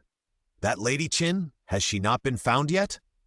He had avenged his enemies and conquered his wife. Shu Dingkun was very proud and his vigilance was at its lowest point. When he heard her question, he answered without thinking, "Oh, she hasn't been found yet." He smiled viciously. She ran into that group of people because she didn't cultivate herself in her previous life. Who can she blame? Shu Dingkun looked at his gentle and virtuous wife with interest. Why do you care about them? That couple hurt us so badly, and now they have such a fate. This is what they deserve. Dong served him another bowl of ginseng chicken soup and was blowing it in her hand to cool it down. Seeing her husband in high spirits, she immediately smiled and agreed. Master is right. Whether she can be found or not has nothing to do with us. It's okay if she can't be found. Let's see if she dares to be as arrogant as she is in our house under the hands of those bandits. Shu Dingkun pinched her cheek with satisfaction, waved his hand to push away the chicken soup, and indicated that he was full. Dong obediently withdrew. Before leaving, she called 2 beautiful maids to fan her and told them to serve her well. Madam, the master notice anything? Dong's maid Hongfang had been waiting at the door. When she saw her come out, she immediately came to greet her. She walked with her in small steps, and her eyebrows could not hide her nervousness. Him? What can that idiot notice? Dong left the room and immediately put off her obedient expression. He is still smug about kidnapping someone, idiot. She washed her hands in the basin and felt extremely disgusted for feeding Shu Dingkun just now. After this incident, I've come to see that he's an ambitious idiot. Now he can't even get his father's favor. Not only is his own spending lower than mine, but he also puts it on me. Bah! There was no affection in Dong's eyes, and her disgust was evident in her words. And my mother, that old woman, never thinks about who usually serves her food and massages her legs. The eldest wife does nothing, but she is so happy that she gave birth to a son. She glares at me and keeps saying that she wants to have more children. Is it because I don't want to give birth? It's obvious that she can't give birth to a son. I have married 3 or 4, but I haven't given birth to a single child. There was no hatred in her voice, and even a hint of sarcasm. I have seen it. People still have to rely on themselves. Dong knocked on the table lightly, and her eyes swept to her fingers. There was nothing on her hands with distinct knuckles. Her nails were only dyed with the most common marigolds, and the color was dull. At this time, new nails grew from the roots, making her hands look even more sloppy and rough. She couldn't help but think of her eldest sister-in-law Wu's hands. On her white, plump, and round knuckles, there were always several exquisitely crafted red gold rings, studded with pearls and gems. They were given to her by her mother-in-law for fun after she gave birth to Xu Zhenying. On her fingernails were crystal glass beads, which reflected light when she turned her palms, as if a rainbow light was flickering on her fingertips. Dong clenched her fingertips in her palms. Her expression was flat, without any fluctuations, and her eyes turned to Hongfang. Why are you like this? Did the second brother send another message?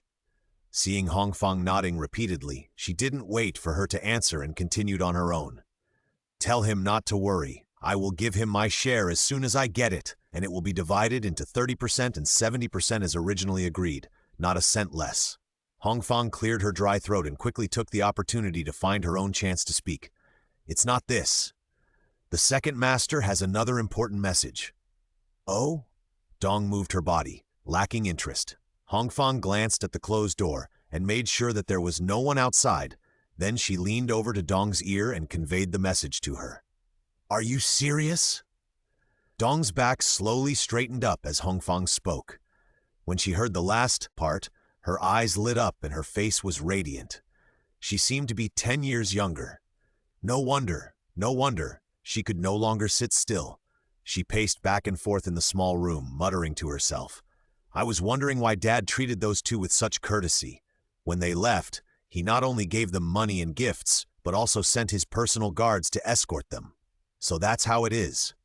Hongfang wiped the sweat that was about to fall from her face. Her mouth tightened. Madam, Qin Shumei is the legitimate daughter of Duke Yiguo, and Yang Zhaoquan is the emperor's brother. We really can't afford to offend them.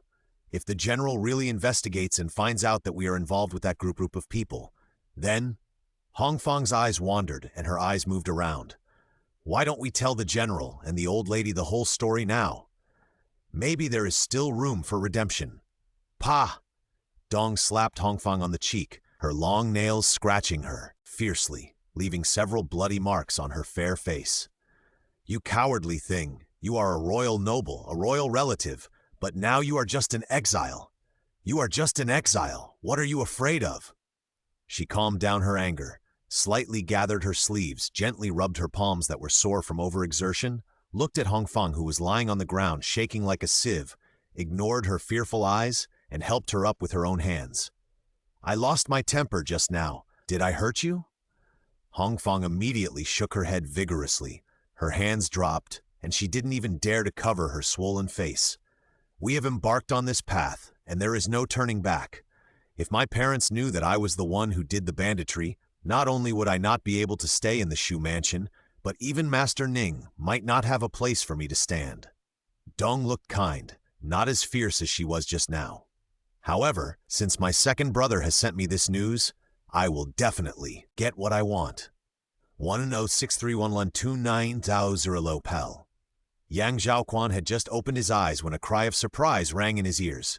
Awake! Awake! The pain in the wound was much relieved.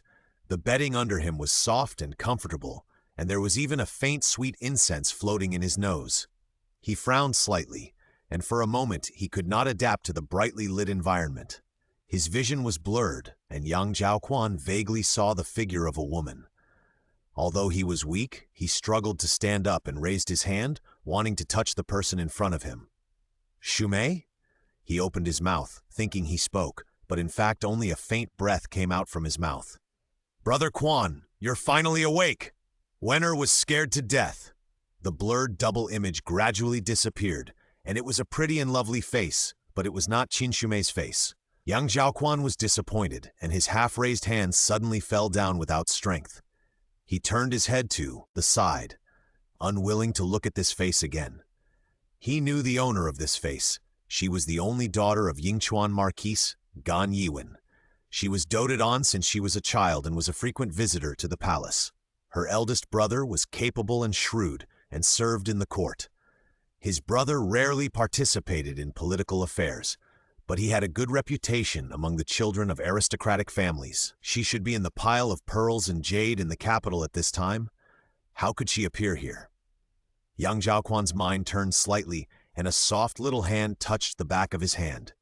He withdrew his hand as if he had been electrocuted, avoiding Gan Yiwen's lost eyes. "Where is this?" Young Zhaoquan didn't want to be in the same room with her, but he was powerless, so he could only try his best to move back and distance himself from Gan Yiwen. "This is my brother's house. He saw you covered in wounds, so he brought you back for treatment. Brother, Quan, you really had a close call. When my brother first brought you back, you were covered in blood and seriously injured. I was really scared, afraid that you—" When she spoke of the distress, Gan Yiwen's eyes were red, and she almost shed tears, but Yang Zhaoquan frowned even tighter. This answer was all nonsense, without a single key piece of information. Instead of listening to her rambling here, it would be better to find someone else to ask. "Where is your brother?"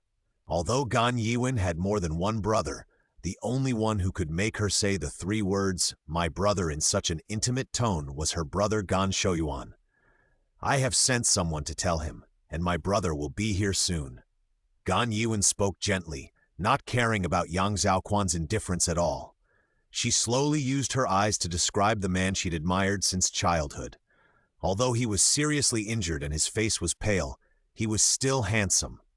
There seemed to be cold stars in his eyes, and the corners of his mouth were slightly pursed, as if he was an inviolable god. In the early years, some people said that His Royal Highness Prince Wei was sometimes unkind, but Gan Yiwen just liked his appearance and was willing to be obsessed with him. "There are several guards following me. I wonder where they are now?" Since they had to wait anyway, Yang Zhaoquan simply asked two questions to pass the time. "Guards?" Gan Yiwen thought for a while and finally pulled the relevant information back from the edge of forgetting. After all, after seeing Yang Zhaoquan, her heart and eyes were full of him, so how could she care about the guards? "Brother Quan, are you talking about those two people? They are also injured, and there are doctors to treat them." Gan Yiwen's little face turned upside down, innocent, but the words she said were completely inconsistent with her face. It was because of their poor guarding that Brother Quan was injured like this. I think they should be severely whipped. Yang Zhaoquan heard this lofty talk, and for some reason, he felt a little strange in his heart.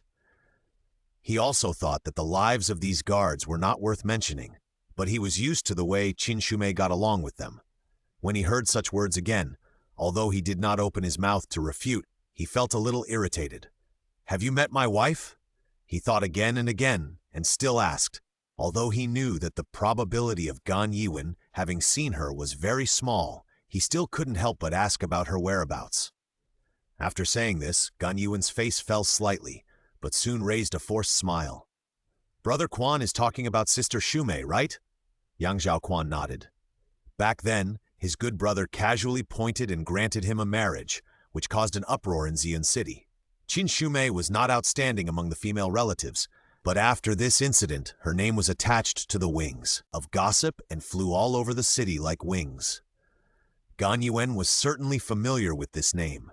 She gritted her teeth and shook her head slowly, with a trace of confusion on her face. Wenner didn't see it. Gan Yiwen clutched her handkerchief, trying to make her tone the same as usual. Yang Zhaoquan was disappointed with her again and didn't want to ask any more questions. The two of them were silent, and the atmosphere was awkward and anxious. A hurried sound of footsteps came, breaking the awkwardness. "Your Highness is awake?" The handsome man who came in was Gan Yiwen's brother, Gan Shouyuan. He had a face like a crown and lips like painted rouge. Although he was thinner than Yang Zhaoquan and lacked momentum, he had more bookish air, and his eyebrows were warm. He was born with upturned lips. Even if he didn't make any expression, his face was smiling. This man looked like a good person, had a title to rely on, and was good at dancing with long sleeves. He had some friendship with everyone. He didn't get involved in the court, had no conflicts of interest with everyone, and rarely made enemies. "The emperor has demoted me to a commoner. I am no longer a highness. You don't need to address me as such." Yang Zhaoquan was even colder to his smiling face than to Gan Yiwen. "Thank you for your rescue today, but why are you here? And what happened to my leg?" Although he had lost too much blood, his brain was fine, and he could still remember where he was injured. It was obvious that his upper limbs were the most seriously injured, and his legs should be able to move without any problems, but now he had almost no feeling below his calves. With her eyelids glaring at the sun and the noise of wheels clattering in her ears, Qin Shumei was lying next to a pile of miscellaneous items with a strong smell.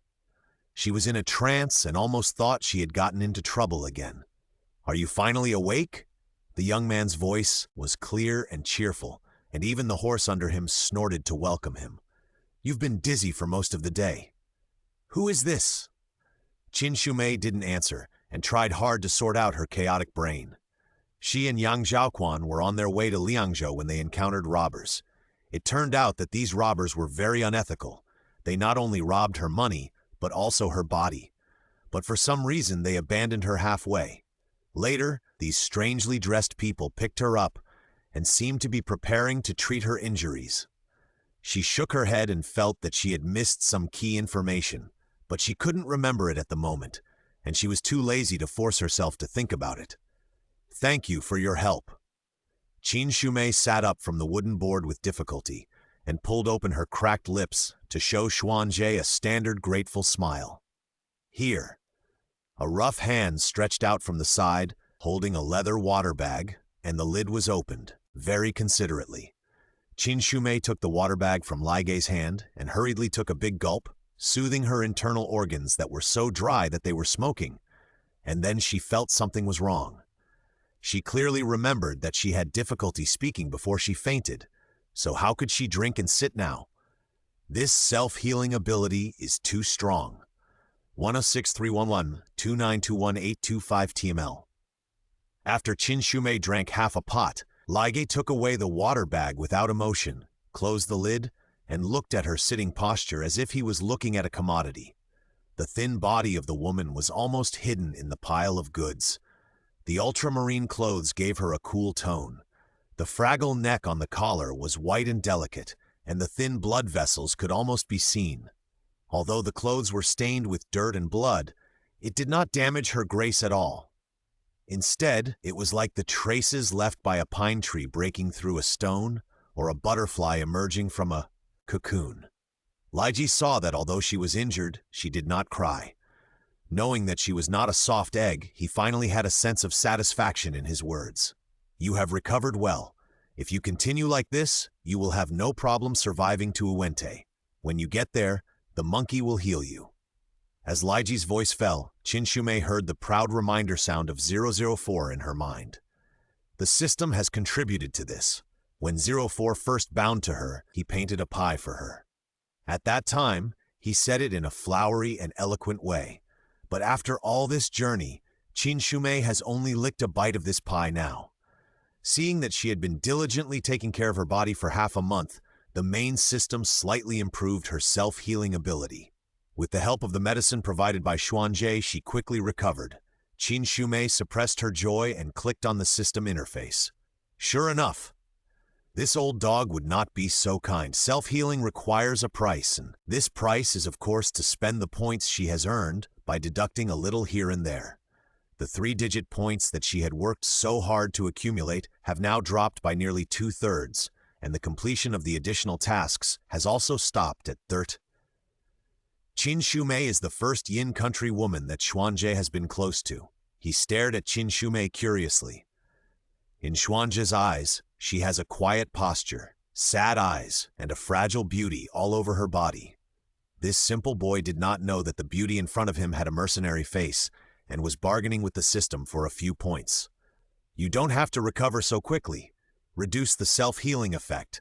Can you refund half of my points? Self-healing is nothing special. Good things in the mall can save lives at critical moments. It's best to use the accumulated points wisely. 004 was silent. It didn't expect humans to be so shameless. It's like you gave someone a bottle of glucose when she fainted from hunger. Now she wakes up. Not only does she not thank you for saving her life, but she also asks you to refund the half bottle of glucose. Faced with such an unreasonable request, 004 of course refused it sternly. Qin Shumei, who failed to take advantage of the loophole, drooped her head and closed the interface. If she doesn't want to give it, then don't give it. Life still has to go on. What's your name? Why are you there so embarrassed? Liege interrupted her trance. His tone was cold and hard, and he asked a normal question with a hint of interrogation. My surname is Qin. My name is Shumei. I went to Liangzhou with my husband, but we ran into robbers on the way. I got separated from him and was knocked unconscious by the robbers and thrown into the woods. Later, I met you guys. At the end of the story, Qin Shumei's dizzy head suddenly became clear. Yes, she was going to Langzhou with young Zhaoquan. Did she lose her brain after falling? She was so dizzy that she sat in the team like a stupid roe deer, and she was really dragging herself wherever she went. She wanted to slap her head twice to wake herself up. After the annoyance, Qin Shumei was left with more worries. She didn't know whether Yang Zhaoquan and the others had escaped safely. She was a living person who suddenly disappeared. She was afraid that they would go crazy looking for her. Thinking of this, Qin Shumei couldn't sit still anymore. She turned around and climbed onto the edge of the cart. Her fingers clasped the wooden board, and her fingertips were slightly white. Now she was injured, and it was difficult for her to ride a horse. It was difficult for her to find Yang Zhaoquan and his team in a short time and reunite with her own team. But even if she could ride, she didn't know the way. What was even more desperate was that she was a 24K purebred road idiot who didn't know east, west, south, or north. Even if she held a map in her hand, she couldn't find the way. Qin Shumei thought for a while and finally locked her sights on Li Jie. Although he was not the oldest in the team, he looked the most prestigious. Good brother, I'm sorry. Please help me again. I am fortunate to be rescued by all the heroes. I will never forget this kindness and will repay you with a favor. She was unable to move, so she could only bend down slightly to salute the people on the horse. It's just a small favor, sister. You don't have to be so polite.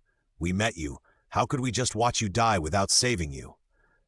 It was the first time Xuanje saved someone, and Qin Shumei's sincere thanks greatly inspired the heroism in his small body, and his back on the horse was even straighter. 10631129241367.html. Liege just narrowed his eyes. He didn't think Qin Shumei's thanks were pure. In fact, he had already predicted that she hadn't finished the second half of the sentence. I really don't want to be separated from my husband. I wonder if you can show me another favor and take me to Liangzhou? Qin Shumei blushed before she finished her words. She was grateful to others in the last second, and in the next second, she was blackmailing others to do it. This was the first time she did such an arrogant thing. Lige's face was slightly gloomy. Just as he was about to open his mouth, he heard Qin Shumei hurriedly continue with the reason. First, I have nothing at the moment, so even if I want to give you money, I am powerless. But when we get to the city, I will give you money. After all, it is rare for people to do good without expecting anything in return. People die for money and birds die for food. Putting a bonus in front can always motivate people. Second, I am powerless, and it would be a burden for you heroes to take me with you. It is better to send me to Liangzhou where you can ride fast and don't have to worry about injuries. Qin Shumei said the second point completely while looking at Lige's face. After all, The words, "I don't want to play with you," were almost written on this guy's face. If she took the initiative to leave the team, he might be willing to beat gongs and drums to send her off. Before she could say the third point, she saw a man riding a horse coming, with dust rolling behind him. It was hard not to notice him. "Lai Jie!" The man stopped in front of Lai Jie's horse, and his fearful eyes swept across Qin Shumei's face, calling Lai Jie away. Many cities in Liangzhou are under martial law, and even the neighboring Jinzhou and Weizhou have added guards. It is impossible for ordinary people to choose that road to Liangzhou in the middle of the night. There must be something fishy about this woman. Lai Jie waved his hand to let him return to the team, and rode slowly to Qin Shumei's cart. The woman clung to the cart board, still maintaining a pleading posture. "Since you have a husband at home, it's not good to separate you." These words coming out of Lai Jie's mouth were particularly terrifying. It didn't seem like he was going to send her to Liangzhou, but rather to send her to the underworld. "Forget it. We will send you away, and when you meet your husband, we will continue on our own." Qin Shumei swallowed her saliva. Did she pass the test so easily? Could it be that she really misjudged this person? In fact, this person is a bodhisattva in the appearance of a rakshasa, and he was persuaded by just 2 words. Xuanzheng was not very happy. "You said you would take her back to show her to the monkey. Why are you sending her back halfway?" Lai Jie pinched Xuanzheng's shoulder blade with his big hand, and under his grinning lips, 2 tiger teeth gleamed coldly. "It's not easy to separate a couple. If you want to take her back, you need her to be willing." Although Xuanzhe was reluctant, he knew that Lai Jie's words made sense, so he could only suppress his temper and turned to Qin Shumei with a bit of a sullen look. "After seeing your husband, can you come to Uente to talk to us?" Qin Shumei hesitated and didn't know how to answer. In theory, they could not leave Liangzhou without being summoned, but the benefactor had invited them, and it would be too inhumane for her to refuse directly. She also felt guilty about deceiving a young man. "I've heard that Yin women obey their husbands and never dare to disobey. Sister is no exception." Xuanzhe curled his lips, and his little face, whose baby fat had not completely disappeared, was full of disdain. "Who told you that? Where did this kid hear these rumors?" Qin Shumei was angry and amused. Although she was a half-Yin person, she couldn't help but want to refute him when she heard him say that. The two chatted back and forth and soon opened up the topic. Since it was boring on the road anyway, Xuanzheng simply told Qin Shumei about the marriage customs of their Uente, and also listened to the customs of Dayan to break the stereotype. The young man was very excited when talking about his hometown. He not only talked a lot, but also had rich body movements. It was not an exaggeration to say that he was full of emotion. Since they decided to find the whereabouts of young Zhaoquan, Lai Jie and his friends took another way and turned back to the place where Qin Shumei had the accident, investigating and tracking all the way. The journey was boring for a few days, but fortunately, Xuanzheng chattered and Qin Shumei listened with relish. She wished she could hold a handful of melon seeds in her hand and listen to what he said as an audiobook. Qin Shumei sorted out the information in the child's words and roughly painted a picture of the Uente in her mind. In the Uente, the clan leader and the high priest are respected. The clan leader is responsible for the daily affairs of the clan and leading the troops to fight. The high priest is a spiritual leader, skilled in witchcraft and medicine, and presides over the tribe's sacrifices and prayers. "You always said that you would take me back to heal the Houyu. Could this Houyu be your high priest? Sister is really smart." Xuanzhe's mouth corners could not help but rise wildly. If he only spoke of Uente with pride, then his eyes would light up when he spoke of Houyu. He only had time to make a gesture of opening his mouth, and the words on his lips were stopped by Lai Jie. "The person you are looking for is probably in that city." Lai Jie pointed his whip at the city gate not far away, and there was a piece of yellow sand. In the mist, Qin Shumei could vaguely see the 3 big characters, Wenliang City, on the plaque.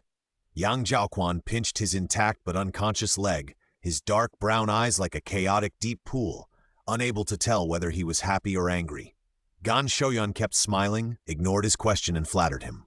"Your Highness is the younger brother of His Majesty, proficient in both civil and military strategies. You are trapped like a dragon in shallow water. One day you will be able to escape and realize your ambitions." Gan Yuan nodded like a chicken pecking at rice, refusing to move away from young Zhaoquan's couch. She was almost pushed away by her brother. When the corner of Gan Yuan's clothes disappeared behind the screen, young Zhaoquan raised the corner of his mouth slightly and repeated mechanically, "Why are you here?" Gan Shouyuan waved his folding fan leisurely, and the lake blue necklace on the handle swayed casually, just like his leisurely voice. "I am a free-spirited person. I came here just because I wanted to explore the scenery of Northern Frontier. What other reasons do I have?" The curve of young Zhaoquan's mouth became more and more upturned, but there was no joy in this smile. Although Gan Shouyuan likes to travel, he would not be so bored as to suffer in Northern Frontier. What's more, he brought his unmarried sister with him. How could he wander around without a destination? Presumably, the purpose of his trip was nothing but himself. Gan Yuan had anticipated this encounter, so she followed him all the way and temporarily gave up the gold and jade piles in the capital. Young Zhaoquan already had a plan in mind. Gan Lang helped me out of chivalry, but he ignored that I was under the Emperor's order. If I fail to arrive on time, the Emperor will blame me and punish you. Then Yang will be guilty of a heinous crime. Gan Shouyuan sat directly on the bed, still in that unhurried tone. The Emperor's mind is unpredictable. Demotion may not be a disaster, and promotion may not be a blessing. Your Highness must understand this better than me. Yang Zhaoquan's pupils shrank and his long eyelashes drooped. "You know everything?" 1616311/29254934.html. "Since you already know, then stop pretending. Did the old Prime Minister send?" Yang Zhaoquan's voice contained a slight annoyance and fatigue. When he raised his eyes again, there was nothing left in his eyes except calmness. Gan Shouyuan closed his folding fan and paced between the candlesticks. He picked up the copper scissors and cut off the curled black core of the candle wick. The fire gradually brightened, and the warm light of the candle flame danced on his face, making the shadow behind him even darker. "Your Majesty is wise, and the old Prime Minister is not stupid either. Alienation, seizure of power, exile, you two brothers have put on a good show. Although you and the Majesty are not as close as a rock, it is not the case that one of you will fight to the death with the other as soon as you take office, not to mention that he is still using you." Yang Zhaoquan raised his hand to stop him. "True or false, why mention it?" Gan Shouyuan smiled even more, and the closed folding fan gently rested on the back of Yang Zhaoquan's hand, gently pressing his hand down. "Oh, that's wrong. It's more interesting to say it all. The old Prime Minister wants to get rid of you as soon as possible, and the Emperor knows it. But you are his only support. How could he be so stupid as to get rid of you now? You are leading troops to fight wars outside, and you think you are in control of everything. But do you know that the old Prime Minister's confidants have already colluded with the Baidi people and will get rid of you on the day the trade opens? The day of your high-spirited victory should have been the day when your head fell." Gan Shouyuan tilted his head slightly and paused for a moment. Looking at Yang Zhaoquan's expression, it was like a wild cat looking at its prey struggling in its palm. Unfortunately, Yang Zhaoquan was not a qualified prey.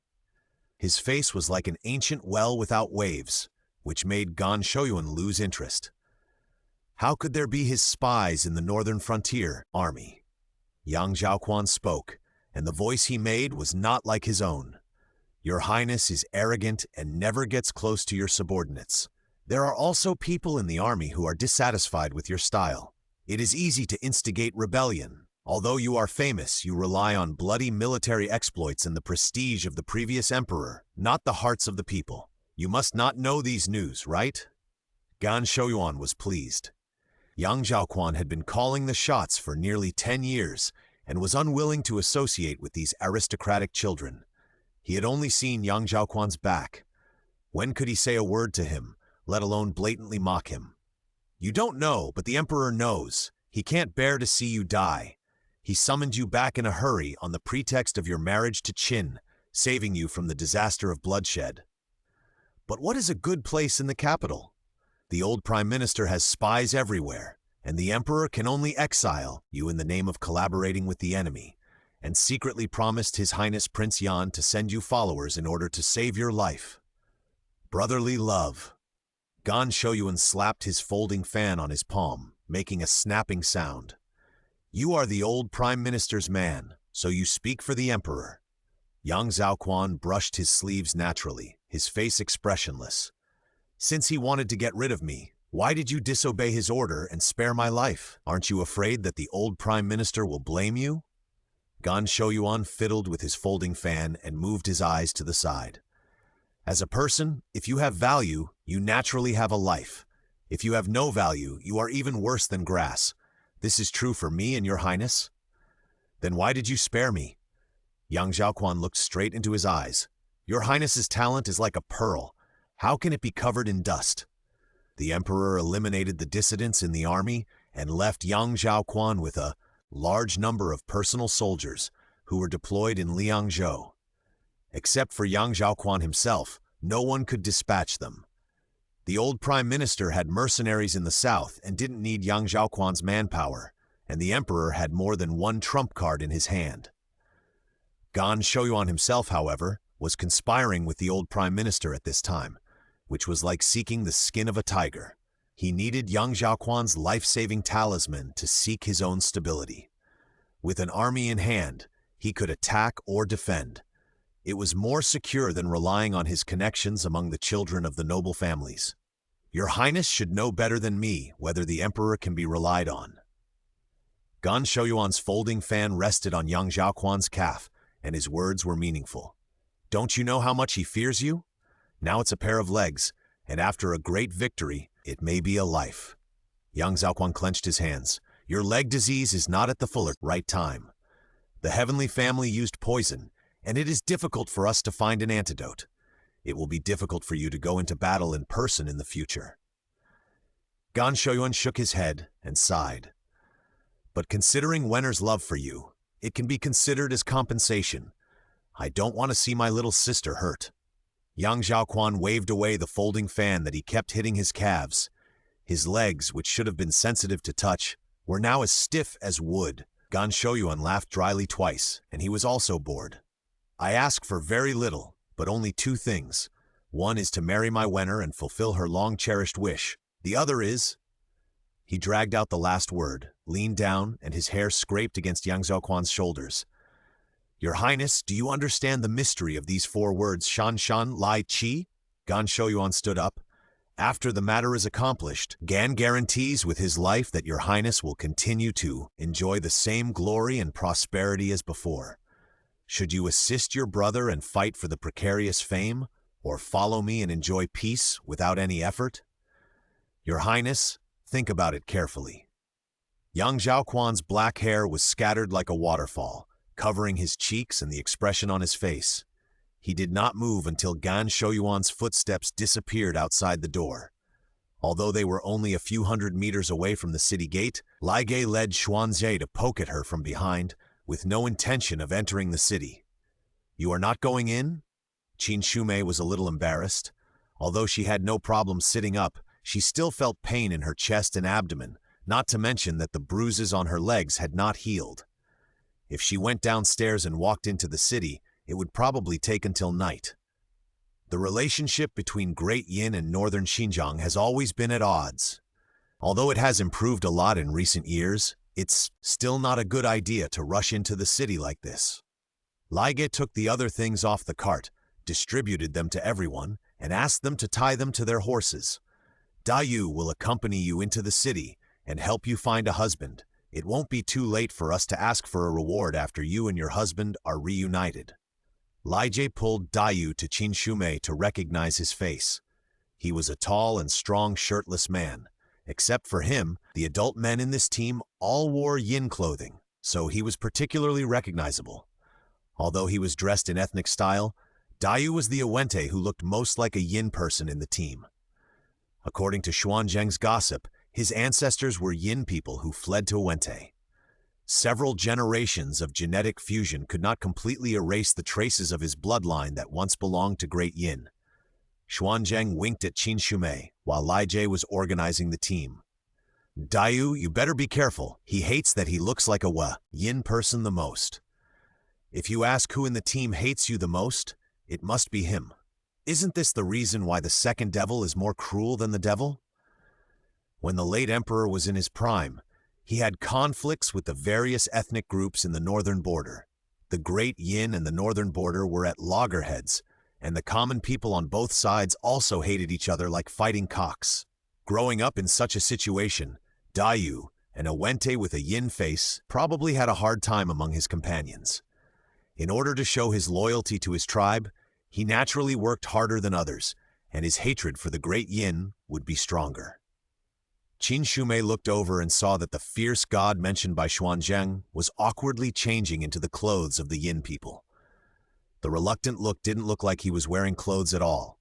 It was just a change of skin. She felt cold on her back. Lai Ge had specially chosen such a person to accompany her into the city.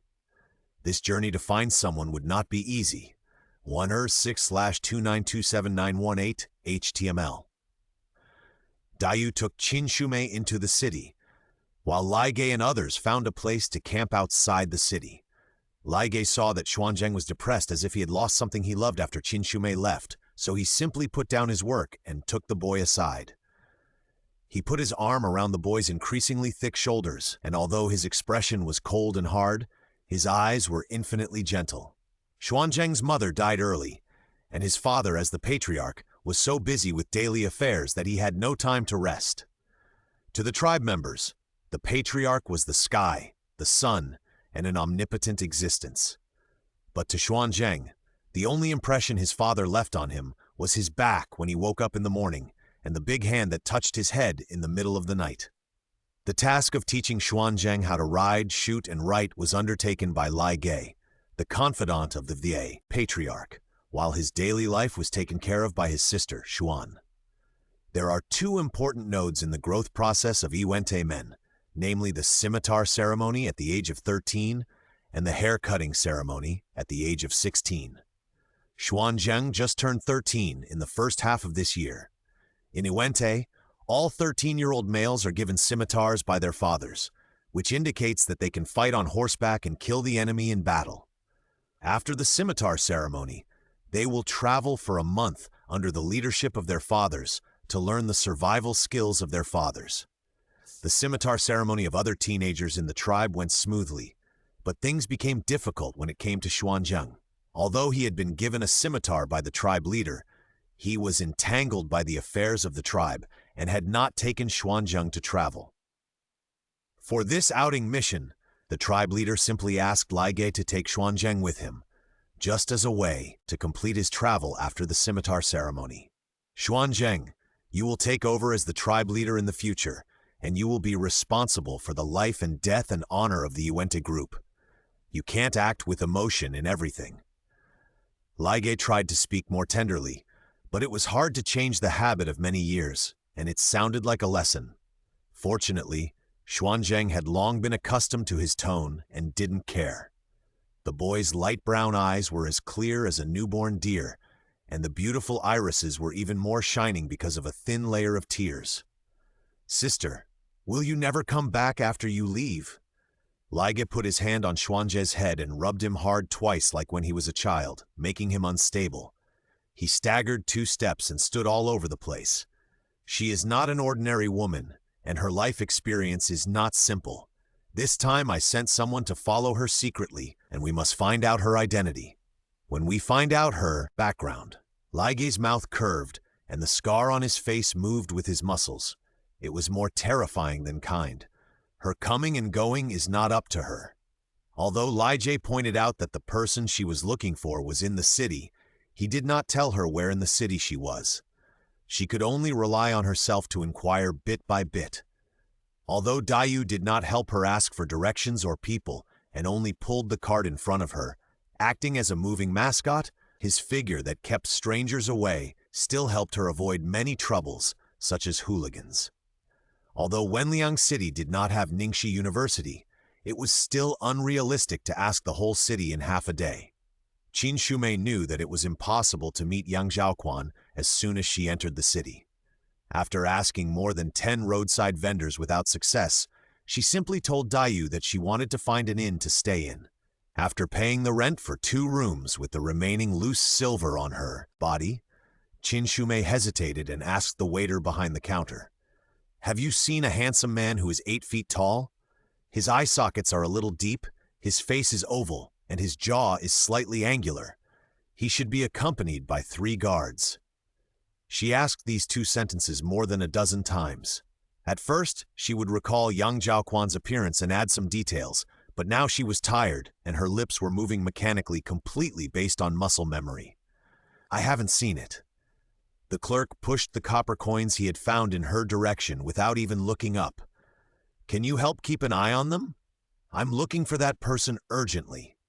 Qin Shumei divided the copper coins into 2 parts, pushing one back and putting the other back in her arms.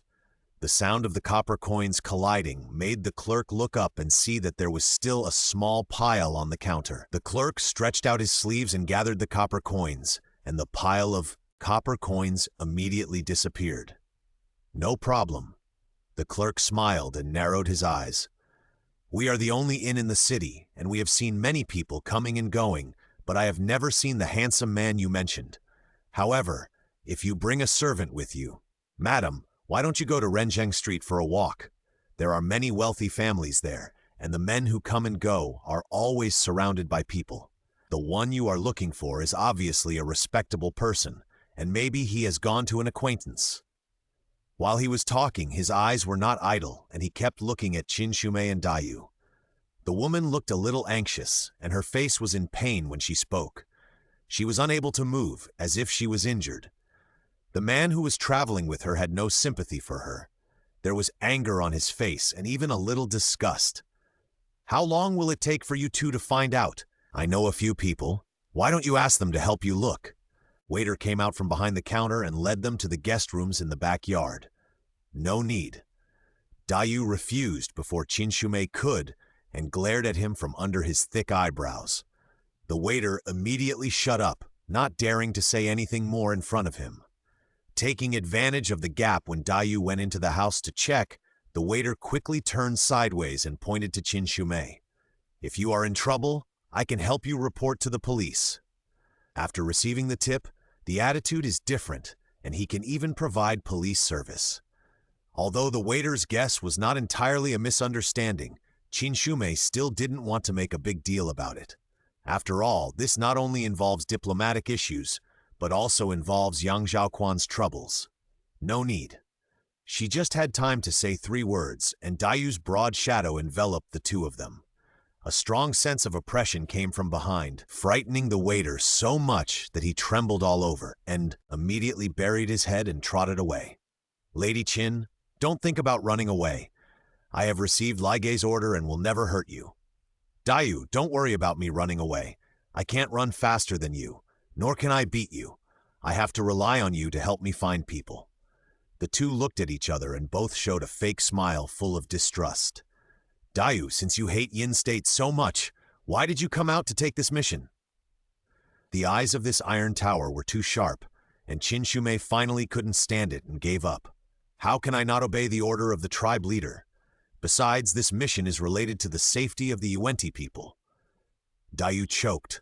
"Why should I tell you? Let's go to that useless Renjeng Street tomorrow. You quickly find your unlucky husband, and I can go back and report quickly." Realizing that he had let the cat out of the bag, he angrily left Qin Shumei with his back, strode away behind the door, and slammed the door with a bang. Qin Shumei was frustrated. The conversation she was about to start was ruthlessly killed in the cradle by the other party. It was really boring. She touched her nose and limped into the house. Dark clouds rolled outside the window, and the sky was particularly gloomy. The candles in the house were not lit, and the slightly old furniture was shrouded in shadow. Under Qin Shumei's feet was the carpet laid by the store. It seemed that it had never been taken care of since it was laid, and the original color could no longer be seen. There were several bright mud footprints under the table. The soles of her feet did not feel soft, but rather sticky and disgusting. She did not light the candles, nor did she wipe the tables and chairs. She just leaned over with difficulty to lift the thin quilt on the bed, moved her body, and carefully moved herself onto the mattress. She had just lay down when the room suddenly became bright. The pale light split the darkness in the room and disappeared in a flash. Boom! The roar of thunder seemed to explode beside her ears, followed by the sound of pouring water, heavy rain, and a torrent of waterfalls from the sky, hitting the eaves hard, as if to wash away everything in the world. The windows in her room were not closed, and the window sashes were shaken back and forth by the violent storm. The rain poured into the room with the wind, and soon a water stain appeared on the ground. Qin Shumei listened, but she did not get up to close the window, but let the heavy rain hit the windowsill. This was the first time she felt the loneliness rising from the bottom of her heart since she entered Daiyin. Qin Shumei's mind couldn't help but emerge with the laughter of the chatterbox Yanji, although he was a bit nervous but surprisingly reliable. Yanchang and Yanfu, who silently protected the group like an older brother. And young Zhaoquan, who had held her hand and held her in his arms. Since he knew her daily routine, he would bring the water bottle and food to her regularly, without her asking. Whether they slept in the wild or in an inn, he would make the bed for her in advance. Lighting a lamp in the dark, holding an umbrella when it rained, she rarely cared about such trivial matters of life when she was with young Zhaoquan. Although he lived in ancient times and the environment was harsh, he did everything possible to make himself live comfortably. In dealing with her affairs, he did everything himself and never asked anyone else to do it. A vague voice sounded in Qin Shumei's heart. This voice sounded at an inappropriate time and suddenly appeared, and she herself was not prepared at all. If she had to stay in this world for the rest of her life, perhaps it would be nice to marry young Zhaoquan like this. Maybe the pain in her body made her will weak. Qin Shumei put the relatively intact arm on her gradually moist eyes, as if this could stop the endless tears. The louder the thunder, the wetter her cuffs were, as wet as if they were rained on, and the pillow beside her ears was almost saturated. A sleepless night. The summer rain comes hard and goes away quickly. The early morning sun shines through the clouds and casts spots of light on the ground through the half-open window. Qin Shumei moved her arms, which were as stiff as a stick, until she heard knocks on the door. She moved reluctantly. The ground near the window was already soaked, and the window paper was torn in several places. The remaining wet paper was stuck to the wooden frame and almost broke at the touch, looking pitiful. Qin Shumei climbed up from the bed. She wiped her face casually and opened the door. Dayu was waiting against the wall with a pancake in his mouth.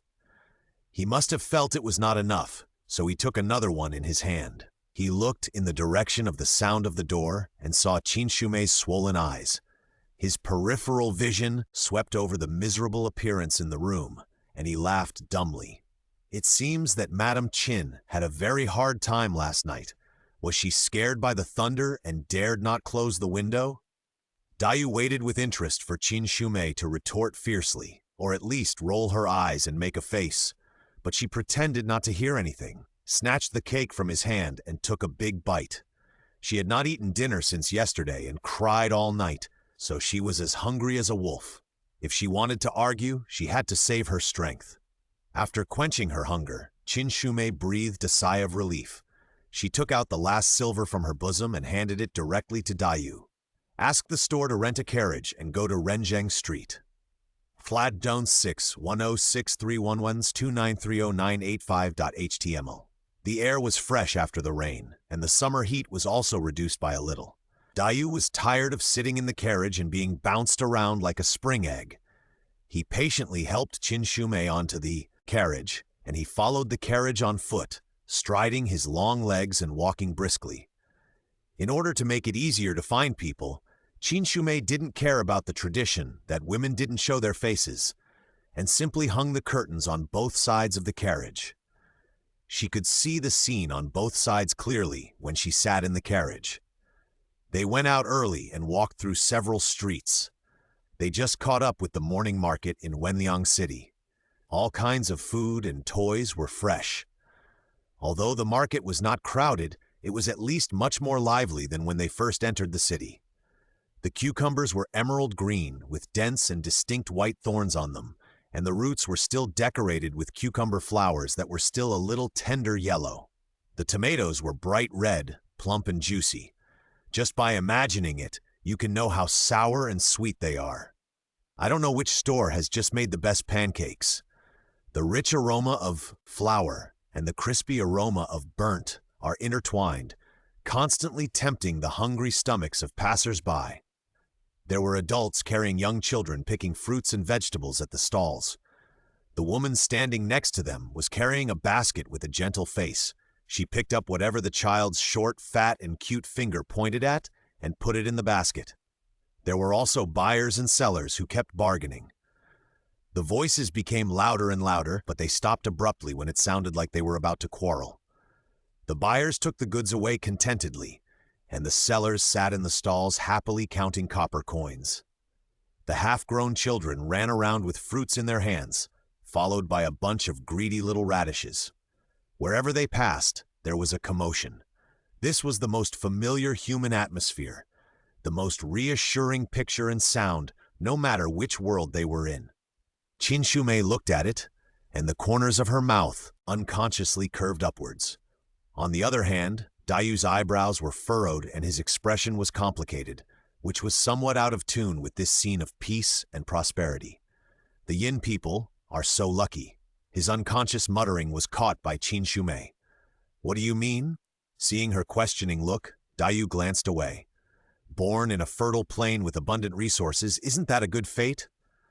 No matter how vast the plain is, it may be difficult to cultivate it, and no matter how abundant the resources are, it still depends on people's hard work. It has nothing to do with whether your fate is good or not. Good days are earned by people. Grain and fruits will not fall from the sky, and no matter how good the land is, it still needs to be watered with sweat. This year's harvest is good, and now it seems that there is no worry about food and drink, and everything is harvested. But if God gets angry, no matter how prosperous it is, it will be gone, earned by people. Humph, that's easy to say. Dayu took out a dough cake from his arms, which he took from the inn before leaving. Madam Qin, do you know how much this cake is worth in the northern border? It was a most ordinary dead dough cake, and it was actually a bit high to call it a cake. Add flour and water to make dough and flatten it. No matter you bake it, roast it, or steam it, as long as it is cooked in any way, it will be fine. Rich families with means use pure white flour, and some even add some lard and salt, which tastes a bit like the sesame seed cakes in the previous life. People without means add some mixed flour, bran, and chaff. The one in Dayu's hand is bigger than the palm of a hand. Although it is mostly white flour, it also adds some sorghum flour, and there is no lard and salt. If it is put on the market, it will only cost 1 penny at most. After analyzing it in his mind, Qin Shumei loosened his curled fist and silently extended an index finger. 1 penny? Dayu's mouth twitched, trying to force a smile, but this smile was covered by his dense beard, and in Qin Shumei's eyes, it was just his thick beard moving. How can money be compared with food? In a disaster year, even 10 taels of silver may not be enough to buy a piece of bread. After all, noodles can fill the stomach, but money cannot. This bread is worth at least a life, Dayu said in a heavy tone. Further north of the Awaken, the land is barren and there is no grass. In winter, the cold wind will scrape off a layer of human skin. In summer, the heat is unbearable and the ground is dry and cracked. We call the people there Mo Luo, which means evil spirits. The funny thing is that there are so many of them. When they have no food and can't hunt animals, they go south to rob. If that doesn't work, they share it with people of other tribes and eat it. Qin Shumei trembled slightly and felt a chill at the back of her neck. Iwenki men can ride horses steadily and resist foreign invasions. Even women can use weapons to protect themselves. Not only that, they also have to hunt and farm. How hard their lives are. The ethnic groups in the northern border are not much better than each other. Compared with the prosperity of the Great Yin, our lives can be said to be in dire straits. Your emperor has controlled the gold and silver mountains and has refused to give up a penny for many years. Now that he needs us, he welcomes us with a smile and promises to open a trade. When Dayu said this, it didn't seem like he was talking to Qin Shumei, but more like talking to himself. His muscles tightened and his whole body revealed a sense of danger. Qin Shumei had never experienced such a tragic experience in her previous and next two lives. She opened her mouth several times but closed it, not knowing how to persuade. In Dayu's eyes, she was born in Rome. How could she persuade others to be kind without experiencing their suffering? No matter how much she wanted to change the impression of the Yin Kingdom in Dayu's mind, it was futile for him to hold on to the knot in his heart. Only when the Awaken people and the northern Xinjiang people get better can the pain in his heart be relieved. While the two were silent, the carriage bumped slightly, and then it drove very smoothly. She had only experienced such good road conditions when she was riding in a prison car in the capital. Qin Shumei stuck her head out, and the carriage had already driven onto a wide stone road. Behind the car was the street sign that she had just passed by, with 3 big characters, Renjing Street, on it. Qin Shumei curled her lips. This rich area is different. It's a privileged class. The infrastructure is good, and even the ground is so flat. The quality of the houses on both sides of the road has also improved qualitatively. There are a few old houses sporadically added to the blue brick mansions. Occasionally, a few houses passed by, some of which had plaques hanging in front of their doors. The gates were imposing and quite majestic. "We're here. How do we find it?" Dayu found a street corner to stop the carriage, paid copper coins to let a few young men who were chatting, and helped Qin Shumei down. "My dear, are you looking for someone or a place?" The young man leading the way was very clever, with big eyes that were clearly black and white, and his eyeballs were rolling around happily like black mercury. "If you are looking for someone or a place, why not ask us? We are well informed in this area. We lived here before many rich families moved in. Look, our house is over there." He pointed to an old house which seemed a bit crowded and abrupt among the big houses. Some of the walls with broken bricks and plants climbing up the walls showed that they were very old. Originally, this house should be a bit sad to talk about, but when the young man said it, there was a sense of pride as an old house. Not only that, the house also added credibility to his words. "Even if we don't know, wouldn't it be faster for us to find out for you two than for you to find it yourself? We have more than just a few brothers, and they are all waiting somewhere else." The young man was very young, but he said these few words in an old-fashioned way, which made people want to laugh. Dayu thought they were cunning and not used to this kind of business, so he simply turned his head and ignored them. Qin Shumei thought it was worth a try. With her current body, it was difficult for her to stand for a long time, and knocking on doors door to door was even more unrealistic. These little energy beings were like ancient cameras. They ran around outside all day long, and almost nothing could escape their eyes. If there were more helpers like this, wouldn't it be twice the result with half the effort? "Tell me a number." She leaned against the car body. Her voice was a little lazy, and she looked at the boy with a smile, and she was also a little curious about how much he would ask. The boys didn't expect her to really ask the price. After all, there were few outsiders coming from Wenliang City, and they didn't do much business. The few people exchanged glances for a while, and the leader swallowed his saliva, staring at Qin Shumei with eyes like mercury beads. 50? 50 when? He was afraid that he would ask for too much, so he hurriedly added a sentence. "If you can't find it, then don't take my wife's money. After all, we have many brothers, and each of us can only get a few coins." The young man spread his hands. "It can't be less, otherwise we won't have the strength to run." There were 5 or 6 little carrot heads in front of him. If there were 5 or 6 more, each person would only get less than 5 coins, which was a reasonable price. Qin Shumei subconsciously reached out to take out the money, but her hand reached into her purse, but it was empty. She had used all her money to rent a carriage, and now she only had less than 10 coins. You only regret not having enough money when you need it. Although there were still a few pearls, the young man might not know the value of them. Although the silver note was light, it was worth only a piece of waste paper of slightly better quality, because there was no bank in Wenliang City. Nothing was more convenient than cash in circulation. Qin Shumei hardened her heart and simply pulled out a small silver hairpin from her head. This silver hairpin was inserted into her hair by Tao Jiajia before she left. The girl was too sad when they separated. Perhaps to express her reluctance, she inserted it with great force. The silver hairpin was stuck tightly in her hair, just like it had taken root. Qin Shumei remembered what Tao Jiajia, the crow mouth, said when she inserted the hairpin. This is made of pure silver. If you need money urgently, it can still be used for a while. This time, her words really came true. After being kidnapped and beaten, this silver hairpin was still firmly inserted in her hair. It is the only ornament on her head now. Qin Shumei placed the hairpin in the palm of the boy's hand. The whole hairpin is made of pure silver and it is definitely worth 50 coins. I am in a hurry to find someone, so I don't have time to go to the pawn shop to talk. After the matter is done, you can use it to exchange for more. The boy felt the weight in his hand, and his eyes opened wide, almost like stars were coming out. After hearing Qin Shumei's description of her appearance and the basic information she provided, the boys were eager to try and rub their hands. Just wait and see, ma'am.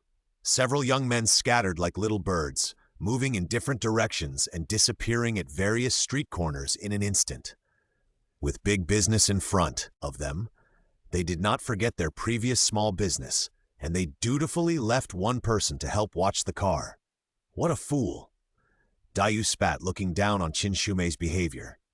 Seeing that she could hardly stand, he stretched out his hand as big as a palm leaf fan, drove Qin Shumei onto the carriage, and closed his eyes and leaned against the carriage to take a nap.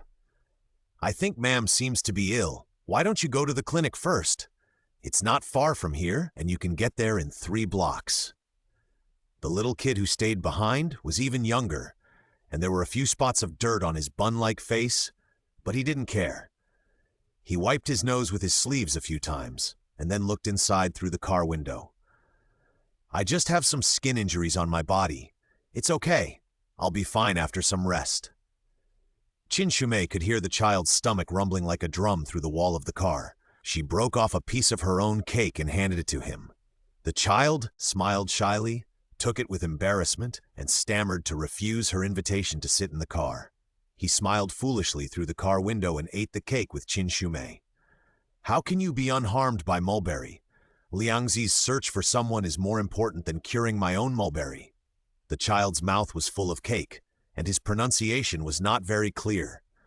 He had to say a sentence several times before Qin Shumei understood. Yes, Qin Shumei smiled and gently poked the little clever boy. Finding him is more important than curing my own injuries. 10-6-10-6-311-29369811. Well, the 3 of them waited from morning to evening. If there was no sleepy little carrot head who had not slipped away, Qin Shumei would have suspected that they had taken the money and ran away. During this time, Dayu complained twice, kicked stones 5 times, and threatened to leave her there 7 times. But Qin Shumei didn't listen to him and insisted on waiting there. Dayu couldn't help but go to the market twice and inquire about the terrain of Wenliang City. Finally, he came back to guard the car, squatting at the foot of the wall, with his long arms on his knees, twisting grass leaves in his hands to pass the time. The orange afterglow of the sunset spread on the street. The silver moon was faintly visible, and finally a burst of hurried footsteps came from the street. Qin Shumei got off the carriage as fast as she could, stretched her head, and looked. Seeing the pair of sparkling eyes of the young man in the lead, she almost burst into tears. Now she really understood the sadness of waiting for her husband to return and becoming a lonely stone. After only half a day, she felt that she had aged 10 years for nothing and had become much more haggard for him. How is it? Did you find it? The voice squeezed out of her throat did not sound like her own. Dayu finally stopped tearing the leaves, and the little carrot head, who stayed behind also, clenched his fists and opened his eyes wide, looking very expectant. The young man held his knees and panted for a while, wiping the sweat from his forehead. Looking, found it! There are many guests coming to the homes of wealthy families these days, and it took some trouble to inquire about the person. In the end, I heard from the purchasing lady in the Wangfu mansion that she heard the cleaning boy in the Li mansion mentioned it, and the driver of the Gan mansion said that there was a guest at home. Qin Shumei's brain was tangled by this series of mansions, and she was dazed for a while before she grasped the key point. So the person is in Gan's house? The young man nodded several times, pulled out the stopper of the gourd beside him, and poured a mouthful of water into his mouth. He drank very quickly, and the water that he couldn't swallow in time flowed from the corners of his mouth. The young man pulled his clothes to wipe it clean. Qin Shumei was clearer at this time, not as anxious as when she first saw the person. The driver only said that there was a guest. How do you know that it was the person I was looking for? The young man was not in a hurry. We all went to the Gan family to inquire. They did welcome a young man into the house a few days ago, but they didn't welcome him in with fanfare. The young man was more than 8 feet tall, and even the small cart could hardly fit him. He was handsome and unparalleled. Anyway, I heard from the words of the person who helped carry the person that day that he had never seen such a good-looking young man in his life. Qin Shumei believed it 6 points. After all, her first impression of young Zhaoquan was that he was handsome. Even though she had climbed several walls in her previous life and had countless paper husbands, she had to bow down to young Zhaoquan's handsome face. He was not a bit feminine, with strong muscles, able to ride a horse and draw a bow, and write poems. It was not an exaggeration to award him the title of Great Yin Contemporary Good Youth.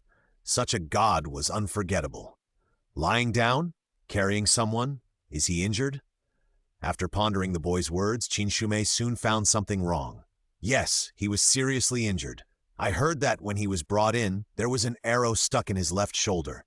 The whole person looked like he had been washed in blood, which was very scary. The little boy behind the boy answered first. Qin Shumei's heart tightened. There were many bandits that day, and in the chaos, arrows didn't have eyes, so it was common for him to get injured. Hearing this, she believed it a little more. Besides this person, are there any other similar strangers? No, they are either relatives or old friends. There are a few young men who are unfamiliar to the Chen and Bu families for the banquet, but they are all ordinary-looking, not as handsome as my wife said. The young man rolled his eyes, and his nerves that had been tense for a day relaxed a little, unconsciously revealing a bit of his unruly and mixed social temperament.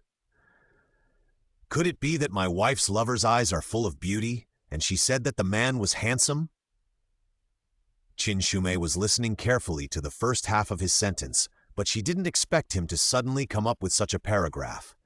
Even though she was thick-skinned, she was a little embarrassed when she was suddenly exposed by a half-grown boy. What are you talking about? We are talking about serious things here. She was embarrassed and annoyed, and her pale face showed a hint of pink, and her eyes were not so dull. Although she was angry, she was much more lively than when they first met, and had a little more life. The young man bowed with a playful smile and then spoke. If the appearance is the same, there is an 80% chance that he is a guest of the Gan family. Are you going now? The little rascals behind saw Qin Shumei getting ready to get on the carriage as soon as she finished listening, and hurriedly raised their hands to pull the shaft. Madam, you don't know the way here, right? Do you need us to lead the way? It only takes 2 cents per trip. I don't have any more hairpins to give you. There are business opportunities everywhere if you have the intention, but you can't just grab a sheep and pluck it hard. Her sheep is really going to be bald. Although there are still 2 cents, she has to keep some money for food. Qin Shumei reluctantly slapped the hands of these little money grubbers and got back on the carriage with the help of Dayu. They are ignorant, madam. Don't bother with them. I will take you there, and I won't charge you. The leading boy grinned at Qin Shumei and prepared to tie the horse rope. No need. Dayu stood up straight from the shadows, twice as tall as the boy, looking very intimidating. The young man immediately retracted his outstretched hand. I also know where the Gan mansion is. Hearing him say this, the young man took a step back and watched him disappear around the corner with the carriage. Do you really know where the Gan mansion is? Qin Shumei stuck half of her head out, her voice full of distrust. This bunch of little rascals are definitely a reserve team of local tyrants. I'm afraid they can find out how many dog holes the Gan family has. It's a waste to use a free tour guide. Do you really think I'm wandering around the street during the day? Just sit in your car.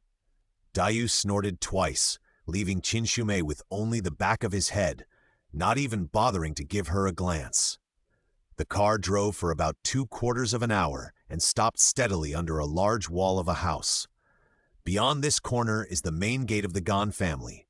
Do you want to go up and look for someone now, or do you want to think about it later? Dayu parked the carriage and waited quietly for Qin Shumei to answer. It was getting dark outside very quickly. The glow that had been burning brightly just now was now only a grayish light orange.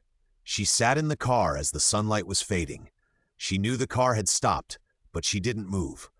Her clenched palms were filled with sweat. When they had just separated, she was full of fear and panic. The later it got, the more she missed him and was eager to find young Zhaoquan. But at the last moment, she became worried. Young Zhaoquan was obviously on a mission in this exile. Would her sudden appearance disrupt his plan? Did he really want her to follow him on the way to exile? Qin Shumei knew that her brain was not working well, and she was not quick to react. Not to mention that he had to allocate manpower to protect her when they encountered danger on the road. Apart from making some food for him, she seemed to be unable to help her in any way. "Have you sat enough? Are you going or not?" There was no response from the car. Dayu was too lazy to wait any longer and reached out to open the door. "It's most annoying when you look so hesitant." Dayu stretched out his long arms and directly pulled Qin Shumei out of the carriage. "Don't knock on the door. I'll just take you to look for it." Before Qin Shumei could ask Dayu how to take her to look for someone, he lifted her up with one arm. Just as she was about to open her mouth, Dayu's hand, like a palm leaf fan, covered her mouth. "Don't make a sound. If you attract people, I, Dayu, won't accompany you." While there was no one around, he directly carried Qin Shumei on his shoulders. Stepping on his shoulders, she stretched out her arms and just reached the top of the wall. "What's going on? Why don't you go through the door? Why do you have to climb over the wall to find excitement?" Forced by the situation, Dayu probably didn't want to let her down. Qin Shumei could only cling to the wall, pulling the wound on her body. She was in so much pain that sweat oozed from her forehead and dripped down her chin to Dayu's cheek. "I know you are injured. Just bear with it." "You try to bear it." Qin Shumei had no energy to scold him, because Dayu had already pulled out from under her. Now she was using all her strength to grab the edge of the wall, looking embarrassed as if she had failed a pull-up. She didn't dare to let go directly, because the distance under her feet was nearly a person's height. If her arm was injured and her leg was broken, she would be in tears. Dayu did not delay. He took a few steps back and ran towards the top of the wall.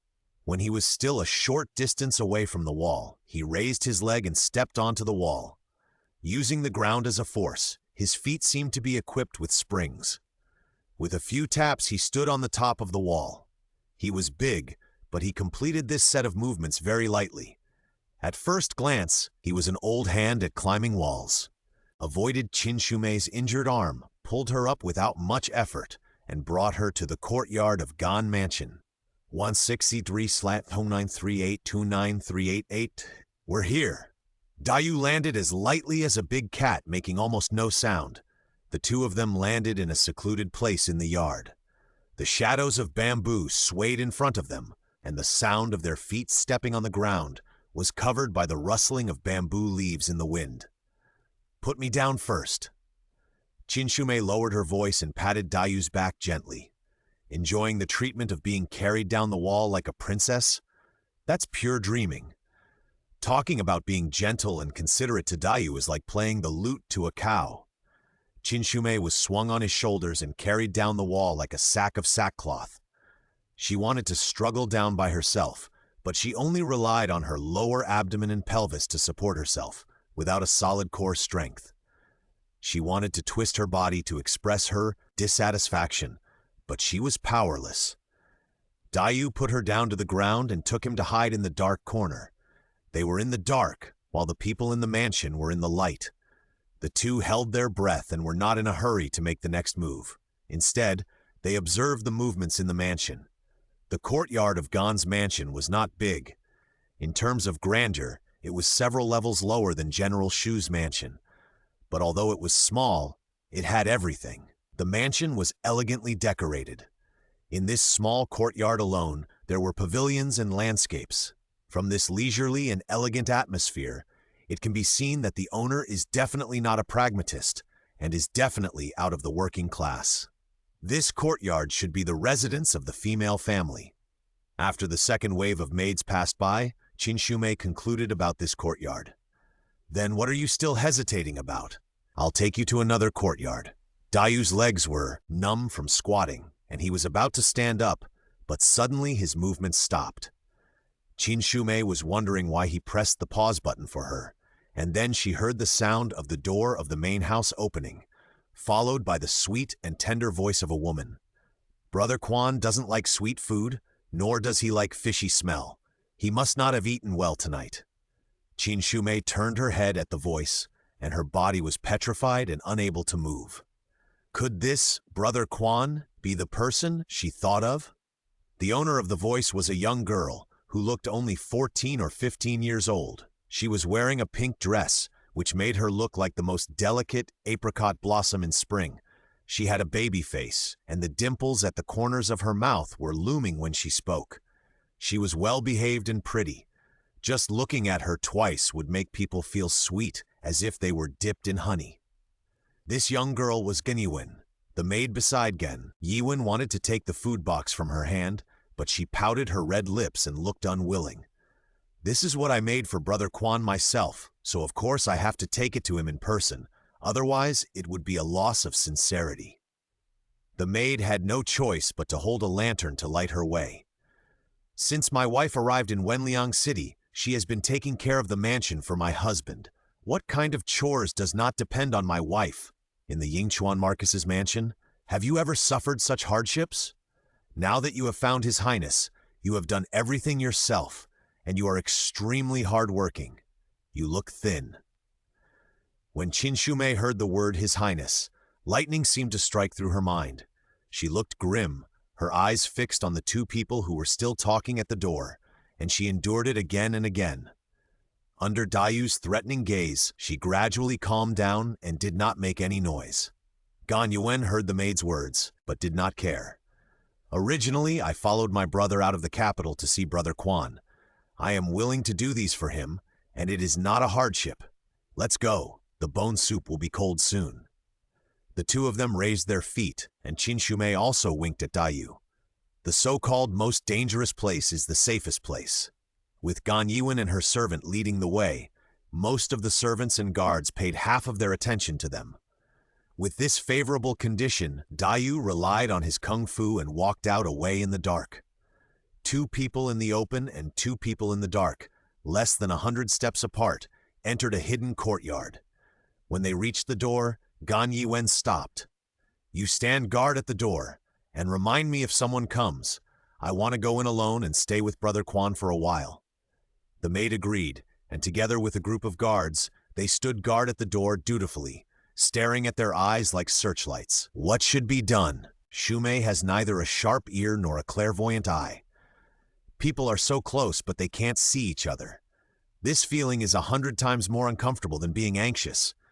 She can only go to Dayu, hoping that he can have some good ideas. Dayu received Qin Shumei's call for help.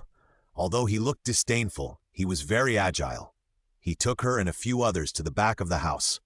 Without saying a word, he went straight into the wing room through the window. Before the servants inside noticed him, he knocked them unconscious with his knife and gently placed them on the ground. After doing all this smoothly, Dayu raised his eyebrows at her, and a little smugness was revealed under his big beard. Qin Shumei was stunned the whole time. She just wanted to hear the corner, but this big brother took her directly and broke in. He was really a god.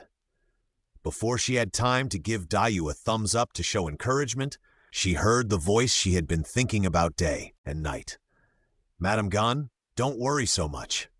Yang Zhaoquan's voice was flat and without any emotion. It didn't sound like it was spoken by a living person.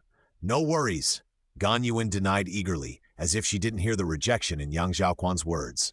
Brother Quan, please try it.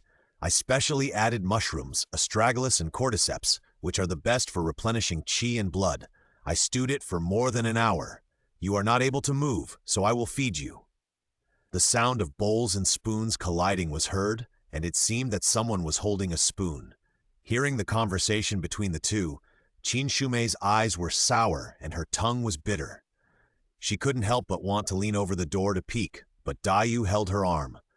The imagined sound of drinking soup did not appear, but the sound of the bottom of the bowl hitting the table came. "Brother Quan is still thinking about Sister Shumei, right?" Gan Yuan's voice lost some of its sweetness, and the voice was as depressed as its owner's mood. Qin Shumei's body looked like she had just come of age. Although her soul was old enough to be given sister, she was still a little unhappy to be called sister by a girl of almost the same age with such a young body. Ignoring this slight unhappiness, she inexplicably breathed a sigh of relief. Qin Shumei savored Gan Yuan's words, bit her lower lip, and a smile appeared on her face that she didn't even notice. Did he think about her when she was away? "My brother has sent someone to look for her, and they will find her soon." Yang Zhaoquan didn't make a sound. Except for the first sentence at the beginning, he didn't respond to Gan Yuan. Gan Yuan was a little at a loss. Although Yang Zhaoquan hadn't been very close to her before, he seemed particularly cold today. "Brother Quan, are you tired? There is benzoin in the side room. Why don't I get it for you to light?" The sound of fabric rubbing came, followed by 2 slow footsteps. "Stop," Yang Zhaoquan called her. "Don't bother, Madame Gan. Since you know I'm tired, just get out of my room." Qin Shumei heard a faint sob. The little girl brought food so eagerly, but he not only didn't appreciate it, but also drove her out without mercy. How cold-blooded this man is. It's true that men are silent when seeing this, and women cry when seeing this. Although Qin Shumei thought so, she was filled with inappropriate joy in her heart. She tried to suppress it with reason, but it was difficult to control it. Gan Yuan left the room. Because she had dismissed the servants in advance, Yang Zhaoquan was the only one left in the huge main house. "Can the people in the wing room come out now? Wazo 6311-2940589. Qin Shumei was startled. Diu's movements were already very light. After entering the room, the two of them were motionless and all turned on silent mode. How did this person know that someone else had entered the wing room? She was quite timid. Although she was called out, she hesitated and refused to take a step. Dayu had long guessed that the man in the room was the person Qin Shumei wanted to see. He wanted to let the two meet, and seeing her like this, he immediately pushed Qin Shumei and climbed out of the window. She was caught off guard and was pushed. She stumbled and fell 2 or 3 steps forward, just stepping out of the wing room and into Yang Zhaoquan's sight. Because Gan Yuan came in just after nightfall, the room had not yet had time to turn on all the lights. There was only a candle in the corner, shaking with a weak flame, slowly dripping candle tears. Yang Zhaoquan heard the movement and looked up. The person who came in gradually became clear in his sight. He could no longer maintain a calm sight, and his dark brown eyes trembled slightly. "Shumei?" Qin Shumei didn't have time to tidy up her clothes and hair. She just pulled her sleeves tightly, a little embarrassed, and because she was too excited, she could only clench her fists more tightly to restrain her trembling. "It's me," she responded. Her voice and movements were as stiff. But as soon as she opened her mouth, it seemed that a spring had broken in her heart, and the spring of joy called reunion flowed out, moistening her heart. Her eyes seemed to be responding to this spring of heart, with salty tears flowing out, like a stream, gathering into a stream, gathering at her jaw, forming a crystal drop. "It's me? It's me." For a moment, Qin Shumei could not feel the pain in her body.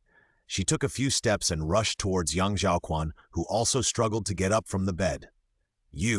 Are you okay? Are you hurt? How did you find me?" Yang Zhaoquan completely lost his indifference towards Gan Yuan.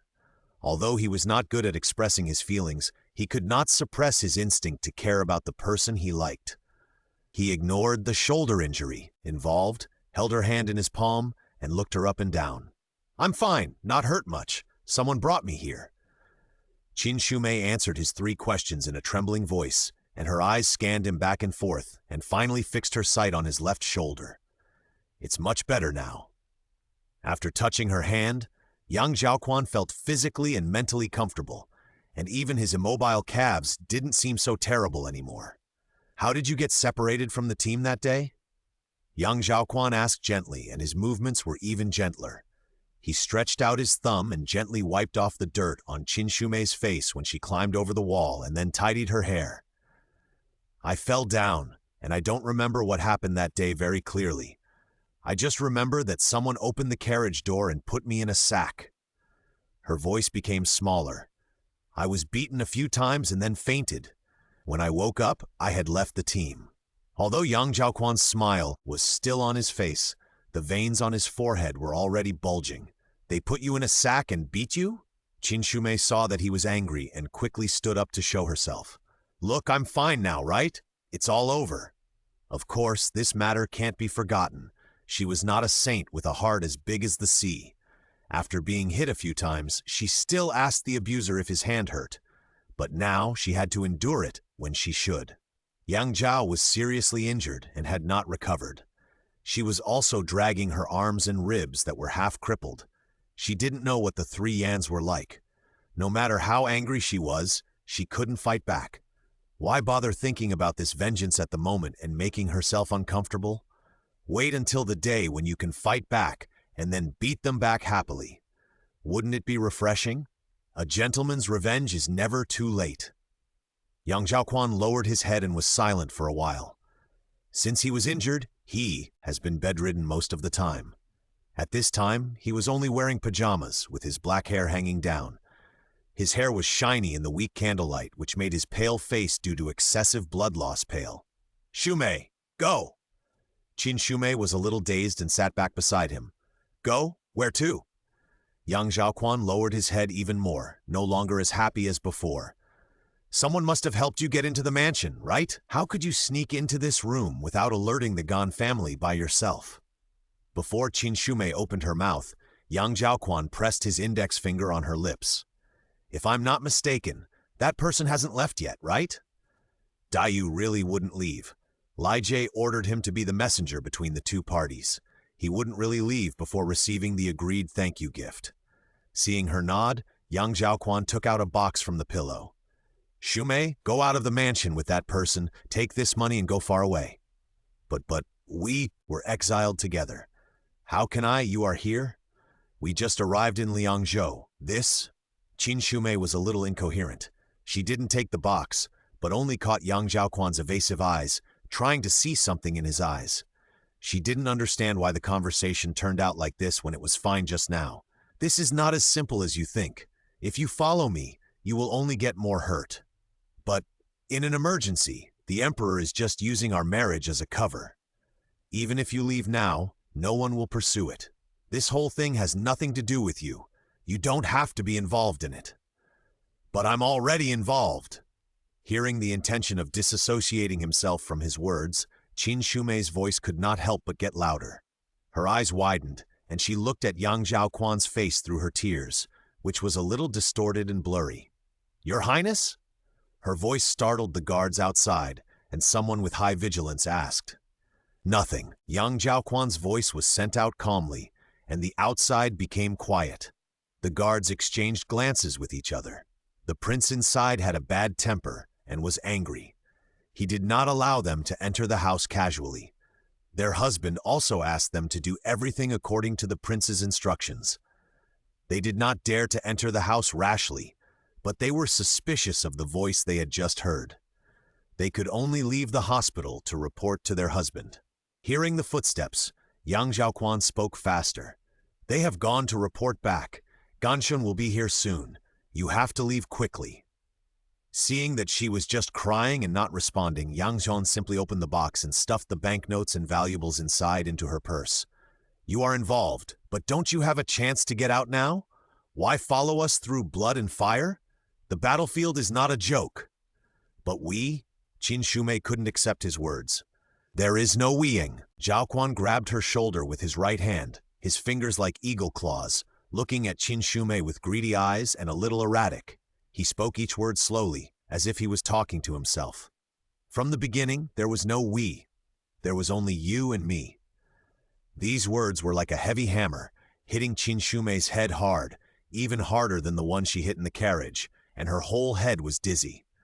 "This is my road. Don't get involved anymore." Young Zhaoquan slowly moved his body, leaving his back to Qin Shumei, no longer keeping his eyes on her tearful face. "Let's go." The voice was low and resolute, leaving no room for maneuver.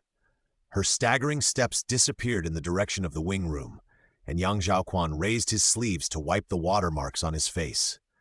His legs were unable to move independently now, and he was trapped in the enemy camp, unable to guarantee her safety. What's more, the road he was about to take was a road of no return with mountains of corpses and seas of blood. Yang Zhaoquan could not, and was unwilling to, put the person he loved in this dangerous place.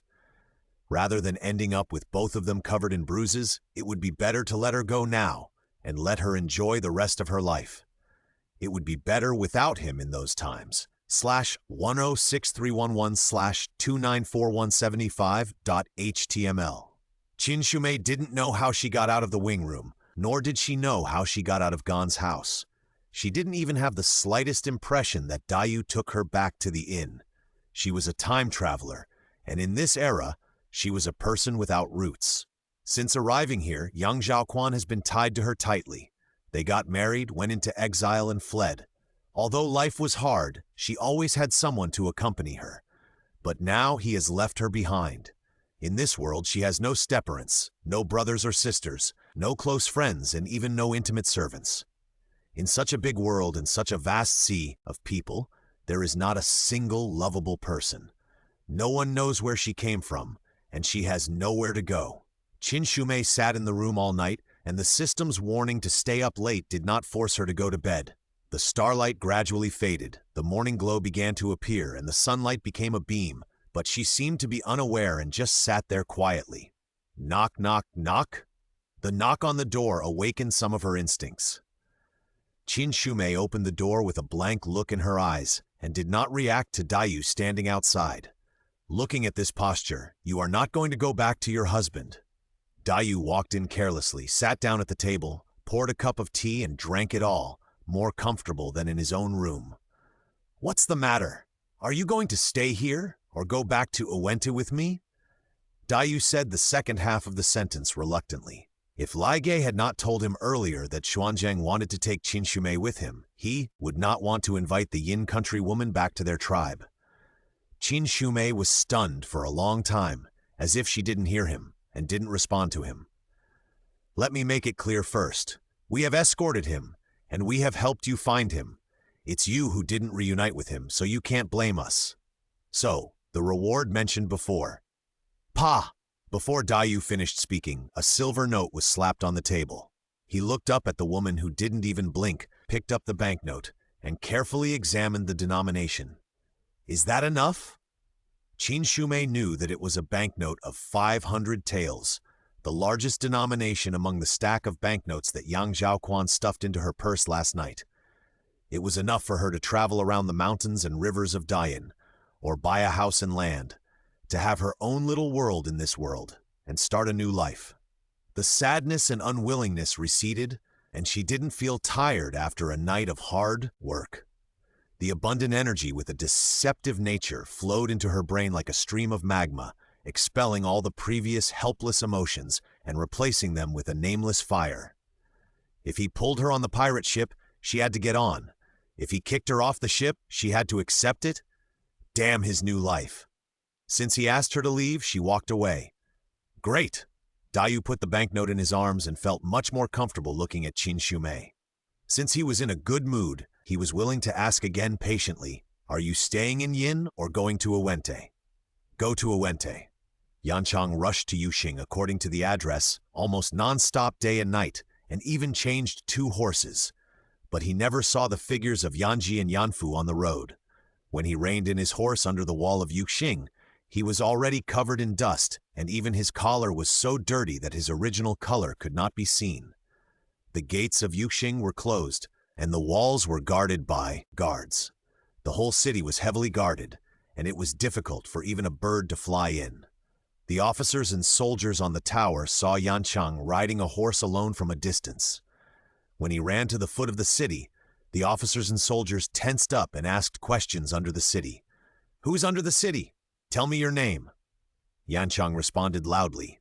"I am the personal guard of His Highness Prince Yan, Shu Yanchang, and I am here to escort the commoner Yang Zhaoquan to Liangzhou by order of the emperor." After the reply was delivered, the officers and soldiers on the tower looked at each other in surprise. After a while, the mechanism rang and the city gate opened. Yanchang immediately rode into the city. Many of Yang Zhaoquan's old subordinates were waiting in the city. A dashing young man rode up to greet him, his face full of anxiety. "Where is His Highness? How come you are the only one here?" Yanchang recognized at a glance that this was Wu Zhenming, Yang Zhaoquan's confidant since childhood and the first person around Prince Wei. The personal guards of the servants are also divided into different levels. Yanchang and others are elites selected from the personal guards. They are excellent in martial arts and make a living by their skills, but they have no foundation, so they can only be considered second class. People like Wu Zhenming, who have a real emotional foundation with the prince and outstanding qualities, are considered first class. The affection between Yanchang and others who accompanied Yang Zhaoquan through life and death was somewhat dwarfed by Wu Zhenming. Although Wu Zhenming was born a servant, he grew up with Yang Zhaoquan and was not behind in martial arts, poetry, and literature. As early as when he was a man, Yang Zhaoquan mentioned that he would release his slavery and let him work hard in the army to make achievements. That was a good thing that many servants could not ask for, but Wu Zhenming refused. It was not that he did not want to get rid of his slavery, but that he wanted to get rid of it with his own ability. The previous emperor was a martial artist.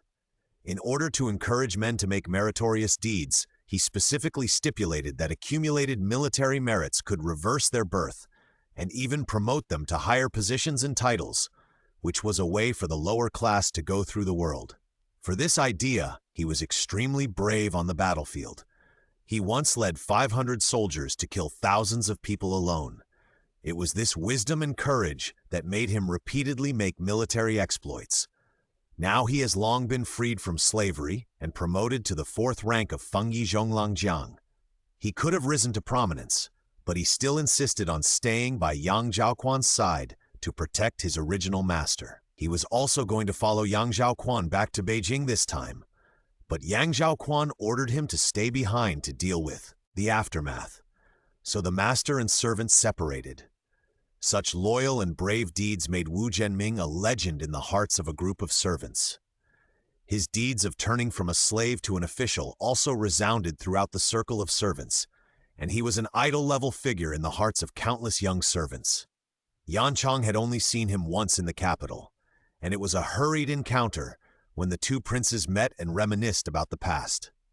It was the first time they spoke so closely, but at this juncture, Yanchang didn't care about whether he was an idol or not, or a myth or not.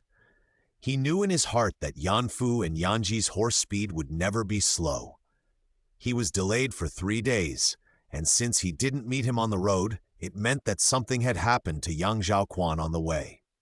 The team was attacked at the border of Ningxi and Liangzhou. The bandits kidnapped Lady Qin and seriously injured the prince.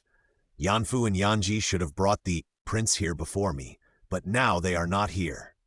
Wu Zhenming has calmed down from the excitement of seeing the newcomers. He led the troops to fight not purely by brute force, but also by using his brain. I will lead the people to search along the route. In just 3 days, I don't believe that there will be no trace left. What's more, Yanfu was trained in the palace and has the habit of marking when in danger. He will definitely find the prince.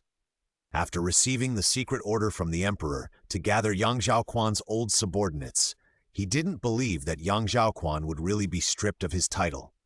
Therefore, no matter how Yanchang hinted, Wu Zhenming was unwilling to change his name. There are about 3,000 people in Yuxing City.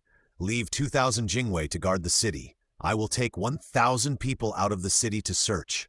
Do you want to follow? Wu Zhenming was most afraid of dragging his feet. He didn't give Yanchang a chance to hesitate and turned around to change his clothes. Go! Although Yanchang was exhausted physically and mentally, he had to follow them because they had lost Yang Zhaoquan. The opportunity to redeem himself was right in front of him, so he had to follow them no matter what. He immediately followed the team, changed his tattered clothes, and only had time to wipe his face before he followed Wu Zhenming out of the city. 106/16331 Lun, 29433 ml. Wu Zhenming sent several light cavalry teams to explore first, and indeed found some clues. They were afraid that young Zhaoquan would be in danger, so they marched for several days and set their destination at Wenliang City according to the clues. The camp was set up in a secret place not far from Wenliang City. Wu Zhenming specifically instructed that they should act with extreme caution and not alert the enemy. Although Yanchang had never followed the army to fight, he also understood Wu Zhenming's intention. In order to resist foreign enemies, the cities in the north have always been built with high walls and thick walls, which are easy to defend and difficult to attack. With only 1,000 men, it was not enough to attack the city, even if they shouted a battle formation. Their goal was to get the people out, not to occupy Wenliang City. The key to this mission was to act secretly and quickly. Since Yanchang joined Wu Zhenming's team, he had followed all instructions. He had no experience in the actual battlefield, and his ability to explore the way was not professional enough, so he just marched with the army like an ordinary soldier. But seeing that Wenliang City was right in front of him, and the task of bringing back his husband was just around the corner, he couldn't bear the itch and stood outside the tent, wanting Wu Zhenming to assign him an important task so that he could atone for his crime. After a few calls, the people in the tent allowed him to enter. Yanchang was so nervous that sweat dripped from his forehead, and he almost entered the tent with his hands and feet. "What are you doing here?" Yanchang didn't dare to look at Wu Zhenming's face, so he could only bite the bullet and say what he wanted. Endless running around and toiling made Wu Zhenming's face, which already had clear lines, even thinner. The deep chuan wrinkles on his forehead made him look several years older. Although he was of the same generation as Yanchang, he was more majestic. Before Yanchang came, he was listening to the informant's report on the news in Wenliang City. The situation was almost the same as he imagined. Although the old prime minister used the south as a backing, it did not mean that he had no power in the north. Otherwise, it would be difficult for him to trip up young Zhaoquan in the northern border army. The old prime minister's power was in Wenliang City, so it could not be attacked by force, but only by wits. Originally, the emperor secretly arranged to disperse the Yang family's personal guards and years of accumulation in the important towns in the north. But this number of people was far from enough. After taking Yang Zhaoquan back, he had to unite the various ethnic groups in the northern border, first secretly clean up the dissidents in the north, and then go south to eliminate the rebellion. You have to know that when Yang Zhaoquan was fighting in the northern border, he was not an enemy of all the tribes in the northern border. Where there are enemies, there are friends. Where there is war, there is peace. He was originally of Baidi descent, which gave him an extra diplomatic advantage over ordinary Yin people. He was often in the north and had connections with people in foreign regions. If he came forward to unite, the emperor would have a better chance of winning. This is why the emperor was both afraid of him and valued him. Now that he was in the sphere of influence of the old prime minister, and his own wings were not yet fully grown, it would be unwise to attack rashly. Wu Zhenming planned to send a small team into the city to rescue people, leaving some people outside the city to respond. And in his mind, Yanchang originally belonged to the response part. But now seeing his anxious look, Wu Zhenming knew that he could not sit still. He weighed Yanchang's skills in his heart and finally reluctantly put him in the enter the city quota. Wu Zhenming kept Yanchang for another reason. He had been with the other two guards day and night, and he must have memorized their appearances. If they were still alive, they must be with young Zhaoquan, which would be an additional source of information after entering the city. At night, Wu Zhenming personally took the selected entrance and sneaked into the city through the weak guards. Wenliang City had a strict curfew at night. They avoided the guards and shuttled through the narrow alleys. Even though Yanchang was in very good physical condition, he was a little out of breath. When the team stopped, he had time to look around the surrounding environment. The edge of the stone slab under his feet was flat. In the moonlight, the surrounding houses were not grand and tall, but they were not thatched huts. The sound of cicadas, this monotonous and boring sound, made the night unusually quiet. Before departure, the leader told him that an informant had reported that a family called the Gan family had suddenly moved into Wenliang City recently. The Gan family was just a small, wealthy family and had never caused any big splashes, but for some reason, Wu Zhenming insisted on checking it out. According to the previous arrangement, Wu Zhenming left someone outside to take care of it, and took Yanchang and another person into the Gan mansion. After turning around, they stopped at the back of a house. Who else could have come here specifically? It must be Qin. A man's voice came, slowly. He didn't keep this woman, nor did he follow her. What is Wen'er worried about? They are just a couple who have been together for a while. You have been with him for a long time, and you have fallen in love with him over time. How can that woman compare? This position was originally intended for you. The woman's weak sobs sounded from time to time, and the man gently comforted her. His voice was a little lower, and it was a little hard to hear. After hearing these few words, Wu Zhenming felt more at ease. The insider in the army was secretly arrested and tortured, and finally confessed that the Gan family was behind the scenes. The Gan family of Yingchuan Marquis had been loyal to the emperor for generations, and no one would have thought that they would also end up like this. As soon as this confession came out, the higher-ups immediately killed the witnesses and blocked the information, although the Gan family would find out sooner or later that they had exposed themselves once the clues were cut off. The higher-ups meant that they could only keep it a secret for a moment and could not expose the truth just yet. Only the senior officials who participated in the interrogation knew a little about the source of the insider. It was also because of this that Wu Zhenming identified the Gan family. CERN 6-106-311-294-6978. Several people concentrated their minds and continued to wait by the wall to listen to the people in the room. But Gan Shouyuan did not say anything substantial, but just coaxed his sister again and again. After Gan Yuan left the room, there was no sound in his room. Yanchang was a little anxious. They could not wait in the mansion all night. Just by this room, they had wasted a lot of time. At this rate, how could they search the rest of the room? But Wu Zhenming was like a sculpture, staring at the room without moving, and Yanchang could only obey. After observing for a long time, Yanchang really saw some clues. If there is a master in the house, he must have 2 or 3 people serving him. Adding water, grinding ink, burning tea and candles all require manpower. But they have been waiting for a long time, but no figure is reflected on the window. What Yanchang can see, Wu Zhenming also knows. He left one person to lead the guards away and took Yanchang into the house to investigate. Sure enough, although there were candles burning in the house, it was empty. Not to mention the master. Even the servants who were watching the house were not seen. Wu Zhenming searched for the mechanism in the house, and Yanchang assisted him. The whole room is square and you can see the inside at a glance. There are no screens to divide the room, nor are there curtains. The blue brick floor in the house is flat and smooth, and it is made of plain soil and gray soil. It is solid and stable to walk on. Compared with some voices outside the house is too quiet. In the huge house, there is only the slight sound of Wu Zhenming rummaging.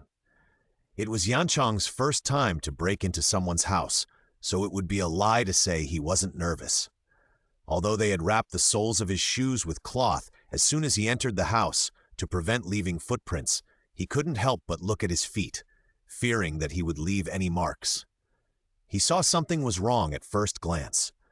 Blue brick paving is extremely expensive. After 2 layers of soil are compacted, the seams are added, the seams are shoveled, the surface is smoothed, and the polishing is complicated and rigorous, and no mistakes can be made. But there was something strange about the floor tile under the incense table near the bookshelf. At first glance, it fits perfectly with the surrounding seams, but upon closer inspection, there are no cracks in the ground around it. Yanchang moved the incense table lightly, bent down and knocked on the bricks and stones, and the sound was a little hollow. Wu Zhenming noticed his action, and the two of them lifted the bricks and stones together, revealing a secret passage under the plaster. Wu Zhenming didn't hesitate and leaned over directly to ask Yanchang to cover the floor tiles. When Yanchang also entered the secret passage, he had already taken out the fire starter, lit the lantern, and looked around by the light of the fire. The secret passage was dug not long ago, and the steps are all newly built. Yanchang wanted to nod, but when he shook his head, sweat began to fall from his forehead. He quickly raised his sleeve to wipe it. Although it was summer on the ground, the temperature underground was relatively low. A cool breeze with a smell of corruption suddenly came in and rolled over his sweaty face, making him feel uncomfortable. If this was an ordinary place, Yanchang might be able to enjoy this coolness from the bottom of his heart for a moment, but at the moment, he only felt a chill, and the sweat from the heat turned into cold sweat from fear. Wu Zhenming didn't wait for long. As soon as Yanchang stood firm, he turned around and walked deeper with the lantern. The deeper he went, the more Yanchang could smell a lingering faint smell of blood. Although he could tolerate it, he still didn't like this strange smell similar to the smell of rust. Smelling this smell, he always felt that young Zhaoquan was in a bad situation. The two of them passed by some cell-like compartments on both sides. Under the light of the fire, the newly built iron bars cast rows of shadows on the ground, and the darkness almost engulfed the entire space. Although there were many compartments, there was no sign of people in them. When he first passed by these compartments, Yanchang would go closer to take a look, but after passing by so many times, he didn't look so carefully. Compared with the prison cells, the light of the running lanterns was not bright. These cells were very narrow, but they were dug deep and long. If a person huddled in the innermost corner, it would be difficult to find him even with a torch, let alone a running lantern. He glanced at the nearest one and was about to move forward, but a hand suddenly stretched out from the darkness, trying to grab his ankle, but failed. This hand was so dirty that it almost merged with the darkness. The nail of the little finger had disappeared, replaced by a bloody mass of flesh and blood, with a thin blood scab on the top, black and looking like it was about to rot and pus. Yanchang stopped suddenly and saw the hand squeezed out from the gap. He subconsciously wanted to step back, but when he recognized the owner of the hand, he stopped. Yanji? Yanji's fingers were young and slender, with distinct bones, but they were all blurred, and even the middle finger was a little deformed and bent, but the light red birthmark under the dirt exposed the owner's identity. Is it Yanji? Yanchang approached with a fire starter, and the light reflected on the young man's face, revealing a bleak face. Brother Yanchang? Yanji suddenly jumped on the railing and tried to grab Yanchang's hand, but when he saw the strange face behind him, Yanji took 2 steps back. The young man in front of him was scared like a rabbit shot by an arrow. Wu Zhenming saw that he and Yanchang recognized each other and knew his identity. He didn't waste time on small talk and went straight to the point. I am Wu Zhenming, a former guard of His Royal Highness Prince Wei. I have come to rescue His Royal Highness. Where is he now? Yanji looked at Yanchang eagerly. He had been tortured a lot in the past few days, and it was difficult for him to trust someone he had just met. Although he knew that the matter was urgent and could not be dragged out, he had to wait for Yanchang to nod his head before speaking. Seeing his appearance, Yanchang deeply regretted letting him go with him to seek help. He originally thought that they were not far from Yuxing and would arrive soon, but who knew that Cheng Yaojin would appear halfway and hijack them to such a place? My dear was just transferred here the day before yesterday. I don't know where he is exactly. I just saw him passing by here when I was carrying him. Wu Zhenming had no intention of getting any definite information from him. While Yanji was talking, he pulled out a wire from his arms and fiddled with the lock on his door. With a few clicks, the iron door opened. Wu Zhenming half closed the door, stopped Yanji from coming out, and stuffed a wooden sign into his hand. Wait here. We will take you with us after we rescue someone. If we are trapped, you can escape in the chaos and don't worry about what's behind you. Take the token and someone will pick you up outside the mansion. Where is Yanfu? Yanchang searched several cells nearby, but didn't see any trace of Yanfu, which frightened many of the prisoners. The prisoners were a little agitated and made a lot of noise. Brother Yanfu is being held under their noses. It seems that he knows something. He was beaten so hard that there are not many good bones left in his body. Although Yanji was not very old, he usually regarded himself as a man and was definitely not the kind of person who would cry easily. However, these few words were choked with sobs. He was so shocked that his eyes were dry and he couldn't shed a single tear. Wu Zhenming was afraid of attracting people and was also frightened by Yanji's last few words. He didn't give Yanchang more opportunities to ask questions, and he grabbed him and walked inside. Although Yanfu was only sent by the emperor to lead the way and knew little about the overall plan, he knew the hiding places of several Liangzhous.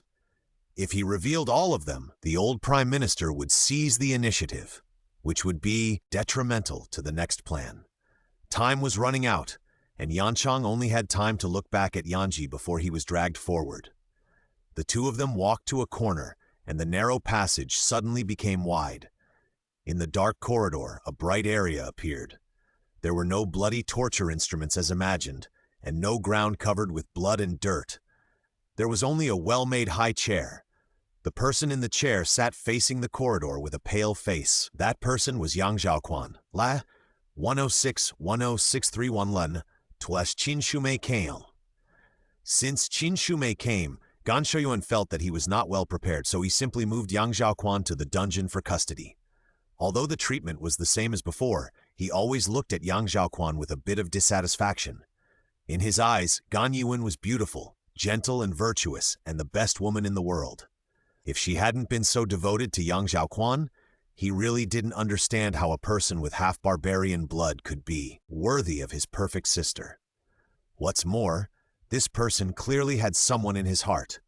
Since Qin Shumei's visit last time, he had lost his soul and was depressed like a puppet all day long.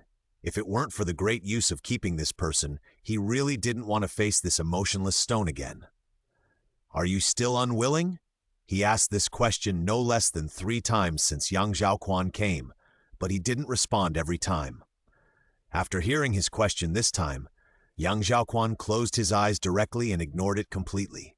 Gan Shoyuan sent away the attendants around him and stood in front of Yang Zhaoquan. If it were in the past, if he were an enemy of Yang Zhaoquan, he would never dare to underestimate him like this. But in his eyes, Yang Zhaoquan was a toothless tiger, only bluffing and posing no threat. He looked down at Yang Zhaoquan, posing as a superior, secretly proud in his heart. So what if he was a prince? So what if he was a god of war? Now he was still under his control, breathing his breath? Yang Zhaoquan didn't understand where the superiority on his face came from.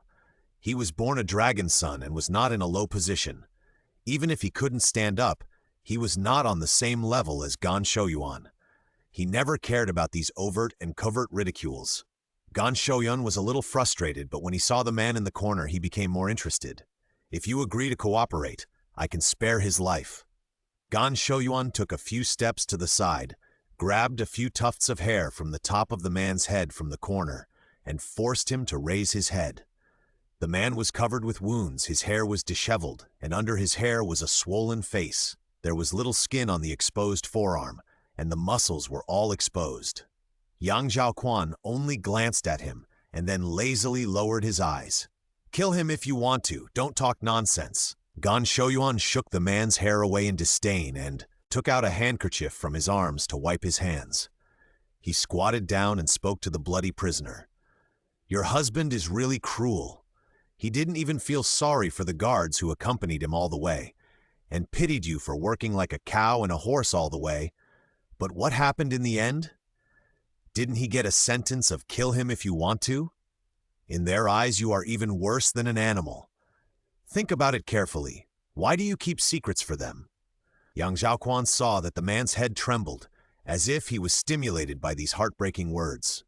A ray of anger ignited in his wooden heart. Such provocation and such hurtful words actually devalued the sacrifice and loyalty of others. It seemed that he was dying, but before he left, he had to suffer such humiliation, which was really unworthy. How dare the perpetrator mention the word cruel? Yang Zhaoquan almost sneered. Even if I agreed, you would still kill Yanfu. He raised his voice, a trace of pity flashed in his eyes, and he didn't look in Yanfu's direction. As he finished speaking, Yanfu's lifeless body trembled slightly, and his blood-clotted hair shook twice. You abused him so much just to pry the news out of his mouth. He said that he would die, but he didn't say it. Stay a little longer, and when the punishment is exhausted, he will still die. Gan Longjun has great means, but even if you torture him, you can't do anything to the people around me. You tried your best, but got nothing. How do you feel to come here with high hopes but leave disappointed? Gan Shouyuan's mouth trembled slightly. If soft tactics don't work, then use hard tactics. Today you are going to kill a chicken to scare the monkeys, to serve as a warning to others. Your methods are crude, but your methods are ruthless. The most vicious person is right in front of you. If you say you are a little ruthless, I'm afraid you are not worthy of me. You have made a wrong calculation. Yang Zhaoquan had already seen the people in the corridor, but his tone did not change, and his voice was still steady. I will not be threatened by you, and Yanfu will not be provoked by you. Gan Shouyuan's face was ugly for a moment. Half of his face was in the shadow, and he remained silent when Yang Zhaoquan finished speaking. After a long while, he seemed to remember something, laughed, and returned to his nonchalant face. Yes, King Wei is tough and will not be threatened by me, Gan Shouyuan said with persuasion. But if it is Lady Qin lying here... He maliciously prolonged the tone and looked at Yang Zhaoquan with enjoyment. Can your highness still be so ruthless? Madame Qin didn't go far, did she? Even if she did, how could she leave Great Yin? Your highness, think about it. If I send someone to look for her, when can I find Madame Qin and reunite you two? Your highness, you won't really let Madame Qin go through this torture again, will you? She's so delicate, I can't do it. Yang Zhaoquan stared at Gan Shouyuan with his eyes straight, his thighs slightly moving, but he didn't answer. The two of them were deadlocked for a while and raised their mouths to each other, but there was no smile in their eyes. Yang Zhaoquan looked at the corridor and saw Wu Zhenming and Yan Chang guarding the intersection, ready to go. He slowly spoke to Gan Shouyuan. If you want me to agree, there is only one condition. Gan Shouyuan was ecstatic. There was a soft spot that could be conquered, which was also a qualitative progress. No matter how difficult it was to find Qin Shumei, as long as Yang Zhaoquan could let her go, he would bring her back to the torture bench even if she was far away. He took a few quick steps towards Yang Zhaoquan and got closer to him. What are the conditions? Yang Zhaoquan did not answer. He tried to use his thighs to gain leverage from the chair, exerting the strength of his waist and abdomen, and suddenly rushed forward. At the same time, he bent his elbows and hit Gan Shouyuan's abdomen hard. The severe pain made Gan Shouyuan's face twisted. At the moment of being hit, he suddenly realized that a tiger is still a tiger after all. Even if it has no teeth, it is still dangerous. The huge force came, and surprise, pain, and humiliation came one after another. He was unstable and rolled to the ground with Yang Zhaoquan, who fell off the chair. 1-on-6, 1-6-3, 1-lemon, 2-3, 3-5-6. While Yang Zhaoquan was making trouble, Wu Zhenming and Yan Chang, who were waiting in the corridor, had been waiting for a long time.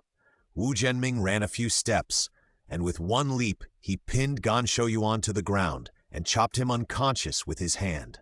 Yan Chang picked up Yang Zhaoquan from the ground and carried him directly on his back.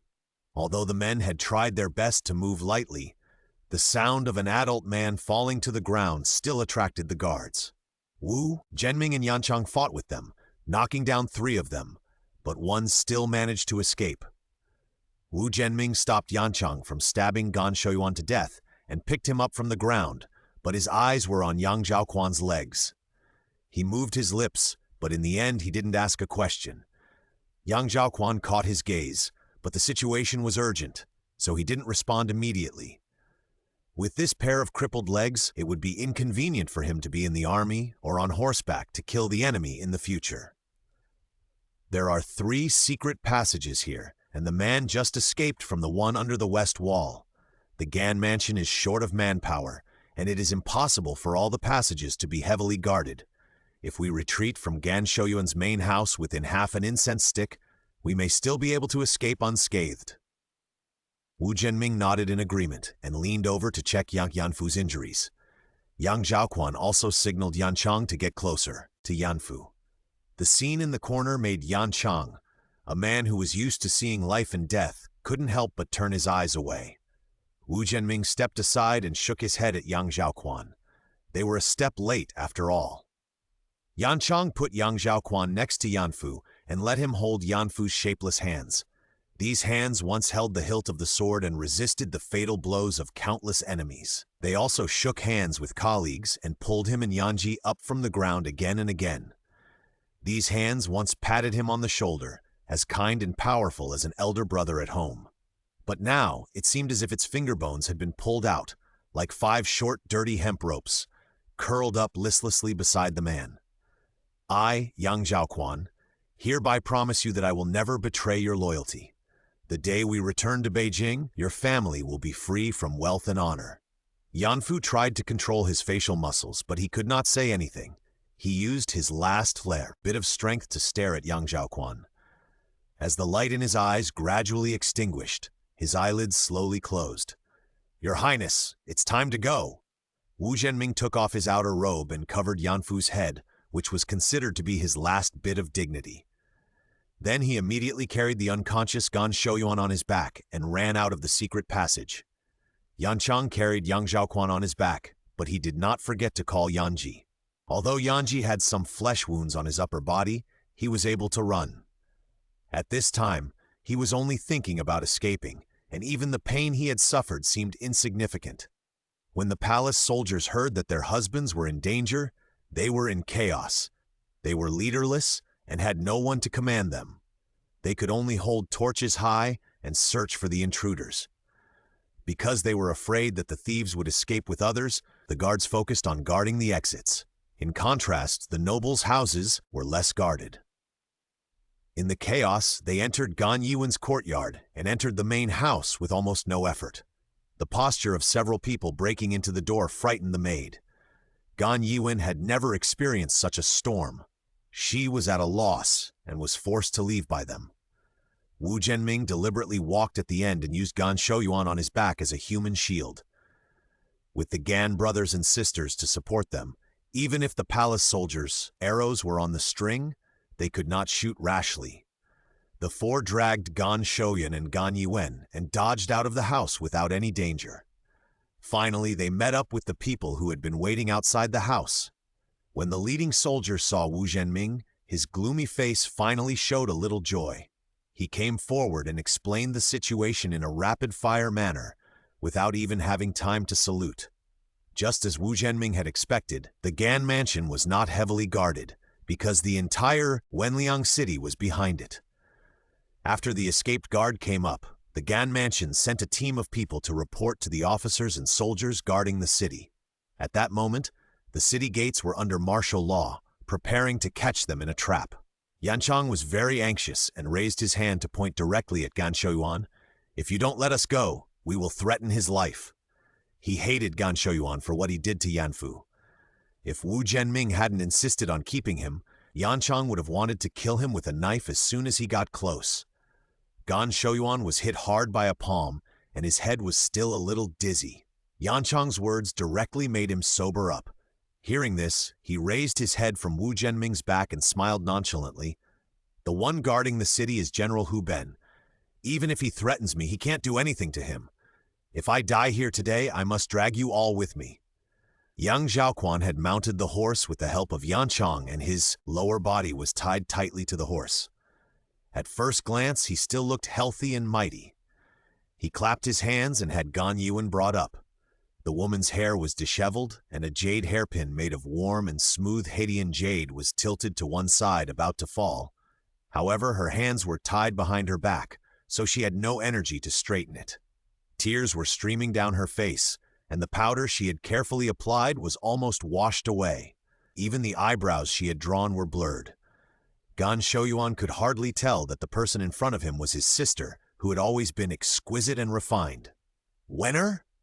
He was still dizzy when the men abducted Gan Yuan, and now that he saw his sister for the first time, his mind was in a trance and a mess. Gan Yuan raised her face.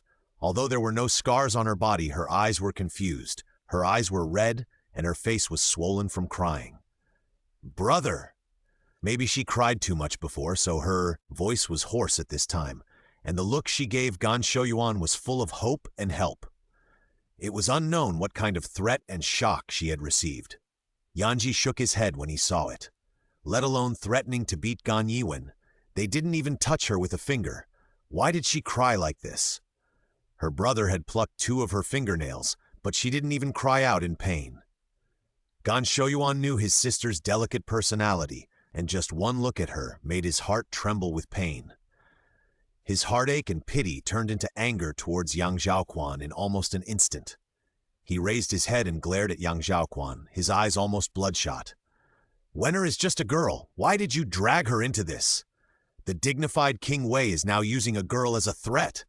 Yang Zhaoquan, you are so despicable. When you mentioned my wife, you should have thought of this moment." Yang Zhaoquan said in a light tone. "I remember Mr. Gan once said that people have value and naturally have a life. I wonder how much value your sister has in your heart?" Gan Shouyuan clenched his back teeth and said nothing.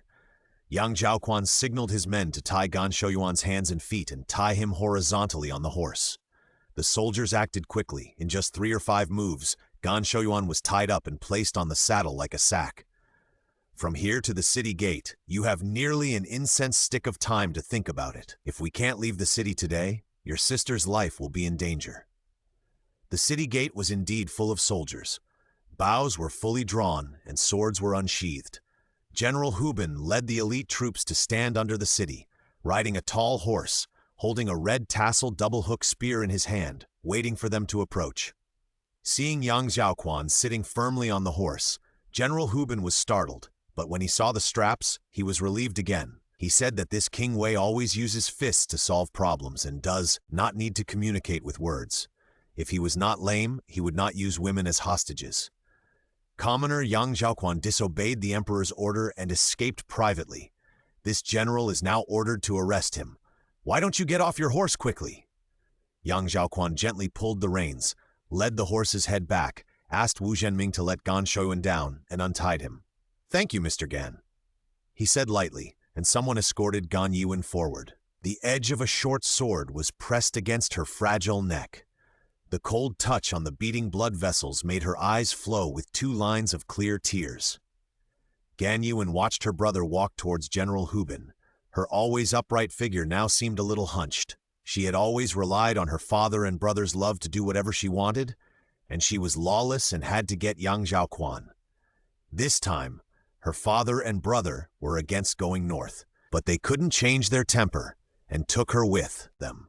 As a result, now everything she did was to hand over her brother's weakness to others, hurting herself and her relatives. She looked back at the man she worshipped as a god, her voice no longer tender and moving. "Brother Quan, are you really so cruel?" This time Yang Zhaoquan did not ignore her question. He stared into Gan Yiwen's eyes. "At this point, Madame Gan should let go of your obsession and face the reality. Yang has no interest in you, so don't harbor any more illusions." Yang Zhaoquan negotiated with Gan Yiwen, and General Hubin also listened to Gan Shouyuan's request.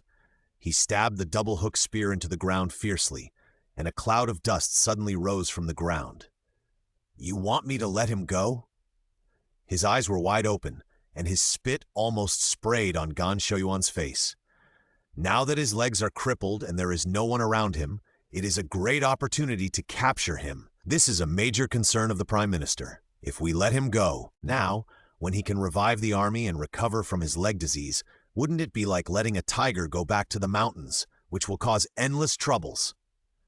Gan Shouyuan had expected General Hubin's reaction. He motioned General Hubin to bend down and whispered a few words beside him.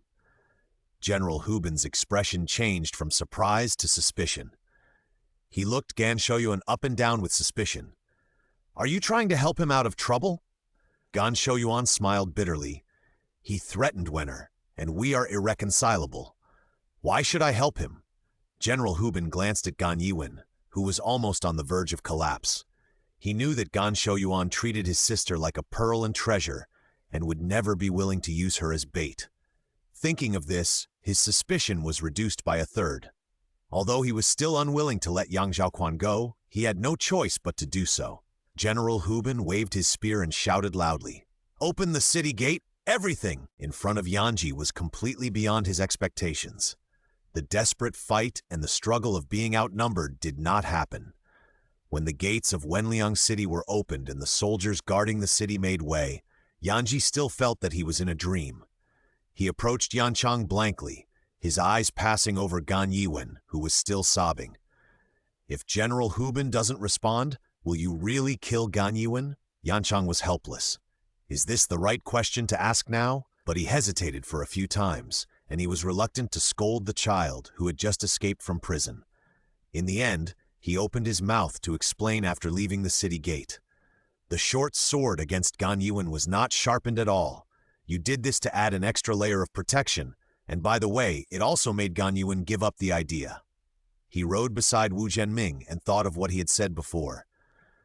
"If Mr. Gan or General Hubin doesn't respond," he sighed, "then there will be someone else outside the city to meet them.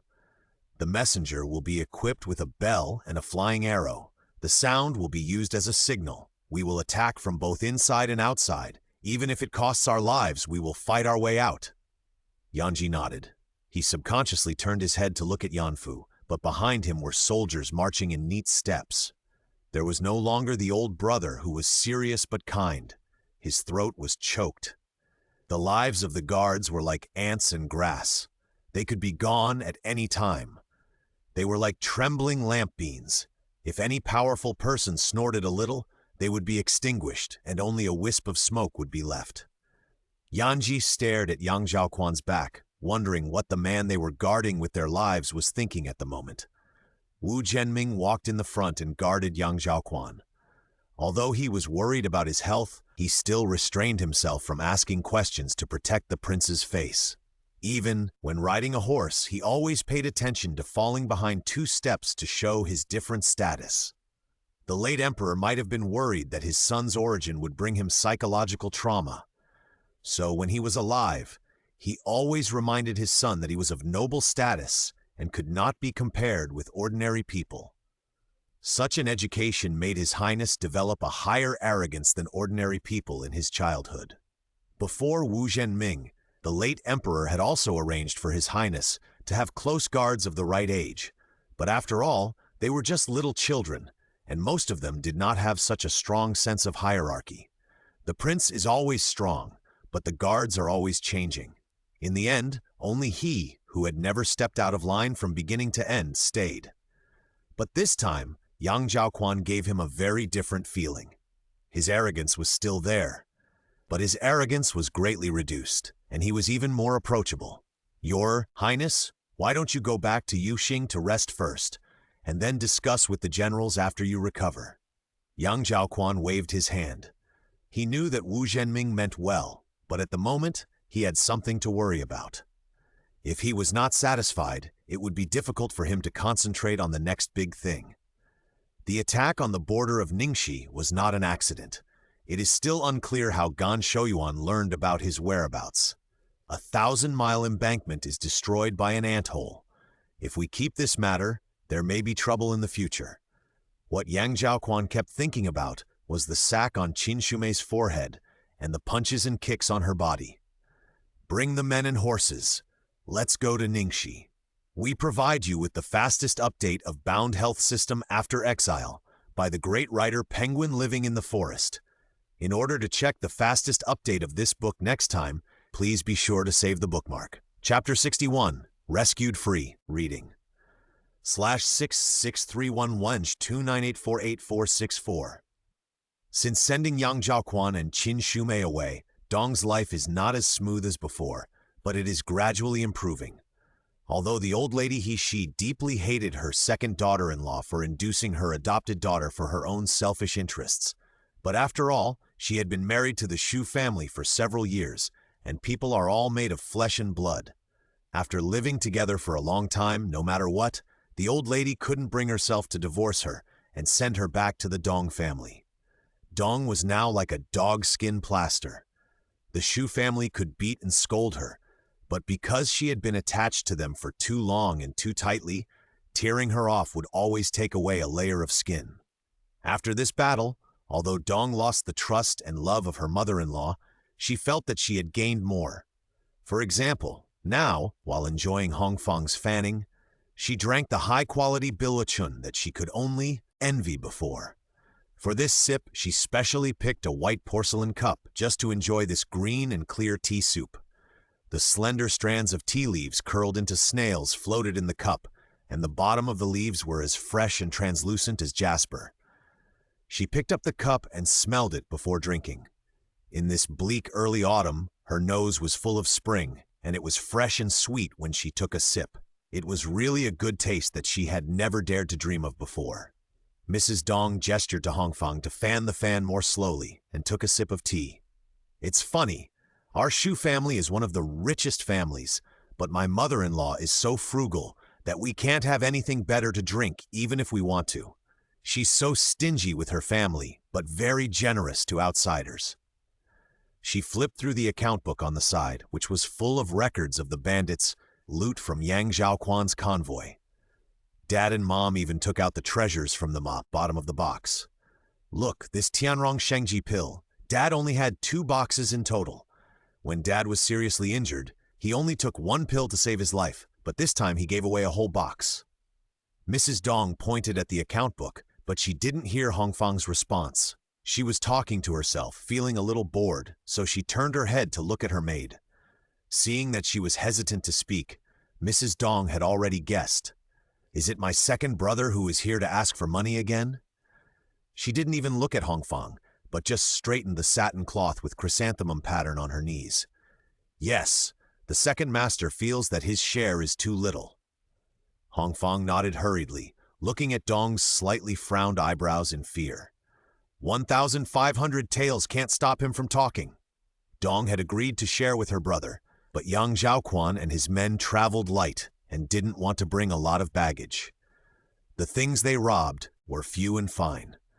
Her share was not much to begin with, and now the fat meat was right in front of her. She looked at these treasures on the left and the banknotes on the right, and felt that if any of them were missing, it would be a loss to her heart. Yes, he did make some connections for me and Shi Yuan, and he also got some things, but asking for 40% is too much. I risked my life and property, and I only got this little bit of money, but he just talked and ran errands, and he actually wanted to make a lot of money. Hongfang saw that Dong was about to turn her back on her, and the second master Dong was also pressing her step by step. As a servant, she was in a difficult position, so she could only bite the bullet and offer suggestions. Madam, don't be angry. You and the second master are blood relatives after all. Even if your bones are broken, you are still connected. Why bother to get angry with your own brother? Otherwise, you can pick some things that are hard to sell for the second master, which can also solve our problems. Dong's eyes rolled a few times, and she finally smiled when she remembered the food and daily necessities recorded in the account. In fact, General Shu did not prepare a lot of cash for young Zhaoquan, and there were only a few banknotes, but more practical medicines and daily necessities. Although they were all rare treasures, they became a burden in her hands. She could neither use them nor sell them, so she asked her brother to sell them for a high price. That's a good idea. Mrs. Dong raised her hand and touched her chin. Then pick some from the other courtyard and send them to my second brother on a certain day. Seeing her face improve, Hongfang finally breathed a sigh of relief. Since the lady got this batch of goods, she has been trembling with fear every day and has lost a lot of weight because of worry. Those treasures were taken from the old lady and the old general, so they naturally could not be kept in the mansion. It took a lot of effort to circulate and store them. Mrs. Dong even bought a small courtyard as a warehouse for this purpose. The money came easily, but it was extremely difficult to spend it without leaving any trace. The deployment of manpower and the transfer of assets would definitely leave traces, no matter how cautious Mrs. Dong was. However, she relied on the fact that the old lady had been focusing all her energy on choosing a husband for Tao Jiajia recently, so she could secretly do some small things, intending to clean up the remaining tail before Tao Jiajia's marriage was finalized. Dong was the mastermind of this matter, and Hongfang was the first accomplice. Although the truth has not yet been revealed, Hongfang always felt that the guillotine was hanging above her neck. After all, if something went wrong, the fate of servants like them would definitely be much more miserable than that of Dong the master. The handle of the fan that Hongfang was holding was soaked by the sweat in her palm, but she finally spoke up and persuaded Dong again. "Madam, why don't we return all the things that have not been settled to the owner of the stone fort before the old lady and the general find out? Yang Longjun is a member of the royal family after all. If the old general asks about it, we can't afford it. It's not too late to get out now." Dong didn't catch the panic of the maid at all. She smiled contemptuously. "What are you crazy about? Don't say that my father-in-law didn't ask me now. Even if he did, I have my own way. Don't let your mouth be noisy." Hongfang's back tightened, and she immediately shrank back and kept silent, fearing that she would upset the lady again. Even if she didn't agree with Dong's approach as her personal maid, Hongfang had no room to resist and could only help Dong cover up as much as possible. In the following days, Hongfang not only had to help Dong contact Shi Yuan and Mr. Dong, but also had to do her duty as a maid and couldn't let outsiders see that something was wrong. She couldn't eat or sleep at night. This kind of life with a knife hanging on her heart was really not a life for a human. After dozens of days, when the news of Shi Yuan's Panhua village's annihilation came, she strangely calmed down. The guillotine finally fell. Panhua village has been entrenched in the north of Ningxi for many years. Not only is there a large number of people, but it also has the power of Liangzhou and northern Xinjiang. Generations of village owners have worked hard to manage it, and it finally reached its peak in Shi Yuan's generation. Not only did the common people turn pale at the news, they would take a detour when walking, and even the government and county government would not easily provoke them. However, such a deep-rooted scourge was wiped out overnight by 1,000 light cavalrymen, whose names were unknown. More than a dozen core figures, including the village owner Shi Yuan, were all captured by the general in charge. Because it was a surprise attack at night, Panhua village faced such a powerful enemy with almost no preparation and had no power to fight back. Only some scattered bandits were left outside, and it was just a matter of time to clean them up. The major worry that had been bothering them for many years was resolved, and the surrounding ordinary people and wealthy gentry were all excited.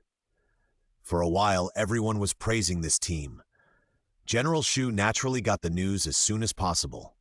When he learned that the leader was Yang Zhaoquan, he was both sad and happy.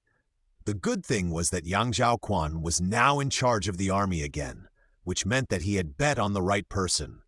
The worry was that his own family soldiers were not able to protect him well, and Qin Shumei's whereabouts were lost.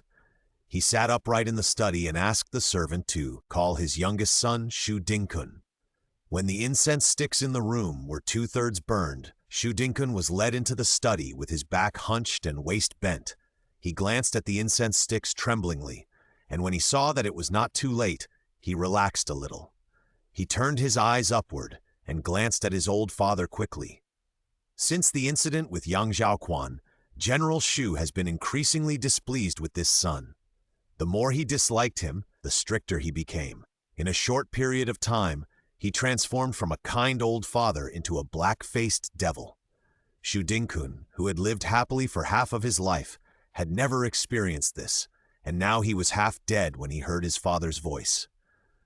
General Shu despised his shifty look the most, and his eyes were like steel knives that cut through him fiercely, frightening Shu Dingkun so much that he straightened his back and spoke slowly. "Take your men and go to Panhua village to find Yang Longjun and help him finish the rest of the mess."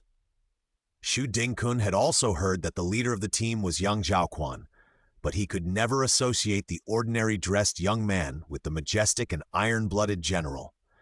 He would rather believe that this was a misunderstanding. In his mind, Yang Zhaoquan was just a young man who came out of nowhere. It was impossible for him to be in the army, let alone the leader of a team. Now that he got the exact news from his father, he still couldn't react. He was so surprised that he couldn't grasp the main point. Ah, it was him? Attacked Panhua village? General Shu felt that the word help he just said was definitely a slip of the tongue. With his son like this, let alone help, it would be a blessing if he didn't cause trouble for His Highness. He looked at his useless son and hesitated for a moment, but when he thought of his grandson Shu Zhenying and the Shu family's chance to make a breakthrough, he still bit the bullet and repeated the order. Yang Longjun is the younger brother of the current emperor, the former Prince Wei. You will pack your luggage and take your people with His Highness to clean up the remaining bandit troubles. Shu Dingkun was dumbfounded. He never thought that Yang Zhaoquan was the legendary prince. In fact, it was not Shu Dingkun's fault. After all, few people in the Tian family really called out their names. They were usually called respectful titles. Although the surname was there were so many people with the surname Yang, and it was impossible to suspect that they were related to the royal family just because they caught one. Shu Dingkun recalled the details of his previous interactions with Yang Zhaoquan and his wife and subconsciously shuddered. His attitude seemed to be not even respectful enough, let alone respectful. He opened his mouth to refuse, but was stopped by General Shu. This is a good job. If your elder brother had not been a coward and fainted at the sight of blood, you would not have been given this job. Thinking of his eldest son's pale face when he was scared when he first went to the martial arts training ground, General Shu sighed deeply. Your Highness is a man who can accomplish great things, and he is highly valued by the Emperor. If you can follow him, you will also improve a lot. General Shu compared Yang Zhaoquan's heroic spirit with his son's mediocrity and cowardice in his mind, and began to doubt whether the gap between himself and the late emperor was really that big. But he was his biological son after all, and no matter how much he hated him, he could only guide him step by step. As a father, I don't ask you to achieve great things or become famous. I only hope that you can show some manliness in the army so as to protect the foundation that my Shu family has worked so hard to build. General Shu thought of the hardships he had experienced during the march when he was young, and looked at his son who was already grown up but still ignorant. A feeling of bitterness suddenly surged from the bottom of his heart. Son, when I was young, I could not read many words. I just wanted my family to be safe and well fed. It was because of my lack of talent and knowledge that I neglected to discipline you brothers. Your brother can at least write some poems, but what about you? What can you do? Your father does not want to see you live a mediocre life. What I fought for with my life can only last for 3 generations. You can rely on my name now, but after I die, who can your children rely on? Men should be independent. Even if you don't want to think about the Shu family, think about your future children. Are you willing to let them lose the background and conditions they should have? Even when General Shu played the role of a loving father, he had never been so persuasive. At this moment, a heartfelt confession made Shu Dingkun, who had never wanted to understand his father's heart, stunned. He was born in a wealthy village. His mother doted on him, his brother cherished him, and even his sister-in-law followed him. As a result, he developed a stubborn character who only cared about his own happiness. The fate of the family and the future were never within his thinking range. In Shu Dingkun's heart, his father was like a towering tree that would never fall. But his father, who had always been high above him, now bowed his head and said such words to him. Shu Dingkun was shocked and suddenly realized that the tiger general who had dominated the battlefield in the past was just an old man in his 60s. His waist would be hunched and his hair would turn gray. Seeing that his son seemed to be moved, General Shu breathed a sigh of relief. I didn't call you big brother, but only found you because you are the only one in the family who can shoulder this heavy responsibility. You are young, your mind is active, and your body is strong. If you are used in the right place, you will have a brighter future than now. General Shu had trained countless soldiers and knew the importance of morale. After the confession, he received a few unprecedented compliments. Shu Dingkun's waist was immediately straightened a little, and he had a sense of responsibility and backbone that he had never had before. Now that young Master Yang has gone through the most difficult part, you can also gain some experience by following him. It would be best if you could follow him from now on, so that you can make a living on your own. General Shu leaned back in his chair, looking at his son with hope in his eyes. Shu Dingkun couldn't bear this. His family loved and spoiled him, but no one had high expectations of him. And his most respected father had placed the burden of the whole family, the honor and disgrace of the Shu family, on him. Shu Dingkun felt an unprecedented surge of blood rising from the soles of his feet, and his whole body was steaming hot. He clenched his fists and saluted his father with difficulty. "My son obeys." His voice was powerful, and after receiving his father's nod, he turned and left. The old lady who had been behind the house finally came out and patted her husband's shoulder with satisfaction. Kuner has finally been led to the right path. She was a little jealous of General Shu's position in her son's heart. She had been so tired of talking about persuading people to make progress, but Shu Dingkun didn't move at all.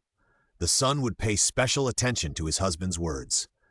General Shu took his wife's hand and patted it slowly. "This is just the beginning, and we are still far from getting on the right track. Kuner is incompetent and has a lot of bad habits. I just hope he can get out of his comfort zone and experience the world outside. Maybe he will feel better." The two old men sighed in the house, but Shu Dingkun was really excited. He didn't dare to disappoint his father's expectations, so he led his men to rush to Panhua village. We provide you with the fastest update of health system bound after exile by the great writer Penguin Living in the Forest. In order to check the fastest update of this book next time, please be sure to save the bookmark. Chapter 62, Revenge, 1. Free reading, /6106311/2908465.html. The last bit of doubt in Shu Dingkun's heart disappeared after he arrived at Panhua village. It was already night when he arrived at Panhua village. After being to the village, Shu Dingkun stayed on the field, waiting for the servants to report. There were many people on the field. Next to the blazing torches, a row of men with tattered clothes but hideous faces were kneeling. The executioner held a long knife with an iron ring on the back of the knife, which made a ringing sound when he swung it. There were no unnecessary steps and no ceremony. The executioner raised his knife and fell. The blade skillfully avoided the cervical joint. The head fell to the ground like a ripe melon, and thick blood plasma gushed out from the broken end, revealing the white bones. Shu Dingkun was watching this scene and almost vomited. He swallowed the sour water in his throat, but his legs were shaking involuntarily, and he turned his head away quickly. The bandits who had not yet taken their turn sobbed faintly, and their voices sounded young. Even Shu Dingkun, who usually did many evil things, felt sympathy in the face of life and death. What did they do wrong? Why are they beheaded here? Shu Dingkun rubbed against the side of the soldier, not daring to look at the execution ground, and asked a question. They became bandits and repeatedly committed atrocities. According to the great Yin law, they should be beheaded. The soldier was not moved at all, and his face was as calm as water when he looked at the execution ground, as if what was being chopped off was not human heads, but pork and lamb chops. But even so, they should be escorted back to the government office and sentenced before they can be executed. How can you be so casual, treating human lives as worthless? Logically, after arresting these people, young Zhaoquan should have sent them to the local government and then left unscathed. He should lead the troops and fight the wars. If he intervened even a finger, it would be considered crossing the line. Shu Dingkun's father was a military commander, so he knew a little about this common sense. But from the look of it, it seemed that this former prince didn't take this rule into consideration at all, and acted according to his own style. Treasures of human lives? Do you know what it means to treat human lives as worthless? Wu Zhenming came to pick up this general in person for the sake of General Shu. But when he got closer, he heard this sentence, and he just thought it was ridiculous. Those beheaded were the most wicked men under Shi Yuan. The white-faced, long-bearded man had used a long knife to rip open the abdomens of several women and took out the fetuses for fun. The young man with round eyes and a nose that was upturned raped several girls and cut off their right ears as trophies. Taking their lives is not a waste of human lives. Wu Zhenming glanced at Shu Dingkun, whose face was pale. If it weren't for the fact that his facial features were completely copied, He really couldn't tell how this young man looked like General Su. As for the execution here, Your Highness has the right to deal with it, so you don't have to worry about it, young Master Shu. Wu Zhenming stepped aside and motioned Shu Dingkun to move forward. The message has already been passed. Young Master Shu should leave quickly and go with me to see Your Highness. Shu Dingkun agreed. The enthusiasm he had when he first came here had been cut by half by this scene. When he really entered the house and saw young Zhaoquan, his enthusiasm was only a thin layer of skin. He looked up at the man sitting at the head and could hardly believe that it was the handsome man he had first met in Yuzhen Tower. If Yang Zhaoquan at that time was just a rich young man with outstanding temperament, then Yang Zhaoquan now could not hide his majestic royal style. Qin Shumei's departure took away the only remaining gentleness in Yang Zhaoquan, his gentle eyebrows and eyes when he was a husband, and the corners of his lips that were always raised, all disappeared. Instead, there was the aura of the superior who was intimidating without anger. In addition to Yang Zhaoquan, there was a man standing with his head down in the room. He was chained, but there was no regret on his face. His pair of slanted eyes like a jackal stared at Yang Zhaoquan. This was not the time to observe the surroundings. As soon as Shu Dingkun stood still, he bowed to Yang Zhaoquan. I